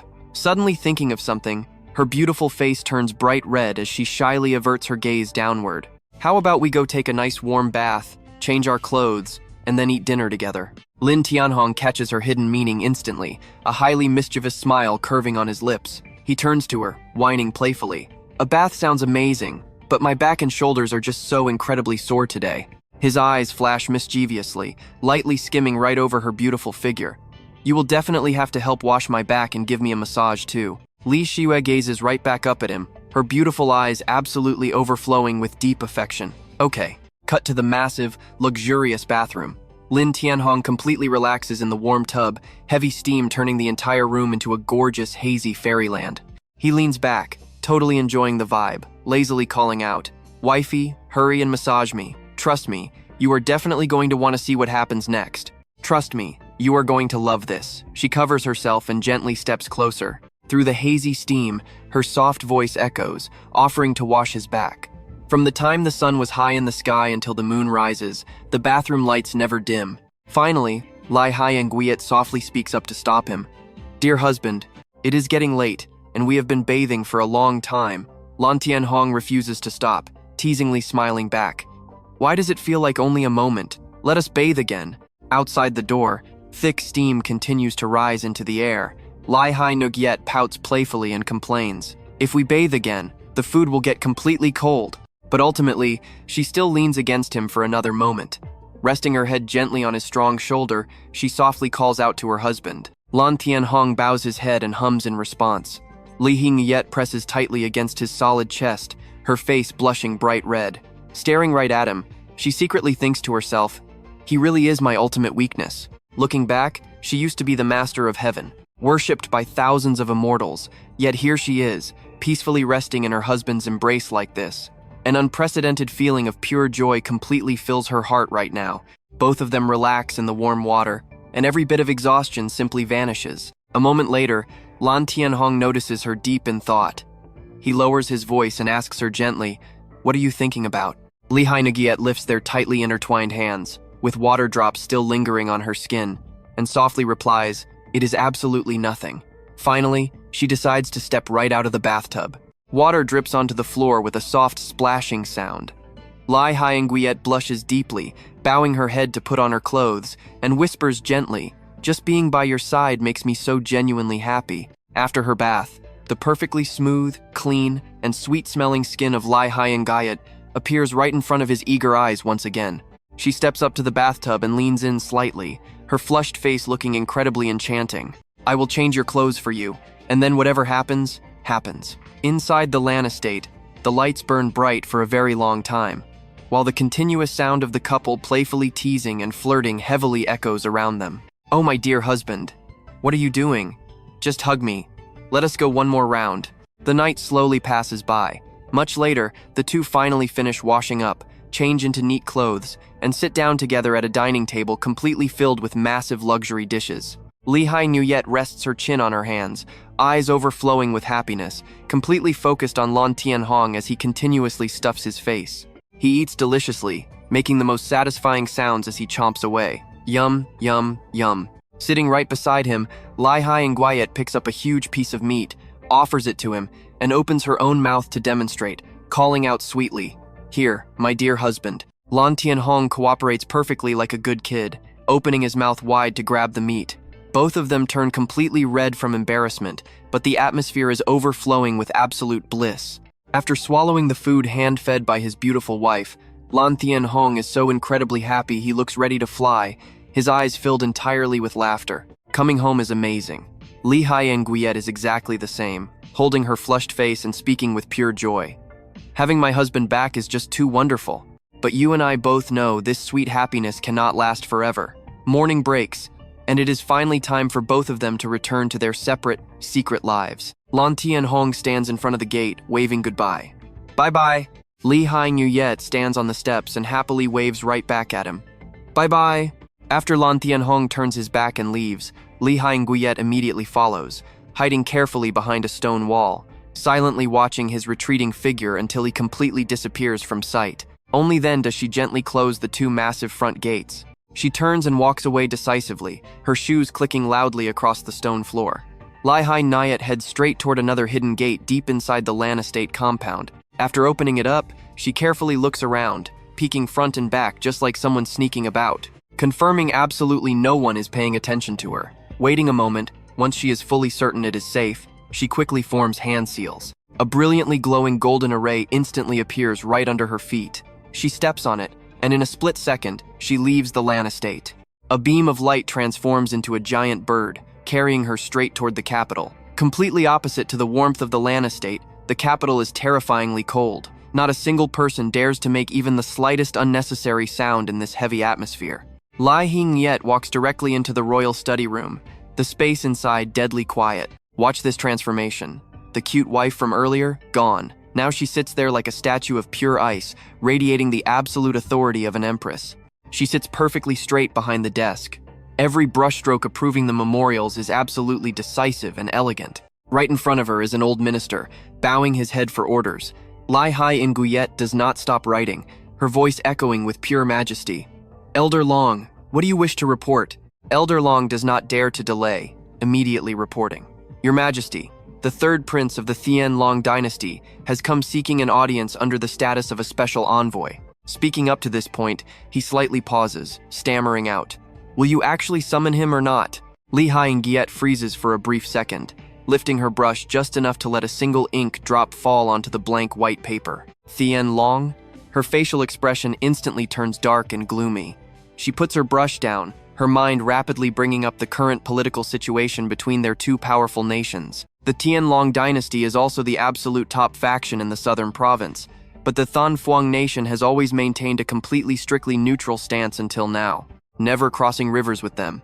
This third prince is rumored to be the #1 expert of the Thien Long dynasty, yet he actually lowered his own status to come here as a mere messenger. Thinking about this, Lihai Ngiet asks in a freezing cold voice, "Why is he here?" The elder shrinks back, trembling. "He came to propose, and trust me, you and I definitely want to see how the empress reacts next. Stick with me to see what happens when you cross an empress." Li Shiwe's weak spot is hit. Her eyes narrow at Elder Long, voice cutting like a frozen blade.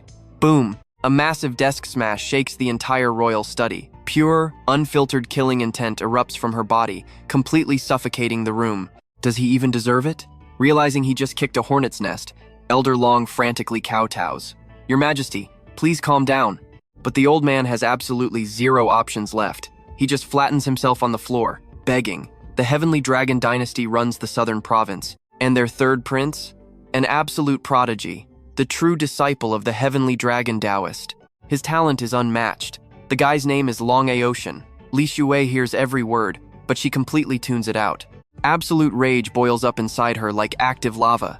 Still, her breathtaking face stays perfectly cold, like absolute zero ice. Elder Long keeps bowing his head. He has no clue he is standing on the edge of a cliff, trembling as he speaks. If we reject them openly, I fear our entire empire will face disaster. Li Shue's delicate fingers, which were lightly tapping the desk, suddenly clench into a tight fist. She flicks her sleeve, a simple move carrying a terrifying, crushing pressure.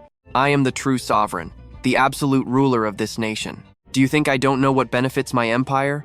Knowing the Empress won't yield easily, Elder Long decides to risk it all, playing his trump card. His voice carries a very clear, heavy threat. Your Majesty, now pay attention.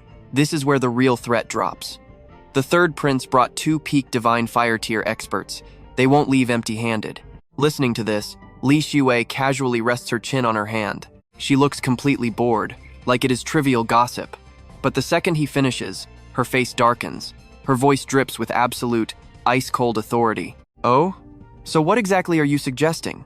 In a single flash, the entire study drowns in a freezing ocean of killing intent. Elder Long is so terrified his voice completely shudders. In my humble opinion, given our Divine Phoenix Dynasty's current power, we literally cannot refuse them. Still face down on the floor, he stammers out his ultimate, supposed genius plan. Even if your Majesty hates it, just pretend to accept for now. We can stall and find a way later without angering them. Too bad those words are just empty noise to her. She snaps, stands up violently, and slams the desk. Boom! Her face goes totally rigid, eyebrows locked. She grits out every single word. Great advice. So where exactly do you expect me to put my husband? Her knuckles turn stark white. A thin, deadly sharp aura starts gathering. Scared out of his mind, Elder Long still bites the bullet. Your Majesty, please calm down. You are the ruler of a nation, carrying the weight of the entire world. As for your current husband, at the end of the day, he is just a commoner. Nobody even knows he exists. Hearing husband, she completely loses it. The corner of her mouth curls into a freezing smile, sharp as 1,000 invisible blades shooting straight at him. You and I both know he is digging his grave here. Oh? Spit it out then. Completely oblivious to the lethal danger, thinking he hit the jackpot, he straightens his back proudly. You are busy, under massive pressure. Finding a regular guy to experience ordinary life is not a crime. A malicious, cold glint flashes in his eyes. Pausing for dramatic effect, Elder Long slowly drops a totally vicious suggestion. Let's eliminate him. That way, we do not offend the Heavenly Dragon Dynasty, and the big picture stays completely intact. Before he even finishes his sentence, a golden blur rips through the air, leaving only fading after images. In a microsecond, she is right beside him. Smack! A massive slap drops like a lightning hammer, leaving a bright red print on his face. The bone-rattling sound still echoes loudly across the room. Elder Long only manages a pathetic groan before flying backward like a broken toy. He struggles up, spitting blood, his cheek completely swollen. Behind her, a massive golden dragon phantom materializes, bearing its fangs and claws, radiating terrifying, crushing pressure. She speaks with zero warmth. Out of respect for your years of service, today I only cripple your cultivation. Turning around decisively, she drops one final, brutal warning. You are old. Go retire. Finally realizing his fatal mistake, Elder Long drops to his knees, kowtowing and begging for his life. Only when her silhouette completely vanishes does he dare stop. He is absolutely terrified a mere commoner matters this much to her. Not daring to stay, he trembles to his feet and shuts the door. I take my leave. Li Xiu is still fuming. She spins around, her eyes incredibly sharp, anger still violently surging. I will never be threatened, and I am definitely not leaving my husband. She clenches her jaw. They are nothing. So what happens next? Trust me, this is gonna be epic. Guards, lead the way. I want to see those heavenly dragon envoys. Stick with me for an epic showdown today. The sun is shining, but inside the guest hall, pure suffocating heat. Lan Thien and his two protectors sit there looking completely unbothered. He has a beauty mark under his eye and a seriously arrogant playboy vibe going on. Resting his chin, eyes closed, just chilling. Zero rush whatsoever. But the red-bearded elder next to him is furious. He slams the table, yelling that the Divine Phoenix Empress has some serious nerve making the Heavenly Dragon Dynasty delegation wait like this. Lan Thien just smirks. Let her act high and mighty for now. Wait until this prince conquers her, we will see if she stays that arrogant. He chuckles, opening his eyes. Those amber pupils flash sharply as he reaches out his hand like he is granting a royal favor. He brags about his absolute genius talent, hitting the divine fire 3rd tier at just 30 years old. But that Phoenix Empress? She broke into the 5th tier before even turning 20. Pure, unfiltered greed instantly flashes across his eyes. He is completely obsessed. His smile turns incredibly toxic. Talent like that? You would not see it once in 10,000 years. A treasure like her cannot possibly be wasted on anyone else. Elder Bai, who has been totally quiet this whole time, finally strokes his long white beard and slowly speaks up to reassure the prince. Do not worry, 3rd prince. This marriage was decided by our great ancestor himself. There is absolutely no way this plan can go wrong. Even if those old fools from the Divine Phoenix Dynasty had the guts of a god, they would never dare defy the Heavenly Dragon Ancestor. The red-bearded elder snorts with heavy contempt. A tiny little Phoenix Dynasty daring to show off in front of the masters? He lifts his chin high. Now pay attention to his wild arrogance. Sure, years ago, Dragon, Phoenix, and Black Tortoise were the 3 great pillars of the southern continent. But today, our Heavenly Dragon completely dominates the entire region, with Black Tortoise stuck in 2nd place. And the Divine Phoenix? They are not even on the royal family's radar anymore. He sneers in disgust. Those weaklings cannot even suppress the 4 great kings within their own borders right now. If that King Wu Ning had not rebelled, forcing this little Phoenix Empress to reveal her insane talent and alerting our dragon ancestor, this marriage alliance would literally never be happening. To put it bluntly, she is just not worthy. Right on cue, a crystal clear but totally freezing voice rings out. We hear her before she even steps into the room. Oh? I wonder what valuable lessons these honored guests from the Heavenly Dragon Dynasty have brought to teach me. Lan Thien instantly freezes, whipping his head toward the door.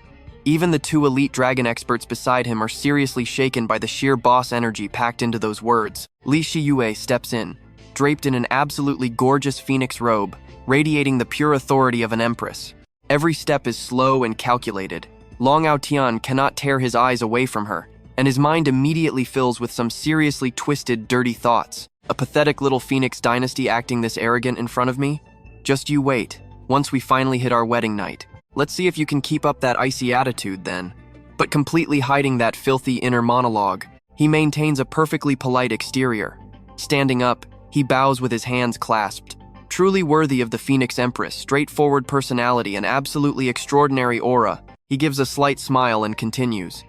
This prince hates beating around the bush. I am here representing the Heavenly Dragon Dynasty today, specifically to propose marriage to you, Empress. If our two nations join forces, Heavenly Dragon will guarantee the Phoenix Dynasty eternal peace and protection. While he is busy running his mouth with empty promises, Li Shiyue calmly takes her seat on the gold-encrusted Phoenix throne.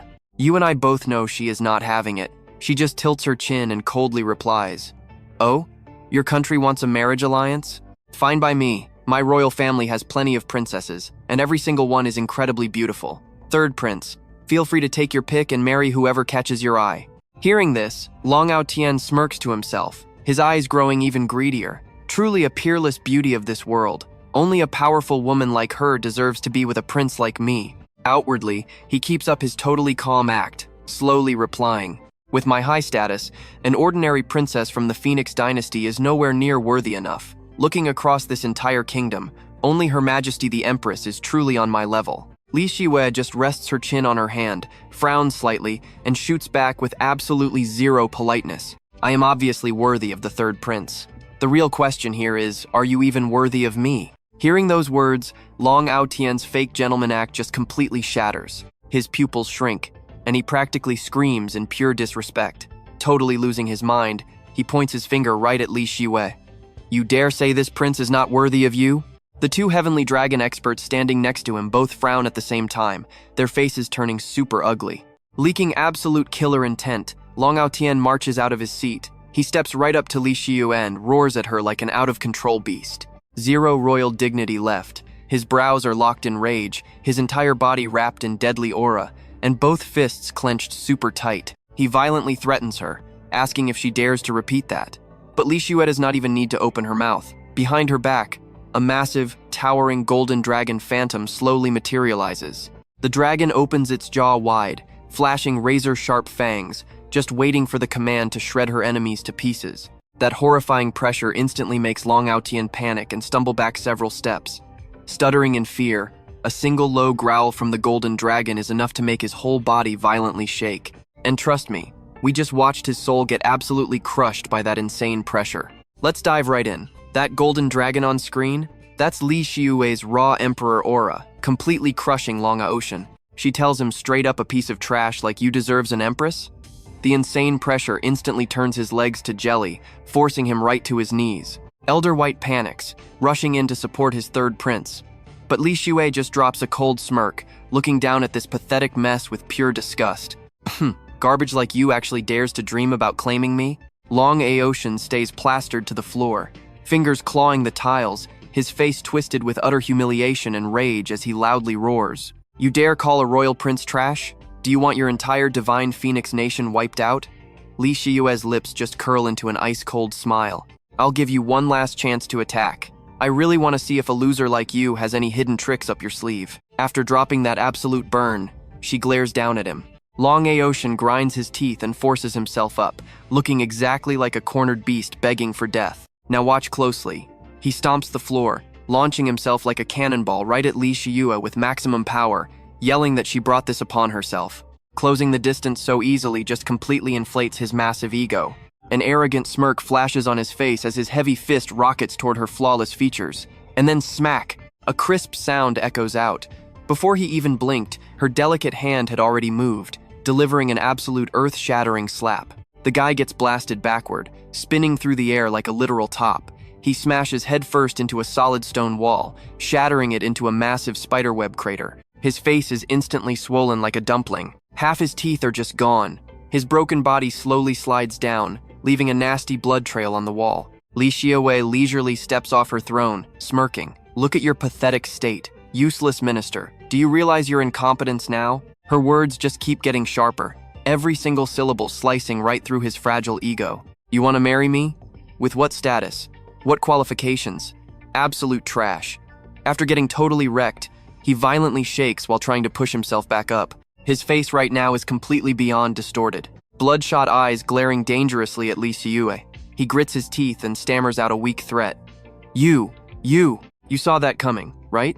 Before he can even finish, he spasms violently, clutching his chest before coughing up a massive mouthful of fresh blood. His complexion flips from bright red to dead purple. Right after, a wave of pitch-black, ink-like demonic aura violently erupts straight from his mouth. The demonic energy spikes insanely fast, putting the two Heavenly Dragon experts on high alert as they immediately approach Li Xiaowei to brace themselves. Watching from a distance, Li Xiaowei slightly frowns, a brief flash of surprise crossing her eyes. Elder White completely panics. Not good. His Highness is too triggered. He's actually unleashing that dangerous power regardless of the consequences.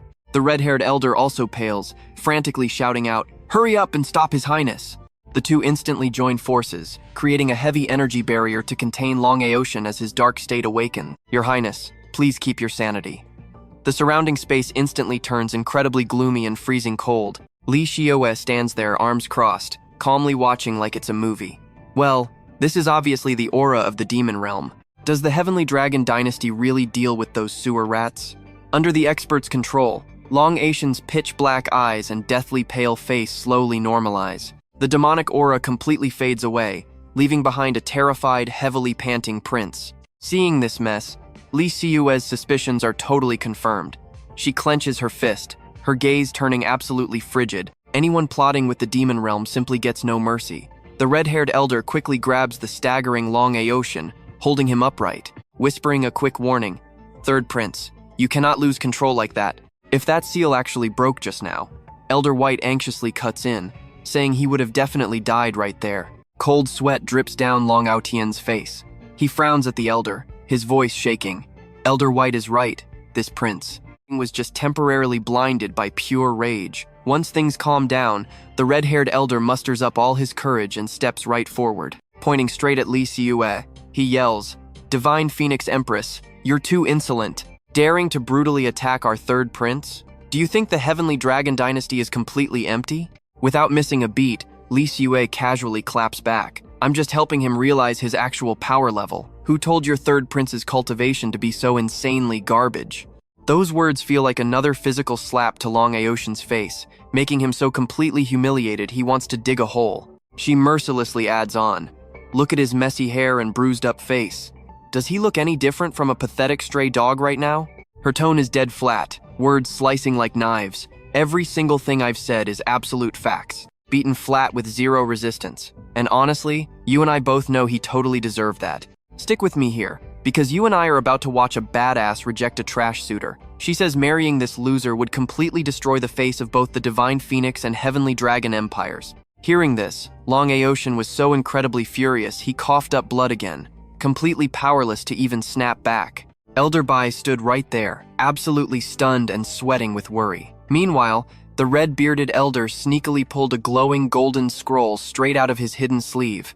The second that scroll appeared, it blasted a blinding light everywhere. He glared like a maniac, shouting as if he had just found his ultimate lifeline. "The decree of the Heavenly Dragon Ancestor is here. Divine Phoenix Empress, kneel down and receive your orders immediately." Elder Bai just sneered, shooting Li Xiaowei a totally mocking look. He chuckled, gloating that in this southern continent, the Heavenly Dragon Ancestor's word is literal absolute law. A majestic roar echoed through the air, and a massive phantom of a white-haired old man wearing a green dragon robe appeared with terrifying, solemn pressure. This legendary expert was summoned right from the scroll's barrier. Long Aotian and the two powerful elders immediately dropped to their knees, bowing down with absolute respect. But Li Xiaowei, she just stood there, tilting her head with a totally defiant stare. "Want me to kneel? Keep dreaming." The red-bearded elder went absolutely ballistic, tightly gripping the scroll as he roared that it was not her choice. His eyes flashed with pure, murderous intent, glaring right at her. But she stayed totally cool, coldly thinking to herself that it is just a tiny piece of an immortal spirit, and he really thinks he can suppress me? Now watch closely, this is where she proves her absolute dominance. She smirked, thinking who could ever force her to kneel. Suddenly, boom! A massive phantom golden dragon erupted right behind her. Its overwhelming aura completely shattered the pressure, proving her power actually crushed the heavenly dragon ancestor. The red-bearded elder started fully panicking. His face went pale as he screamed that she was resisting the decree.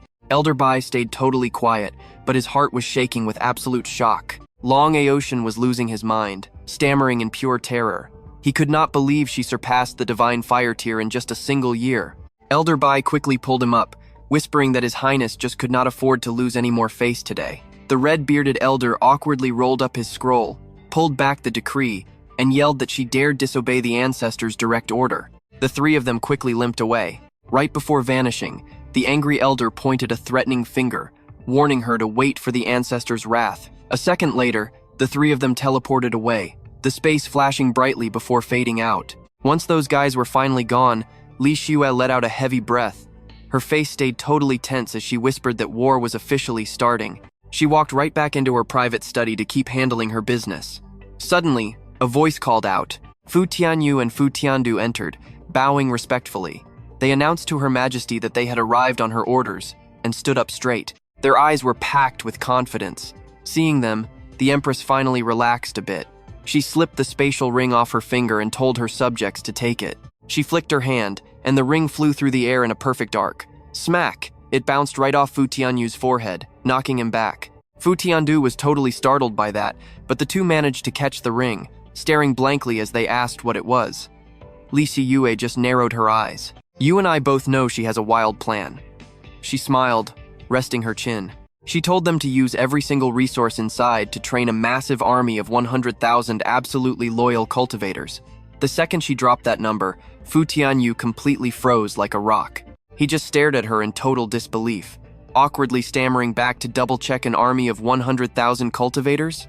He threw both of his hands up with the ring, swearing that even if they completely drained the entire Divine Phoenix Nation dry, they still would never be able to scrape together enough resources for that. But before the Empress could even answer him, Fu Tiandu snatched that ring back with the speed of lightning, her eyes totally hungry like a wolf. She popped it open, and instantly, a massive burst of golden light exploded outwards. It literally looked like a waterfall of pure gold pouring out. The blinding flash hit her straight in the face, making her brain buffer for a second. Looking into Fu Tiandu's blown-out pupils right now, it seemed like her entire world was just made of gold. Her jaw dropped to the floor, and she let out an earth-shattering shriek. Oh my god! Once her brain rebooted, she turned to the Empress, looking totally suspicious. She stammered, asking where in the world Her Majesty managed to dig up this literal mountain of money. Li Shue just smirked super mysteriously. If I told you heaven dropped it, would you believe me?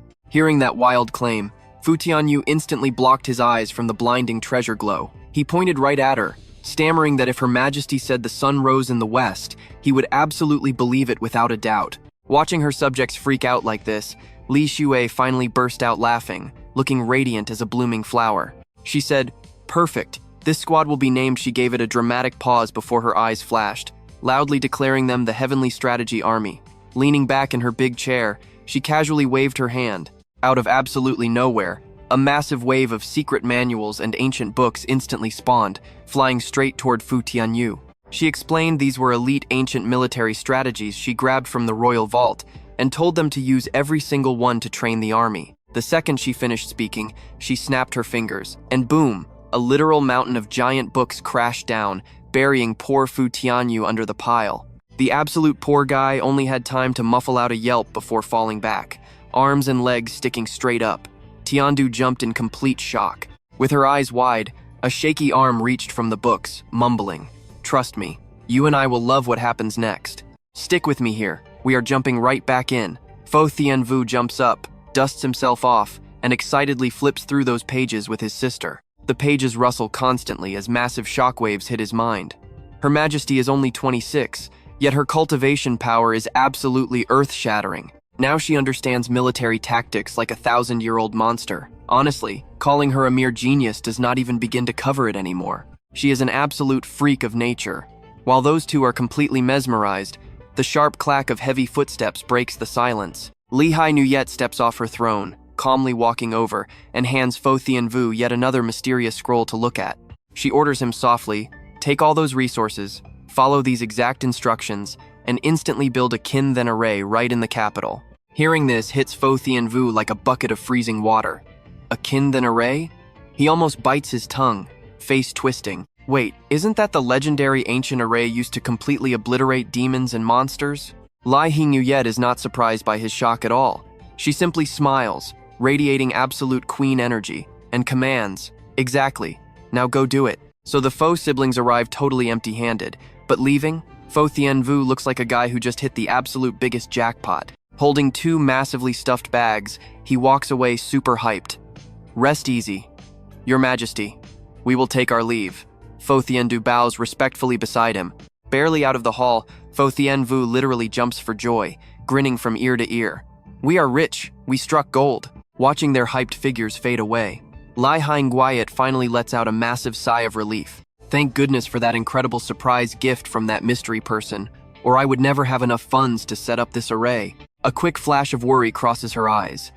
I just bet absolutely everything on those two. Now pay close attention here. Once that Kin Thon array is finally finished, even if Trung Sin brings his entire army, she is ready for a massive deathmatch. Her hand nervously grips her dress, but immediately, that fierce queen aura takes over again. So what if this is just a tiny mortal kingdom, daring to fight against the supreme might of the immortal world?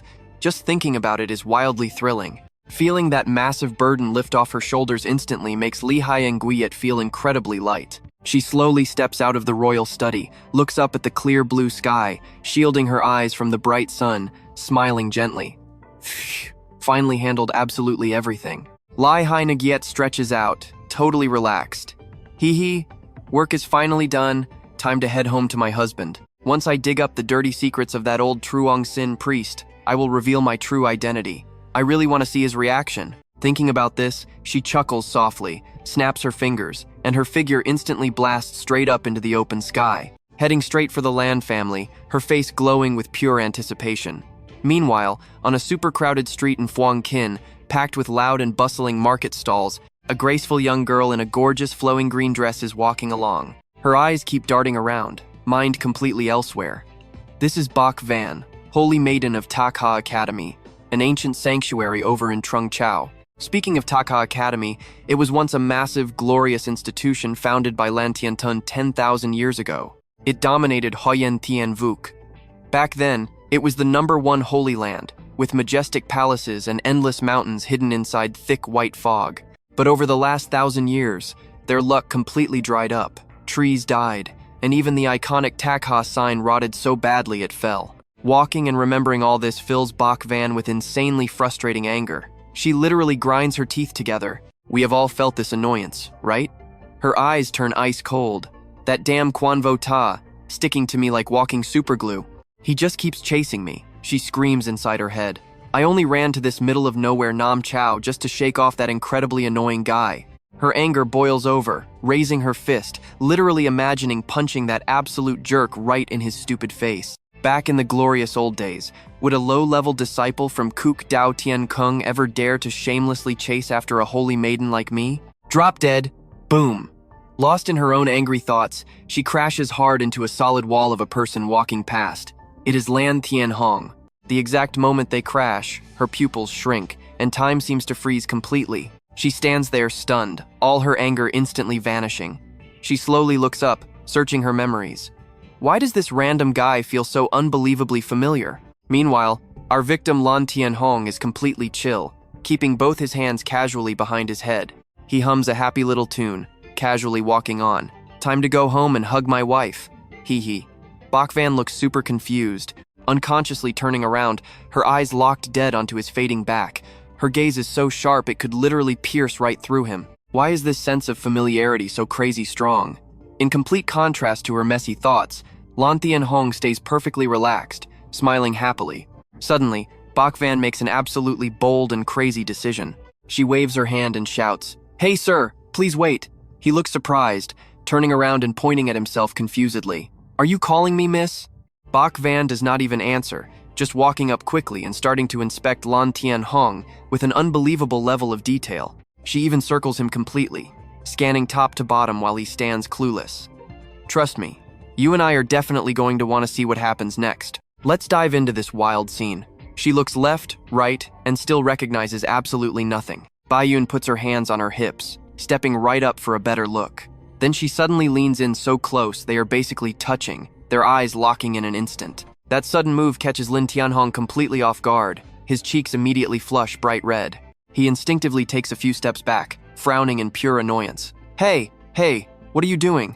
Before she can even say a single word, Lan Thien Hong's entire vibe completely flips. He suddenly becomes super confident, like an entire garden of roses just bloomed right behind him. Well, it seems my absolutely flawless, unmatched, handsome face has accidentally caused trouble again, clearly attracting another desperate and beautiful butterfly. Realizing he just slipped up a bit, he quickly covers his mouth, faking a serious cough to save face. Listen, lady, I am already a married man. This flower is taken. He throws his words out like building an invisible wall, sounding super firm. Please keep your dignity and drop any weird ideas about me. Hearing that rapid-fire rejection makes Bayun's face turn completely red. She jumps back in shock, pointing a trembling finger right at him. Are you delusional? She stammers out, furious and embarrassed. Bayun angrily crosses her arms, looking away. Who would ever want you anyway? Hearing that, Lan Thien Hong looks totally skeptical, rubbing his chin while staring her down. In the middle of the street, we do not even know each other. He slowly steps closer, his voice dripping with teasing sarcasm. And yet you were staring at my flawless face with such passionate eyes. Bayun panics, stepping back again and snapping. You are talking nonsense. Lan Thien Hong stops walking, just standing up straight, spreading his hands out like he is making his final case. Now pay attention, this is hilarious. He asks, so if you don't have bad intentions, what was that? His shameless logic totally corners her. Bayun is completely flustered now. Her face is as red as a tomato, and she has absolutely no idea how to explain herself. She turns away, clenching her hands tight, her mind an absolute tangled mess. Was I really staring at him that deeply just now? Just thinking about how she looked makes her face burn even hotter. No way, she screams internally, sneaking a quick glance back at Lan Thien Hong. She tells herself she desperately needs a solid excuse, or her precious reputation as the Academy Holy Maiden is completely ruined. After taking a moment to calm down, Bayun gets her usual elegant vibe back. She turns to face him, asking totally seriously, what is your name? But surprisingly, Lan Thien Hong still refuses to drop the joke. He throws his hands up, acting like he has figured everything out. See, you claim you have no bad intentions, but now you want my name. Then, keeping up that fake romantic pink atmosphere and acting totally spoiled, he dramatically adds, I really love my beloved wife very much. After finishing his whole dramatic one-man romance show, Lan Thien Hong immediately flips back to being super serious. He points firmly at Bayun, making it absolutely clear, so you better drop your little crush right now. Act finished. He goes back to his usual lazy self. He gives her a deeply thoughtful side-eye, wondering, is there something seriously wrong with this girl's head? What if my wife actually saw this and completely misunderstood the whole situation? That single terrifying thought brings up a crystal clear image of Li Shiwei in pure rage mode, making him violently shudder in fear. Oh my god. If that ultimate jealous monster flips her lid, 10 lives would not be enough to pay the price. Bayun just gives him a super awkward smile, glancing at the guy shivering in front of her. She takes a deep breath, trying to stay calm, puts a hand on her chest, completely sincere. I have absolutely zero interest in you whatsoever. I really just want to know your name. You'd think he'd believe her, right? But no, his eyes just show pure, unfiltered disgust instead. Bayun's anger rockets right up to her throat, her face darkening like she is about to literally explode. But she forces it down, raising 3 fingers to the sky like a serious oath. I swear, faced with her overly dramatic, hardcore determination, Lan Thien Hong finally gives in. He lets out a massive sigh, crossing his arms and forcing the fakest smile ever. My surname is Lin. Are you happy now? Saying that, he turns around, waving his hand like he is done. I am out. Those words hit Bayun's brain like a massive hammer. She freezes on the spot, her mind completely blank, with only one sound echoing on repeat. Lin. Lin. The second she hears that surname, her whole body stiffens. Memories rewind like a movie, taking her straight back to the ancient portrait her entire academy worships. Her vision starts getting blurry and totally out of focus. The face of Lan Thien Hong standing right in front of her perfectly overlaps with the founder in the portrait, not missing a single detail. Lan Thien Hong senses something is wrong, turns back, and catches her super weird expression, but it is too late. The confirmed truth means Bai Yun simply cannot hold back her composure anymore. She lets out an earth-shattering scream. Ah! The very next second, she completely tackles Lan Thien Hong straight to the ground. Without any hesitation, she pins him down, locks him in place, and screams out, "I knew you looked familiar. Turns out you are an exact clone of the founder, immortal venerable Lin." Pinned face down in the street by a random girl, Lan Thien Hong is furious and mortified, struggling like crazy. "Let go of me." The two of them wrestling in the street draws a massive crowd, left with zero other options. And that's where we leave it.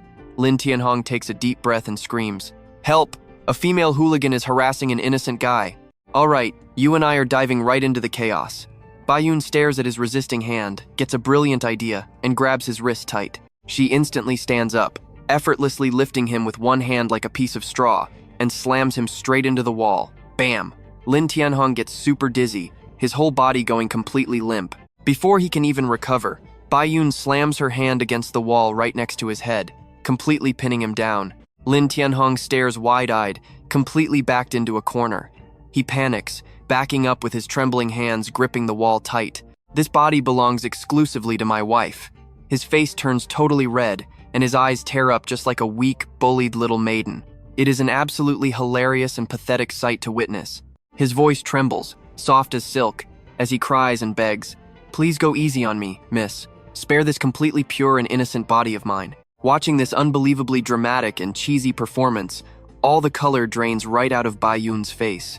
She almost coughs up a mouthful of blood in pure shock. She lets out a helpless cry, desperately trying to explain, "Hey, I am not that kind of person." She is so furious that the words just get stuck in her throat. Unable to form a sentence, she turns away in utter frustration, muttering, "Whatever, forget about you." Bai Yun decisively ignores Lan Thien Hong, leaving him looking totally clueless. He scratches his head, completely failing to understand what just happened in front of him. She furrows her brows, sinking into deep thought for a long while. In her heart, she grows absolutely certain he looks exactly like their grand patriarch. Muttering to herself, she walks away while rubbing her chin in deep calculation. Could it be that the old master in the upper realm got bored, sneaked down to the mortal world for fun, and decided to visit his descendants? Thinking this, her face totally lights up, and she claps her hands together in absolute pure excitement. Now pay attention here. If she is right, her academy just hit the absolute ultimate jackpot. After totally convincing herself of this crazy theory, Bai Yun glances backward, her eyes filled with a heavy dose of deep, probing suspicion. Right before Lan Thien Hong can retreat, she dashes over in a flash, blocks his path, and bows deeply with total reverence. The saintess of the Jixia Academy, Bai Yun, pays respects to the Grand Patriarch, immortal venerable Lin. She bows at a perfect 90-degree angle, eyes gently closed. Her expression is incredibly respectful. Seeing this, Lan Thien Hong gets a massive jump scare. His face twists up, and his mind spins into total chaos while screaming internally. He waves his hands frantically in pure panic. He just went out for a casual stroll, and still ran into an acquaintance. What awful luck. He scratches his head, sweating buckets, feeling completely bitter and totally unwilling to accept this. Damn it. When crossing realms, I intentionally picked this super remote southern continent just to avoid those annoying people from the central continent. He takes a really deep breath, shakes off his wild thoughts, and starts reevaluating Bai Yun. Is she not the actual saintess from the distant central continent? Why on earth did she show up in the middle of nowhere? He finally sighs heavily, deciding to just completely ignore the whole situation. Forget it. This has absolutely nothing to do with me. His gaze shifts toward the alley entrance. His body is here, but his mind is already home. He cannot stay any longer, or his lovely wife will get extremely worried. You saw that too, right? Instead of confessing, he decides to play dumb to the very end. He cups his hands together, kicking off an unbelievably realistic acting performance. "Miss, I am afraid you have the wrong person." Seeing Bai Yun still standing there, looking half convinced and half doubtful, he quickly adds more fuel to the fire, furrowing his brows seriously. "I am just a pathetic foundation-building cultivator, a tiny, insignificant mortal. How could I possibly be some grand patriarch or whatever you said?" After saying that, he instantly drops back into his usual lazy, carefree attitude. His eyes dart around, his face reddens, and he grins playfully.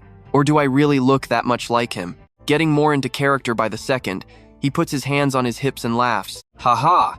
Getting to be the patriarch of a gorgeous fairy like you? That is totally the blessing of 3 lifetimes combined. He. Hearing this, Baiyun's face completely darkens in frustration. How could I ever think this utterly shameless, thick-skinned jerk was our grand patriarch? She is so angry her cheeks puff out, glaring at him like he is an absolute lunatic. My brain must be seriously malfunctioning today. While she is still drowning in total self-doubt, Lan Thien Hong casually rests his hands behind his head. He blows a quick whistle, smiling as he says, "If you have figured it out, then I will take my leave. I am out of here." He. Before leaving, he turns back and tosses her what he actually thinks is a super charming and dashing smile. My wife is still waiting at home for me to eat dinner. He totally ignores Baiyun standing there with a scowl, glaring like she wants to eat him alive. Lan Thien Hong stays perfectly calm, in a fantastic mood, and slowly walks away. His only goal? Getting straight back home to his beloved wife. However, Lan Thien Hong has absolutely no idea that in the exact moment she watches his retreating back, Baiyun's thoughts completely flip around. Wait, no. She rubs her chin, a deep, thoughtful expression taking over as her brows furrow tightly. With the patriarch's actual power, pretending to be a regular mortal would be as ridiculously easy as flipping his own hand, right? She pouts, crosses her arms tightly over her chest, and puffs her cheeks in total defiance. I refuse to believe a coincidence this ridiculous actually exists in the real world. Finally, Baiyun makes her move and decides to follow the exact path Lan Thien Hong just took. I plan to stay here for a while anyway, so I might as well trail him and observe. So, she starts secretly tailing Lan Thien Hong's tall figure, refusing to leave his side for even half a step. Every time he stops, she quickly finds a hiding spot, fully committing to her ridiculous new role as a super reluctant undercover detective. That is where we leave it. Suddenly, Lan Thien Hong stops, clenching his fists in absolute pure annoyance. Let's dive into this wild Manhwa. He clearly noticed his stalker, frowning back. I told you, wrong guy. He spun completely around, his handsome face showing pure annoyance as he yelled in the street. Why do you keep following me? Caught red-handed, Bak Van panicked a bit. She immediately straightened up and marched right over to a nearby street stall, playing it cool. Scratching her head, she smiled awkwardly. Ah, Brother Lan, right? Her brain went into overdrive. In a flash, she completely regained her composure. Her face turned dead serious as she actually pointed right at him. Did your family build this road? Lan Thien Hong was totally thrown off. He blankly shook his head, looking completely confused. Seeing his reaction, Bak Van immediately got smug, her cheeks turning slightly pink. Still acting totally justified, she winked at him. If not, then us walking the same path is just a coincidence. After saying that, she boldly marched right up into his personal space, lifting her chin to stare right into his eyes. Is there a problem? Completely cornered, Lan Thien Hong was left totally speechless, just freezing there. Ah, well. But his quick brain was already plotting. Suddenly, he pointed a finger right behind Bak Van's back and shouted, "Ah, old ancestor Lan." Hearing the exact name she wanted, Bak Van totally fell for it. She whipped her head around, but saw nothing except a small dog chewing a bone and a single yellow leaf slowly falling. Not a single person in sight. Watch closely now, she finally realizes she just got played and whips her head back. But it was too late. Lan Thien Hong had already seized the chance to completely vanish, leaving nothing but a faint trail of dust.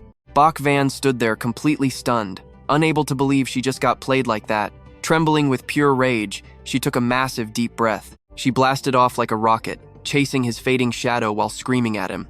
You bastard! Stop right there! Night finally falls, thick as black ink, swallowing the entire Lan family estate in a super creepy silence. Through that dead silence, Lan Thien Hong sprinted like a ghost was chasing him, finally slamming the brakes at his front gate.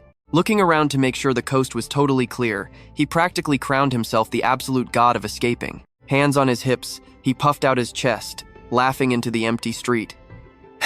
Trying to stalk me? You really don't know your place. After his little victory lap, Lan Thien Hong knocked on the door, his face glowing and his voice super sweet. My beautiful beloved wife, your husband is home. The heavy wooden door creaked open. Stepping out like a literal painting was Lai Hai and Guyette. Gentle as spring water, she beamed with absolute joy, happily welcoming her man home. Husband, you're finally back. Seeing his wife's flawless beauty, every single defensive wall inside Lan Thien Hong completely melted away. Totally losing his cool, he threw his arms wide open and rushed forward like the wind, his face looking super eager. "That's right, my sweet wife. I missed you all day long. Hurry up and come here for a big hug. I know what you're thinking." And yeah, he completely froze. His pupils shrank to pinpricks, jaw dropping open without making a single sound. Lai Hai Nagyet went from shyly waiting for his nice warm hug to completely changing in a flash. Her gentle vibe vanished, replaced by pure, erupting volcano-level rage, radiating extreme heat. "Husband!" Her voice was absolutely freezing. "Who is she?" Turns out, Bak Van had magically appeared right behind him. Lan Thien Hong was glued to the spot, his arms still wide open for a hug, looking totally stupid. Following his wife's terrifying glare, he slowly turned his head. Seeing his uninvited stalker, he panicked and leaped a huge step backward in pure shock. Their intense eye contact instantly formed the most awkward, chaotic love triangle ever. Both husband and wife locked their eyes straight onto the stranger standing right on the steps. Lan Thien Hong's face turned completely pale. His jaw dropped so low he could swallow an egg, unable to make even a single sound. In that insanely suffocating tension, Bak Van actually broke the silence. Smiling like an innocent angel, she giggled. "I accidentally followed you here. You don't mind, right?" Watching her wave so happily, Lan Thien Hong was just completely and utterly dumbfounded. Reflexively waving back, he muttered, no problem. That completely brainless move just threw gasoline on the fire." A bone-chilling voice echoed from behind. "Husband!" Lan Thien Hong flinched hard, cold sweat pouring down his face. He was so dead. That stupid reflex literally just dug his own grave. Right then, a slender, pale hand gently landed flat on his shoulder. Lai Hai Nguyen spun him around, forcing eye contact. Face totally dark, she leaned in, her words like daggers. "Could you kindly explain this? I want it crystal clear, bright as the actual sun. Tell me exactly what's going on between you two, okay?" His heart pounded wildly, practically escaping his chest. Lan Thien Hong clutched his head, screaming internally. "Oh my god, this was the legendary life or death relationship question. So what do you and I make of this?" With his brain completely frying, he sighs and drops his absolute last resort. "You've got to see this next. Wife, do you really doubt my character? Let's jump into this wild scene. His smooth talking is actually working." Hearing this, Li Shiwei blushes super hard and quickly pulls her hand back, softly whispering, "Oh, husband." Lan Thien Hong instantly seizes his perfect chance. Putting on his most deeply affectionate face, he firmly grabs her soft hands again and speaks with total conviction. "I am totally devoted to you, now and always. My heart is so small, how could it possibly fit the shadow of any other woman?" Li Shiwei pauses for a second, almost completely melting into the romantic mood he just created, softly calling out, "Husband." But in a flash, she snaps right back to reality, steps back out of his arms, and hits him with the facts. "You still haven't answered my question." Lan Thien Hong lets out a stunned gasp. His flawless master plan was so close, but totally failed. Still, he quickly calms down and decides to risk it all. Pointing at himself, he asks, "Wife, tell me, in our neighbor's eyes, what kind of guy am I usually?" Even though she doesn't get his angle at all, she reflexively answers him. "A really friendly, enthusiastic person who is always helping out other people." Hearing that, Lan Thien Hong acts exactly like he just struck pure gold. He smoothly throws an arm around her, looking perfectly calm, completely ready to dodge that tricky question. So she probably just saw my handsome face and proper attitude, and decided to casually test me. Li Shiyue slightly narrows her eyes, giving him a deeply suspicious glare. Is that really it?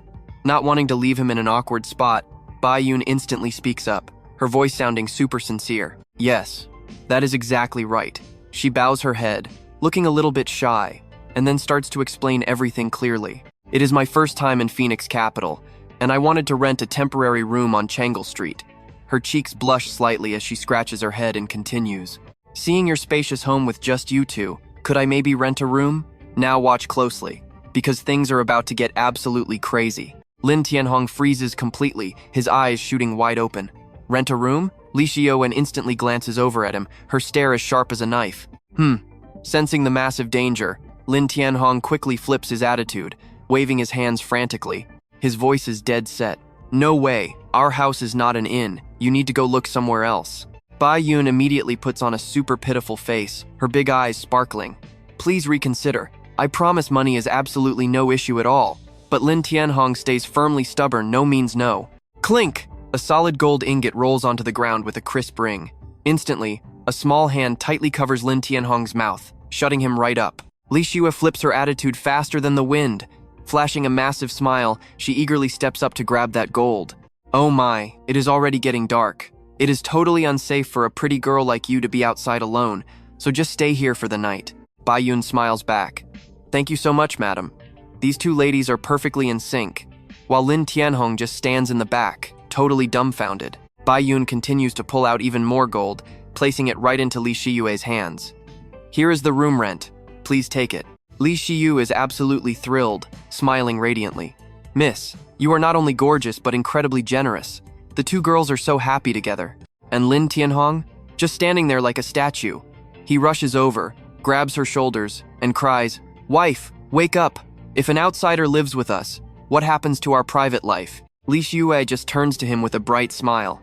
Oh, hubby, it is totally fine. The house is huge. It won't affect us at all. Plus, I get money to buy you delicious food. Hearing this, he can only sigh helplessly. All right then, Bai Yun bows.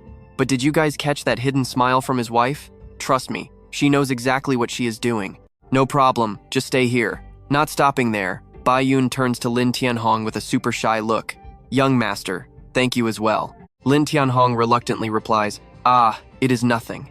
Seeing these two treat her like she is invisible, Li Shiyue fiercely crosses her arms. That angry scoff startles Lan Thien Hong, making him wave his hands in a total panic. She is mad again. Meanwhile, Bai Yun just casually strolls right inside. Pouting her cheeks, Li Shiyue turns away. Ever since her awakening, her senses are 100 times sharper than before. This woman is stunningly beautiful, but her cultivation base is hidden incredibly deep. She is absolutely not just some ordinary person off the street. I will just let her stay so I can watch her closely. If she dares to try anything funny with my husband, she is dead meat. Seeing his wife standing there with her arms crossed and a freezing cold face, Lan Thien Hong frantically tries to explain, waving his arms around. Wife, I swear I am innocent.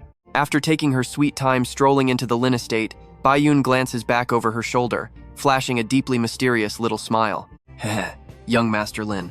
Until I can dig out whether you are actually the Grand Patriarch or not, you are never escaping my grasp.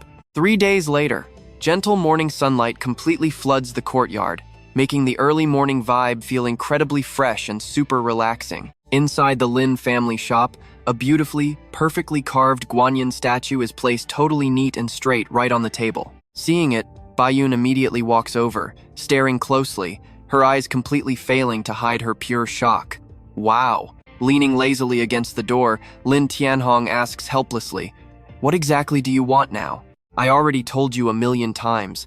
I am definitely not your damn Grand Patriarch. Bai Yun keeps her totally shameless face, calmly replying, I never said you were him. Saying that, she flashes a bright smile and continues making up a perfectly reasonable sounding lie. I just accidentally passed by while sightseeing. Yeah, right. Trust me. You and I know she is never letting this guy go. Let's jump right in. This tension is wild. Your craftsmanship isn't bad.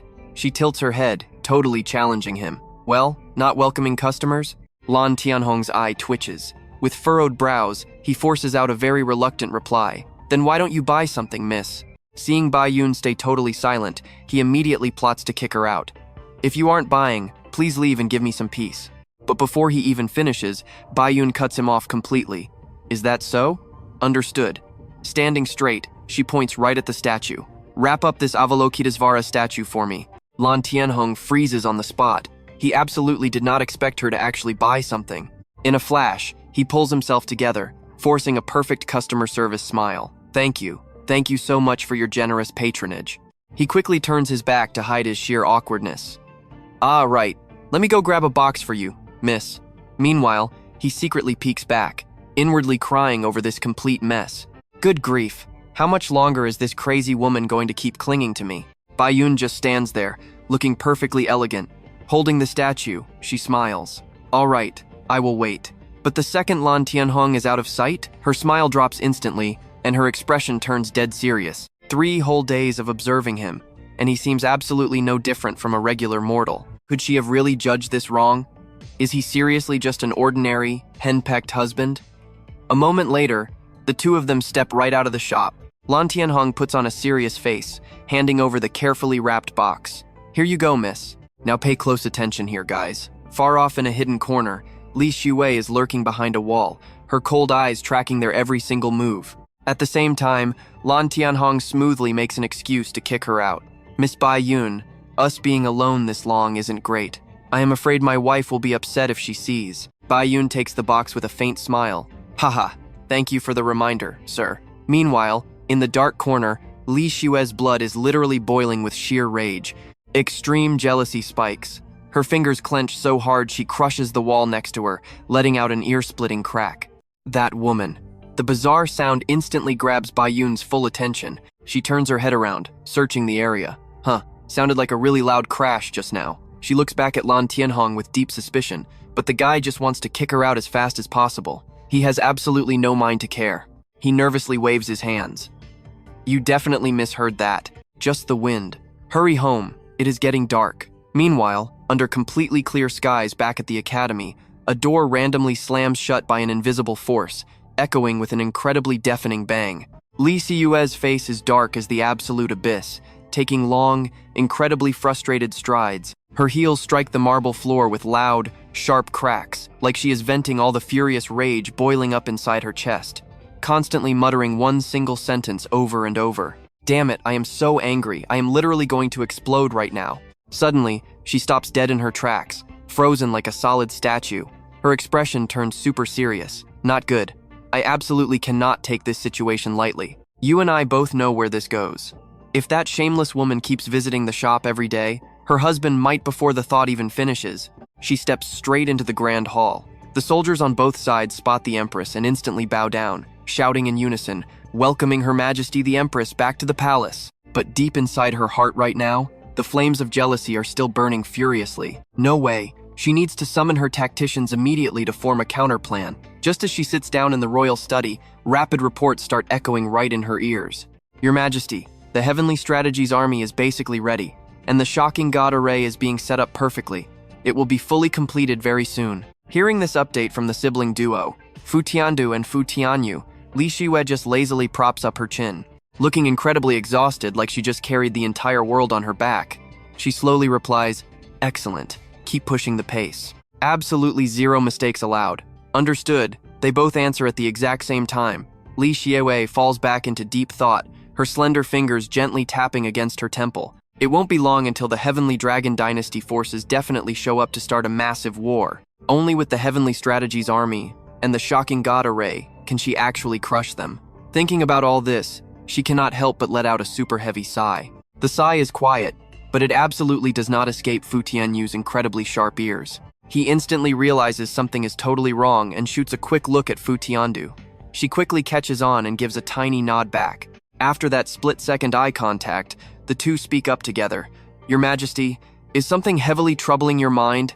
Hit right in her secret feelings, Li Shue gently sets her pen down. Her eyes show clear satisfaction at their sharp observation skills, and she slowly starts to speak. Yeah, I actually do have a frustrating problem right now.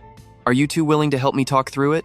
Fu Tiandu and Fu Tianyu instantly declare their absolute loyalty. For your Majesty, we would literally crush our bones and tear our flesh without hesitation. Hearing that intense loyalty, Li Shue sighs yet again, her deeply depressed expression becoming even more obvious. She leans back into her chair, staring far off at the two of them, then suddenly blushes, speaking with total awkwardness. So, Tianyu, try speaking purely from a guy's perspective for a second here. What exactly does a woman need to do to make a man fall madly in love? Can you believe she just asked that? Fu Tianyu completely freezes up.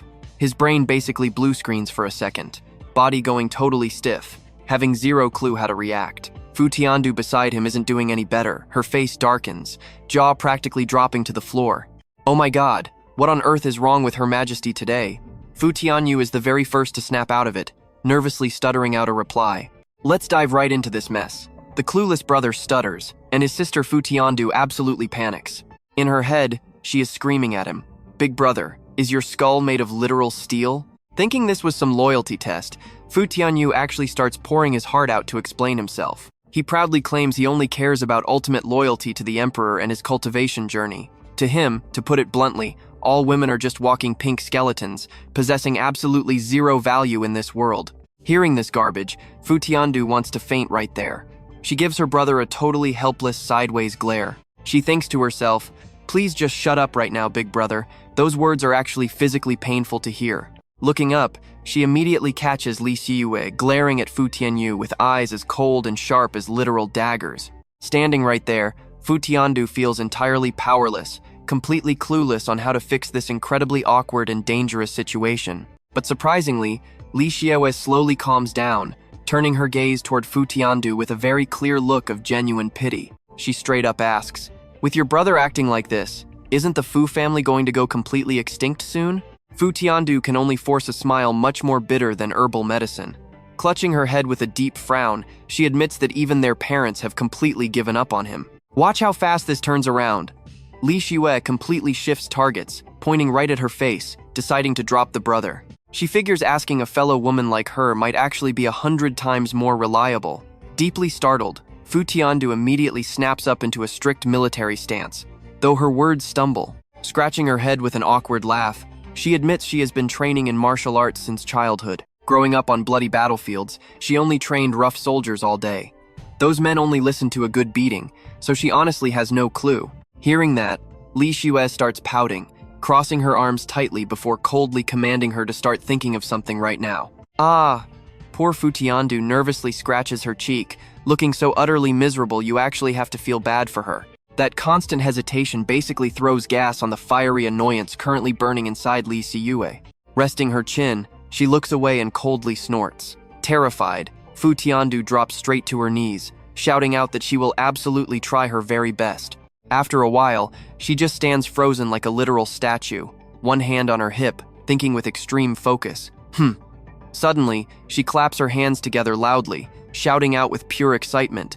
"Oh, I got it." Losing all patience, Li Xiyue points her finger and demands answers immediately. Fu Tiandu eagerly presents her grand idea to the Majesty.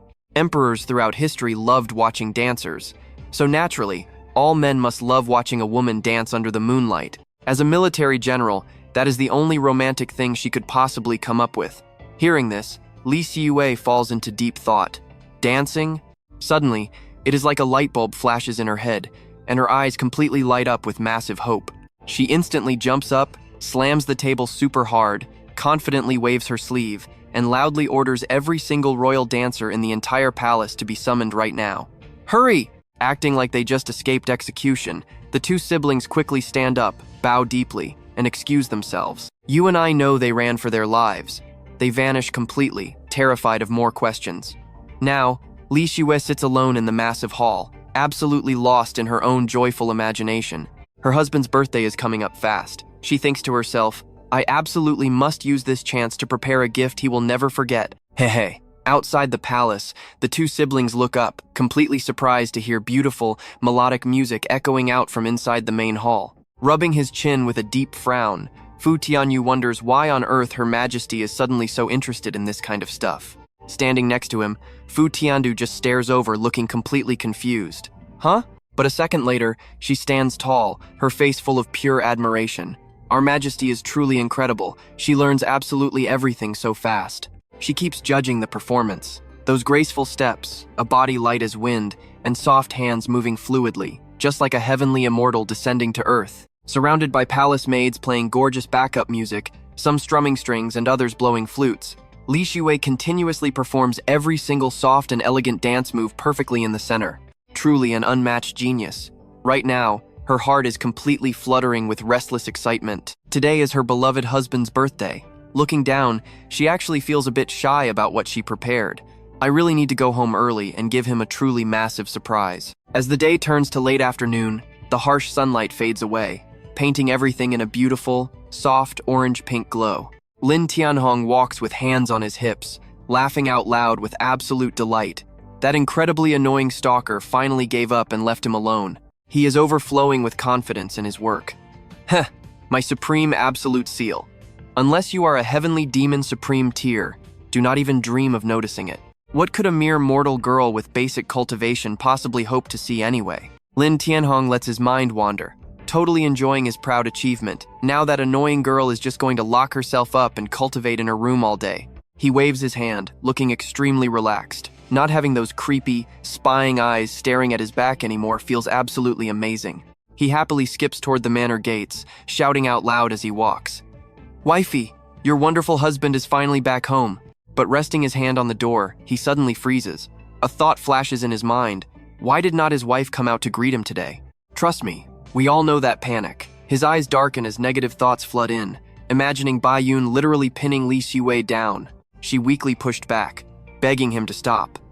Lan Thien Hong panicked and instantly pulled his hand away. Those two definitely do not get along. Oh no, his wife is just an ordinary person. How could she possibly fight off that cultivator? You know what happens next. He slams the door wide open and screams for his wife, but the scene inside makes him completely freeze. His brain literally short-circuits. Li Xiwei is standing there in a gorgeous outfit, her face hidden behind a thin veil. She looks incredibly elegant and completely mesmerizing. Lan Thien Hong is absolutely stunned. He stammers out, asking what on earth she is doing. She smiles softly behind the veil. Her voice is super sweet. Today is his birthday, so she prepared this special gift just for him. He instantly steps forward and grabs her soft hands. He is so hyped right now, asking if she actually knows how to dance. How come he has never seen this before? Li Xiwei gives him the cutest smile, saying she just learned it. He lights up like a kid on Christmas morning. Of course he loves it. She gives him a gentle smile and asks him to play the flute for her. He grabs his flute with a massive grin. Time to show his wife his absolute best musical skills. Li Xiwei tries not to laugh, her eyes sparkling with pure joy. It feels so completely surreal. To think a supreme empress like her is actually performing for a guy? But honestly, she has never felt happier. Lan Thien Hong is so impatient. He immediately tells her to start the show. Outside, the birds are chirping, and the whole vibe is just perfectly peaceful. Li Xiwei starts to dance, moving beautifully to the rhythm of his flute. He plays the flute while blushing super hard, totally mesmerized by her. She is just insanely beautiful. Flower petals float around as she twirls like an absolute goddess descending straight from heaven. She locks eyes with him, and his heart completely melts from all this overwhelming sweetness.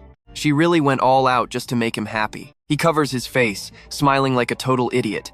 With a wife this perfect, he literally needs nothing else in life. Meanwhile, Bai Yun is trying to meditate nearby, but this mesmerizing music completely breaks her focus. Her eyes snap open. She jumps up, walks straight over to the window, and looks outside. Who on earth is playing that music? The beautiful melody is actually coming from a tiny little pavilion right next to the dirt path. Now watch closely. The scene right in front of her is absolutely crazy.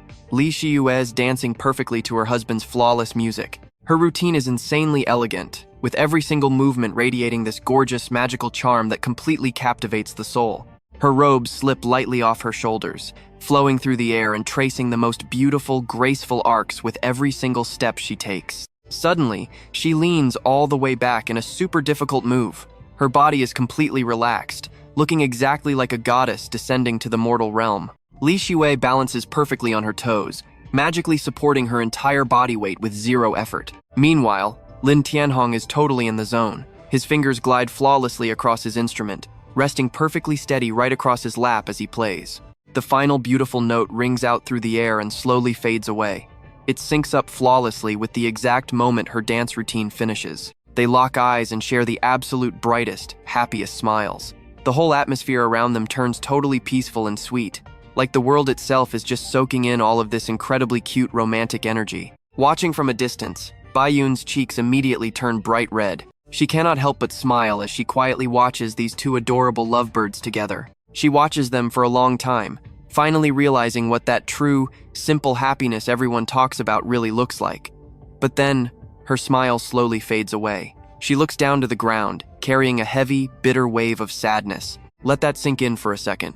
Will she ever find a happiness like that?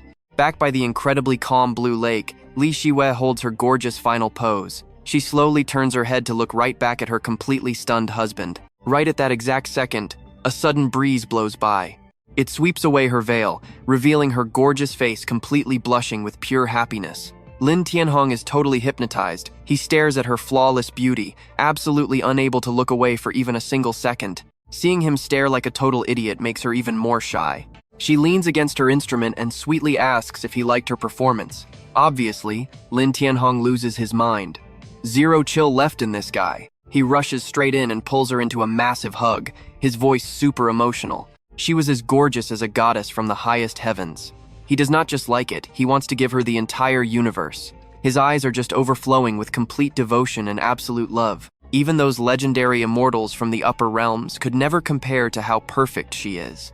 Hearing that incredible praise makes Li Xue absolutely ecstatic. She wraps her arms right around his neck, jumping up slightly with a huge smile, promising to dance for him all the time from now on. For a split second, she remembers her past life. She used to be the untouchable Empress Zihe. People used to beg just to perform for her. And now, she is happily dancing her heart out for the man she absolutely loves. She closes her eyes, melting into a super passionate kiss. When they finally pull away from each other a long time later, her face is glowing completely red. Lan Thien Hong is completely out of patience by now. He gives her a teasing smirk, whispering softly, "They really need some kids running around here." And that is where we leave these two. Trust me, you are going to want to see what happens next. Stick with me, you and I are about to watch this romance heat up. Li Xue shyly punches his chest. Without wasting a single second, Lan Thien Hong scoops her right off her feet. He laughs, declaring playtime is over, and immediately sprints toward the bedroom.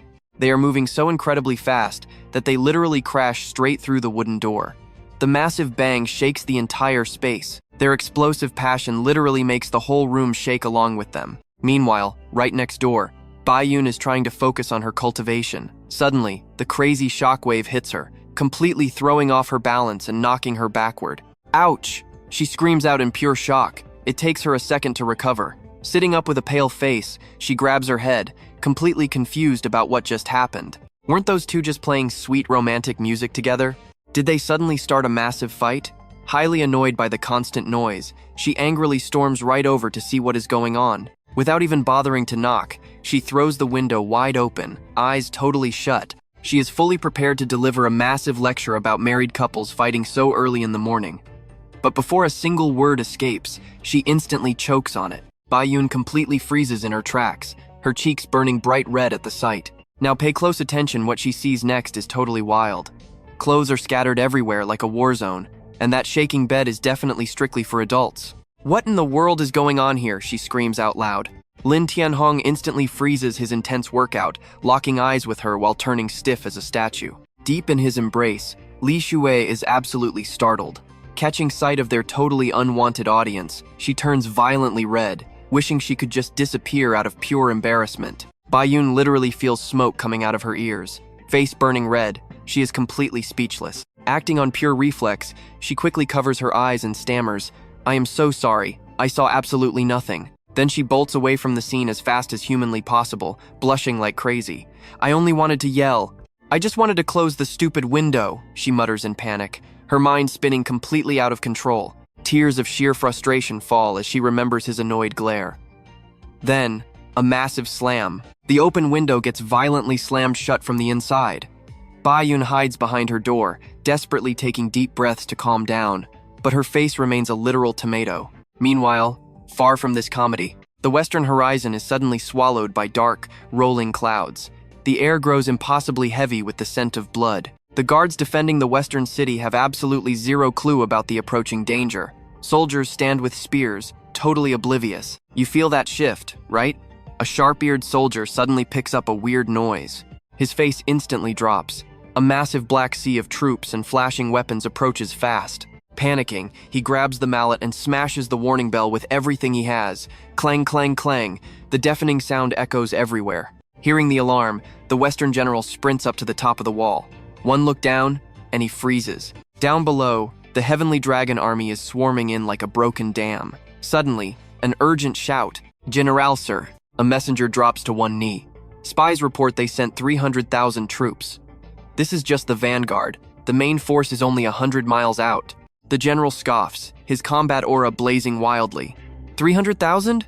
So what? He stares them down, eyes filled with steel. We hold the high ground here, plus 500,000 divine phoenix men absolutely ready to die. Drawing his epic sword, he points the blade straight at the enemy horde and roars like thunder. What is there to fear? Battle formations. Massive war drums immediately start pounding out a rapid, aggressive beat following his command. The glorious banners of the Divine Phoenix dynasty are raised high, violently flapping in defiance. In the distance, enemy knights, war elephants, and heavy cannons keep advancing. Back in the royal capital, things are strangely quiet. Not a single sound of chaos anywhere. But then, a heavily injured soldier violently bursts through the city gates, screaming a report. He tears through the defenses like a speeding arrow straight to the Grand Hall. They invaded! His body is completely covered in brutal wounds. Limping hard, he forces the words out.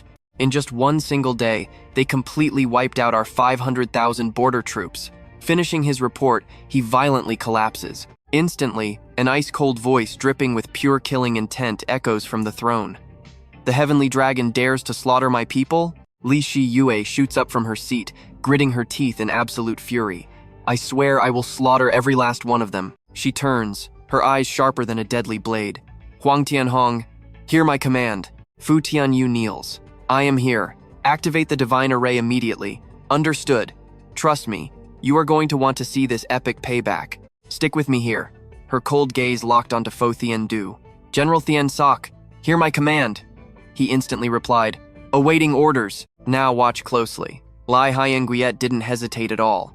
She ordered a ruthless, scorched earth strategy across the entire western border front. Stick with me. We are diving into pure chaos as the capital quickly evacuates everyone, making sure nobody starves. Then, her voice rocks solid. She raises 2 fingers and points straight at them. Within 2 months, every single heavenly strategy soldier needs the strength to fight 10 men. Fu Tianyu does not hesitate at all orders received. Orders given, Li Shiyue falls silent. That old heavenly dragon tried forcing me to marry that trash third prince. Now he invades, treating our divine phoenix people like worthless weeds. Fine then, I swear to protect this nation and my people alongside our troops, down to my absolute last breath. Meanwhile, out on the streets, people are walking around totally normal, completely clueless about the massive storm coming. Suddenly, a speeding carriage violently rushes past. The driver screams to make way right now. Sitting inside the tea house looking out, Lan Thien Hong feels seriously annoyed by the noise. The War Dragon army is closing in fast. Luckily, the Phoenix Empress prepared the evacuation, but public panic is definitely starting to spike. Pure killing intent flashes in his eyes. He and his wife finally found some peace, yet some suicidal fools actually want to ruin it. Now watch closely, he crosses his arms, quickly realizing these War Dragon soldiers are just the vanguard.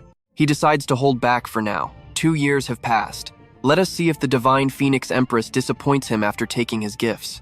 A moment later, Lan Thien Hong sighs, pretending to be sad. Well, with the city this chaotic, today's business is totally ruined. He immediately locks up the shop and hangs a massive closed sign outside. Walking home in a great mood, he happily yells out for his wife. But the scene waiting at the gate? Not what he expected at all. Li Shiwei does not rush over to hug him like she usually does. She is holding hands with Bai Yun, looking strangely close. Seeing him, she smiles softly and gently welcomes her husband home. Still holding her hand, Bai Yun glances at Lan Thien Hong with a teasing smirk. Wow, Boss Lin is home so early today? Are you planning to pack up all your bags and run away? Lan Thien Hong plays it cool, scratching his cheek as he casually asks how she guessed right. Everyone is panicking over the Heavenly Dragon army. My wife and I are just weak, ordinary folks. Of course we are scared. Hearing this, Bai Yun steps up, her powerful aura exploding outward, solid as a rock. Her eyes lock onto them fiercely. She confidently declares, "Do not worry, boss. With me standing right here, keeping you both safe is an absolute breeze." He completely drops the polite act, flashing a sneaky smile while nodding. "Haha, I knew you were no ordinary girl. Thanks in advance.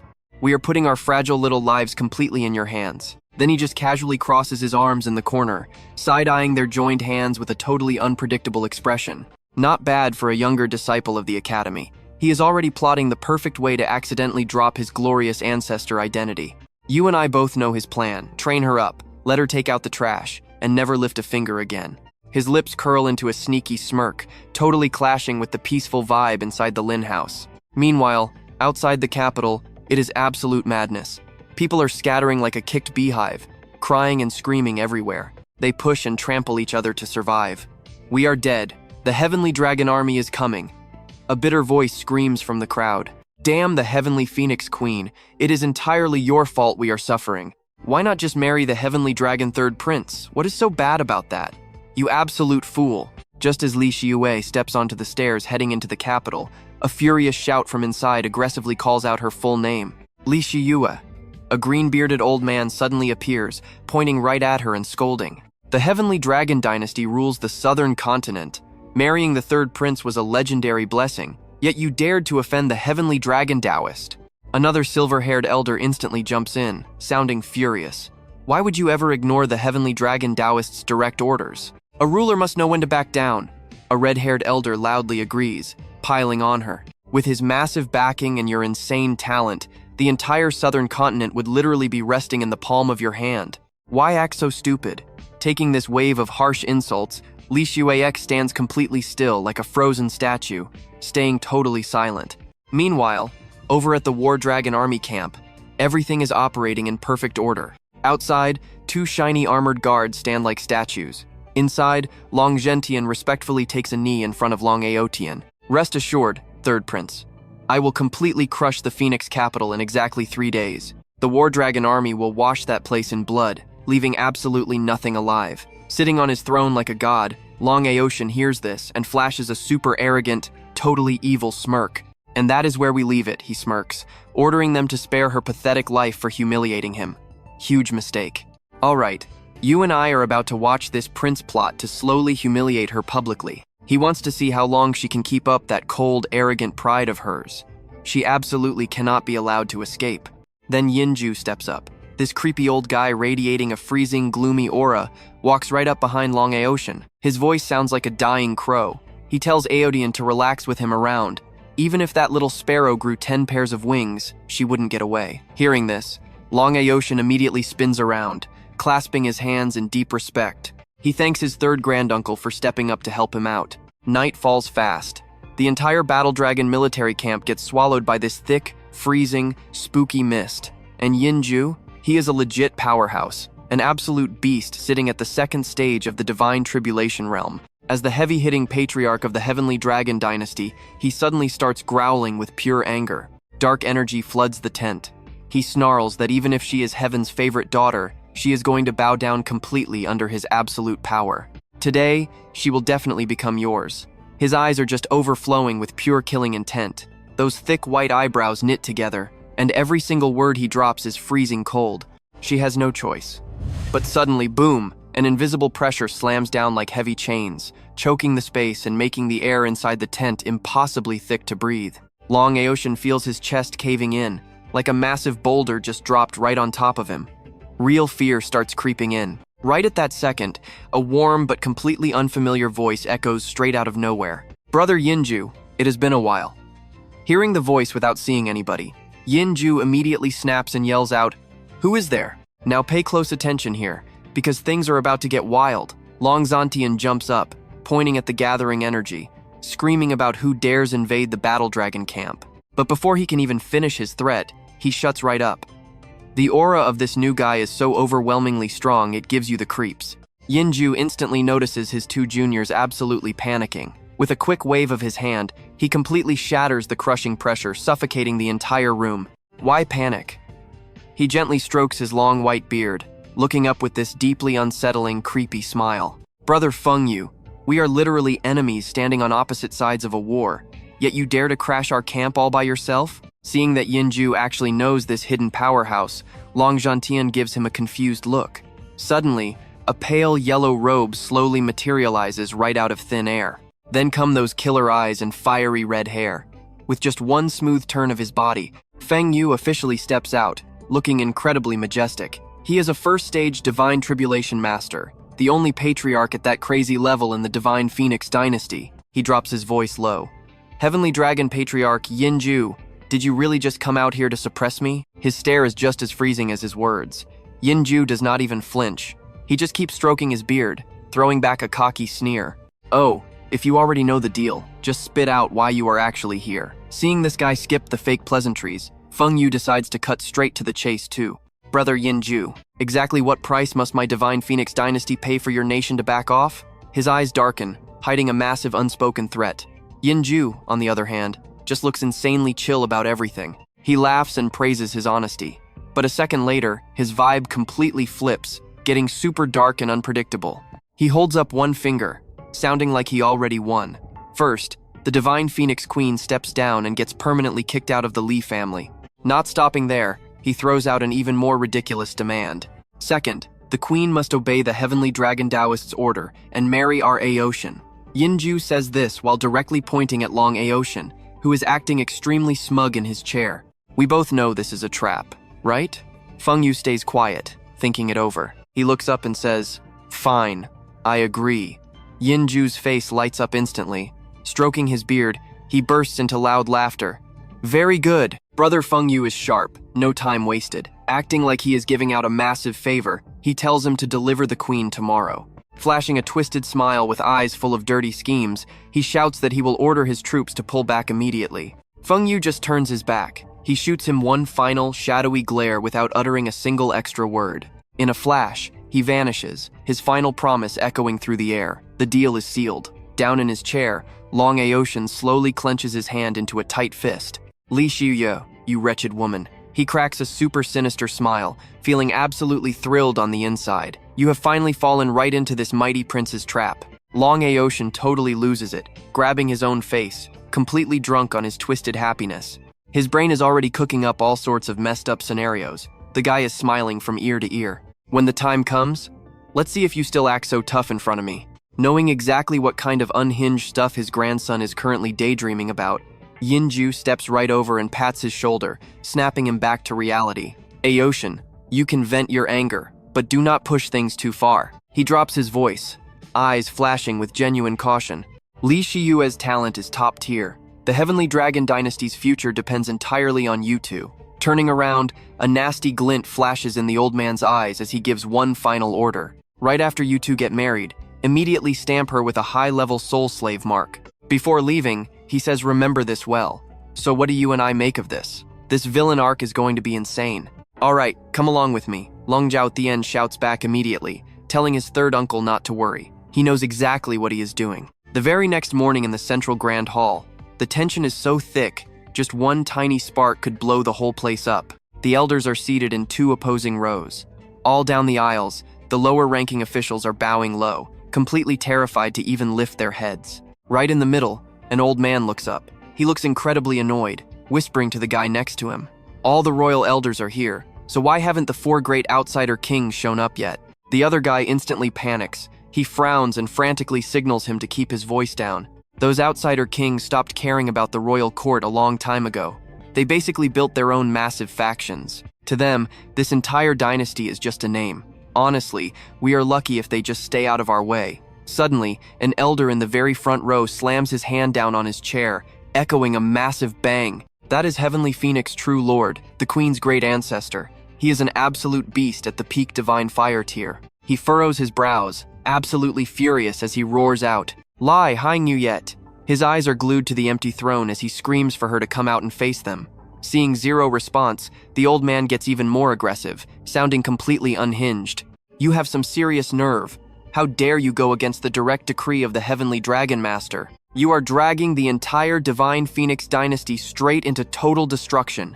You do not deserve to be queen. Step down now. Abdicate immediately." Now watch closely, because this is where everything flips. From outside the hall, a cold, iron-like voice echoes through. "I am the Divine Phoenix Queen, chosen by heaven itself. Who dares force me to step down?" In a split second, the entire grand hall drops into absolute, dead silence. But Heavenly Phoenix True Lord is the first one to jump right up. He yells out, "Lai Hang you yet? You finally decided to show your face?" He points a finger right at her, dripping with blame. "You brought this dynasty to the very brink of ruin. You are the absolute root cause of this disaster, so confess your crimes and step down." Lai Hang Guyet just smirks, flashing a cold, mocking smile. She looks dead at Heavenly Phoenix True Lord, her voice dripping with pure, unmistakable sarcasm. "Want to condemn me? You have to see if you actually have the power to do it first." Suddenly, a massive golden dragon made purely of spiritual energy rips through the sky above the Divine Phoenix Kingdom. A terrifying, crushing pressure slams down from high above. It terrifies all the officials in the hall so badly their faces go pale white, mouths hanging wide open in pure shock. The dragon snaps its massive, fanged jaws and lets out an earth-shattering roar, absolutely intimidating every single person trapped inside that hall. One seated elder sees this insane scene, and his pupils shrink down to dots. He is paralyzed with so much fear he cannot even look away. The rest of them stare with wide eyes. They stare tensely at the sky, nobody daring to breathe a word. Heavenly Phoenix True Lord is trembling so hard his legs go soft, his voice totally breaking. It has only been 2 years. How did she level up this fast? Right at that moment, a massive, echoing shout rings out from outside the hall. The Divine Phoenix Queen has arrived. Fo Thien Du and Fo Thien Vu walk in first, followed right behind by Blood Phoenix and her most loyal officials. The crimson flag embroidered with a fire, Phoenix is raised high, fiercely blowing. Lai Hai Nuyet is wearing a purple royal robe, looking incredibly majestic as she slowly walks in. She leads the group, strolling casually like she is taking a walk in the park, completely unbothered. The soldiers on both sides instantly drop to their knees, shouting loudly, "Long live the Divine Phoenix Queen." Lai Hai Nuyet suddenly stops walking. She stands tall, her calm, piercing eyes locking dead onto Heavenly Phoenix True Lord standing right in front. The old guy goes completely pale as paper, his whole body shaking with terror. In his eyes, Li Hai Nguyet is not even human anymore. She looks like a giant god who could crush him into dust with just a single wave of her hand. Once that heavy pressure passes and she sits on her throne, he finally dares to open his eyes and peek up, his heart still shivering in absolute fear. We both felt that one, right? That aura is so intense, even this old guy almost wet himself. Lai Hai Nguyet still has her back turned to the crowd, but her cold, knife-like glare pierces straight through to the old man. A single, freezing word drops out leave. The air instantly freezes completely solid. Right after that, she spins around like a hurricane. Her elegant face turns incredibly dark, every single word falling heavy like lead. Who exactly wants to condemn me? Locked down by her gaze, Heavenly Phoenix True Lord jumps out of his skin, his back hunching over on pure reflex. He quickly clings to his status, yelling out loud just to hide his panic. Lai Hai Nguyet, I am literally your great ancestor. His brows furrow tight, eyes wide open, trying so hard to look majestic and arrogant. Hurry up and pull back that aggressive aura. Lai Hai Nguyet laughs coldly, showing zero respect as she directly calls him out. Did you not want to kick me out of the Lai family? Her voice is like ice. She stands there with her arms crossed, eyes piercing right through him.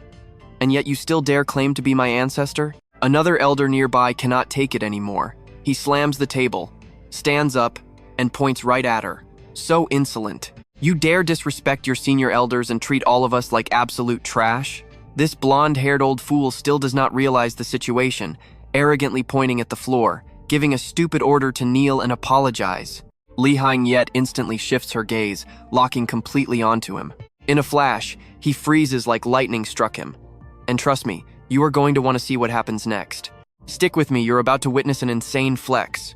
Li Xue's necklace suddenly erupts in blinding light, flooding the entire hall. A brilliant golden dragon materializes right out of thin air. Roaring like thunder, it shoots forward like lightning, slamming straight into that dumbfounded elder without a single second of hesitation. In a split second, the guy gets launched backward like a broken kite. He crashes hard onto the floor, dead on the spot. He didn't even get to choke out a last word. Watching this happen, perfected Heavenly Phoenix grits his teeth so hard they practically crack. An absolute storm of panic and rage starts brewing deep inside him. That guy was a 4th-tier Divine Fire Realm expert. He stumbles to his feet, shaking uncontrollably, staring at the fresh corpse as pure. Absolute terror completely takes over his heart. He couldn't even survive a single hit. Just how incredibly overpowered has this empress become? But Li Xue doesn't even care about their shock, coldly turning her back to them and walking straight to her throne. Her face is dark as a brewing storm, her icy voice echoing loudly through the room. What is the ultimate penalty for treason? Her freezing gaze sweeps over every single person in the hall. Does anyone else want me to step down? Making an example out of that elder worked absolutely flawlessly. Her terrifying killing intent slowly fades away. Arms crossed, her voice cuts through the silence, icy and absolute. If not, get out of my sight right now. Her stare feels like countless invisible blades pressing heavily into their souls. She drops one final sentence, a chilling mix of mercy and absolute warning. I will spare your lives today. The court officials instantly freeze, frantically exchanging terrified looks with one another. Nobody dares to breathe. They all know staying here a second longer means instant death. In a flash, they scramble to their feet, fleeing the throne room in pure panic like a kicked beehive. But a handful of stubborn fools refuse to move, led by none other than perfected Heavenly Phoenix. Now pay attention here, this is where the real showdown begins. Only the absolute hardest targets remain. Li Xue casually raises her hand, slowly twisting the gold ring on her finger. Her low, chilling voice echoes out, I gave you all a chance. She crosses her legs, casually leaning one hand on the armrest, looking down at them with a stare that chills right to the bone. Those who stayed. She pauses, her expression completely darkens. Then, she suddenly stands straight up and waves her hand decisively. Fu Tianyu, Fu Tianwu, execute them all. Her two loyal generals immediately clasp their hands together, replying in unison, "Yes, Your Majesty." Hearing that death sentence, the remaining traitors turn ghost white, their whole bodies trembling in fear. But right at that moment, Heavenly Phoenix suddenly looks up and starts laughing out loud, his creepy laughter echoing through the entire hall. "Ha ha ha, Li Cua, you arrogant little monster." He points straight at her, his voice shrill. "You actually think you can kill me? Even if you are a reincarnated god?" He clenches his fists, screaming like an absolute maniac. "Do not even dream of it." Another elder instantly chimes in, his voice dripping with pure sarcasm. "If the Heavenly Dragon Dynasty did not specifically want you as the third prince's woman," he raises his head proudly, pointing to himself and his crew, "we 4 Divine Fire Realm experts would have sent you straight to the underworld long ago."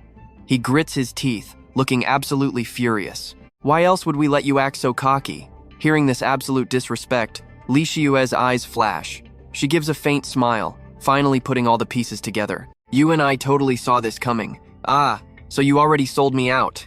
Good, very good." She clenches her fists, and her aura violently explodes, sweeping the hall like a massive shockwave. "I really was not planning on doing this myself, but it seems I have absolutely no choice but to kill." Even under that crushing pressure, Heavenly Phoenix still laughs like a complete madman. "Haha, who do you think you are?" He steps up, standing shoulder to shoulder with the others, cocky as hell. "You really think you can fight all of us completely alone?" He throws up 2 fingers as a signal, roaring out like a wild beast. "Everyone hear my command. Capture the rebel alive." The remaining elders immediately roar back, charging straight toward the throne with everything they have got. "Capture her!"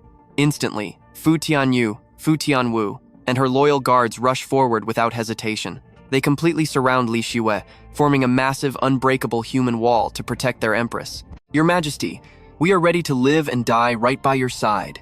But Li Xue just waves her hand decisively, ordering them all to step back. The battlefield is set. On one side, Heavenly Phoenix and his squad of extremely aggressive elders, and on the other side, Li Xue standing totally alone.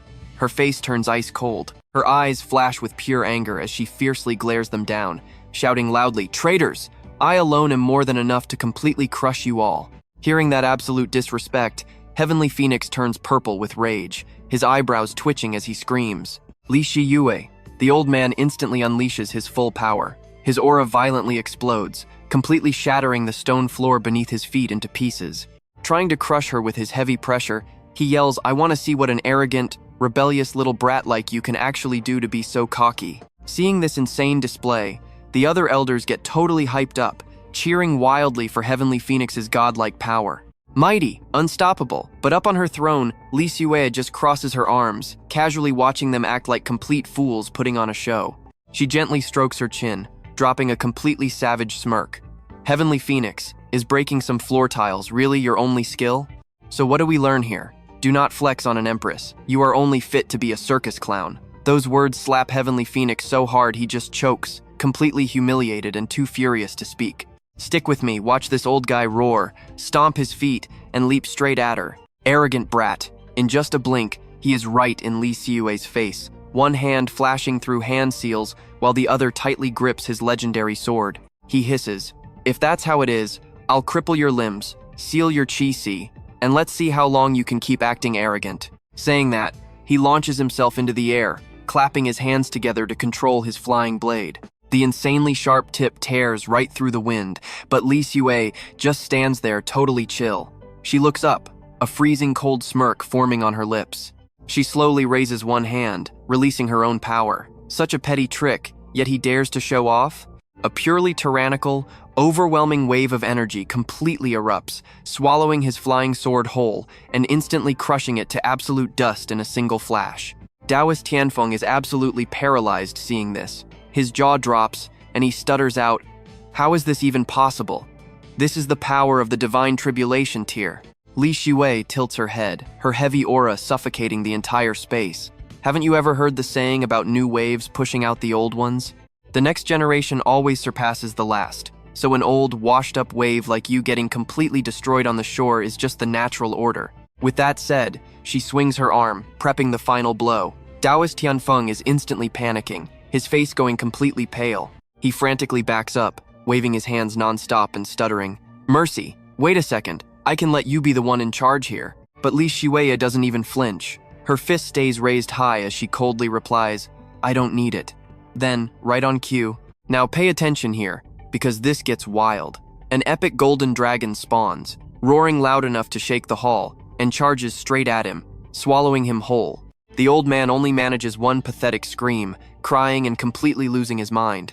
In a split second, Taoist Tianfeng is completely blasted away by that terrifying power, thrown straight out of the grand hall like a dead leaf. The entire room drops into a terrifying dead silence. Nobody even dares to breathe. Brothers Fu Tianyu and Fu Tianwu are standing off to the side, still totally shocked, jaws dropped. The rest of the officials are just frozen, solid, eyes wide open and entirely speechless. Li Shiwei could not care less. She just gives a faint smirk and coldly scoffs. "Humph, what an absolute idiot. That is exactly the ending for anyone dumb enough to court death." After making such a brutal example out of him, those elders who were acting so tough earlier instantly go soft. They all drop to their knees, kowtowing frantically. "Mercy, Your Majesty, please spare our lives." Every single one of these cowards values their own life way too much. They immediately start fighting to pin all the blame on the guy who just got blasted. "We were all blackmailed by that old thief Tianfeng, we swear." They keep begging the Empress for mercy. Li Shiwei just casually sits back down on her throne, staying totally silent. After a suffocatingly long silence that makes everyone sweat, she finally waves her hand, her tone full of mockery. "Why didn't you just fight to the end with old Tianfeng? Wouldn't it be way better to stay as his loyal dogs until death?" Having seen her literal mountain-moving power with their own eyes, not a single elder dares to talk back. One old guy hastily forces out the most pathetic, flattering smile. "Aha, Your Majesty is truly unmatched in power. We were just totally helpless against him. A smart man knows when to adapt to the situation, right? You and I both know they're full of it, right?" The others quickly agree, while Li Shiwei just rests her chin, sneering at these two-faced elders. Wise men adapting to the situation? More like a bunch of spineless cowards swaying whichever way the wind blows. But obviously, she has absolutely zero intention of letting them off the hook that easily. Slowly raising her hand, a brilliantly glowing sphere of pure energy starts forming right in her palm.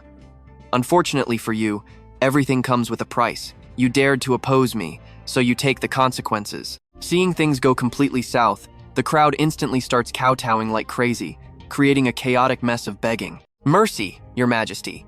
We know our crimes. We were truly wrong."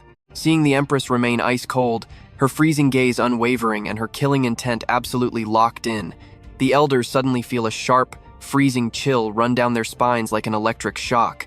In a split second, they all turn and bolt, trampling each other like panic-stricken ducks while screaming, "Run!" Li Shiwei just smirks, eyes full of disgust, her voice echoing like pure thunder. "I am the heaven-mandated Empress. Her word is absolute law. Once she hands down an execution order, execution is exactly what you get." With that said, she strikes. Brilliant golden dragons immediately roar to life, shooting forward like divine arrows. They carry a terrifying, lethal intent as they hunt down every single fleeing coward. Imperial dragon technique, 5 dragons devour. Blinding light erupts, dyeing the entire sky gold. Agonizing screams echo out loud, but then quickly fade to dead silence. In just a blink, the grand hall returns to a suffocatingly heavy, tense atmosphere. At first, the two brothers Fu Tianyu and Fu Tianwu are completely frozen like statues. They stare blankly out at the courtyard, where lifeless bodies have just collapsed without a single trace of energy left. Fu Tianwu is the very first one to snap back to reality. He immediately leads the remaining loyal officials straight to their knees, shouting out together in absolute unison, "Your Majesty's divine might, long live the Empress." Having established absolute dominance, Li Shiwei pulls back her killing intent, returning to her usual majestic vibe as she gives her next order. "Tianwu, Tianyu, hear my command." The two of them instantly straighten their posture, replying respectfully, "We are here." She suddenly stands up from the throne, her emperor aura exploding. "Deploy the troops, activate the array. Trust me, you'll want to see what happens next. Stick with me here. We are prepping for absolute war against the Dragon King." Fu Tianyu bows deeply. "We obey." In a single blink, Li Shiwei vanishes completely. The only thing left behind? a blinding golden trail lighting up the great hall. She blasts outside, her voice echoing back. To crush the enemies outside, I need to sweep my own house first. I am heading to the ancestral temple for a little cleanup. Right now, Li Xue's face is dripping with killing intent. She launches into the sky, brows locked tight, cheeks puffing out from pure, unadulterated rage. She curses inwardly. Without that old fox, Feng Yu secretly giving the green light, would those cowardly rats ever dare act this bold? Fine. If you won't leave me an exit, I'll show you exactly what absolute ruthlessness looks like. With that thought, her speed explodes to another level. She turns into a lightning bolt tearing through the sky, crashing down in front of the ancestral hall. Li Xue does not even hesitate. She marches straight toward the entrance with total authority. 2 guards spot her and instantly raise their weapons to block. One of them actually has the nerve to point his weapon at her face. Halt! This is the royal temple. Trespassers are strictly forbidden. Li Xue isn't about to waste her time on trash. She casually waves her hand. Before those unlucky guards can even blink, they go completely limp, collapsing. She pulls her hand back, frowning slightly. Too loud, she mutters. And just like that, she kicks those massive, heavy wooden doors wide open with an epic crash. The second she steps into the courtyard, this furious, raspy old voice rings out. How utterly bold! Who dares trespass into the heavenly Phoenix ancestral temple? An elder with pure white hair steps out, hands clasped behind his back, rocking a completely arrogant sneer. Now pay attention here. Causing trouble at the royal temple? Let us see what kind of god you think you are. But the second he actually sees who is standing in the courtyard, that arrogant smile completely freezes. He looks like he just got struck by lightning. Li Xue, why are you here? What do you want? Another elder beside him instantly frowns. He shoots a nervous glance at the 2 dead bodies outside, completely on edge. Brother, this woman definitely isn't here for a friendly visit. We need to stay on high alert. That snaps the first old man back to reality. He points at her, screaming, Halt! Killing guards at the temple? Are you committing high treason? But Li Xue does not even flinch. She casually raises her hand, admiring her freshly painted nails, before shooting him a look so cold it could actually freeze fire. Her voice is sickeningly sweet, but dripping with killing intent. Why am I here? To help you elders pass on early and secure your altar spots, obviously. Tomb sweeping season is close, so I'm just doing some early cleanup. That single sentence leaves the elder absolutely shaking with rage. He clenches his fist so hard his knuckles crack. Roaring like a beast, he lunges straight at her. You arrogant brat! Let's see what you are actually made of. Seeing her stand there without even trying to dodge, he gets incredibly smug. Haha, you slipped up. I do not care who is backing you. We saw this coming. Why would I ever face you alone? Instantly, a massive group of figures explodes out of the dark, launching a coordinated strike. It is the ultimate Lightning 5 Emperor kill. Just die already. But Li Xue clearly saw this trap coming. She flashes a chilling smile. A bunch of pathetic rats who only know how to launch sneak attacks. Instantly, she vanishes, reappearing a full 100 meters away. Losing their target, the elders cannot hit the brakes and brutally crash into each other in pure chaos. Li Xue just watches from afar. Her posture is so arrogant, her eyes completely ice cold as she smirks. Goodbye, elders. Next tomb sweeping season, I will make sure to burn the most expensive incense for you. Suddenly, up in the sky, that massive, terrifyingly majestic golden dragon reappears. The same elder who was acting so tough just seconds ago, his face goes totally pale. He is stammering, completely speechless. And then, the imperial dragon's colossal hand slams down on them like the entire sky is collapsing. The ground completely shatters, sending violent shockwaves ripping everywhere. But right in the middle of that chaos, a very familiar aura suddenly drops in. Feng Yu's incredibly dark voice rings out, cutting right through the absolute destruction. Truly ruthless. You actually wiped out every single elder of the ancestral temple. Li Xue isn't intimidated at all. She just scoffs right back. Were you enjoying the show so much that you're actually feeling sorry for your little puppets now? Feng Yu keeps his arms crossed, casually stepping forward with a cold snort. Your tongue is still just as sharp as ever. But thanks to them getting destroyed, I finally got a clear look at your current power tier. Taking a few steps, he stops. His gaze radiates intense pressure, mixed with actual admiration. Hitting the divine tribulation tier in just 2 short years? I honestly have to give a round of applause for that kind of insane talent. But you cannot possibly be naive enough to think that this tiny bit of power is enough to actually take me down, right? Li Xue. But she isn't backing down. She stands tall, snapping right back. Old man, you are the only one left standing. Why would I ever fear a washed-up fool like you? Feng Yu's insanely toxic, dark aura instantly starts gathering again. The air around them becomes so heavy you cannot even breathe. He raises both hands forward, his pure killing intent locking directly onto her. If that's how it is, I have no choice but to personally execute a brilliant junior like yourself. For the fallen elders, you absolutely must die here. Li Xue's voice turns completely freezing. Do not dare call me Li Xue. From the exact moment I severed ties with you, that name died. Her tone is utterly absolute. Right now, standing before you, is only the Empress of the Divine Phoenix Dynasty. Feng Yu frowns, his aura completely skyrocketing. Very well, I will just send the mighty Empress straight to her grave. Behind him, a massive fire phoenix made of dark energy fully forms, roaring so loud the earth shakes. Trust me, you need to see what happens next. Stick with me here, because Lan Thien Hong yet is calmly scanning the battlefield while a dark, red, deathly aura spreads out, melting the surrounding rocks and trees like absolute hot wax. Trapped inside this circle of pure destruction, she closes her eyes, focusing her senses completely. This is the Min Fuang technique, an ultimate move that literally corrodes everything. A second later, she opens her eyes, looking totally confident. Is that really all you have? Fuang Nuke freezes up for a second, looking completely confused.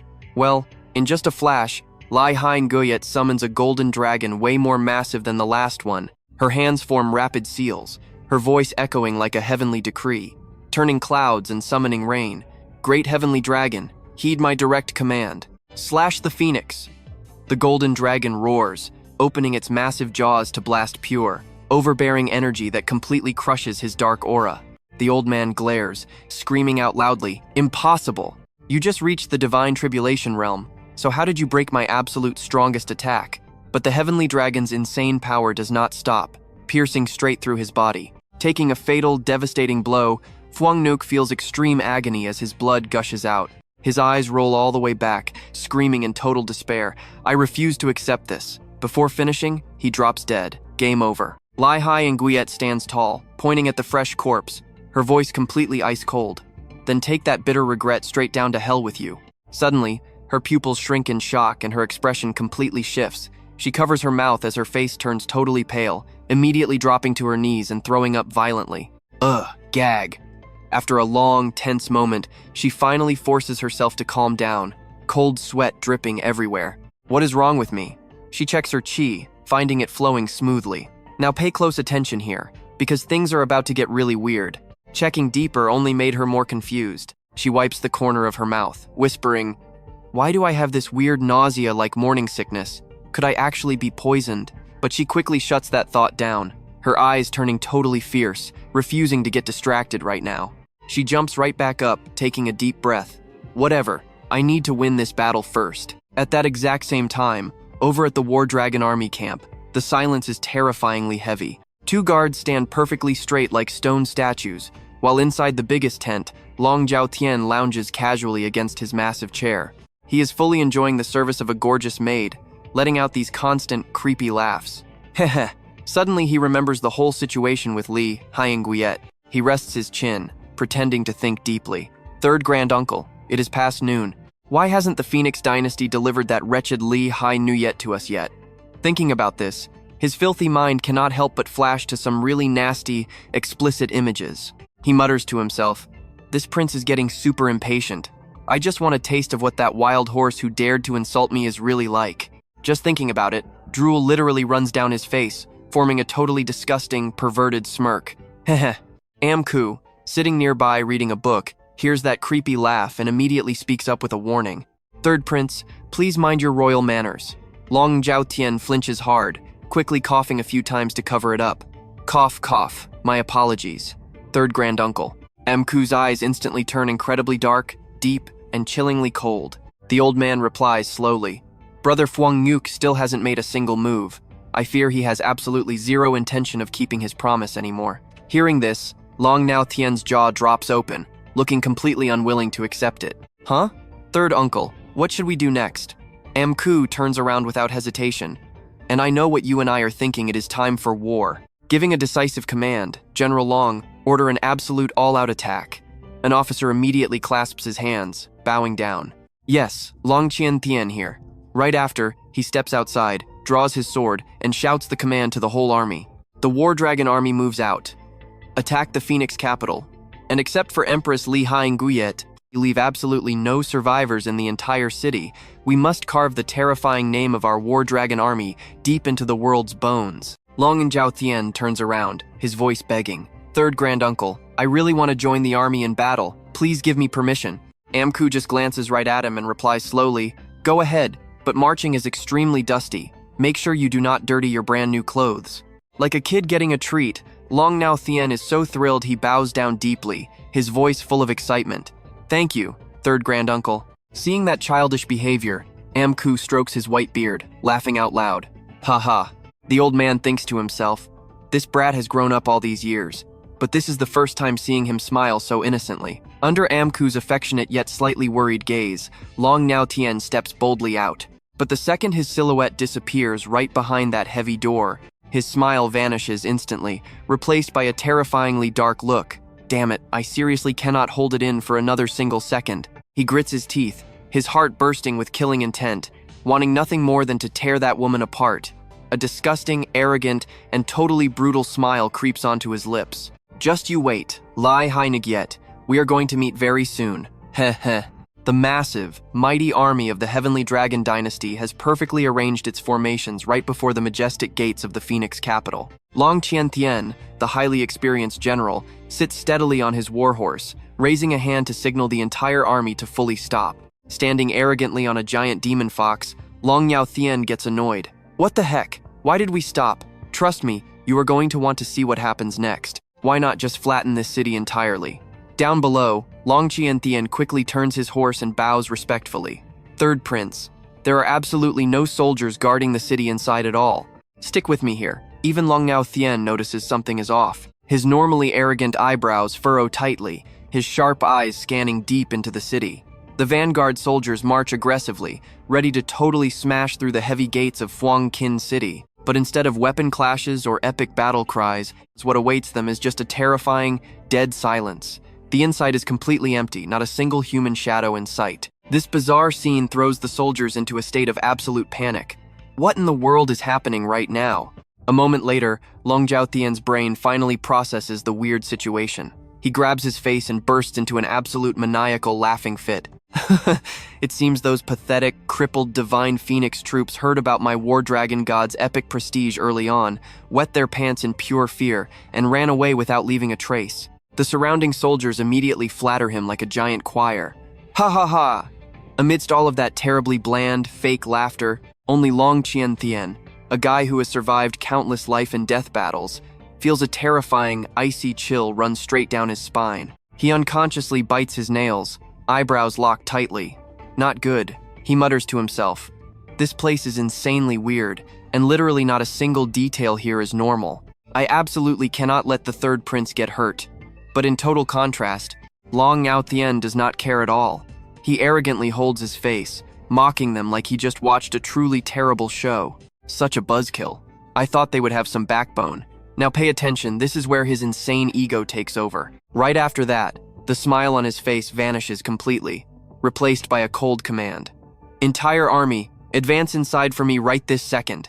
Lan Thien flinches like lightning struck him, rushing forward to stop him. Third Prince, please wait a moment. But for an arrogant fool like Lan Thien, that advice is just wind passing by. His face darkens instantly, growling out, Huh? Do not ruin this prince's good mood. Seeing that he is already furious, Lan Thien helplessly bows his head and replies, Yes, Third Prince. Lan Thien leaps right onto his mount, shooting forward like an arrow to lead the way, shouting loudly, All forces hear my command, charge inside. Slaughter this entire city for me. Inside Fuang Kin City, it is really no different than outside. The atmosphere is hot but terrifyingly silent. From the solid ground to the curved roofs, soldiers search everywhere, but they cannot find a single human shadow anywhere. After a completely useless search, Lan Thien grows even more incredibly arrogant. He plants his personal flag onto the highest tower, laughing like an absolute maniac. Ha ha ha! The citizens here feared the divine might of our War Dragon army, so they ran completely away for their lives. He literally does not think at all, grinning widely from ear to ear, and just continues giving orders. March straight into the royal palace. Capture the divine phoenix queen alive. This prince will reward you with princesses. Understood. The heavenly dragon dynasty troops roar together, surging forward to follow his command. Lan Thien dives straight down from the tower, his heart overflowing with a sick, twisted excitement, bellowing loudly, "Lai Hai Nguyet, this time I will absolutely show you the true, terrifying majesty of my name, Lan Thien." He instantly charges straight into the deep heart of the capital. Lan Thien just chases from behind, constantly begging and advising, "Third prince!" His voice cracks with pure anxiety. There is not a single person in this city. It must be a trick. But Lan Thien does not care, waving his hand in total annoyance, pushing even deeper. With the third royal uncle guarding us, he alone equals 1,000,000 troops. Whatever dirty tricks that woman plays are completely useless. Right as they step into the grand hall, you saw this coming, right? They both freeze. Massive pillars of blinding light suddenly shoot skyward, connecting into a tight, flawless web. An earth-shattering magical array fully activates, entirely covering all of Fuangqin City, leaving absolutely zero gaps for anyone to escape.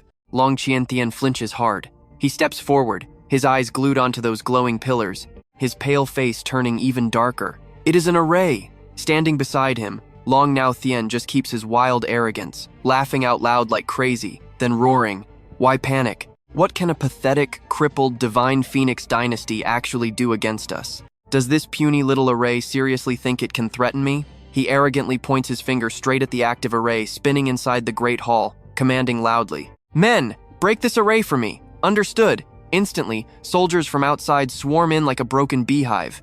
Spears and swords bristling, they launch into the air, starting their massive attack on Lai Hingyet's array. Lan Thien casually smiles. "Cheer up, with 6 divine fire masters attacking together. Breaking this array is as easy as flipping a hand. Not normal." Mku, the gloomy guy always standing behind him, suddenly gasps out loud.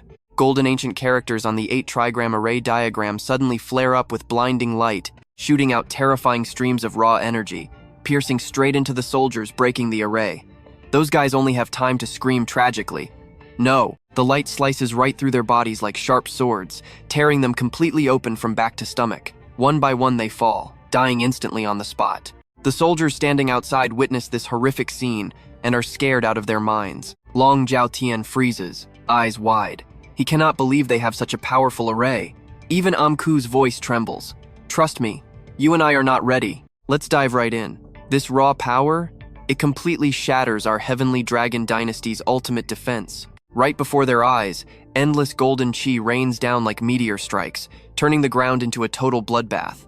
True fire masters immediately form a massive array. General Long throws his head back and roars. His masters instantly raise glowing talismans, throwing rapid hand seals. A massive yin-yang circle explodes into reality, popping a huge dome over them. Instantly, it gets slammed by the crazy golden chi storm. Long Aocean just smirks, fully convinced he is completely safe. But his smile vanishes. Tiny cracks spread fast across the shield as golden energy brutally pierces through. Then boom, one colossal energy beam strikes down, totally obliterating the barrier in a massive explosion. Lan Thien and General Long stare in absolute shock, screaming, "How is this even possible?" Just then, pure purple energy erupts from behind, clashing head-on with the golden storm. Yinju's heavy voice booms out, "Aocean, General Long, funnel all your power right here." Hovering high in midair, he coldly barks out, "Fight alongside me to carve a bloody path out, or else we all drop dead today." Hearing this, General Long instantly salutes. "Yes, sir." Even an arrogant punk like Lan Thien loses his attitude, reluctantly grumbling, "Yes, Royal Uncle." The general faces his surviving troops, screaming his lungs out, "My personal guards, strike with everything you have, kill them all. Watch closely now." The soldiers rush blindly, while Yinju floats up, eyeing the golden barrier. He holds a purple fist-sized seal, oozing pure killing intent. He flashes hand signs, muttering dark chants to trigger the artifact's ultimate power. Intense purple shockwaves pulse from the seal. The energy redlines, shaping into a colossal purple dragon as Yinju screams his array-breaking spell. The massive purple dragon shrieks, literally shaking heaven and earth, smashing straight into the shield. Down below, the general squad launches a desperate all-out attack inside. Gold meets purple, detonating into a blinding flash. Lan Thien throws an arm over his eyes, yelling, "Third Grand Uncle, how are we looking?" Up high, Yinju drops a freezing two-word answer, total wipeout. A tiny gap actually rips open in the barrier, spreading nasty spiderweb cracks everywhere. Taking the shot, Yinju fires a green arrow up. He points and roars, "Charge out now!" But the hype dies instantly. The hole shrinks. Long Aocean and the general realize they are totally stuck. Aocean goes pale, screaming in panic. "Hurry up, move!" Wild purple energy blasts the cracked dome non-stop, but it does absolutely zero damage. You saw that coming, right? The crack flashes, and Yinju, Aotien, and the general shoot out like purple lightning. The second they escape, the gap seals shut, trapping their men inside with terrifying death screams. "General, save me!" The grunts are shredded into pieces by golden runes, begging in absolute despair. Long Aocean aggressively grinds his teeth, his face twisted in pure rage. Tricked by her again, he clenches his fists, vowing, "Without my revenge, I am nobody." But Yinju quickly blocks him. His exhausted voice croaks out, "We cannot stay. We must leave right now." The three morph into purple smoke streams, rocketing into the sky. But their bad luck holds strong. Two golden dragon head auras ambush them out of nowhere. That intense golden light morphs into a brand new trap. Ancient runes chain the trio inside. They freeze. Aocean stammers, "What is this?" Yinju weaves signs, barely holding it together, his hands shaking. "Do not panic. Blast this array down again."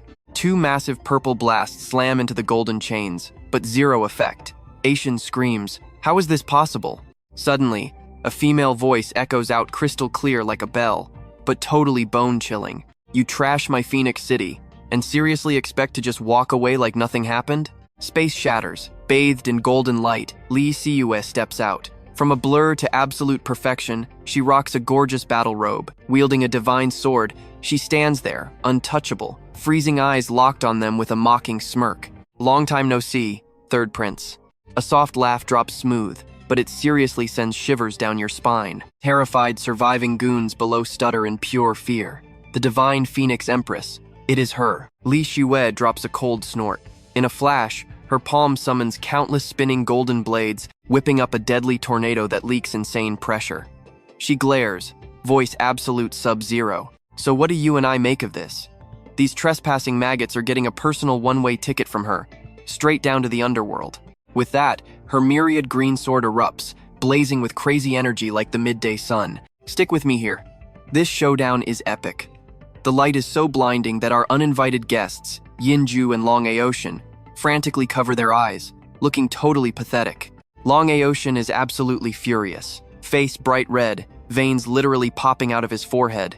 He screams out like somebody just stepped on his tail. "Divine Phoenix Empress, attacking us means you are officially declaring war on the Heavenly Dragon Dynasty. Have you even thought about the price of your own stupidity?" Facing that heavy bloodlust, Li Siyue doesn't flinch at all. Instead, she just bursts out laughing, her eyes full of pure mockery. "The Heavenly Dragon Dynasty? Honestly, that sounds like the name of some cheap circus." She snorts coldly. "After I send you to the afterlife, I really wouldn't mind wiping your tiny little dynasty right off the map." Yinju roars in anger. Thick, ink-like purple energy violently erupts from his entire body, heavily pressing forward. His eyes flash with pure malice. "You are just a brat. You are nowhere near qualified to threaten us, little girl." Li Siyue stays totally perfectly calm, even looking a bit bored. "Oh, Divine Tribulation's second realm? A few years ago, I might have actually feared you." Suddenly, her phoenix eyes ignite with a blazing, brilliant golden light. And behind her, watch closely here, a golden halo appears, bringing world-shaking pressure. Yinju is completely dumbfounded, stuttering in pure terror. Divine Tribulation realm? Even the incredibly arrogant Long Aocean cannot help but panic in utter disbelief right now. "Impossible. It has only been 2 years. How did you break through?" Far away, the watching crowd completely drops their jaws in shock. Oh my god, what kind of absolute divine being is Her Majesty anyway? Reaching the Divine Tribulation realm so young. Meanwhile, in a separate space, a guy mutters while playing with a small toy. "Not bad at all. You did not disappoint me." Lan Thien Hong hums, staring right at a tiny mini model of Li Siyue on his sandbox. He mutters softly, as if he is talking directly to her. "Hey, Divine Phoenix Empress, you better go all out. You need to keep me and my wife safe if you want to sit on that throne for long, understand?" Whistling casually, he keeps playfully poking the tiny model, then rests his chin in his hand to think. remembering that earth-shaking battle with the Fire Empress 10,000 years ago. If not for the origin bead, my absolute supreme treasure, taking her down would not have been an easy task at all. He shakes his head. That fight almost completely shattered the fairy world. Such an unpleasant memory. Then he frowns. Wait, what did she even look like again? He tries to recall, but his memories are covered in this thick, blurry golden fog. How did she look? Suddenly, a crazy hot image pops into his head, making him jump. No, that is wrong. He violently shakes his head. Before meeting my wife, I literally had face blindness for every single woman in the world. Even saying that, a little drool subconsciously escapes his mouth. Anyway, back to the battlefield. Li Shue stands in the center, totally controlling the entire situation. You saw that coming, right? Those golden chains and her barrier completely lock down the space, trapping the enemies like an inescapable cage. Yinju screams like a total maniac, feeling like his entire sex honor is being mocked. Divine Phoenix Empress. Even if you just reach the Divine Tribulation realm, you are still just a newbie, no different from your pathetic prison-breaking ancestor. Right after speaking, he raises the glowing purple seal in his hand. Instantly, the seal bursts with a wicked purple light, and his eyes flash with that same creepy purple glow. Gritting his teeth, he yells, "I can still easily suppress you." Then, he fully unleashes his ultimate technique, the demon god Dharma seal. In a flash, Yinju swells up. His muscles brutally mutate and bulge as thick purple smoke completely wraps around his massive body. He roars, unleashing pure destruction. His giant mutated body violently crashes toward Li Shue like a falling meteor. But Li Shue just stands there, zero intention of dodging. A faint, cold smile even sneaks onto the corner of her lips. The moment that purple energy hits, an invisible golden circle completely blocks it dead in its tracks. Seeing Lan Thien and Lan Thien hogtied like pigs ready for slaughter, Yinju panics hard. Wait, why is my magic power disappearing? Lan Thien furiously screams in panic. Third uncle, my strength is literally being sucked dry right now. Yinju aggressively snaps his head back, glaring right at Li Shue. Divine Phoenix Empress, what kind of dirty trick are you playing? She sneers, her voice dripping with pure sarcasm. You thought this was just a normal trap array? How incredibly naive. She gently raises her hand. This is the exact formation that helped me break through right here on this battlefield. Just using it to kill you guys would be a huge waste. Instantly, she erupts with another absolutely terrifying aura. Bathed in blinding golden light, her cultivation realm skyrockets in the blink of an eye, breaking through another tier. Her eyes burn like twin suns. And that is where we leave it, trust me. You will love seeing them helplessly smash that barrier. Stick with me, we are jumping right in as Yinju grits his teeth, forcing a crazy mid-battle breakthrough.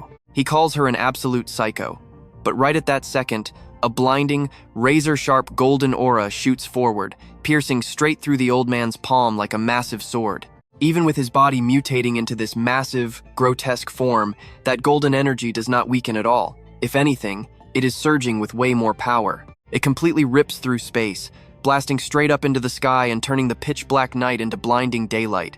That intense light quickly forms into a colossal golden figure, towering right behind Li Shue like an absolute guardian deity. Yinju is shaking violently now, completely unable to process what he is looking at. What is this?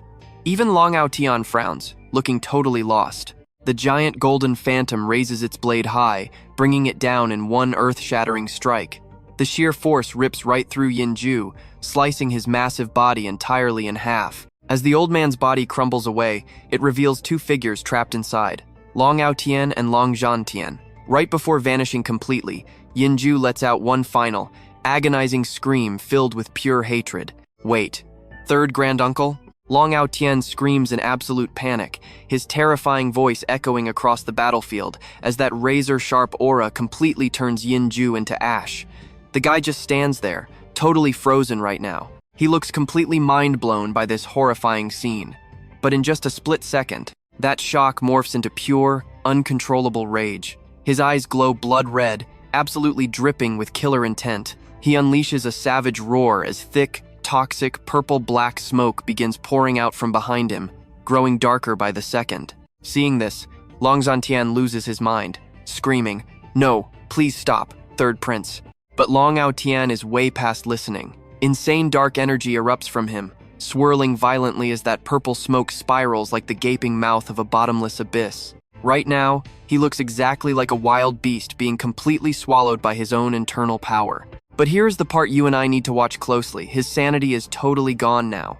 He just lets that dark magic take over. Meanwhile, Li Shiyue and Fu Tianyu quietly watch this disaster unfold. Fu Tianyu is completely stunned, his voice actually shaking as he asks what this insane aura is. He is still totally spooked, stammering about how terrifying it feels like his very soul is shaking. Beside him, Li Shiyue stays dead silent, her sharp, cold phoenix eyes locked entirely onto Long Tian. By now, Long Tian's entire body is completely engulfed in that sickening purple smoke. Long Tian is standing in the back, his blood running cold. It is game over. The third prince forced out his dark powers before even conquering his inner demons. He grinds his teeth in frustration. But things have already gone too far. There is no backing down now. The divine Phoenix Empress is definitely not sparing them anyway. A flash of pure panic crosses his eyes, but he knows the brutal truth. As dangerous as this is, it is their only shot at survival. On the flip side, Li Shiyue already recognizes where this power comes from, the Dark Lord. Her expression instantly shifts to dead serious. You are probably wondering why she cares. Well, out of all 36 worlds, the Dark Realm is literally the most evil and terrifying place in existence. And yet, this insane dark energy somehow showed up in the lower realm. Suddenly, Long Tian screams her name with absolute venom, threatening to tear her apart right now. The second he says that, his body fully mutates. The purple smoke around him violently twists into this incredibly eerie shape. His blood-red eyes are glaring with off-the-charts killing intent. Without wasting a second, he raises a hand, forming a massive dark arrow and firing it right at Li Shiyue.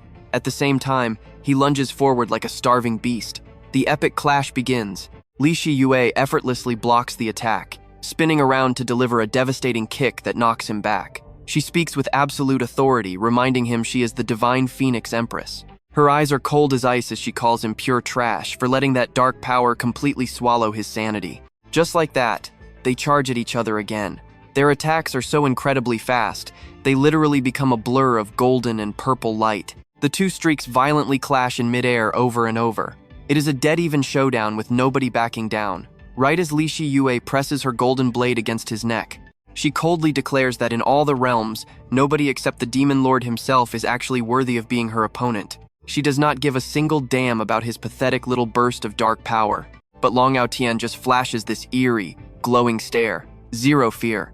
Instead, he cracks an absolutely unhinged smile. His figure suddenly glitches and fades out, and in the blink of an eye, he teleports directly behind Li Shiyue's back. His hands are radiating dark energy as his voice drops like an echo from hell itself. He is summoning the dark three-headed hound. Instantly, a colossal three-headed demonic dog bursts onto the scene, looking absolutely terrifying. Every single breath it takes radiates pure killer intent. Without a moment of hesitation, the beast lunges straight at Li Shiyue. But facing down this monstrous creature, her eyes stay completely calm, not a single flinch. Her gaze is locked in as she drops a cold truth: if you lack real strength, all this flashy garbage is just a pathetic joke. With that said, Li Shiyue channels her raw power into her fingertips.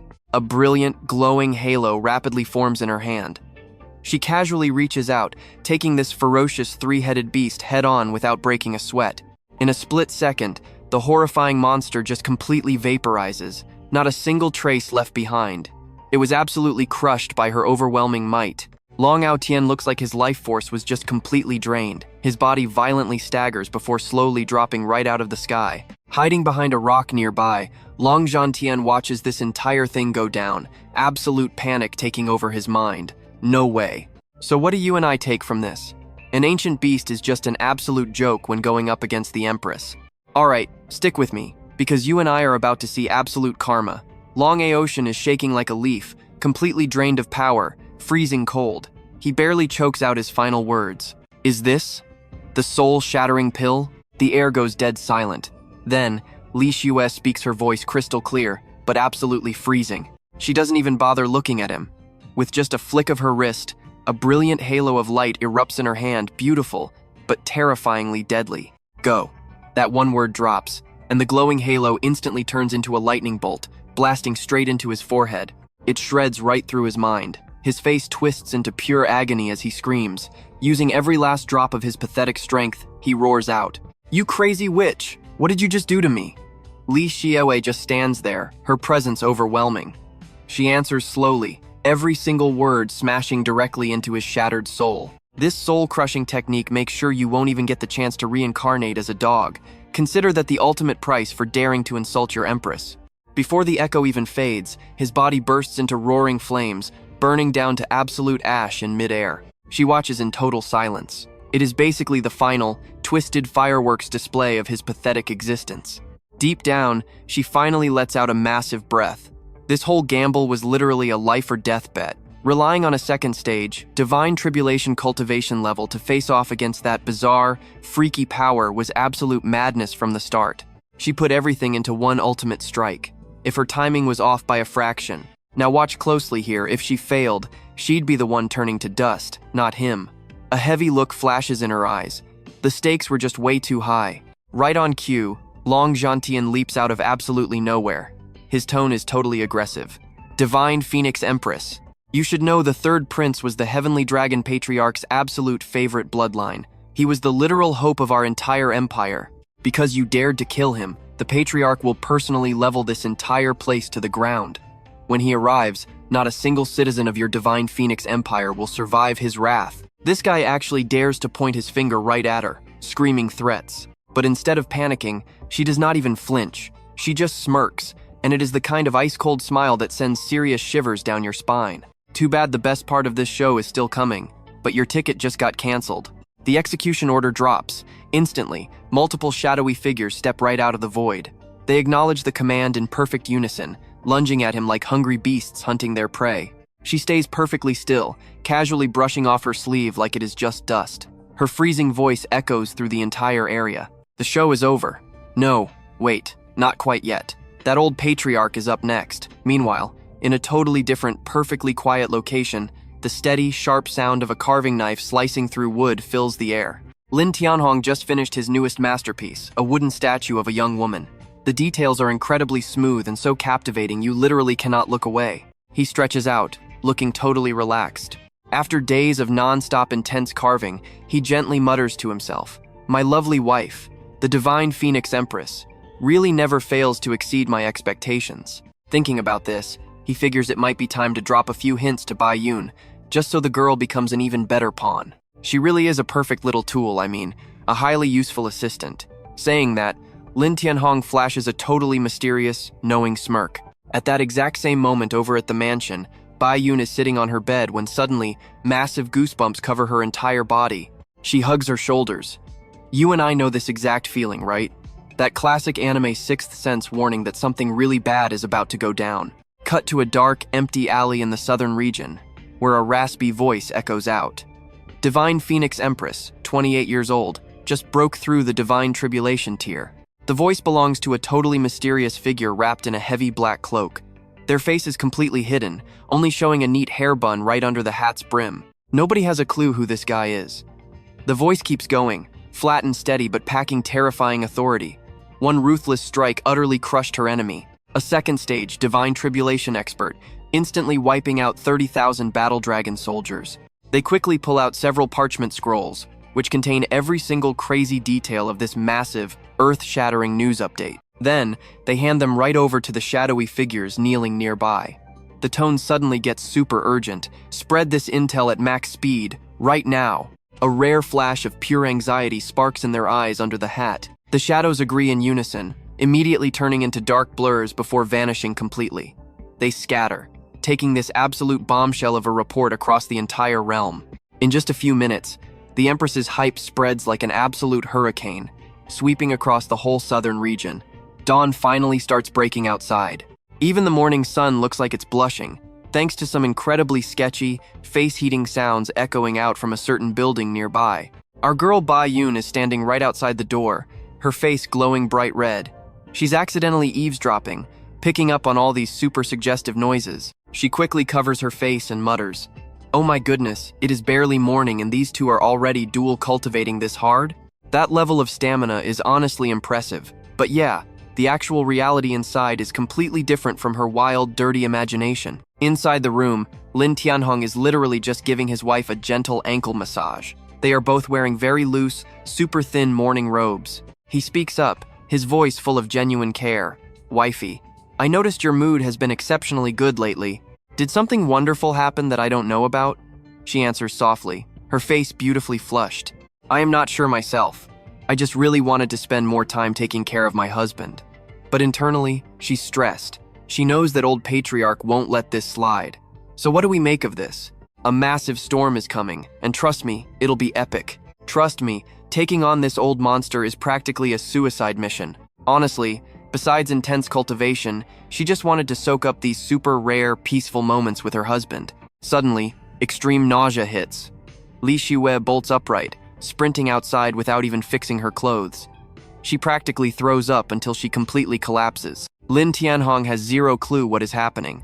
He rushes over to hold her, asking nervously, "Wife, what is wrong?" Holding her chest, she replies with a shaky voice. Maybe the heavy stress and terrible sleep lately just totally wrecked her. Right then, Bai Yun quickly steps up from behind. "Let me check on you." She waves cheerfully. Seeing her pop up, Thien Hong frowns. "Why are you here?" Bai Yun gives a playful smirk. "Just out for a stroll. I heard some weird noises passing by. Honestly, thought you two were having a massive fight. Who knew you guys were just sprinting outside like that?" Both husband and wife immediately blush hard. Shiyue gently steps forward, grabbing Bai Yun's hand. "Then please, Miss Bai Yun, check my pulse." The scene cuts to a totally quiet room. Bai Yun checks her pulse, stroking an imaginary beard with her other hand, playing the experienced doctor perfectly. Seeing that super serious, deep in thought expression on her face, Shiyue gets super anxious and instantly demands, "What is it?" Suddenly, Bai Yun's eyes light up like massive high beams. She literally squeals. "Congratulations, big sis, you are pregnant." Hearing this, Shiyue completely freezes, totally paralyzed in pure shock. Bai Yun flashes a massive smile, pointing right at her belly, declaring it very solemnly. "Listen to me, sister, there is a little baby growing in here. Wait, is it true?"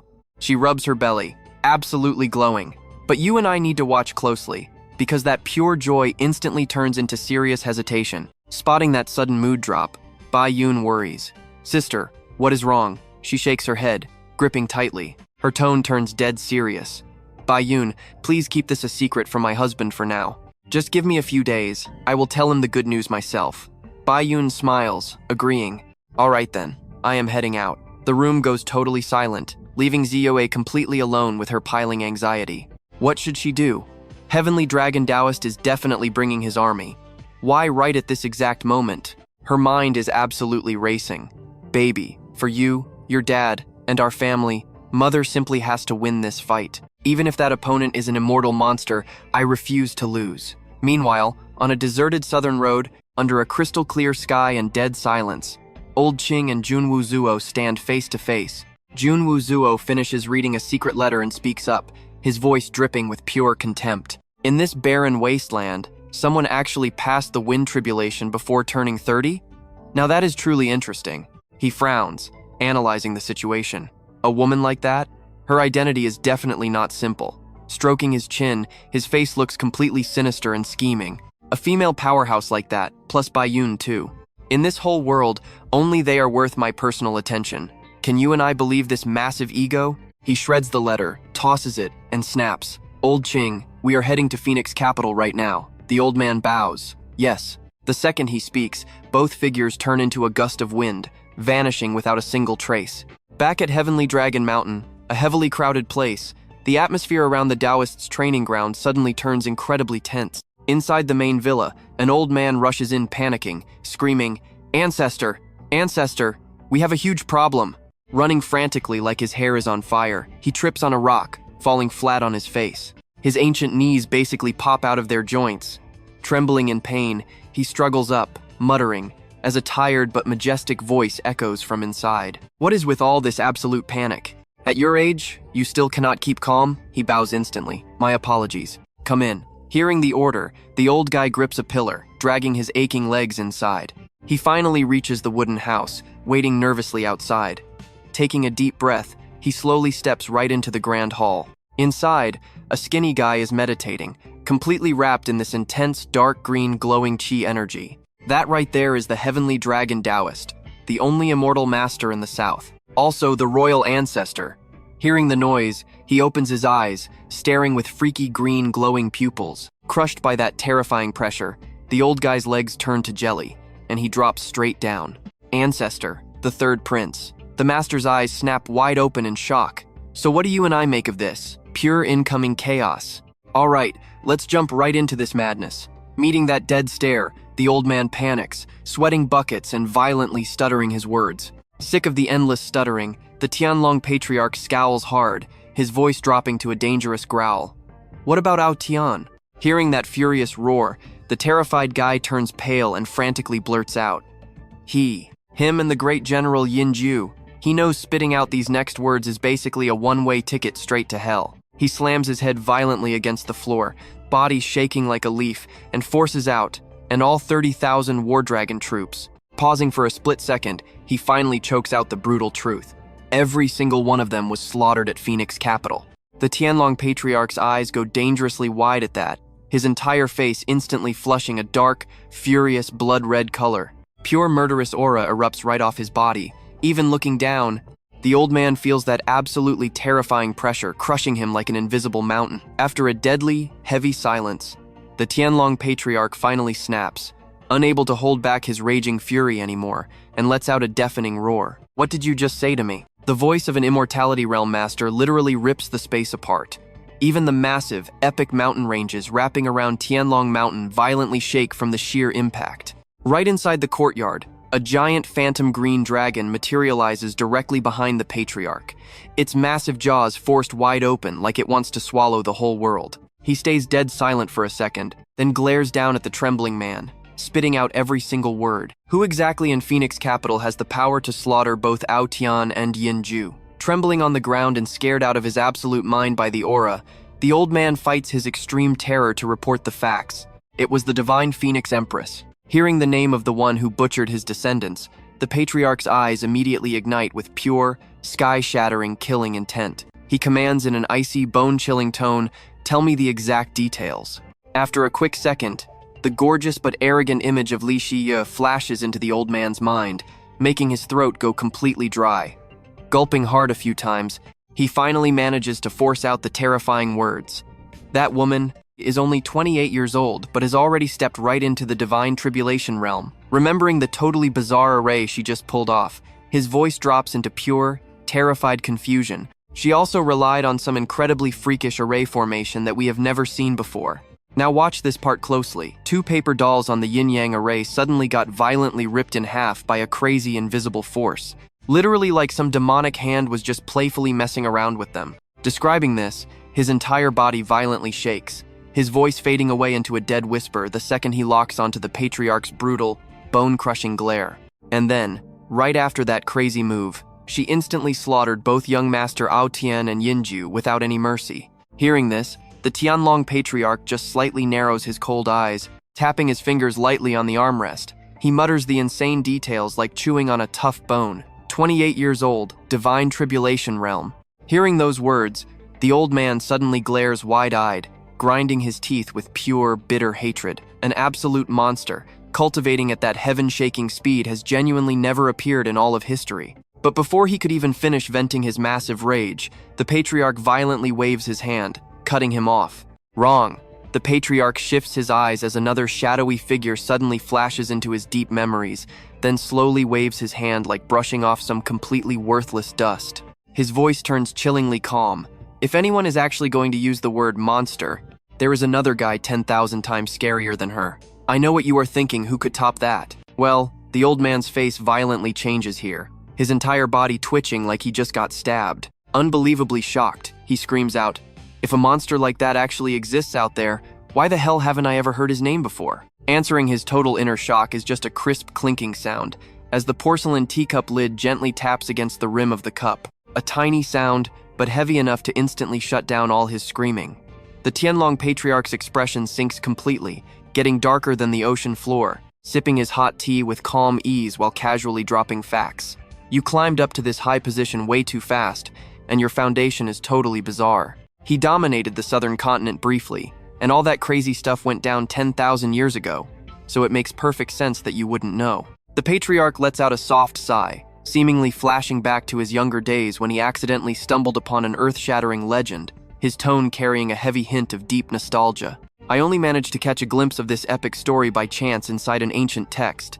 Recalling the insane records about Lan Thien Hong from that ancient book, the Tianlong patriarch slowly speaks, every single word hitting the listener's mind straight on like a massive, crushing hammer. 10,000 years ago, Lin City actually saw the rise of a third young master from the Lin family. He was the absolute most terrifying freak of nature this world has ever produced. Saying this, the patriarch suddenly shoots a razor-sharp glare down at the groveling man below. That freezing look instantly makes the poor guy flinch out of his skin. He immediately asks with heavy implication, "Why don't you take a wild guess from a trash foundation building nobody up to the absolute peak of the immortality realm? How many years did he take?" Caught totally off guard by the question, the panicked old man instinctively holds up exactly 5 fingers, stuttering out, "Patriarch, it must have been 50 years, right?" Hearing that, the Tianlong patriarch just scoffs with pure disgust, heavily emphasizing every cold word. He only needed exactly 5 years. And trust me, that makes his jaw drop completely. Stick with me here. His jaw completely drops, eyes popping out like quail eggs. This news hits like lightning, and he absolutely cannot process what he is hearing.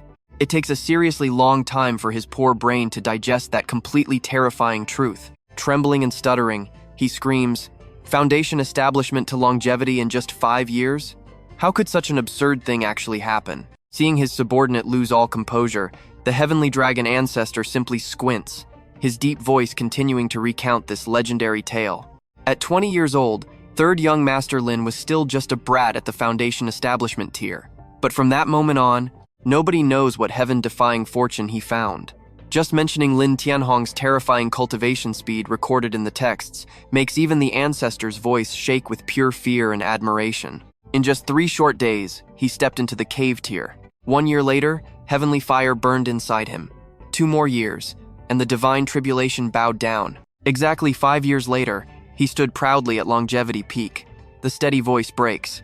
The heavenly dragon ancestor suddenly looks up at the sky, letting out a crazy, chest-shattering roar that literally makes the entire space tremble. Aoshin was my most beloved disciple, the very one personally chosen by that massive big shot. He squints his bloodshot eyes, killing intent, surging wildly. His voice sounds like scraping metal, and yet, he was killed by that damn divine phoenix empress. Finished speaking, the heavenly dragon ancestor unleashes his teleportation technique. A weird, eerie green fire suddenly erupts, completely swallowing his body. Frowning, he roars one final sentence that echoes everywhere. "I will personally go to Phoenix Capital and make you pay this debt." Before his figure completely disappears from sight, the ancestor throws back an order. "I leave Heavenly Dragon Mountain in your control."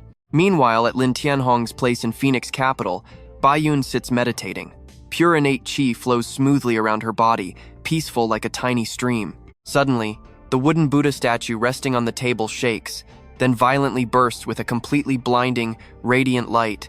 You and I need to watch closely here. Right on the statue's neck, a totally bizarre, tiny figure faintly appears out of nowhere.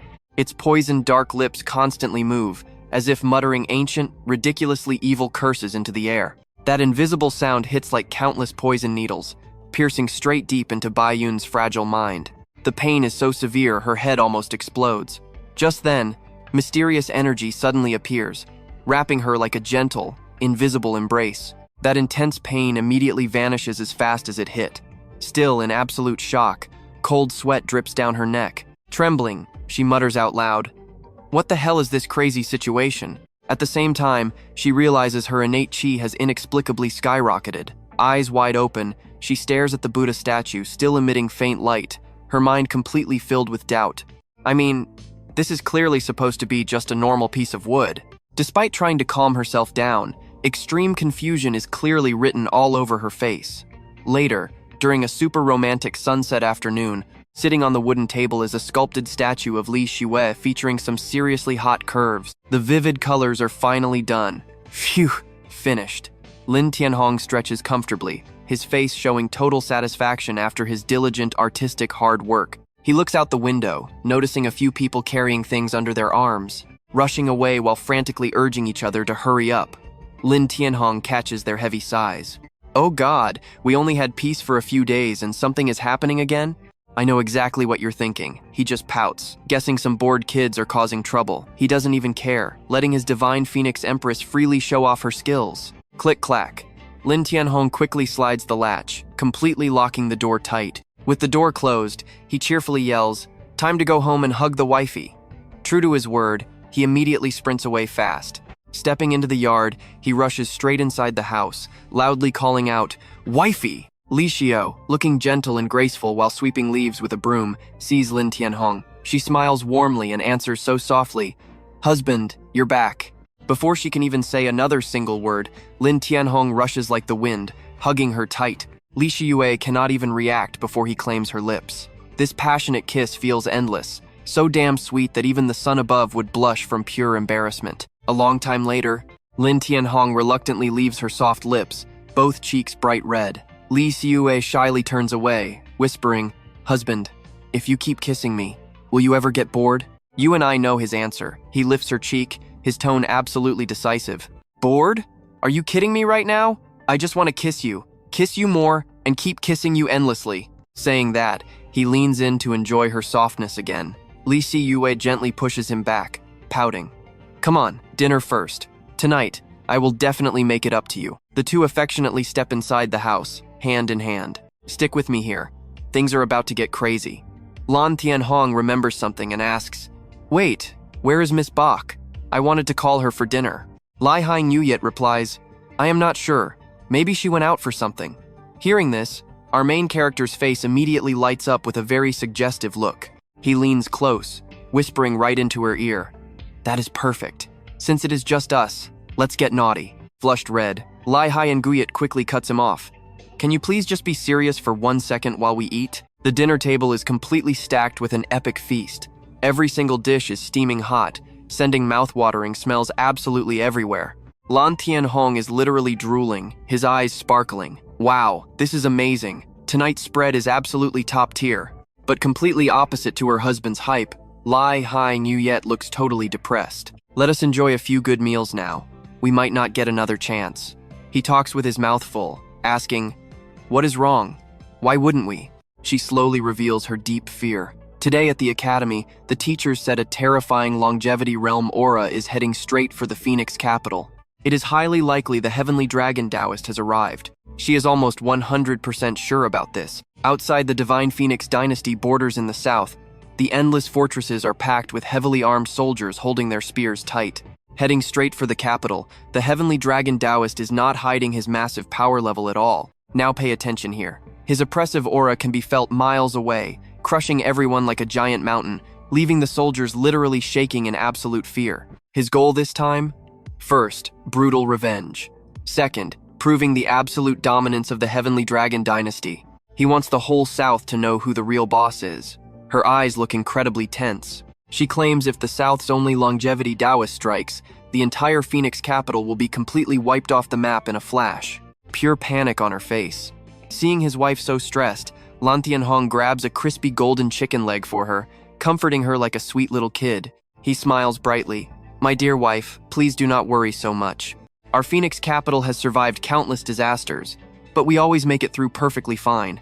I am sure the heavens are protecting us. This time will be exactly the same," he continues, wrapping an arm around her with total confidence. Plus, the divine Phoenix Empress has been doing amazing lately. The capital's grand array is incredibly powerful, and with that brand new guard squad, our defense is completely stacked. Hearing her husband's trusting reassurance, Lai Haing Yuyet cannot help but blush incredibly hard. She thinks to herself, "So annoying, just getting a few compliments from him has me floating on cloud 9. Mirroring her husband, she eats her food while mumbling softly, "But honey, this time is totally different. That is a literal longevity Taoist coming for us." Just as she says that, Lan Thien Hong quickly grabs a plump sausage and directly shoves it right into her mouth, looking completely affectionate. There, wifey. Stop worrying. I have absolute faith in our divine Phoenix Empress, so just eat your dinner in peace." He just keeps gently coaxing her like that, bringing a truly solid sense of safety to her, calming her chaotic heart right down. The sweet talk between these two lovebirds just keeps going, echoing everywhere, with him completely shutting down all her complaints. "Come on, wifey, eat this piece, try this one too, and do not forget this one." You and I both felt that cringe, right? Watching this overly cheesy romance, even the lingering son gets completely annoyed and hides away, screaming internally. Damn it all, can these two idiots not enjoy a single meal without shoving their couple goals down my throat? The sunset finally fades out, giving way to the deep, dark night. Under the flickering candlelight, She wears a sheer outfit, it's thin as mist, her gorgeous body pressing gently against Lan Thien Hong, her voice sweet like honey in his ear. "Husband, let me serve you tonight." He just sits there calmly on the soft cushions, one arm wrapping around her shoulder, holding his love tight against his chest, softly replying, "My dear, stop overthinking things. Everything is going to be perfectly fine." Her elegant face nuzzles deep into his chest, just like a little kitten desperately seeking a safe haven. She cannot help but sigh in her heart. Good heavens above. Why is our married life doomed to be this incredibly chaotic? We barely get 3 days of peace. First the creepy uncle stalking us, then the greedy elders scheming, and now this damn heavenly dragon dynasty shows up. Sure, she just survived a divine tribulation and unlocked memories of the legendary Shihei empress, but at the end of the day, she is still stuck in a mortal body. Even using the ancient capital array to fight a monster longevity Taoist, her chances of winning are probably less than 30%. Honestly, hanging by a single thread. Trust me, we need to see this. Her dark thoughts keep spinning. Alright, stick with me here. With life and death totally uncertain, our female lead decided to risk absolutely everything for her husband. She did not hesitate. Her hand gently caressed Lan Thien Hong's face before pulling him into a deep, passionate kiss. The whole scene turned so incredibly steamy, it would make anybody blush hard. She took the lead purely out of this lingering, awful fear. If she did not make a move right now, she might never get the chance again. The intensity of this intimate moment, off the charts. Even the moon goddess would have to shyly draw the curtains out of pure embarrassment. And the sun? Probably holding up a giant neon sign screaming, "Get a room, you two." Fast forward a few days. The sky above the Phoenix capital suddenly went pitch black.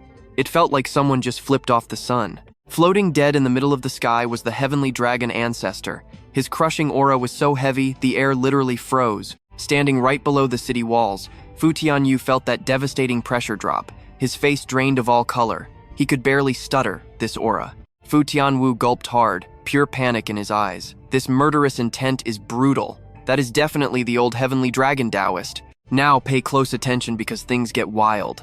The old monster arrived way earlier than expected, and his speed was absolutely terrifying. Down below, the citizens saw the world turn black and absolutely lost their minds. People dropped their shoes and scrambled like a busted beehive. Screams ripped through the streets. "We are dead. The demon is here."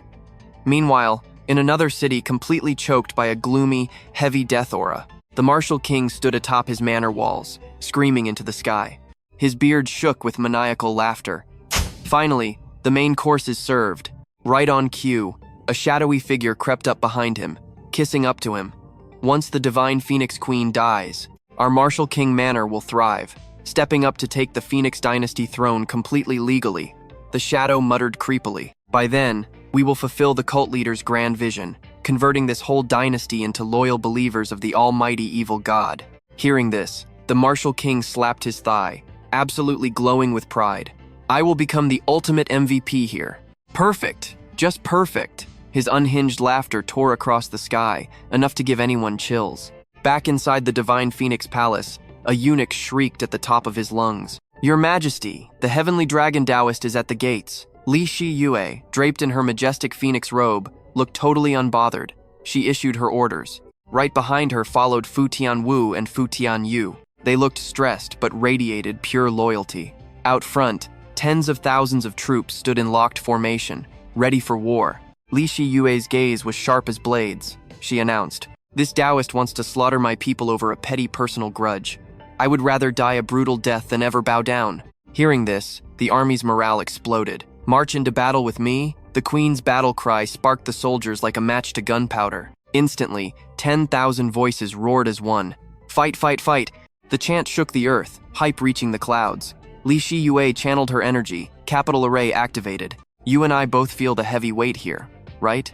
She is literally carrying the survival of an entire dynasty. Right on cue, a massive compass formation lit up the sky above the capital, glowing with this eerie, terrifying magic. Floating up high, the heavenly dragon ancestor boiled with killing intent, his wrinkly face twisted in pure rage. He spat out every word. "You dared to execute my precious grandson. Today, I am burying your entire divine Phoenix dynasty right next to his grave." The second he finished, power on a godly scale erupted from the old monster. He announced coldly, "Do not even pray for survival. Kill." Immediately, the ground below shattered violently, cracking wide open into massive craters. The tremors were so intense that even a bunch of half-carved wooden statues inside a poor craftsman's shack rattled around like crazy. This sudden earthquake totally ruined the relaxing vibe for Lan Thien Hong, forcing him to stop what he was doing. Frowning, he muttered, "Which little rat is making all this noise and ruining my nap?" Then, he casually plucked out a single silver hair. Struck by some invisible, insane pressure, the strand of hair snapped right off. A devilish little smirk crept onto his face. With a flick of his wrist, that hair dissolved into a blinding pale gold light. Lan Thien Hong looked deeply amused, acting totally serious. "Let us use you to test out this fun little toy I just created." In that exact same second, a bizarre phantom image flashed across the bleak gray sky of the Phoenix Capital battlefield. It rocketed straight toward the massive black smoke cloud holding the heavenly dragon ancestor. The old man jumped, glaring at the weird smoke, totally confused by what was attacking. His expression shifted wildly as a deep, sinking dread filled his gut. What is happening? Bolting toward the anomaly, he became a beam of light. "Trust me, we are not ready for this. Stick with me here. You are about to see a crushing pressure so insane it stops this old man entirely." Thien Long Lao, to freezes midair, his pupils shrink into tiny dots, his teeth grinding together so hard they might shatter. Pure, absolute terror completely takes over his mind. What in the world is this ridiculous power? Is there actually another longevity realm expert hiding around here, someone even stronger than he is? While he is still totally panicking, a deep, incredibly raspy voice suddenly echoes. It sounds bored, dropping right from above. If you had just avoided Fuang Kin City, you probably could have survived a few more centuries. Thien Long Lao, to jumps in fear, snapping his head up to glare at the black smoke swirling all around. Who is playing these dirty tricks? The mysterious voice does not care at all, sounding completely chill as it replies. "But since you are already here, I will just do you a favor and end you early." The words are spoken so lightly, but the old guy's face instantly turns pale white. Even though he is completely terrified inside, Thien Long Lao, tries to act tough. He points a shaking finger forward and yells out, "Just what the hell are you?" But before Thien Long Lao even gets an answer, a brutal purple light completely tears through the space above, blasting violently right through the old man's body. It takes him a full second to look down. He realizes a massive, gaping hole has somehow appeared right in his stomach. Thien Long Lao To's eyes bulge out, spitting fresh blood as he screams in absolute agony. How is this possible? Now watch closely, because it gets crazier. The terrifying beam actually keeps pushing him backwards, slamming his body through several massive mountains in a row like a cheap meat skewer. When the thick dust finally clears, everyone sees Thien Long Lao To's totally wrecked body pinned heavily against the cliff face. Before he can even catch his breath, another horrifying wave of pressure suddenly crushes down directly on his head. The guy who just arrived is Lan Thien Hong. Absolute shock suddenly flashes across Thien Long Lao To's violently bruised and bloody face. "You? Are you actually him?" The scene flashes back many years ago. The old man is sitting completely alone inside a secret room stacked high with ancient books. The dark space is only lit by a flickering oil lamp. Thien Long Lao, carefully reads every single word on a worn-out scroll. Third, young Master Lan absorbed energy by dawn, condensed spirit by dusk, and hit immortality in 5 years. While focusing hard, a tiny slip of paper tucked inside suddenly drops out, making the old man jump and look over. That specific paper holds a portrait of Lan Thien Hong, showing off a sharp, cold face and incredibly arrogant eyes. Staring at this insanely familiar face right in front of him, Thien Long Lao, cannot believe it at all. He stammers out his question. "You are Lan? Third young Master Lan, the actual monster who hit the longevity realm in 5 years?" Acting like he just heard something funny, Lan Thien Hong gives a small smile. He glances down at the old guy crushed under his feet, letting out a very meaningful "oh." "I know what you are thinking. How is this guy still talking?" Even with a smashed face and a hole in his gut, the old man screams, "Impossible! 10,000 years have passed!" In complete contrast to that panic, Lan Thien Hong just smiles calmly. He asks in a very gentle voice, "Oh, so you actually know me?" Facing this terrifying pressure that he cannot fight off, Thien Long Lao immediately cups his hands. His attitude becomes so respectful, it is honestly pathetic. Trembling, he explains how he was lucky enough to see third young Master Lan's legend and portrait inside an ancient text that has existed for over 10,000 years. Hearing this, Lan Thien Hong shifts his eyes and thinks for a quick second. A memory slowly surfaces in his mind, and he quickly figures it out. It is definitely because of that absolutely annoying, gossiping old bastard Bakyu. After that, he looks down at the old man below, his voice calm but totally freezing. You really should not have come to Fuangqin City. Once you stepped foot here, I have no choice but to take your pathetic life. Heavily wounded in the stomach, Thien Long Lao clutches his bleeding injury. With bloodshot eyes, he roars in absolute fury. Third young Master Lan, I do not understand how you have lived immortally for 10,000 years. Even a true immortal descending to Earth could never extend their lifespan to that ridiculous level. The more he speaks, the louder his voice gets, like he is hyping himself up. But you want to kill me? I am afraid you are still not qualified.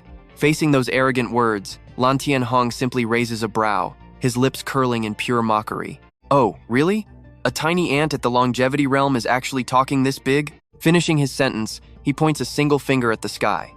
A pitch-black energy sphere slowly forms right on his fingertip, completely surrounded by a sparkling, mysterious ring of light.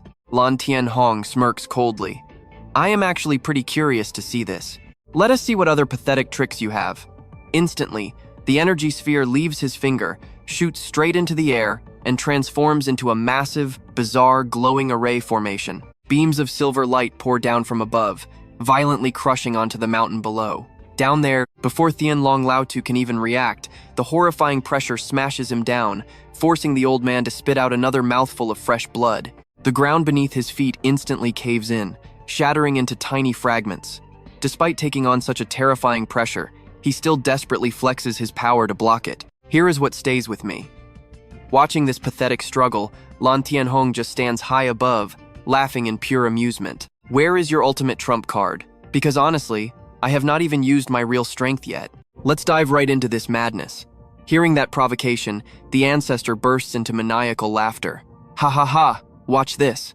Instantly, pitch-black, bizarre spiritual energy erupts all around him. And get this, countless terrifying mouths appear right inside that dark aura, enough to make absolutely anyone's skin crawl. In just a split second, that dark energy rapidly twists and mutates, completely transforming into a massive, incredibly ugly octopus monster.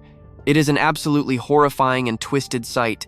Seeing this insane scene makes Lan Thien Hong frown in pure surprise. He thinks to himself, power of the dark world? So the Heavenly Dragon Dynasty actually has ties to the dark world. The moment that thought crosses his mind, a massive dark shadow flashes in his head. He clicks his tongue in total disgust, cursing inwardly.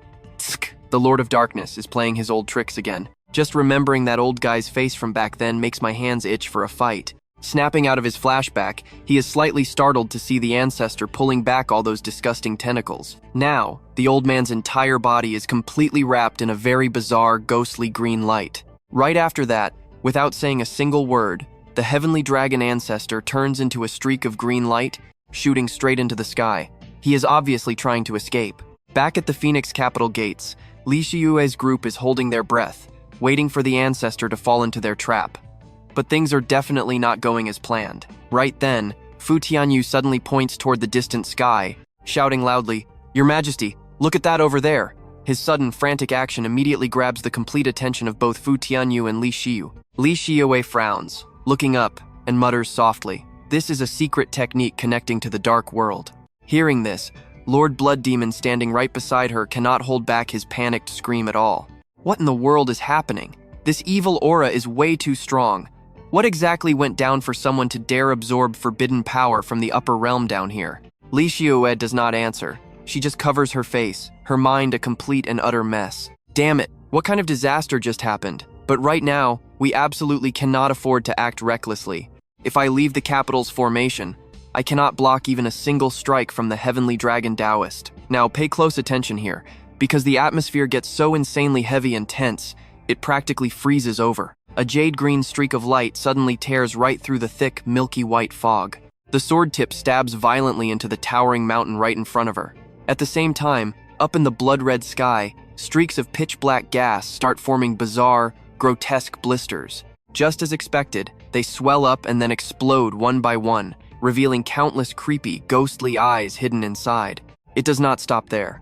From the absolute largest eye, a slimy, terrifyingly bony arm slowly reaches out into the open. Meanwhile, tens of thousands of other pupils keep darting back and forth, like they are hunting for appetizers before a truly horrific banquet begins. The already gloomy sky now turns even more horrifying, completely dominated by the twisted, squirming dance of these mutated eyeballs. Suddenly, every single one of them glares wide open at the exact same time, sending a clear signal for an absolutely unavoidable disaster. Facing this totally surreal nightmare, every living being in the Phoenix capital can only hold their breath and leave everything up to fate. Just a few minutes later, as the smoke slowly clears, a gigantic figure emerges, towering massively right in front of Lan Thien Hong. It is the Dark Messenger, blood-red body, twisted drill-like horns, and a freakishly long tongue that looks just like a giant python. The moment she sees this monster, Li Xue's eyes immediately go wide as saucers in pure, unadulterated shock. Her beautiful face instantly turns as white as a sheet of paper. Even Fu Tianyu, who is standing right in front to protect her, cannot hide his pale, terrified expression. Fu Tianyu is not doing any better. When that disgusting monster suddenly descends, his expression completely drops as he stares at the ground. Seeing their sky completely hijacked by countless glowing red eyes, tens of thousands of citizens in the capital simultaneously drop to their knees, weeping and wailing in despair. Heavenly punishment. This is a heavenly punishment. We are all dead. Right in the middle of this total chaos, the heavenly dragon ancestor, now backed by this terrifying power, suddenly bursts into arrogant laughter. He puffs out his chest and shouts at the top of his lungs, gloating like he just won the lottery. Ha ha ha! A supreme mighty figure from the upper realm has descended. Third young Master Lin, even if you are a true immortal, you will die here today. But you and I both know that arrogance never lasts long here. The Dark Messenger standing right behind him simply curls his finger and casually performs a single snap. Smack. The heavenly dragon ancestor gets instantly flicked away like a tiny marble, spinning wildly in midair before completely slamming face first into the dirt. The messenger speaks up, his deep voice dripping with sheer annoyance, sounding exactly like a grumpy accountant dealing with a budget deficit. Hey old dragon, do you have any idea how many resources it costs for me to take a trip down to the lower realm? Your trivial little problems actually dare to waste the upper realm's precious budget? Hearing this, the heavenly dragon ancestor turns pale with terror. He scrambles up and bows non-stop, but his only response is a furious roar from the messenger. You deserve death. With that, the Dark Messenger points a dagger-like finger straight at the old man's tiny frame. Every single ounce of that previous arrogance from the ancestor has completely vanished into thin air. He slumps completely to the ground, his voice shaking in fear, reporting, "My lord, Aoshin, the boy is dead." Hearing this news, the Dark Messenger flies into a massive rage, violently shaking the entire mountain. What? And that is where we leave it, trust me. You need to see what happens next. Let's dive right into absolute chaos. Why did it die? He roars, shaking the earth. That was our dark child, planted in this lower world. A blood-red aura erupts from his body, literally shaking the entire space around him. Under that terrifying pressure, Li Xiu has to grit her teeth, straining every single muscle just to keep from collapsing to the ground. Over on the other side, Heavenly Dragon Patriarch clutches his chest, face completely twisted. He starts crying and begging, "My lord, it is this guy. He stopped me from getting revenge for Ao Tian." The old man points his finger straight at Lan Thien Hong, making sure to throw in a totally shameless lie. "He is a true immortal. I am no match for him." Hearing this, the Dark Envoy just narrows his eyes, looking over before letting out a completely mocking growl. "A pathetic true immortal? In my eyes, you are nothing but an insect. Die." At this point, Lan Thien Hong just smirks, flashing a cold, completely sarcastic smile. "Oh really? Even your boss, the great Dark Master, had to tuck his tail and run away the last time he saw me. How does a lowly envoy like you dare to talk so big to me?" Hearing those shocking words, both the Dark Envoy and the Heavenly Dragon Patriarch instantly fall into a totally eerie, absolute dead silence. The guy absolutely refuses to believe what he just heard, immediately screaming back in total shock, "How on earth do you know about the existence of the almighty Dark Master?" The Heavenly Dragon Patriarch is stunned too, jaw dropped, his brain basically short-circuiting from way too much insane information to process right now. Now pay close attention here, because things are about to escalate fast. Before anyone can even process this crazy truth, the Dark Envoy raises his hand, instantly condensing a terrifying blood-red energy sphere right in his palm, all while growling non-stop. "Daring to disrespect the great lord of the upper realm? You are basically asking for death." The second he finishes speaking, a blinding beam of pure destructive light blasts straight out from inside that red sphere. This violent beam tears through the air at terrifying speed, wiping out absolutely everything in its path, leaving nothing but a blazing trail of glowing red magma left behind. Right after that, an earth-shattering explosion goes off, with a blazing light that completely lights up the entire gloomy dark sky above. The energy sphere keeps firing off these terrifying heat waves. Seeing this epic destruction, even though his body is so wrecked he is coughing up blood, the Heavenly Dragon Patriarch still laughs in pure excitement. Haha, my lord is truly invincible. How could a pathetic lower realm, true immortal, ever be your match? Seeing his target seemingly wiped out completely, the Dark Envoy pulls back the sphere, grinning from ear to ear with absolute triumph written all over his face. He stares intently down at the thick clouds of dust right below his feet. A few seconds pass by, and the smoke finally clears, revealing the insane scene underneath. When the view gets clear, there is only a massive trench filled with boiling magma, and absolutely no sign of Lan Thien Hong anywhere. The Dark Envoy suddenly screams out, completely confused. Wait, where did that guy go? You and I both thought he got vaporized, right? Well, think again. Down that magma trail, a glowing red aura suddenly appears.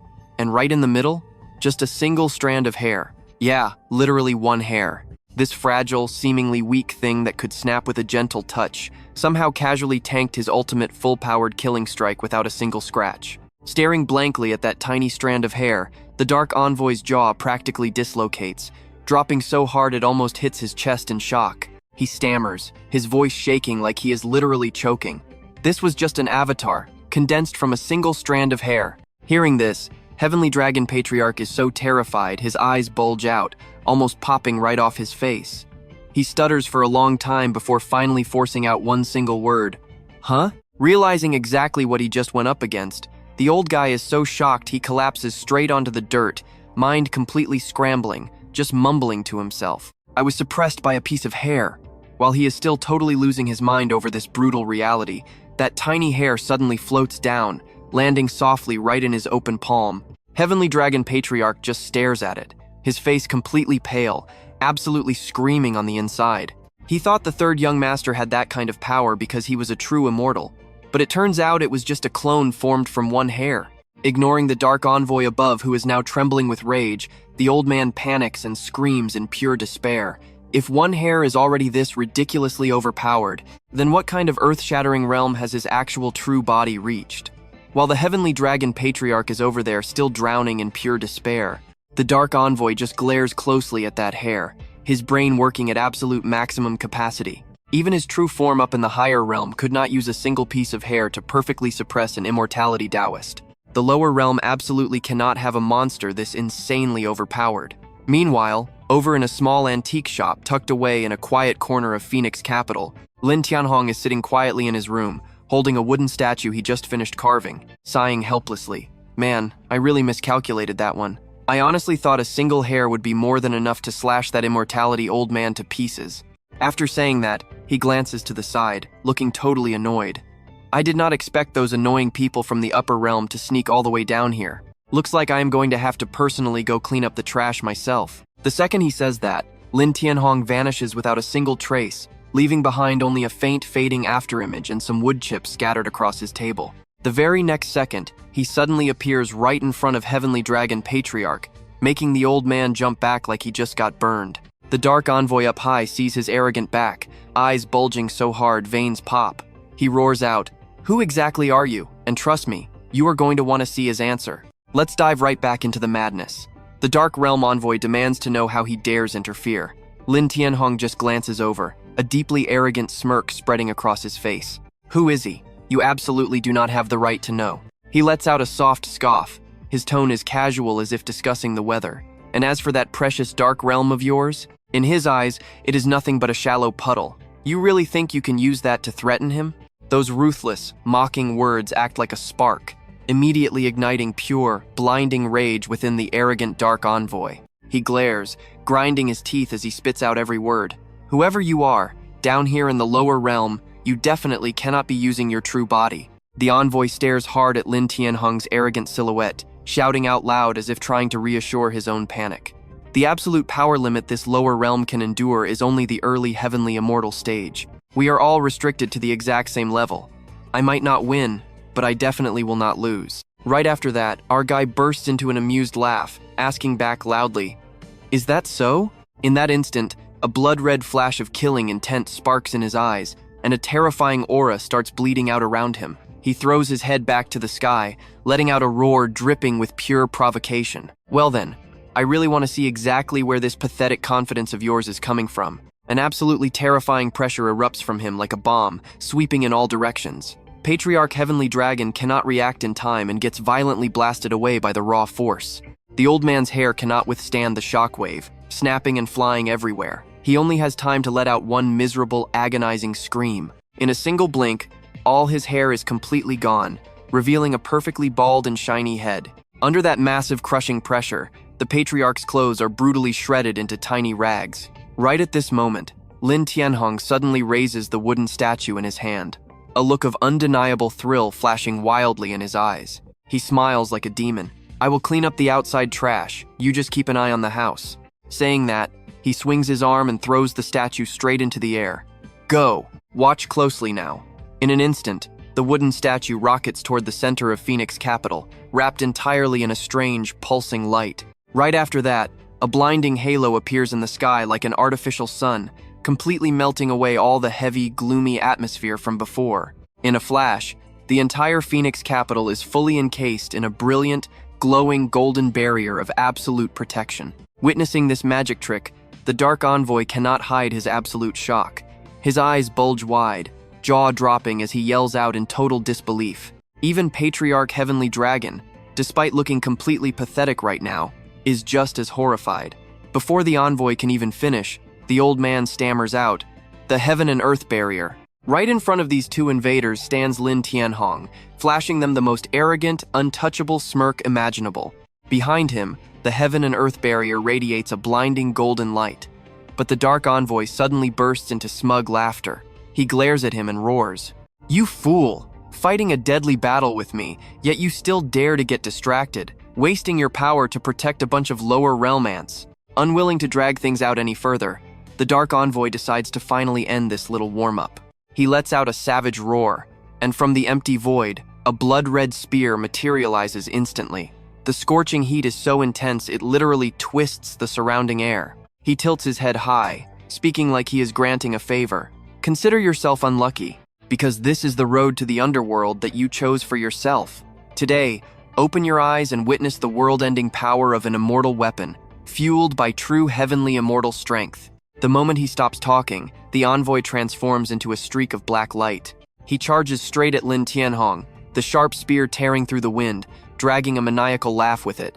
"I will crush you to pieces, you pathetic bug." But you and I both know karma is hilarious.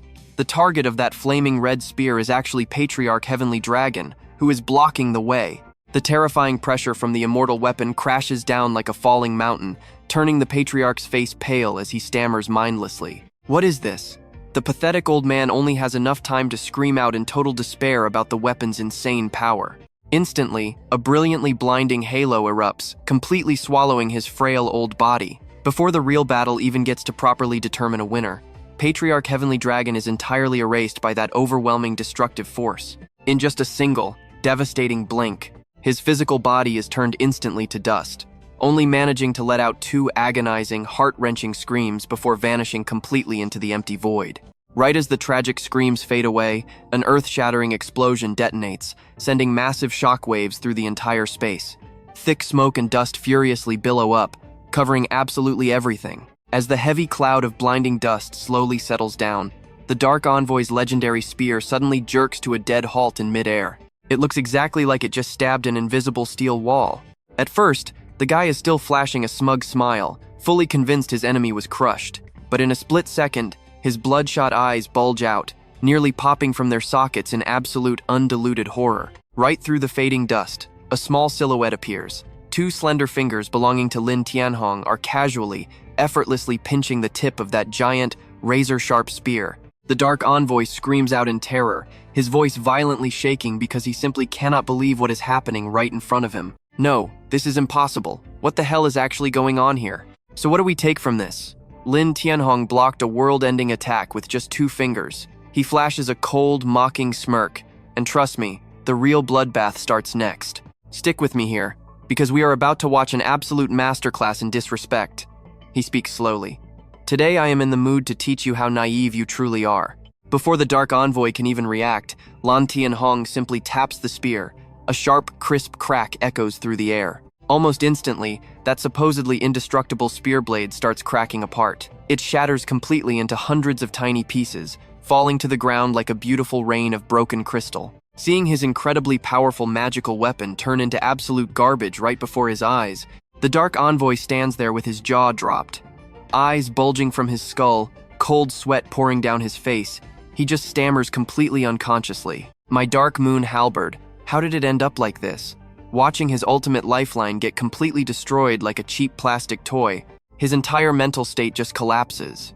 He roars out in pure frustration, feeling his immense pride get completely crushed without a single ounce of mercy. How can you just ignore the rules of the lower world? How are you breaking the absolute restraints of the heavenly laws right now? Hearing this, Lan Thien Hong just chuckles coldly, his eyes full of pure disrespect. The laws of heaven? Those are nothing but chains meant for the weak. He waves his hand powerfully, his commanding voice echoing out.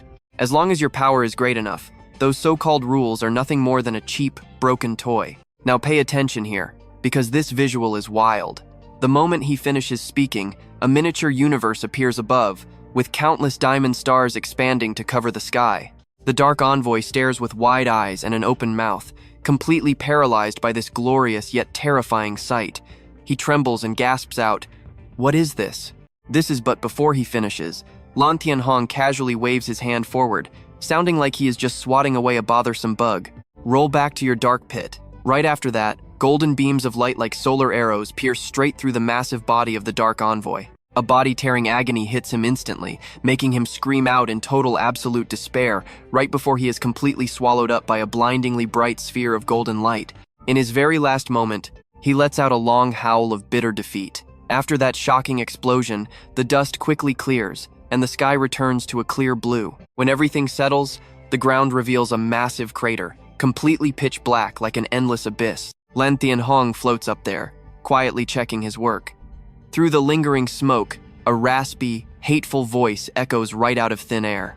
Just who the hell are you? You break the laws of heaven and earth so easily. Our dark realm will absolutely never let you get away with this. Facing this distant, desperate threat from beyond, Lan Thien Hong just smiles and calmly replies, "I only used a tiny fraction of immortal power here, and yet you still dare to talk about getting revenge? Truly a clueless frog in a well." He lightly waves his hand, and that statue instantly flies right back to him. Time to rest. Time to rest. Right after that, Lan Thien Hong slowly vanishes, leaving behind only a faint afterimage that blends into the remaining swirling dust. In just a single blink, he leaves the battlefield outside the Imperial City, returning to his cozy little room in his ordinary junk shop. I know what you are thinking. Badass, right? But he sits down, looking around super sneakily like a thief. Seeing the shop is totally empty, he breathes a huge sigh of relief. Phew, thankfully my identity is completely safe. Meanwhile, right outside the city walls, all the normal citizens are looking straight up at the unusually clear and beautiful blue sky, constantly muttering in absolute shock. Oh my god. For a second there, I seriously thought the actual apocalypse had arrived. Amidst the panicked crowd still recovering from that terrifying shock, a trembling man being helped up by his wife says, "How is everything safe now?" Nearby, a guy in green lies flat on the ground, pale as a ghost. Ignoring the curious stares, he mutters to himself, "What on earth actually just happened a minute ago? Those two intense auras were so terrifying, I was literally scared enough to wet my pants." After that earth-shaking battle, warm light once again covers the entire Imperial City, and the sky completely goes back to its normal, clear blue state. Seeing this sudden change, Li Hingyuet frowns deeply. She thinks to herself, this is definitely not normal. Unlike her calm vibe, the two siblings Fo Thien Du and Fo Thien Vu are hugging each other tightly, shaking uncontrollably. It takes a while before Fo Thien Vu barely manages to calm down. With a completely pale face, he mutters, "I seriously thought I was dust." Then his sister speaks, clutching her chest. Immortality realm? Is there really such a terrifying tier? What kind of supreme expert stepped in to fix this mess? Hearing this, Li Hingyuet frowns even harder. That was clearly someone from the Dark Realm, an upper world faction. So who on earth could possibly kill them? The powerful aura of the heavenly dragon Taoist has also completely vanished. It seems that old man really kicked the bucket. Looking up at the blue sky, the massive doubts in her mind just keep growing heavier. All the assassins completely vanished without a trace. Trust me, you and I will definitely want to see what happens next. Trust me, you and I are about to watch everything click together for her. Those 6 great divine fire masters invited by the Ning King, completely wiped out. Every single name that used to strike pure terror into people is now just dead history. Then the news drops about the 6 great sects getting destroyed, and she randomly gets hit with a mystery space ring packed with insane treasures. Thinking back to that ring falling from the sky and smacking her right on the head, Li Shiwei literally grinds her teeth, cursing under her breath. Damn it all. This time even the upper-tier experts brought in by Taoist Heavenly Dragon got crushed in the blink of an eye. Right at that exact second, a crazy thought flashes through her mind. Rubbing her chin in deep thought, she starts putting the pieces together. It feels like some absolute powerhouse is secretly protecting Phoenix Capital. Protecting me, she mutters, staring up at the endless blue sky.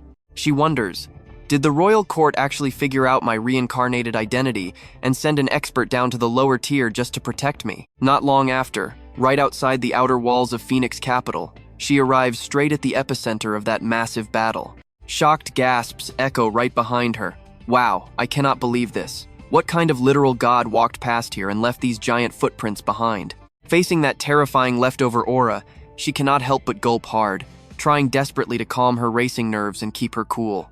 Up on the massive wall, a group of guards seeing this crazy scene absolutely lose their minds, yelling out in shock. Good heavens, the terrain is completely changed. We have never even heard of a power level like this before. You see her reaction here? We both know this mortal world is hiding some absolutely insane hidden strength. Her face drops instantly, frowning as she realizes the truth. Looks like I need to be way more careful from now on. Mind made up, Li Shiwei lightly jumps, flying straight back toward the fortress wall. The second she touches down, she throws on an awkward little smile, waving her hand to signal the surrounding soldiers to back off. Dismissed, everyone scatter and go get some rest. Following her orders, the guards quickly bow down in respect and start retreating one by one. Soon enough, she is left totally alone on the wall, her mind spinning with 100 different messy thoughts tangled like yarn. It honestly seems like my current strength is absolutely nowhere near enough to protect this entire mortal tier. Thinking hard but finding zero solutions, she lets out a super heavy, frustrated sigh. Whatever, I will just ignore it. Right at that moment, Lan Thien Hong's super handsome face randomly pops into her mind out of nowhere, making her literally drool just thinking about her gorgeous husband. Sweet joy floods her heart. This time I can finally live some peaceful, quiet days with my hubby. She giggles softly to herself. While completely lost in these cute, happy daydreams, she suddenly snaps back to reality. Oh crap, I almost forgot it is time to rush back and cook dinner for my husband. Thinking it, she does it. In an absolute flash, Li Shiwei turns into a beam of light shooting into the city, leaving behind a blurry smoke trail and echoing words. I gotta hurry home. Now pay attention, because we are cutting to the Wu King's massive mansion that night, and a furious roar suddenly blasts from inside his luxury bedroom covered in silk curtains. A pale-faced woman is shaking violently, begging him, "My king, your servant deserves death. I am so sorry. Please calm your anger." Sitting on the edge of the bed, the Wu King stays dead silent, his face pitch black. Getting no reaction, she drops to her knees, begging endlessly. "My king, my poor skills ruined your mood. It is entirely my fault tonight. Please just give me one more chance." Annoyed and getting a headache, the Wu King rubs his temples. The second she sees him react even slightly, she completely lights up and lunges forward, reaching for his lower half with a sweet, whining voice. "My king, just wait a second. Let me help you find your excitement again." But before she can finish, his already gloomy face turns violently green, absolute fury making the thick veins pop out all over his forehead. After trying to hold it back, he finally explodes in pure rage. He grabs the kneeling girl's face hard, grinding his teeth and spitting out every word. "Wench, stop flattering yourself. Do you honestly think my pride and joy cannot stand tall?" Hearing that, she realizes she messed up big time, panicking and rushing to apologize to him. No, it is not like that, my king." But by this point, he is entirely done listening to her excuses. Gritting his teeth, he coldly spits out one word to spare her life. "Scram!" Shaking with fear, she stammers back quickly. "As you command, my king."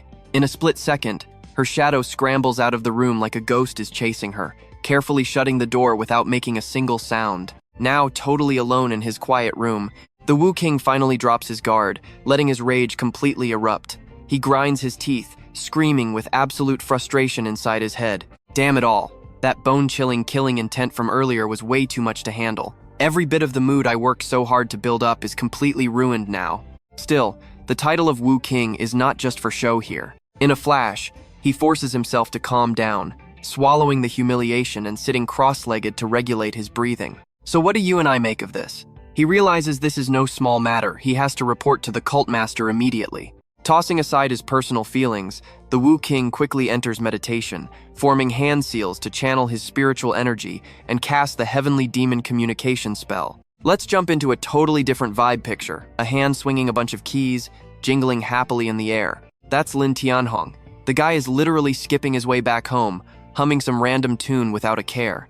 As soon as he hits the front gate, there she is. Li Shiyue's familiar, graceful figure appears, looking absolutely stunning, like an actual fairy descending to earth. Seeing her, his whole face lights up.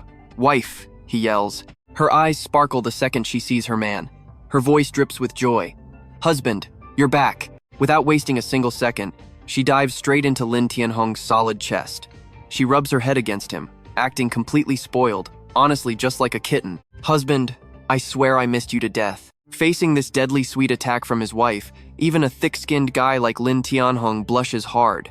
He stammers out, "Yeah, I'm finally back. Did all that terrifying chaos today scare my wife pale?" She just playfully sticks out her tongue. "Don't underestimate me. I'm a teacher at the academy. If I started acting scared, wouldn't all those little brats just burst into tears and cry out loud?" Saying that, Li Shiyue gently wraps her arms around his neck, whispering softly. "So even if I was trembling with fear inside, I had to act tough on the outside to give them the courage they needed." Hearing her confess that, Lan Thien Hong's heart practically melts. His love for her just goes next level. He instantly leans in, fully planning to give her a passionate kiss, but a tiny hand suddenly blocks him. "My wife really is the absolute best. Tonight, let your husband take very good care of you." Those super cheesy words turn Li Shiyue to mush. Completely embarrassed, she lightly punches his chest while playfully scolding him. "So annoying. We've been married this long and you still talk like such a tease?" Even with the playful hits, this dynamic just makes the two of them even more inseparable. They quickly hold hands and head inside, acting so incredibly sweet, exactly like a couple who just fell in love. Early the next morning, the lovebirds push everything aside to just enjoy the simple, peaceful life of husband and wife.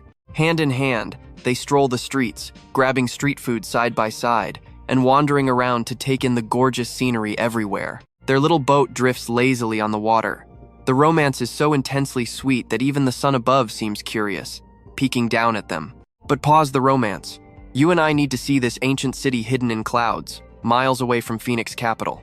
High above, fluffy white clouds drift right past the curved rooftops, creating an atmosphere that looks unnaturally peaceful. But down below, total opposite.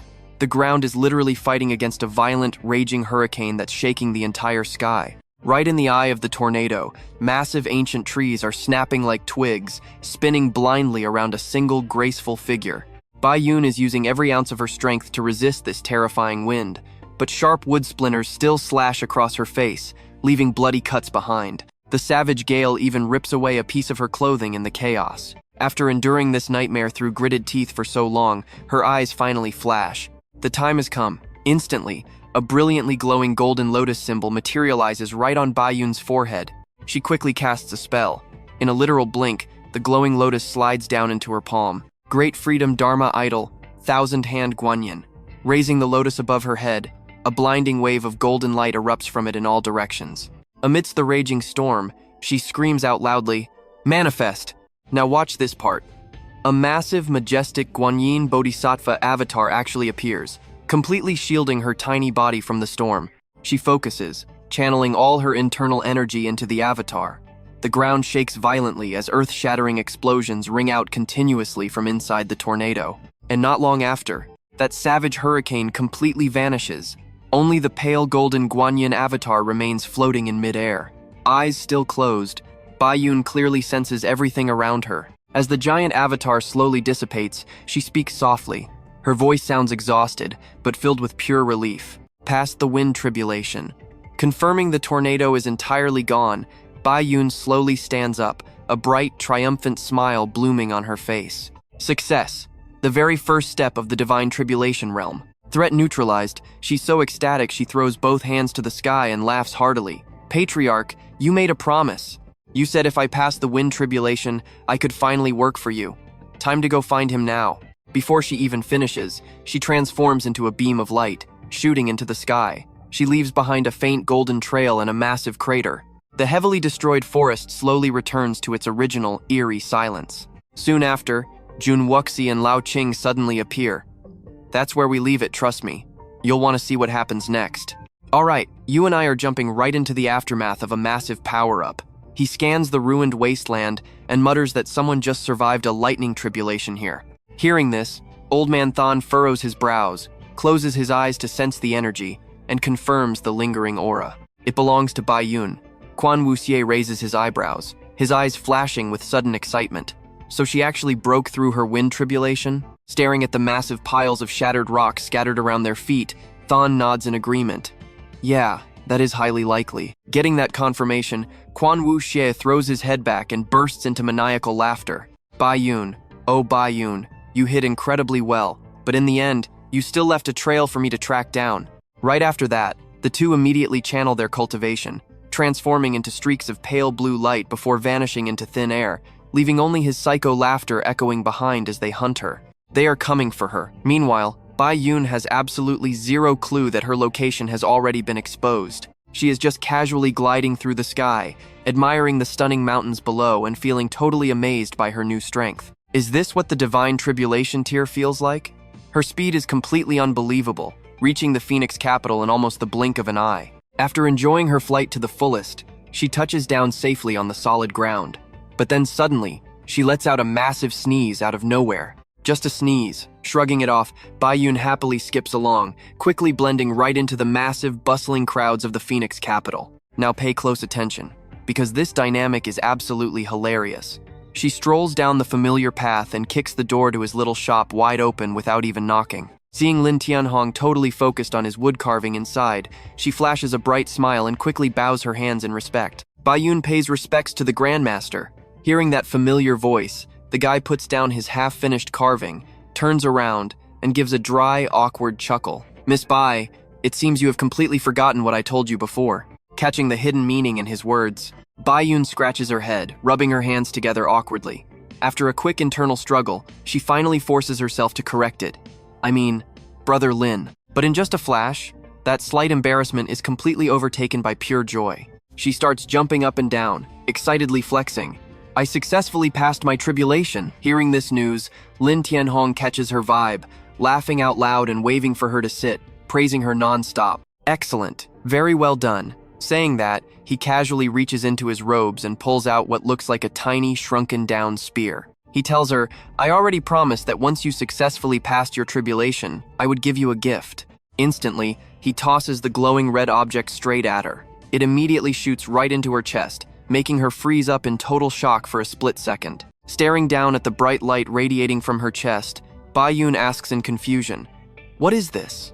After a moment of thought, an impossible answer hits her. She gets so hyped, her eyes practically glow, screaming out loud, This is an immortal weapon! Seeing her absolutely losing her mind, looking like she is practically drooling over the power, Lan Thien Hong just snaps his fingers arrogantly, flashing an incredibly confident and cocky smirk. Receiving a legendary treasure like this, Bai Yun throws away all her pride, dropping straight to her knees and kowtowing repeatedly while thanking him endlessly. Thank you, Grandmaster. Oh wait, thank you, Brother Lin. Let that sink in. A brand new power-up always means payback time. Suddenly, remembering their deal, she jumps up and asks what mission he needs her to handle now. Please give me your orders. Hearing her eager request, Lan Thien Hong keeps effortlessly whittling away at his wood, casually waving his hand to give a chillingly simple command.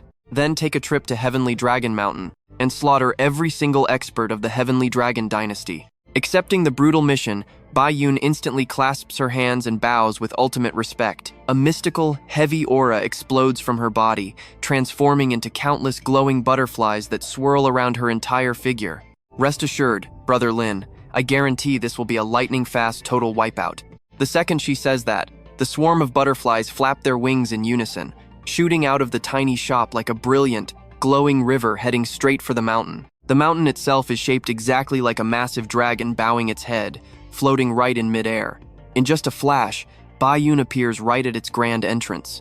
Gripping the immortal weapon Lan Thien Hong just gave her, She and her butterfly swarm do not hesitate. They charge directly at the mountain gate. The guards, seeing what looks like just a weak girl arriving, immediately fly into a rage, pointing their fingers and shouting aggressively. "Who goes there?" Getting no response, they get even louder. "How dare you trespass into our heavenly dragon mountain?"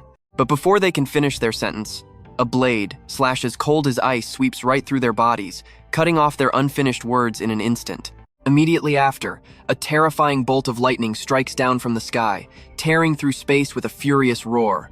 The dragon alarm bells echo wildly everywhere.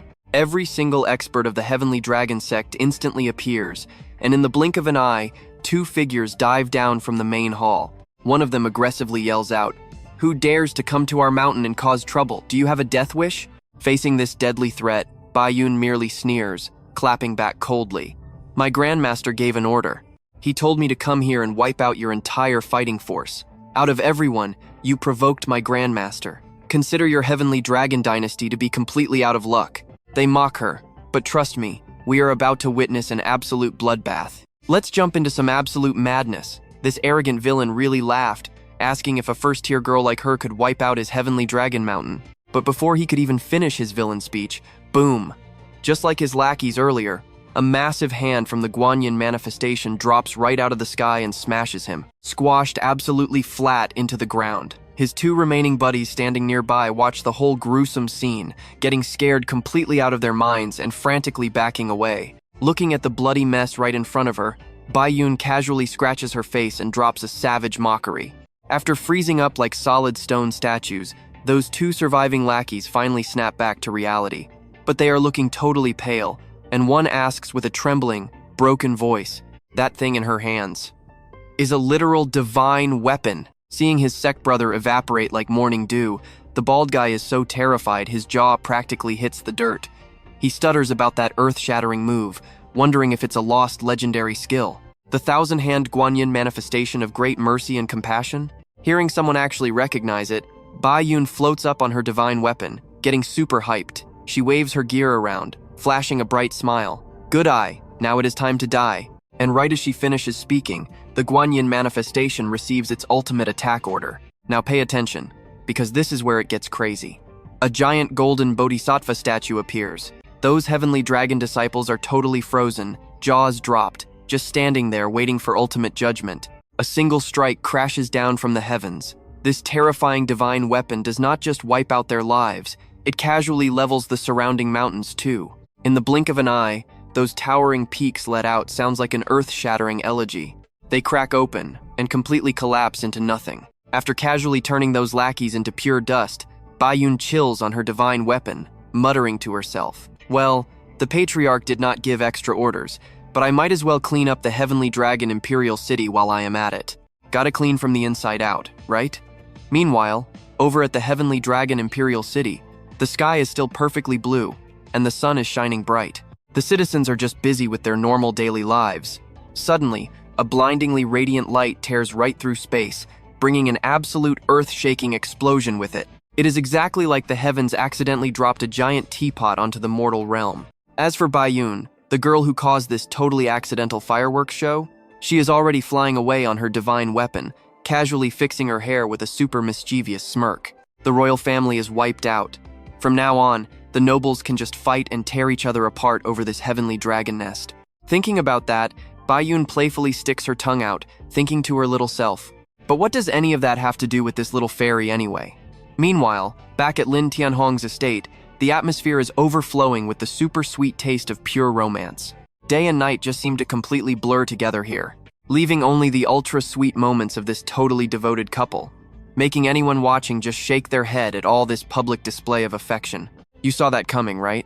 With Lan Thien Hong dealing with the elder and Bayun handling the cleanup, our main couple is finally free. Since then, he and his wifey are living their best immortal lives.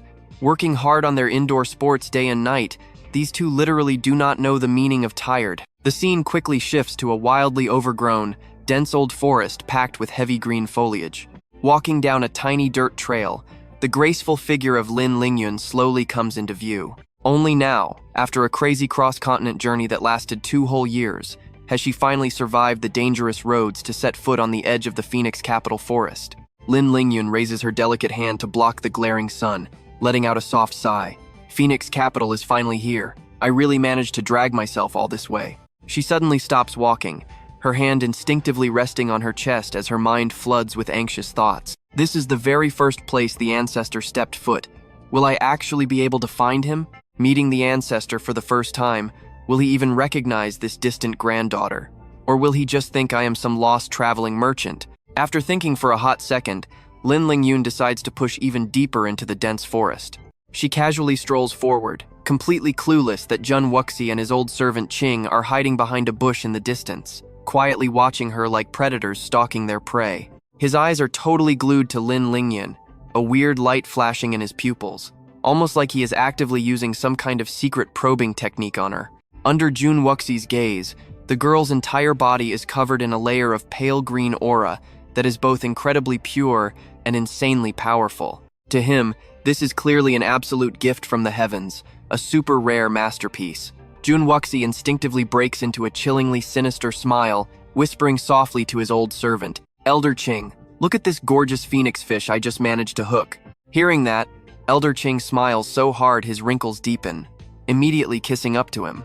"Congratulations, young master." After saying that, the old man bows respectfully with a totally flattering tone, praising him for finding another peerless beauty for his harem. Jun Wuxi's eyes still gleam with slyness. He bursts into laughter, saying, "Elder Qing, oh Elder Qing, who said the southern Zhan province of this profound heaven realm is just a barren wasteland?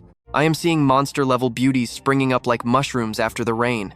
In his twisted head, the lovely images of Li Shuwei and Lin Lingyun flash one by one, making him constantly praise his own insane luck. "So what do you and I make of this? First the divine Phoenix Empress, and now a divine fire tier beauty? Trust me, this guy is asking for trouble. Let's dive into this wild encounter." The more Quan Vota thought about his perfect destiny, the harder he laughed out loud.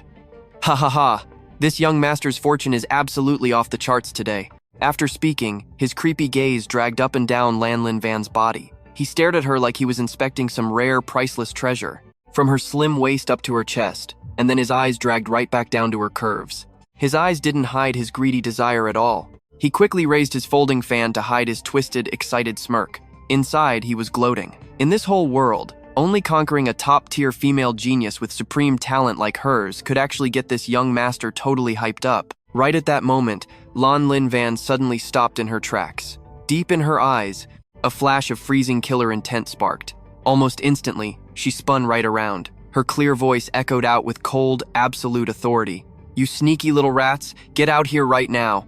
Getting called out directly, Quan Vota wasn't scared at all. He just casually stepped forward with a mocking grin on his face. "Well, little beauty, your senses are actually pretty sharp." Seeing this weird guy's disgusting, playful attitude, Lan Linvan's angry, flushed face suddenly went slightly pale. She frowned hard, her sharp eyes now completely filled with heavy caution and deep suspicion.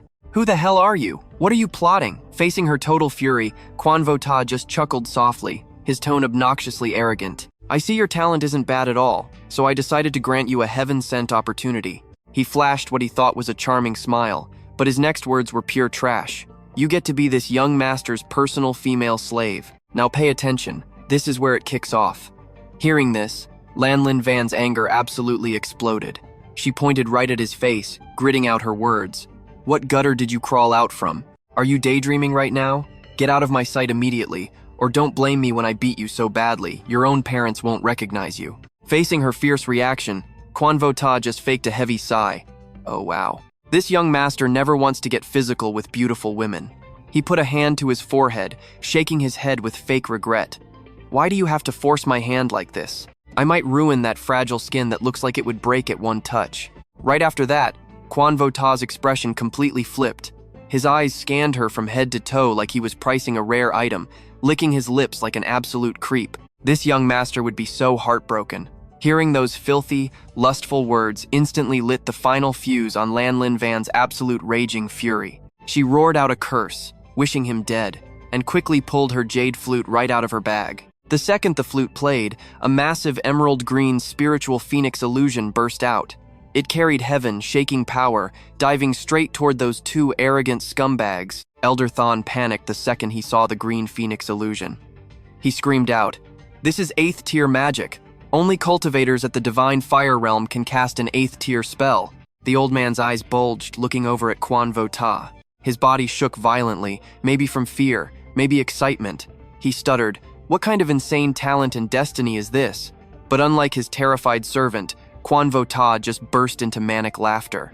You saw that too, right? His facial expression slowly twisted into pure, unhinged excitement. He couldn't stop muttering, "This talent, this body, and even that stubborn personality. She is way too perfect for this young master's taste." Right after speaking, Quan Vo Ta threw a palm strike to meet the Green Phoenix head-on. Channeling his spiritual energy, he shouted like he owned the entire world. "This young master will definitely make you mine." Just as he said that, the two terrifying bursts of crushing power crashed directly into each other. An earth-shattering explosion instantly echoed through the area. Because Lan Lin Van's cultivation level was an entire tier lower, she completely failed to block that insane pressure. She was blasted far backward, crashing hard into the dirt with a painful groan. Lan Lin Van's face immediately drained, turning completely ash-gray. A mouthful of fresh blood spilled from her lips, proving her internal injuries were incredibly severe. Even with her body feeling brutally torn apart, Lan Lin Van still tried trembling and dragging herself away, absolute raw terror rising in her heart. Divine Tribulation Realm. She stared at Quan Vo Ta's disgusting smirk, her eyes completely wide with disbelief. He's only this young, but he already reached the Divine Tribulation Realm. Knowing he had absolute victory in the bag, Quan Vo Ta dragged his scheming, lustful gaze all over Lan Lin Van's body. She was still lying right there, using her last bit of strength to prop her upper body up, ignoring the blood dripping from her mouth. Her eyes glared at him with pure hatred, like she wanted to rip him apart. Completely ignoring her deadly glare, he just smiled until his eyes narrowed. He ordered his servant, "Elder Thon, take her away. This young master will have plenty of time to teach her some manners later." Standing behind him, Elder Thon clearly looked reluctant, but he still bowed his head and accepted the order. "Yes, young master." The moment he spoke, the old man's massive, wrinkled hands reached straight for Lan Lin Van, making the girl's face turn dead pale from sheer panic. Even though she was heavily injured, Lan Lin Van pushed every ounce of her remaining strength to scramble backward. Right then, a sudden flash of absolute resolve sparked in her ash-gray eyes. She silently recalled the warning her ancestor once gave. The tall figure of Lan Thien Hong suddenly flashed into her mind. She froze, gritting her teeth in an internal struggle. "You cannot use the immortal weapon until reaching the immortality realm. Let's find out." After an internal struggle that basically ripped her soul apart, "Stick with me here," she finally makes her ultimate choice. But there is zero time to worry about that now. The very next second, right in front of the stunned eyes of Quan Vo Ta and Old Thon, Lan Lin Van suddenly blasts straight up into the sky. This totally bizarre sight makes Old Thon stop dead in his tracks. He just stands there, staring in pure shock. Sensing her golden opportunity, she quickly claps her hands together, forming an incredibly complex technique. Even though her body is completely drained, Lan Lin Van forces out every last drop of her spiritual energy, loudly chanting her technique to summon the divine weapon. Trung Tai Hoang. The exact second they hear the words divine weapon, Quan Vo Ta and Old Thon completely lose their cool. They instinctively step back, faces pale with absolute pure terror. Out of nowhere, a massive golden bell materializes right in front of them. It radiates this ancient, overwhelming aura, instantly shielding Lan Lin Van inside its massive, glowing form. A deep, earth-shattering bong echoes out, shaking the very heavens. Her tiny figure is completely hidden away, locked safe inside the impenetrable armor of the Trung Tai Hoang. Under the crushing, heavy pressure of the exploding spiritual aura, those two enemies cannot even block it, getting blasted dozens of meters back. The ground all around the Trung Tai Hoang rips open, covered in endless, massive cracks. Seizing her chance, Lan Lin Van yells from inside the giant bell, "Trung Tai Hoang, get me out of here right now!" The words barely leave her mouth when the bell turns into a streak of golden light, shooting up into the sky. Meanwhile, down below, now pay close attention here. As the thick dust clears, Quan Vo Ta appears again. He flashes this crazy smile, his face dark like he is brewing a truly terrifying plot. "Ha ha ha!" Quan Vo Ta stares right up at the sky, his eyes flashing with absolute madness as he screams in pure excitement. A divine weapon. This crazy girl actually has a real divine weapon on her. Snapping his head back, he immediately orders Old Thon, "Chase after her. This young master wants her right now. I want her immediately." Without wasting a single second, The two of them transform into blinding beams of light, rocketing into the sky and tailing the Lan Thien Hong in a flash. Quan Vo Ta's gross, excited voice echoes through the entire mountain range.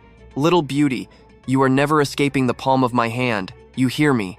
Hand over that divine weapon like a good girl and become my female slave." Hearing that absolute trash, Lan Lin Van glares back from inside the bell, looking completely disgusted.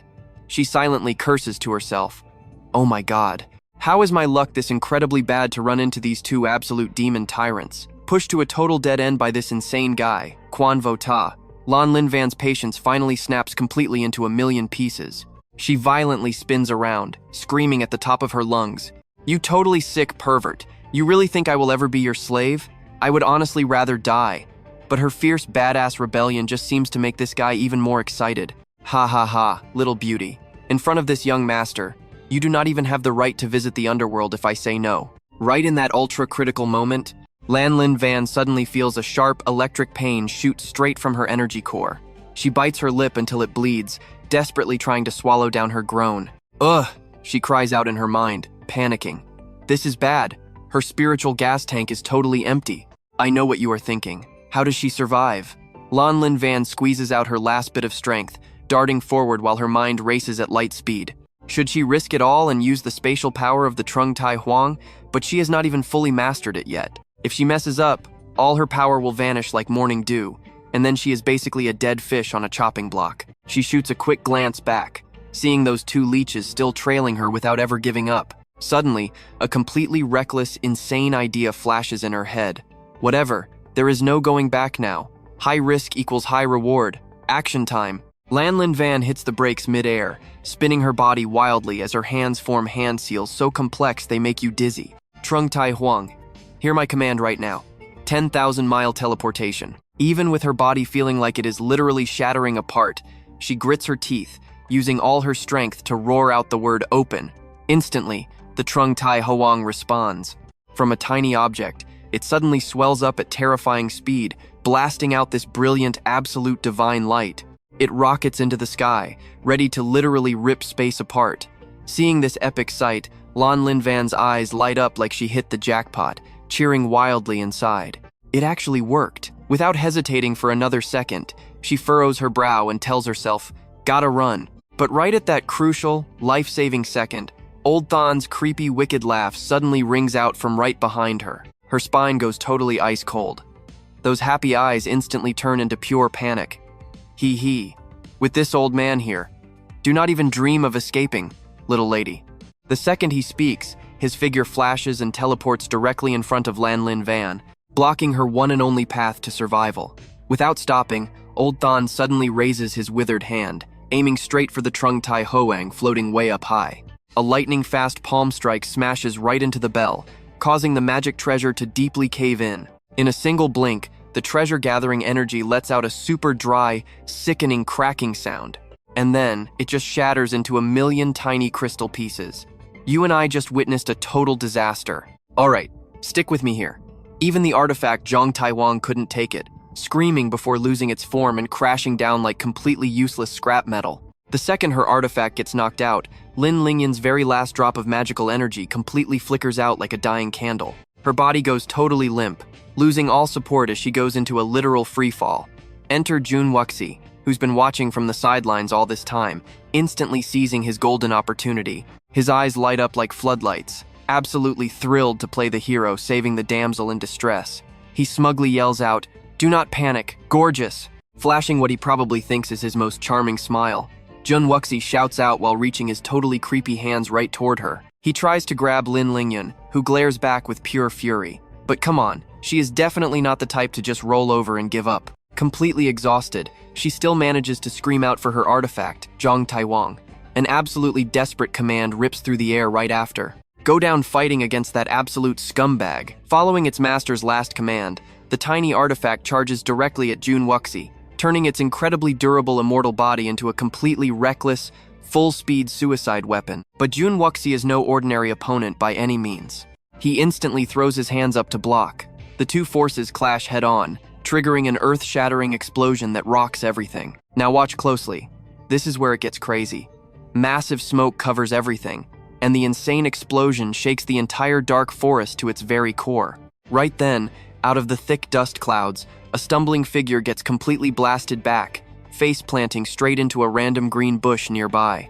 Seeing Lin Lingyun covered in nasty wounds and completely paralyzed on the ground, Jun Wuxi flashes a sickening smile with a super fake sweet tone. Be a good girl and surrender to this young master. It might save you some extra pain. But even with her back entirely against the wall, her absolute fierce pride doesn't drop one single bit. She grinds her teeth and spits back, keep dreaming. Seeing the gorgeous girl still looking at him with pure disgust, Jun Wuxi dramatically clutches his chest, sighing. Oh my, this young master knows forced love is never sweet, and rushed flowers fade fast. But hey, using it to quench my thirst for now works just fine for me. Watching his filthy hand slowly reaching out for her, Lin Lingyun desperately tries, dragging her completely exhausted, violently trembling body backward, her face going totally pale with absolute fear. She screams in pure panic. What do you think you are doing, you absolute creep? Stop right there! Seeing her look so helpless yet incredibly stunning underneath him, Jun Wuxi gets even more hyped up, practically drooling all over the place. He just keeps spitting out absolute garbage, smirking. Oh wow, it feels like some kind of invisible magnet from such a stunning beauty is pulling my hand toward you. Seeing his disgusting hand about to touch her chest, Lin Lingyun quickly curls up to dodge it. She clenches her jaw so hard in pure rage, disgust bubbles up inside her. With her magic completely drained, is she really just supposed to let this absolute creep do whatever he wants to her? Seriously, is her life as a proud maiden actually going to end in this totally deserted wasteland? You and I both thought it was over, right? Well, just as he thinks he's got her, reality steps in with a massive plot twist. A sudden burst of bright blue light explodes out of nowhere, sweeping Lin Lingyun up and making her vanish into thin air. He stands there completely frozen for a good minute, looking totally brain dead. He just stares at his empty hand. Massive question marks basically floating around his confused head. Once he realizes his guaranteed prize just got snatched away by someone else, Jun Wuxi absolutely loses his mind. He spins around, violently roaring. What kind of bastard dares interrupt me? But as soon as he turns, he freezes. Right up in the air, Bai Yun is gently holding Lin Lingyun. She furrows her brows, and an incredibly icy voice echoes out. Jun Wuxi, your absolute trash personality truly never changes, does it? Everywhere you go, you just bring disaster. Seeing his totally dumbfounded expression, the pure disgust in Bai Yun's eyes hits a whole new level. She firmly lays down the law. With Bai Yun standing here today, there is absolutely zero chance you are pulling off your filthy little plans. Completely ignoring her obvious disgust, Jun Wuxi shakes off his shock in seconds and gets his confidence back. He flashes a huge, creepy grin, calling out Bai Yun's name. Staring at two absolute top-tier beauties right in front of him, he grabs his forehead and bursts out laughing like a total maniac. Awesome! This young master's trip definitely was not a waste of time after all. His face radiates pure villain energy as he points a finger right at the two girls. Bai Yun, this young master searched everywhere for you with zero luck. I never expected you to just deliver yourself right to my front door. The twisted excitement inside him completely explodes. Out of nowhere, a dark, pink, super suspicious aura starts radiating violently all around his entire body. Jun Wuxi smirks wickedly, his tone sounding absolutely disgusting and vile. Oh man, this is bad. The heat inside this young master is flaring up like crazy, and I simply cannot hold back anymore. Bai Yun, today I am officially taking both of you back to be my dual cultivation furnace vessels. Hearing those completely shameless and absolutely disgusting words, Bai Yun and Lin Lingyun both frown deeply, silently cursing this totally shameless demon. You will definitely not get your twisted way today. Jun Wuxi instantly launches himself forward, moving fast as a hurricane, his creepy expression never fading. He screams with all his might, "Just accept your absolute fate," spitting non-stop vulgar trash, shouting that they belong to him. Seeing his disgusting habits haven't changed, Bai Yun has no choice but to channel her spiritual energy. She activates her family's legendary technique, the Jade Maiden Veil. In an instant, her delicate figure is wrapped in a blindingly brilliant, golden halo of pure light. And that moment he closes in, you aren't ready. Alright, stick with me. You are about to watch an epic face slap. He takes a direct palm strike from Bai Yun and flies backward like a human cannonball. The intense pain instantly turns his lust-filled red face totally pale green. His eyes bulge out as he screams, "What the hell?" Desperate to stop, Jun Wuxi digs his feet deep into the ground, tearing up a long trench of fiery sparks. After a massive struggle, he finally halts. Completely shaken, cold sweat drenches his forehead. He mutters, "How is this even possible?" His brain just cannot process what the heck just happened. After staring hard at Bai Yun for a second, it suddenly clicks. He stammers out in shock, "You actually broke through the wind tribulation." But then, he just covers his face and laughs like an absolute maniac. Haha, completely worthy of the Academy, holy maiden. A literal once-in-a-thousand-years genius. Still totally full of himself, he snaps his fan open to hide half his face, squinting his eyes with this super smug grin. He actually thinks, out of everyone in this entire world, who else besides this young master is even worthy of her? Hearing this level of absolute shameless narcissism, Bai Yun simply shoots back a freezing, totally contemptuous smile. She lets out a soft sigh, her voice dripping with heavy sarcasm. "Oh? You really think you are worthy?" The moment the words leave her mouth, she secretly starts chanting a spell. Meanwhile, this idiot is still trapped in his own delusional fantasy. Smiling way too brightly, he just keeps rambling on and on.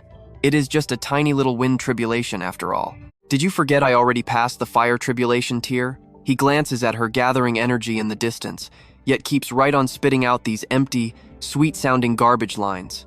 "Stop struggling for nothing. Just be a good girl, surrender, and fall right into my arms." The more she hears, the more grating it gets.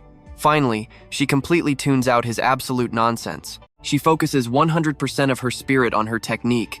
No more talking. She is going to let her raw power do the talking. Seeing this gorgeous girl completely ignoring his existence, Jun Wuxie just dramatically sighs and rubs his forehead. Ugh, she is making this so incredibly boring. That cocky smirk instantly vanishes. He waves his hand, summoning a massive swarm of razor-sharp swords, all aiming right at her. His lip curls up as he spits a cruel taunt. "Showing disrespect to your future husband means you need some punishment."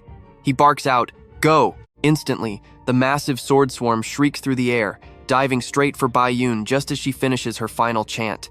Now pay close attention, this is where everything flips. Her cherry lips softly mouth 4 words, Guanyin Dharma Avatar. The second she speaks, her spiritual energy explodes, forming a colossal statue of the Guanyin Bodhisattva, towering high behind her back. A pure, holy light erupts from the massive avatar, effortlessly blasting every single one of those flying swords into scattered pieces. Witnessing this totally surreal scene, his eyes basically bulge out of his skull. He just stands there unconsciously muttering, "Ha ha." Old Qing, standing right nearby, watches the terrifying, heaven-shaking power of the Guanyin statue with his own 2 eyes. His jaw literally drops in pure horror. This is... Both of them are frozen stiff like statues. Their eyes are absolutely glued to the overwhelming, godlike power radiating from the avatar behind her. At this point, Jun Wuxie can no longer keep up his fake, calm little act. His face goes super dark before he lets out a menacing sneer. Interesting. The aura on this avatar is pretty decent. With that, he blasts toward her like lightning. His body hovers right there in midair. At the same time, he summons a gigantic Dharma sword glowing a brutal blood red. I guess this young master will have to get a bit serious. A smug look flashes across his face, clearly wanting to show off his ultra-powerful new weapon. But right before he can even finish getting his words out, the colossal bodhisattva suddenly raises its giant hand, aiming straight forward. It makes him completely flinch and yelp out in surprise. Then, a massive, slender finger gently flicks him right on his handsome, smug little face. Instantly, blood erupts from his nose and mouth like a broken fountain. You saw that too, right? With just one simple flick, he gets blasted miles away, flying totally off course like a crashed shooting star. Old Qing watches this absolutely impossible scene play out. Jaw dropped, he stands completely stunned for a second before screaming at the top of his lungs, "Young master!" Without wasting a second, the old man turns into a streak of light, rushing desperately toward the crash site while endlessly muttering curses, blaming himself for this mess. Damn it, this old servant was way too careless. Meanwhile, the young master is sitting in a massive crater of rubble, coughing up a storm after taking that terrifying hit. Cough, cough. Totally unwilling to accept defeat, he roars out in pure fury. Damn it. Right at that second, Old Qing rushes into the crater like a frantic tornado. He instantly runs over to his injured young master's side, completely panicking as he asks, "Young master, how are you feeling? Are you okay inside?" But right now, his ears are totally ringing. He cannot hear a single word. His entire mind is just spinning in a chaotic mix of pure rage and total disbelief. How could this happen? What in the world is going on here? He is practically screaming inside his own head. Even an expert who survived 4 tribulation lightning strikes might not be a match for a genius like me. So how on earth is this girl, who only just passed 1 single tribulation, throwing around this kind of insane, god-tier power? His uncontrollable anger erupts like a violent volcano. He clenches both his fists so hard you can hear the bones furiously cracking. Bulging blue veins pop up all over his arms. Meanwhile, one single, completely maddening thought just keeps repeating over and over again inside his head. How could I not even block 1 strike from her? Impossible. It has to be an illusion. So what do you and I make of this? Never underestimate anyone. All right, stick with me. We are diving straight into an epic face-slapping showdown. He thought he was dreaming, but Bai Yun's voice cut through his delusions like a razor-sharp blade. Quan Wuxie, is this really the absolute limit of your so-called legendary skills? As she finished speaking, the massive bodhisattva illusion behind her suddenly erupted with blinding light. Those normally compassionate eyes, instantly replaced by an absolutely terrifying wave of pure killing intent. Right after that, Bai Yun slightly narrowed her eyes. Her lips barely moved as she started chanting ancient mantras, her voice ringing out cold and completely mysterious. The True Dragon Mantra, the Phoenix Form Mantra, the Golden Winged Garuda Mantra. Releasing these techniques triggered the Bodhisattva illusion instantly. Thousands of glowing arms began shifting and transforming without a single pause, moving so fast it was completely dizzying. Every single motion packed enough lethal power to crush a mountain. That merciful face twisted into pure rage, looking exactly like a legendary god of war waking up from a long slumber. Facing this absolute nightmare of a scene, Quan Wuxie's face drained of all color. His jaw practically hit the floor as he stood there, pointing a shaking finger forward and screaming like an absolute madman. No, impossible. How can that crazy girl possess this much insane power? And it was not just him. Old Qing stood frozen right behind his master, completely stunned. The old man's cloudy eyes bulged wide open like giant bells, locked completely onto the terrifying illusion of a massive, coiled azure dragon. Now here is the part you and I need to watch carefully. A pair of blazing phoenixes, one red and one golden, started circling behind Bai Yun. Quan Wuxie's voice trembled so hard it cracked. No way, this cannot be real. Meanwhile, Bai Yun stayed completely locked in, finishing her final chant. Her eyes were ice cold as she hissed through her clenched teeth. I am going to grind your demonic bones into absolute dust. The second that last syllable dropped, she thrust her hand toward the sky and roared, Execute! In just a fraction of a second, the azure dragon and twin phoenixes transformed into 3 horrifying beams of light, screeching as they blasted straight toward Quan Wuxie and Old Qing. The speed was so insane they did not even have a millisecond to react. Even so, Quan Wuxie tried to desperately save face. He quickly summoned his sword and roared out, Stop looking down on this young master. He swung his blade like a maniac, weaving a dense shield of sword energy, barely managing to block the fiery red phoenix's strike. Realizing he actually survived the hit, that arrogant confidence instantly flared right back up inside Quan Wuxie's chest. He laughed out loud with pure arrogance. Haha, thought you were tough, but it is just cheap tricks. But that smirk froze on his face before he could even finish. A blinding golden light, sharp as a deadly executioner's blade, had materialized right in front of him. In a total flash, the golden phoenix blasted straight through his chest, sending his entire body flying violently backward. The organ-shredding agony hit him so hard, his teeth loudly ground together, trying desperately to channel his last bit of spiritual energy to survive. Only one bitter thought crossed his mind. Damn it, how did I end up looking this pathetic? His body got tossed like a kite with a snapped string, crashing face first into the dirt while a bone-deep pain ripped through his entire system. I know what you are thinking, game over, right? The fierce azure dragon charged at him, jaw snapping wide open to swallow him whole. Quan Wuxie was so terrified his face turned completely white. Every single ounce of that young master pride vanished into thin air, leaving only a miserable, pathetic scream. Ah, Old Qing, save me. Right then, a withered but incredibly steady hand reached out, blasting a massive wave of spiritual energy directly into the dragon. After the hit, Old Qing tightly clenched his fist, pulling back all his explosive force.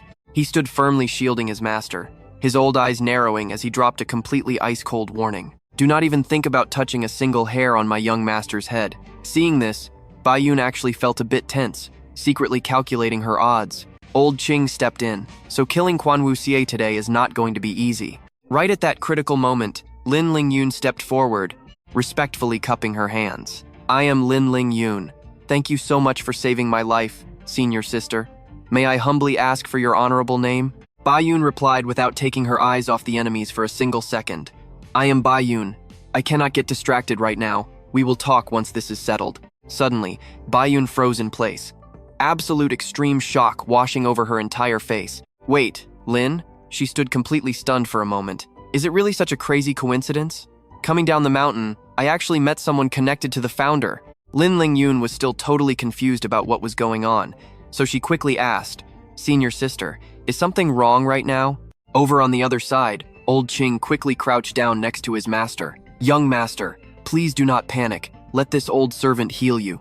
Quan Wuxie weakly gasped out a single breath. Old Qing. Hot tears, packed with nothing but pure shame and absolute helplessness, quietly rolled down his usually handsome face, which was now looking like a total and complete mess. In this brutal disaster, this young master did not just lose to some unknown girl he lost in the most pathetic way possible, losing all face. Seeing Quan Wuxie acting like a weak kid who just got his candy stolen, old Qing froze in place. His face darkened as he stammered, Young master. Quan Wuxie aggressively ground his teeth together, eyes burning with venomous hatred. The absolute humiliation of today cannot be leaked out to anyone, no matter what. So what do we learn here? Arrogance gets you crushed. Old Qing felt his heart sink after this brutal defeat. His master's cultivation mindset was permanently ruined. Let's dive into this wild showdown. The old servant decides he has to finish this mess, speaking up with pure confidence. Knowing exactly what to do next, he slams his heavy wooden staff right into the dirt. Instantly, a massive aura explodes around him. Young master, rest easy. With this old servant standing right here, those two pathetic rats won't ever escape my grasp. Lin Lingyun starts panicking, feeling totally trapped. She nervously asks her sister, that is the same evil old man who blocked my escape earlier. Sister, tell me, can you actually beat a monster like him? Even Bayun has to shake her head. Her face looks super stressed, completely unable to guarantee a win since their opponent's cultivation level is just wildly superior to theirs. Old Qing is an immortality stage cultivator, and among those legendary experts, he is sitting right at the absolute peak. Frowning deeply, Old Qing raises one hand to his shoulder. His raspy voice carries a crushing pressure. Come taste the power of my divine lightning palm. The second he says that, the sky turns pitch black. A colossal hand made of purple and black lightning rips through the clouds. It crashes down with absolute destructive force, making the entire forest shake like crazy. Right at that very moment, a jet black bolt of lightning shoots straight up from the ground. Looking like the greedy mouth of the abyss, it completely swallows that giant lightning hand whole. Old Qing's eyes go wide with pure shock. That weird trick again? Did the Bayun brat make this? Another immortal weapon? This is absolutely unbelievable to witness. I have seen 2 immortal weapons in just half a day. Meanwhile, Bayun is pushing herself to the absolute limit. Gripping her long spear tightly, she strains hard to block Old Qing's massive attack. Both Jun Wuxi and the old man are so stunned they almost fall straight backward. Now pay attention here. Another immortal weapon? Are these legendary artifacts as cheap as cabbage at the market now?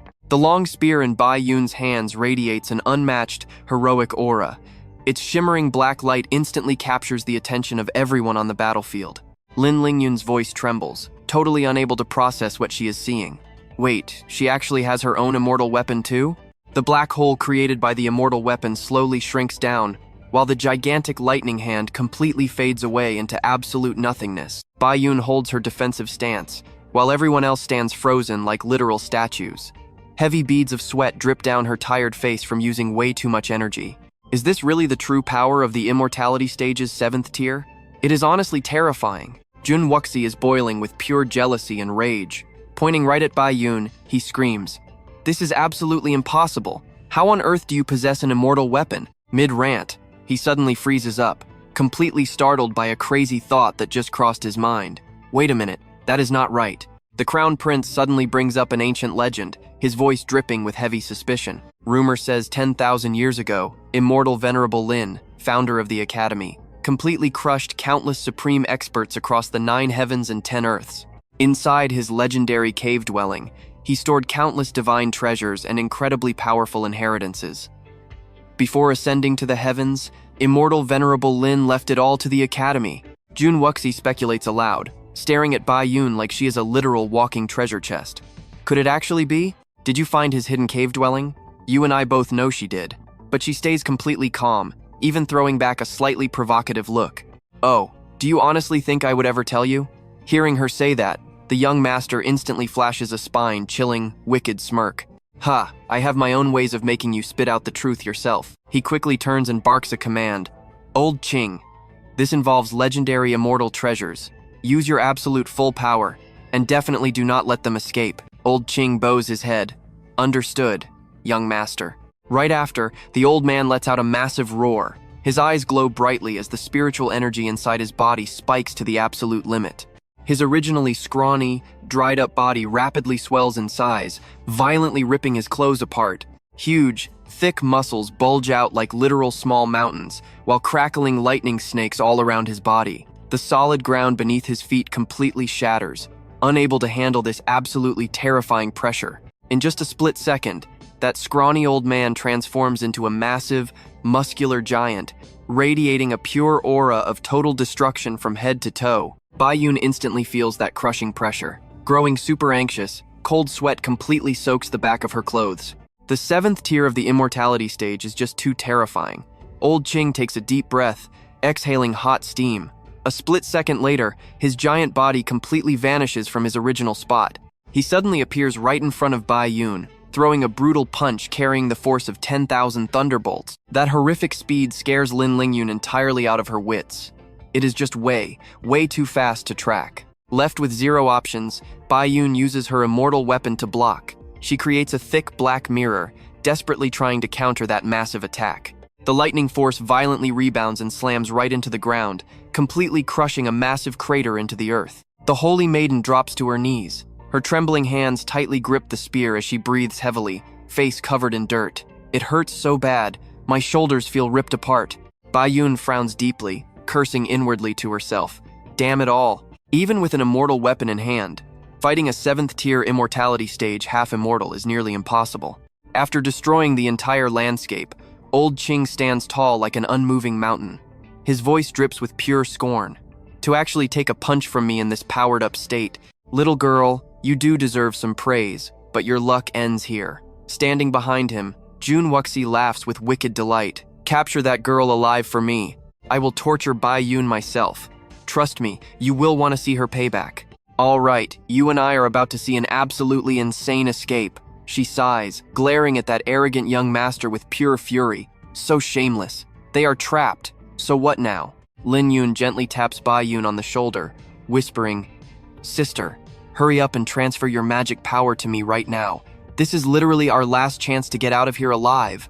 The Saintess does not hesitate at all. She instantly agrees, channeling every single drop of spiritual energy out of her body. Got it. On this side, the young girl also summons her ultimate trump card. The Supreme Emperor Bell goes to work. The ancient bell instantly expands, completely swallowing the two girls inside while throwing up an unbreakable barrier on the outside. Oh crap, are they trying to make a run for it? The master and servant finally snap back to reality. Old Qing roars like a beast, immediately charging right after them. "Don't you even think about escaping?" Jun Wuxi shouts from behind. "Elder Qing, do not let them get away." But Lin Yun just pokes her head out of the barrier, sticking her tongue out to mock them. The old man lunges forward but grabs absolute air. The Supreme Emperor Bell tears straight through space, teleporting the two girls away without a single trace. Those two guys can only stand there helplessly, literally about to explode from anger. Meanwhile, our girls are already chilling and making their grand exit, not forgetting to leave behind one last taunting laugh. Lin Yun tightly hugs Baiyun, chattering non-stop. "Thank you so much, big sister, for stepping in to save me. Big sister, you were absolutely badass back there. So cool." She smiles back at her. "No worries at all. That guy and I are sworn enemies anyway, so obviously I could not just stand by and let him get what he wanted." Suddenly, Baiyun's voice pauses for a split second. "Oh, right, do you need?" The innocent girl immediately asks back, "Big sister, is there something wrong with me?"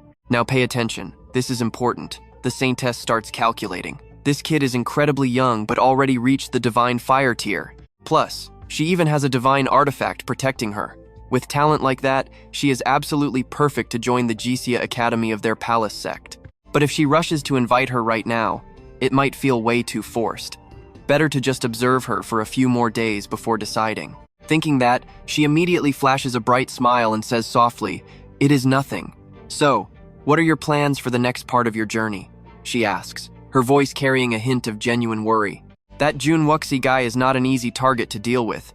He definitely will not let you off the hook that easily. Hearing this, Lin Yun's face completely drops. Her voice gets super quiet. Honestly, I do not know either. So Bayun takes the initiative and suggests, how about you follow me to Phoenix capital city? It is really not that far away. If we stay out here, I am afraid Jun Wuxi will find us sooner or later. The girl anxiously adds, if he actually comes fully prepared next time around, we might not be able to open a portal and pull off an easy escape. The other girl gently places a hand on her shoulder, softly reassuring her, it will be okay. Bayun pulls her talented junior sister into a hug and points straight up at the sky.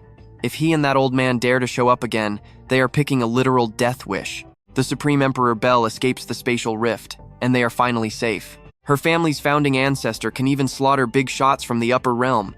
What the heck is one immortal old Taoist compared to that? He could probably blow them away with a single breath. Meanwhile, somewhere else, Lan Thien Hong is carefully cleaning every wall when he suddenly hears a familiar voice calling out, Brother Lin! Bayun walks in with a massive smile alongside Lin Yun. I am back. The second she sees the face of the man standing right in front of her, the young girl completely freezes. Words catch in her throat. Tears of pure emotion flood Lin Yun's eyes. Senior, I have finally found you. Bayun is completely shocked, while Lan Thien Hong looks unbelievably smug about this whole situation. I know what you are thinking, plot twist. Bayun asks, wait, you two actually know each other? Is this the legendary senior you've been hunting for day and night?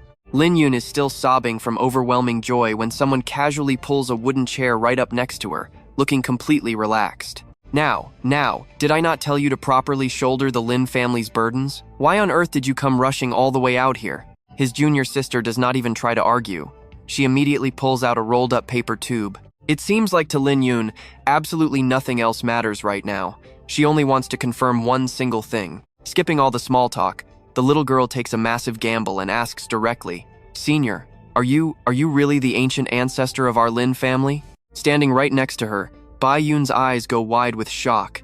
She thinks to herself, where did this kid even find that thing? Lan Thien Hong puts on this super convincing, tragic, sorrowful face.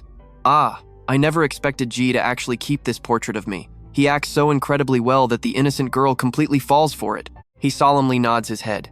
That is right. I am the Lin family's third young master, Lan Thien Hong, and Lin Ji is the son of my seventh brother. The young man leans back in his chair, casually rolling up the portrait with one hand. Back when I ascended to the upper realm, I always missed my homeland. But by the time I finally returned, my seventh brother had already passed away. In Lan Thien Hong's mind, the familiar image of his old disciple briefly flashes by. So I left my nephew Lin Jie behind in the family, passing down all of my cultivation experience to him. I honestly never expected him to treasure this item so much. His fingers gently trace across the old, time-stained paper. With every single brushstroke on this ancient painting, I can truly feel his deep, unwavering devotion. Sadly, thousands of years have passed, and everything turns to dust. He glances at the altar holding countless wooden memorial tablets. Lin Yun's legs completely give out, dropping straight to the floor. And that is where we leave it, trust me. You are going to want to see what happens next. Tears in her eyes, the little girl sobbing hard, hands respectfully clasped in prayer, ancestors watching from high above. Lan Linvan sincerely bows down. She finally has family, but dropping to her knees so violently rips her wounds wide open, and fresh blood instantly bleeds out, completely staining her gray clothes right on the spot. Stick with me here, she completely turns pale as sudden agony hits her. Her body twitches in pain. Seeing this, Lan Thien Hong's expression instantly changes, and he quickly asks, Are you hurt? What in the world actually happened to you?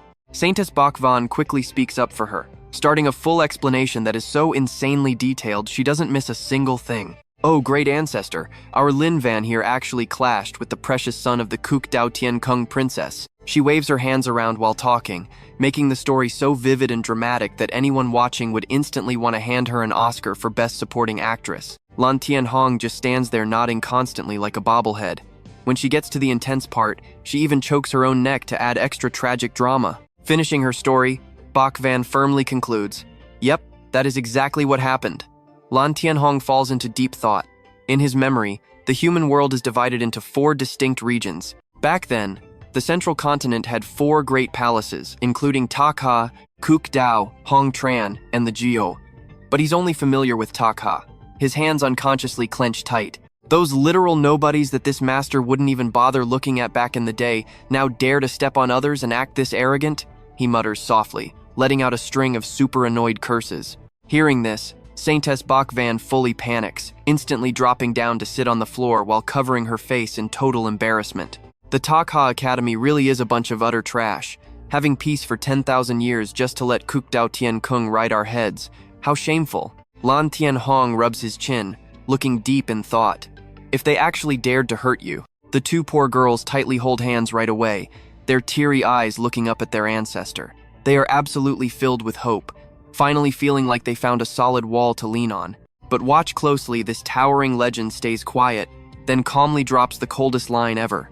Well, you two can go handle that revenge yourselves. Bak Van and Lan Lin Van instantly freeze for a few seconds.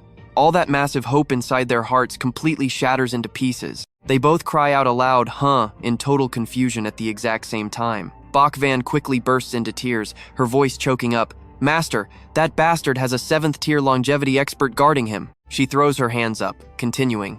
"We only have absolute garbage tier immortal weapons. Wanting to fight that old man evenly? I am afraid we would have to wait 10 whole years. Lan Thien Hong just waves his hand. 10 years? Way too long.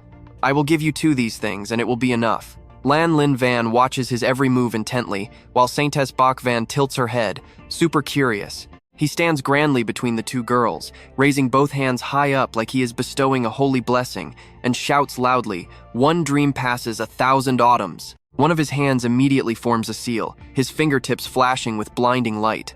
What night is tonight exactly? But right after that, instead of granting some divine power, Lan Thien Hong drops a painful bonk straight on both of their heads, giving them an incredibly funny and graceful reaction. He just stands there waiting a bit, his eyes still watching the two girls. In just a split second, they both fall straight into a deep coma. Lan Lin Van even face plants right onto the floor without saying another word. He lifts them both up with his 2 hands, casually walking into a room covered by fabric curtains.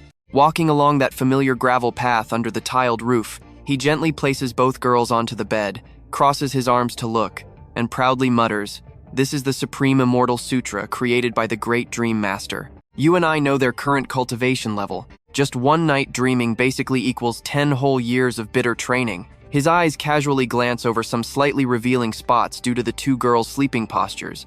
Then he calmly says, "Just sleep well and comprehend your destiny." After that, he just leaves, walking toward the wood carving shop named Red Moon, a tiny little toy store with its doors tightly closed. Inside Lan Thien Hong's room, Bak Van is still sleeping soundly, and right beside her, Lan Lin Van lies stretching her legs comfortably. This super soft bed makes them sink deep into total relaxation. Suddenly, they both tremble, their faces scrunching up as if they are enduring something seriously uncomfortable. Inside Bak Van's emerald green eyes, that dreamy look slowly fades away, replaced instantly by absolute, pure shock.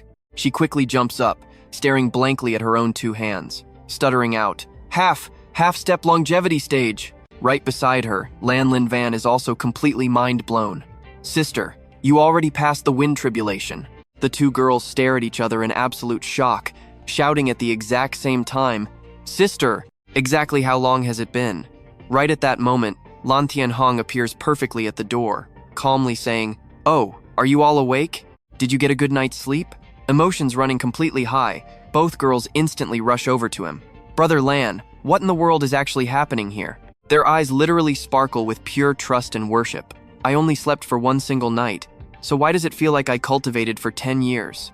Lan Thien Hong casually explains, "Great dream, 1,000 autumns, what night is tonight?" That right there is the absolute effect of the Great Dream Mind Sutra. Hearing that, Bak Van instantly gets a crazy bold idea, her eyes completely lighting up. "If the Great Dream Mind Sutra is this magical, why don't you let us sleep for 1 more night?" She is so hyped up that the entire room basically turns pastel pink with excitement. "Couldn't we basically reach the sky in 1 step and become longevity experts? Trust me, you're going to love this next part. Stick with me now." Smack! Lan Thien Hong mercilessly flicks her forehead, and it looks incredibly painful. He crosses his arms and sternly explains the truth. Rushing blindly into the Great Dream Realm will completely damage their primordial spirits. Keep going, and their souls will shatter, leaving them absolutely mindless. Hearing this, Baiyun instantly pouts and turns away, gently rubbing the massive bump on her forehead with pure, visible regret. Then, Lan Thien Hong casually digs deep into his pocket, rummaging around until he finally pulls out a tiny wooden statue. "Ling Yun, take this right here." Ling Yun obediently reaches out to grab it, staring at the strange object in her hands with utter confusion. "This right here," Thien Hong says completely calmly, "is a sword from the Heavenly River, a poetry scroll, and a wine jug. Don't miss this part. An epic song and a blade at the horizon. How much power you two comprehend depends entirely on your own destiny." Bai Yun instantly chimes in, her eyes shining with pure, absolute worship. "Sister, this is a massive opportunity.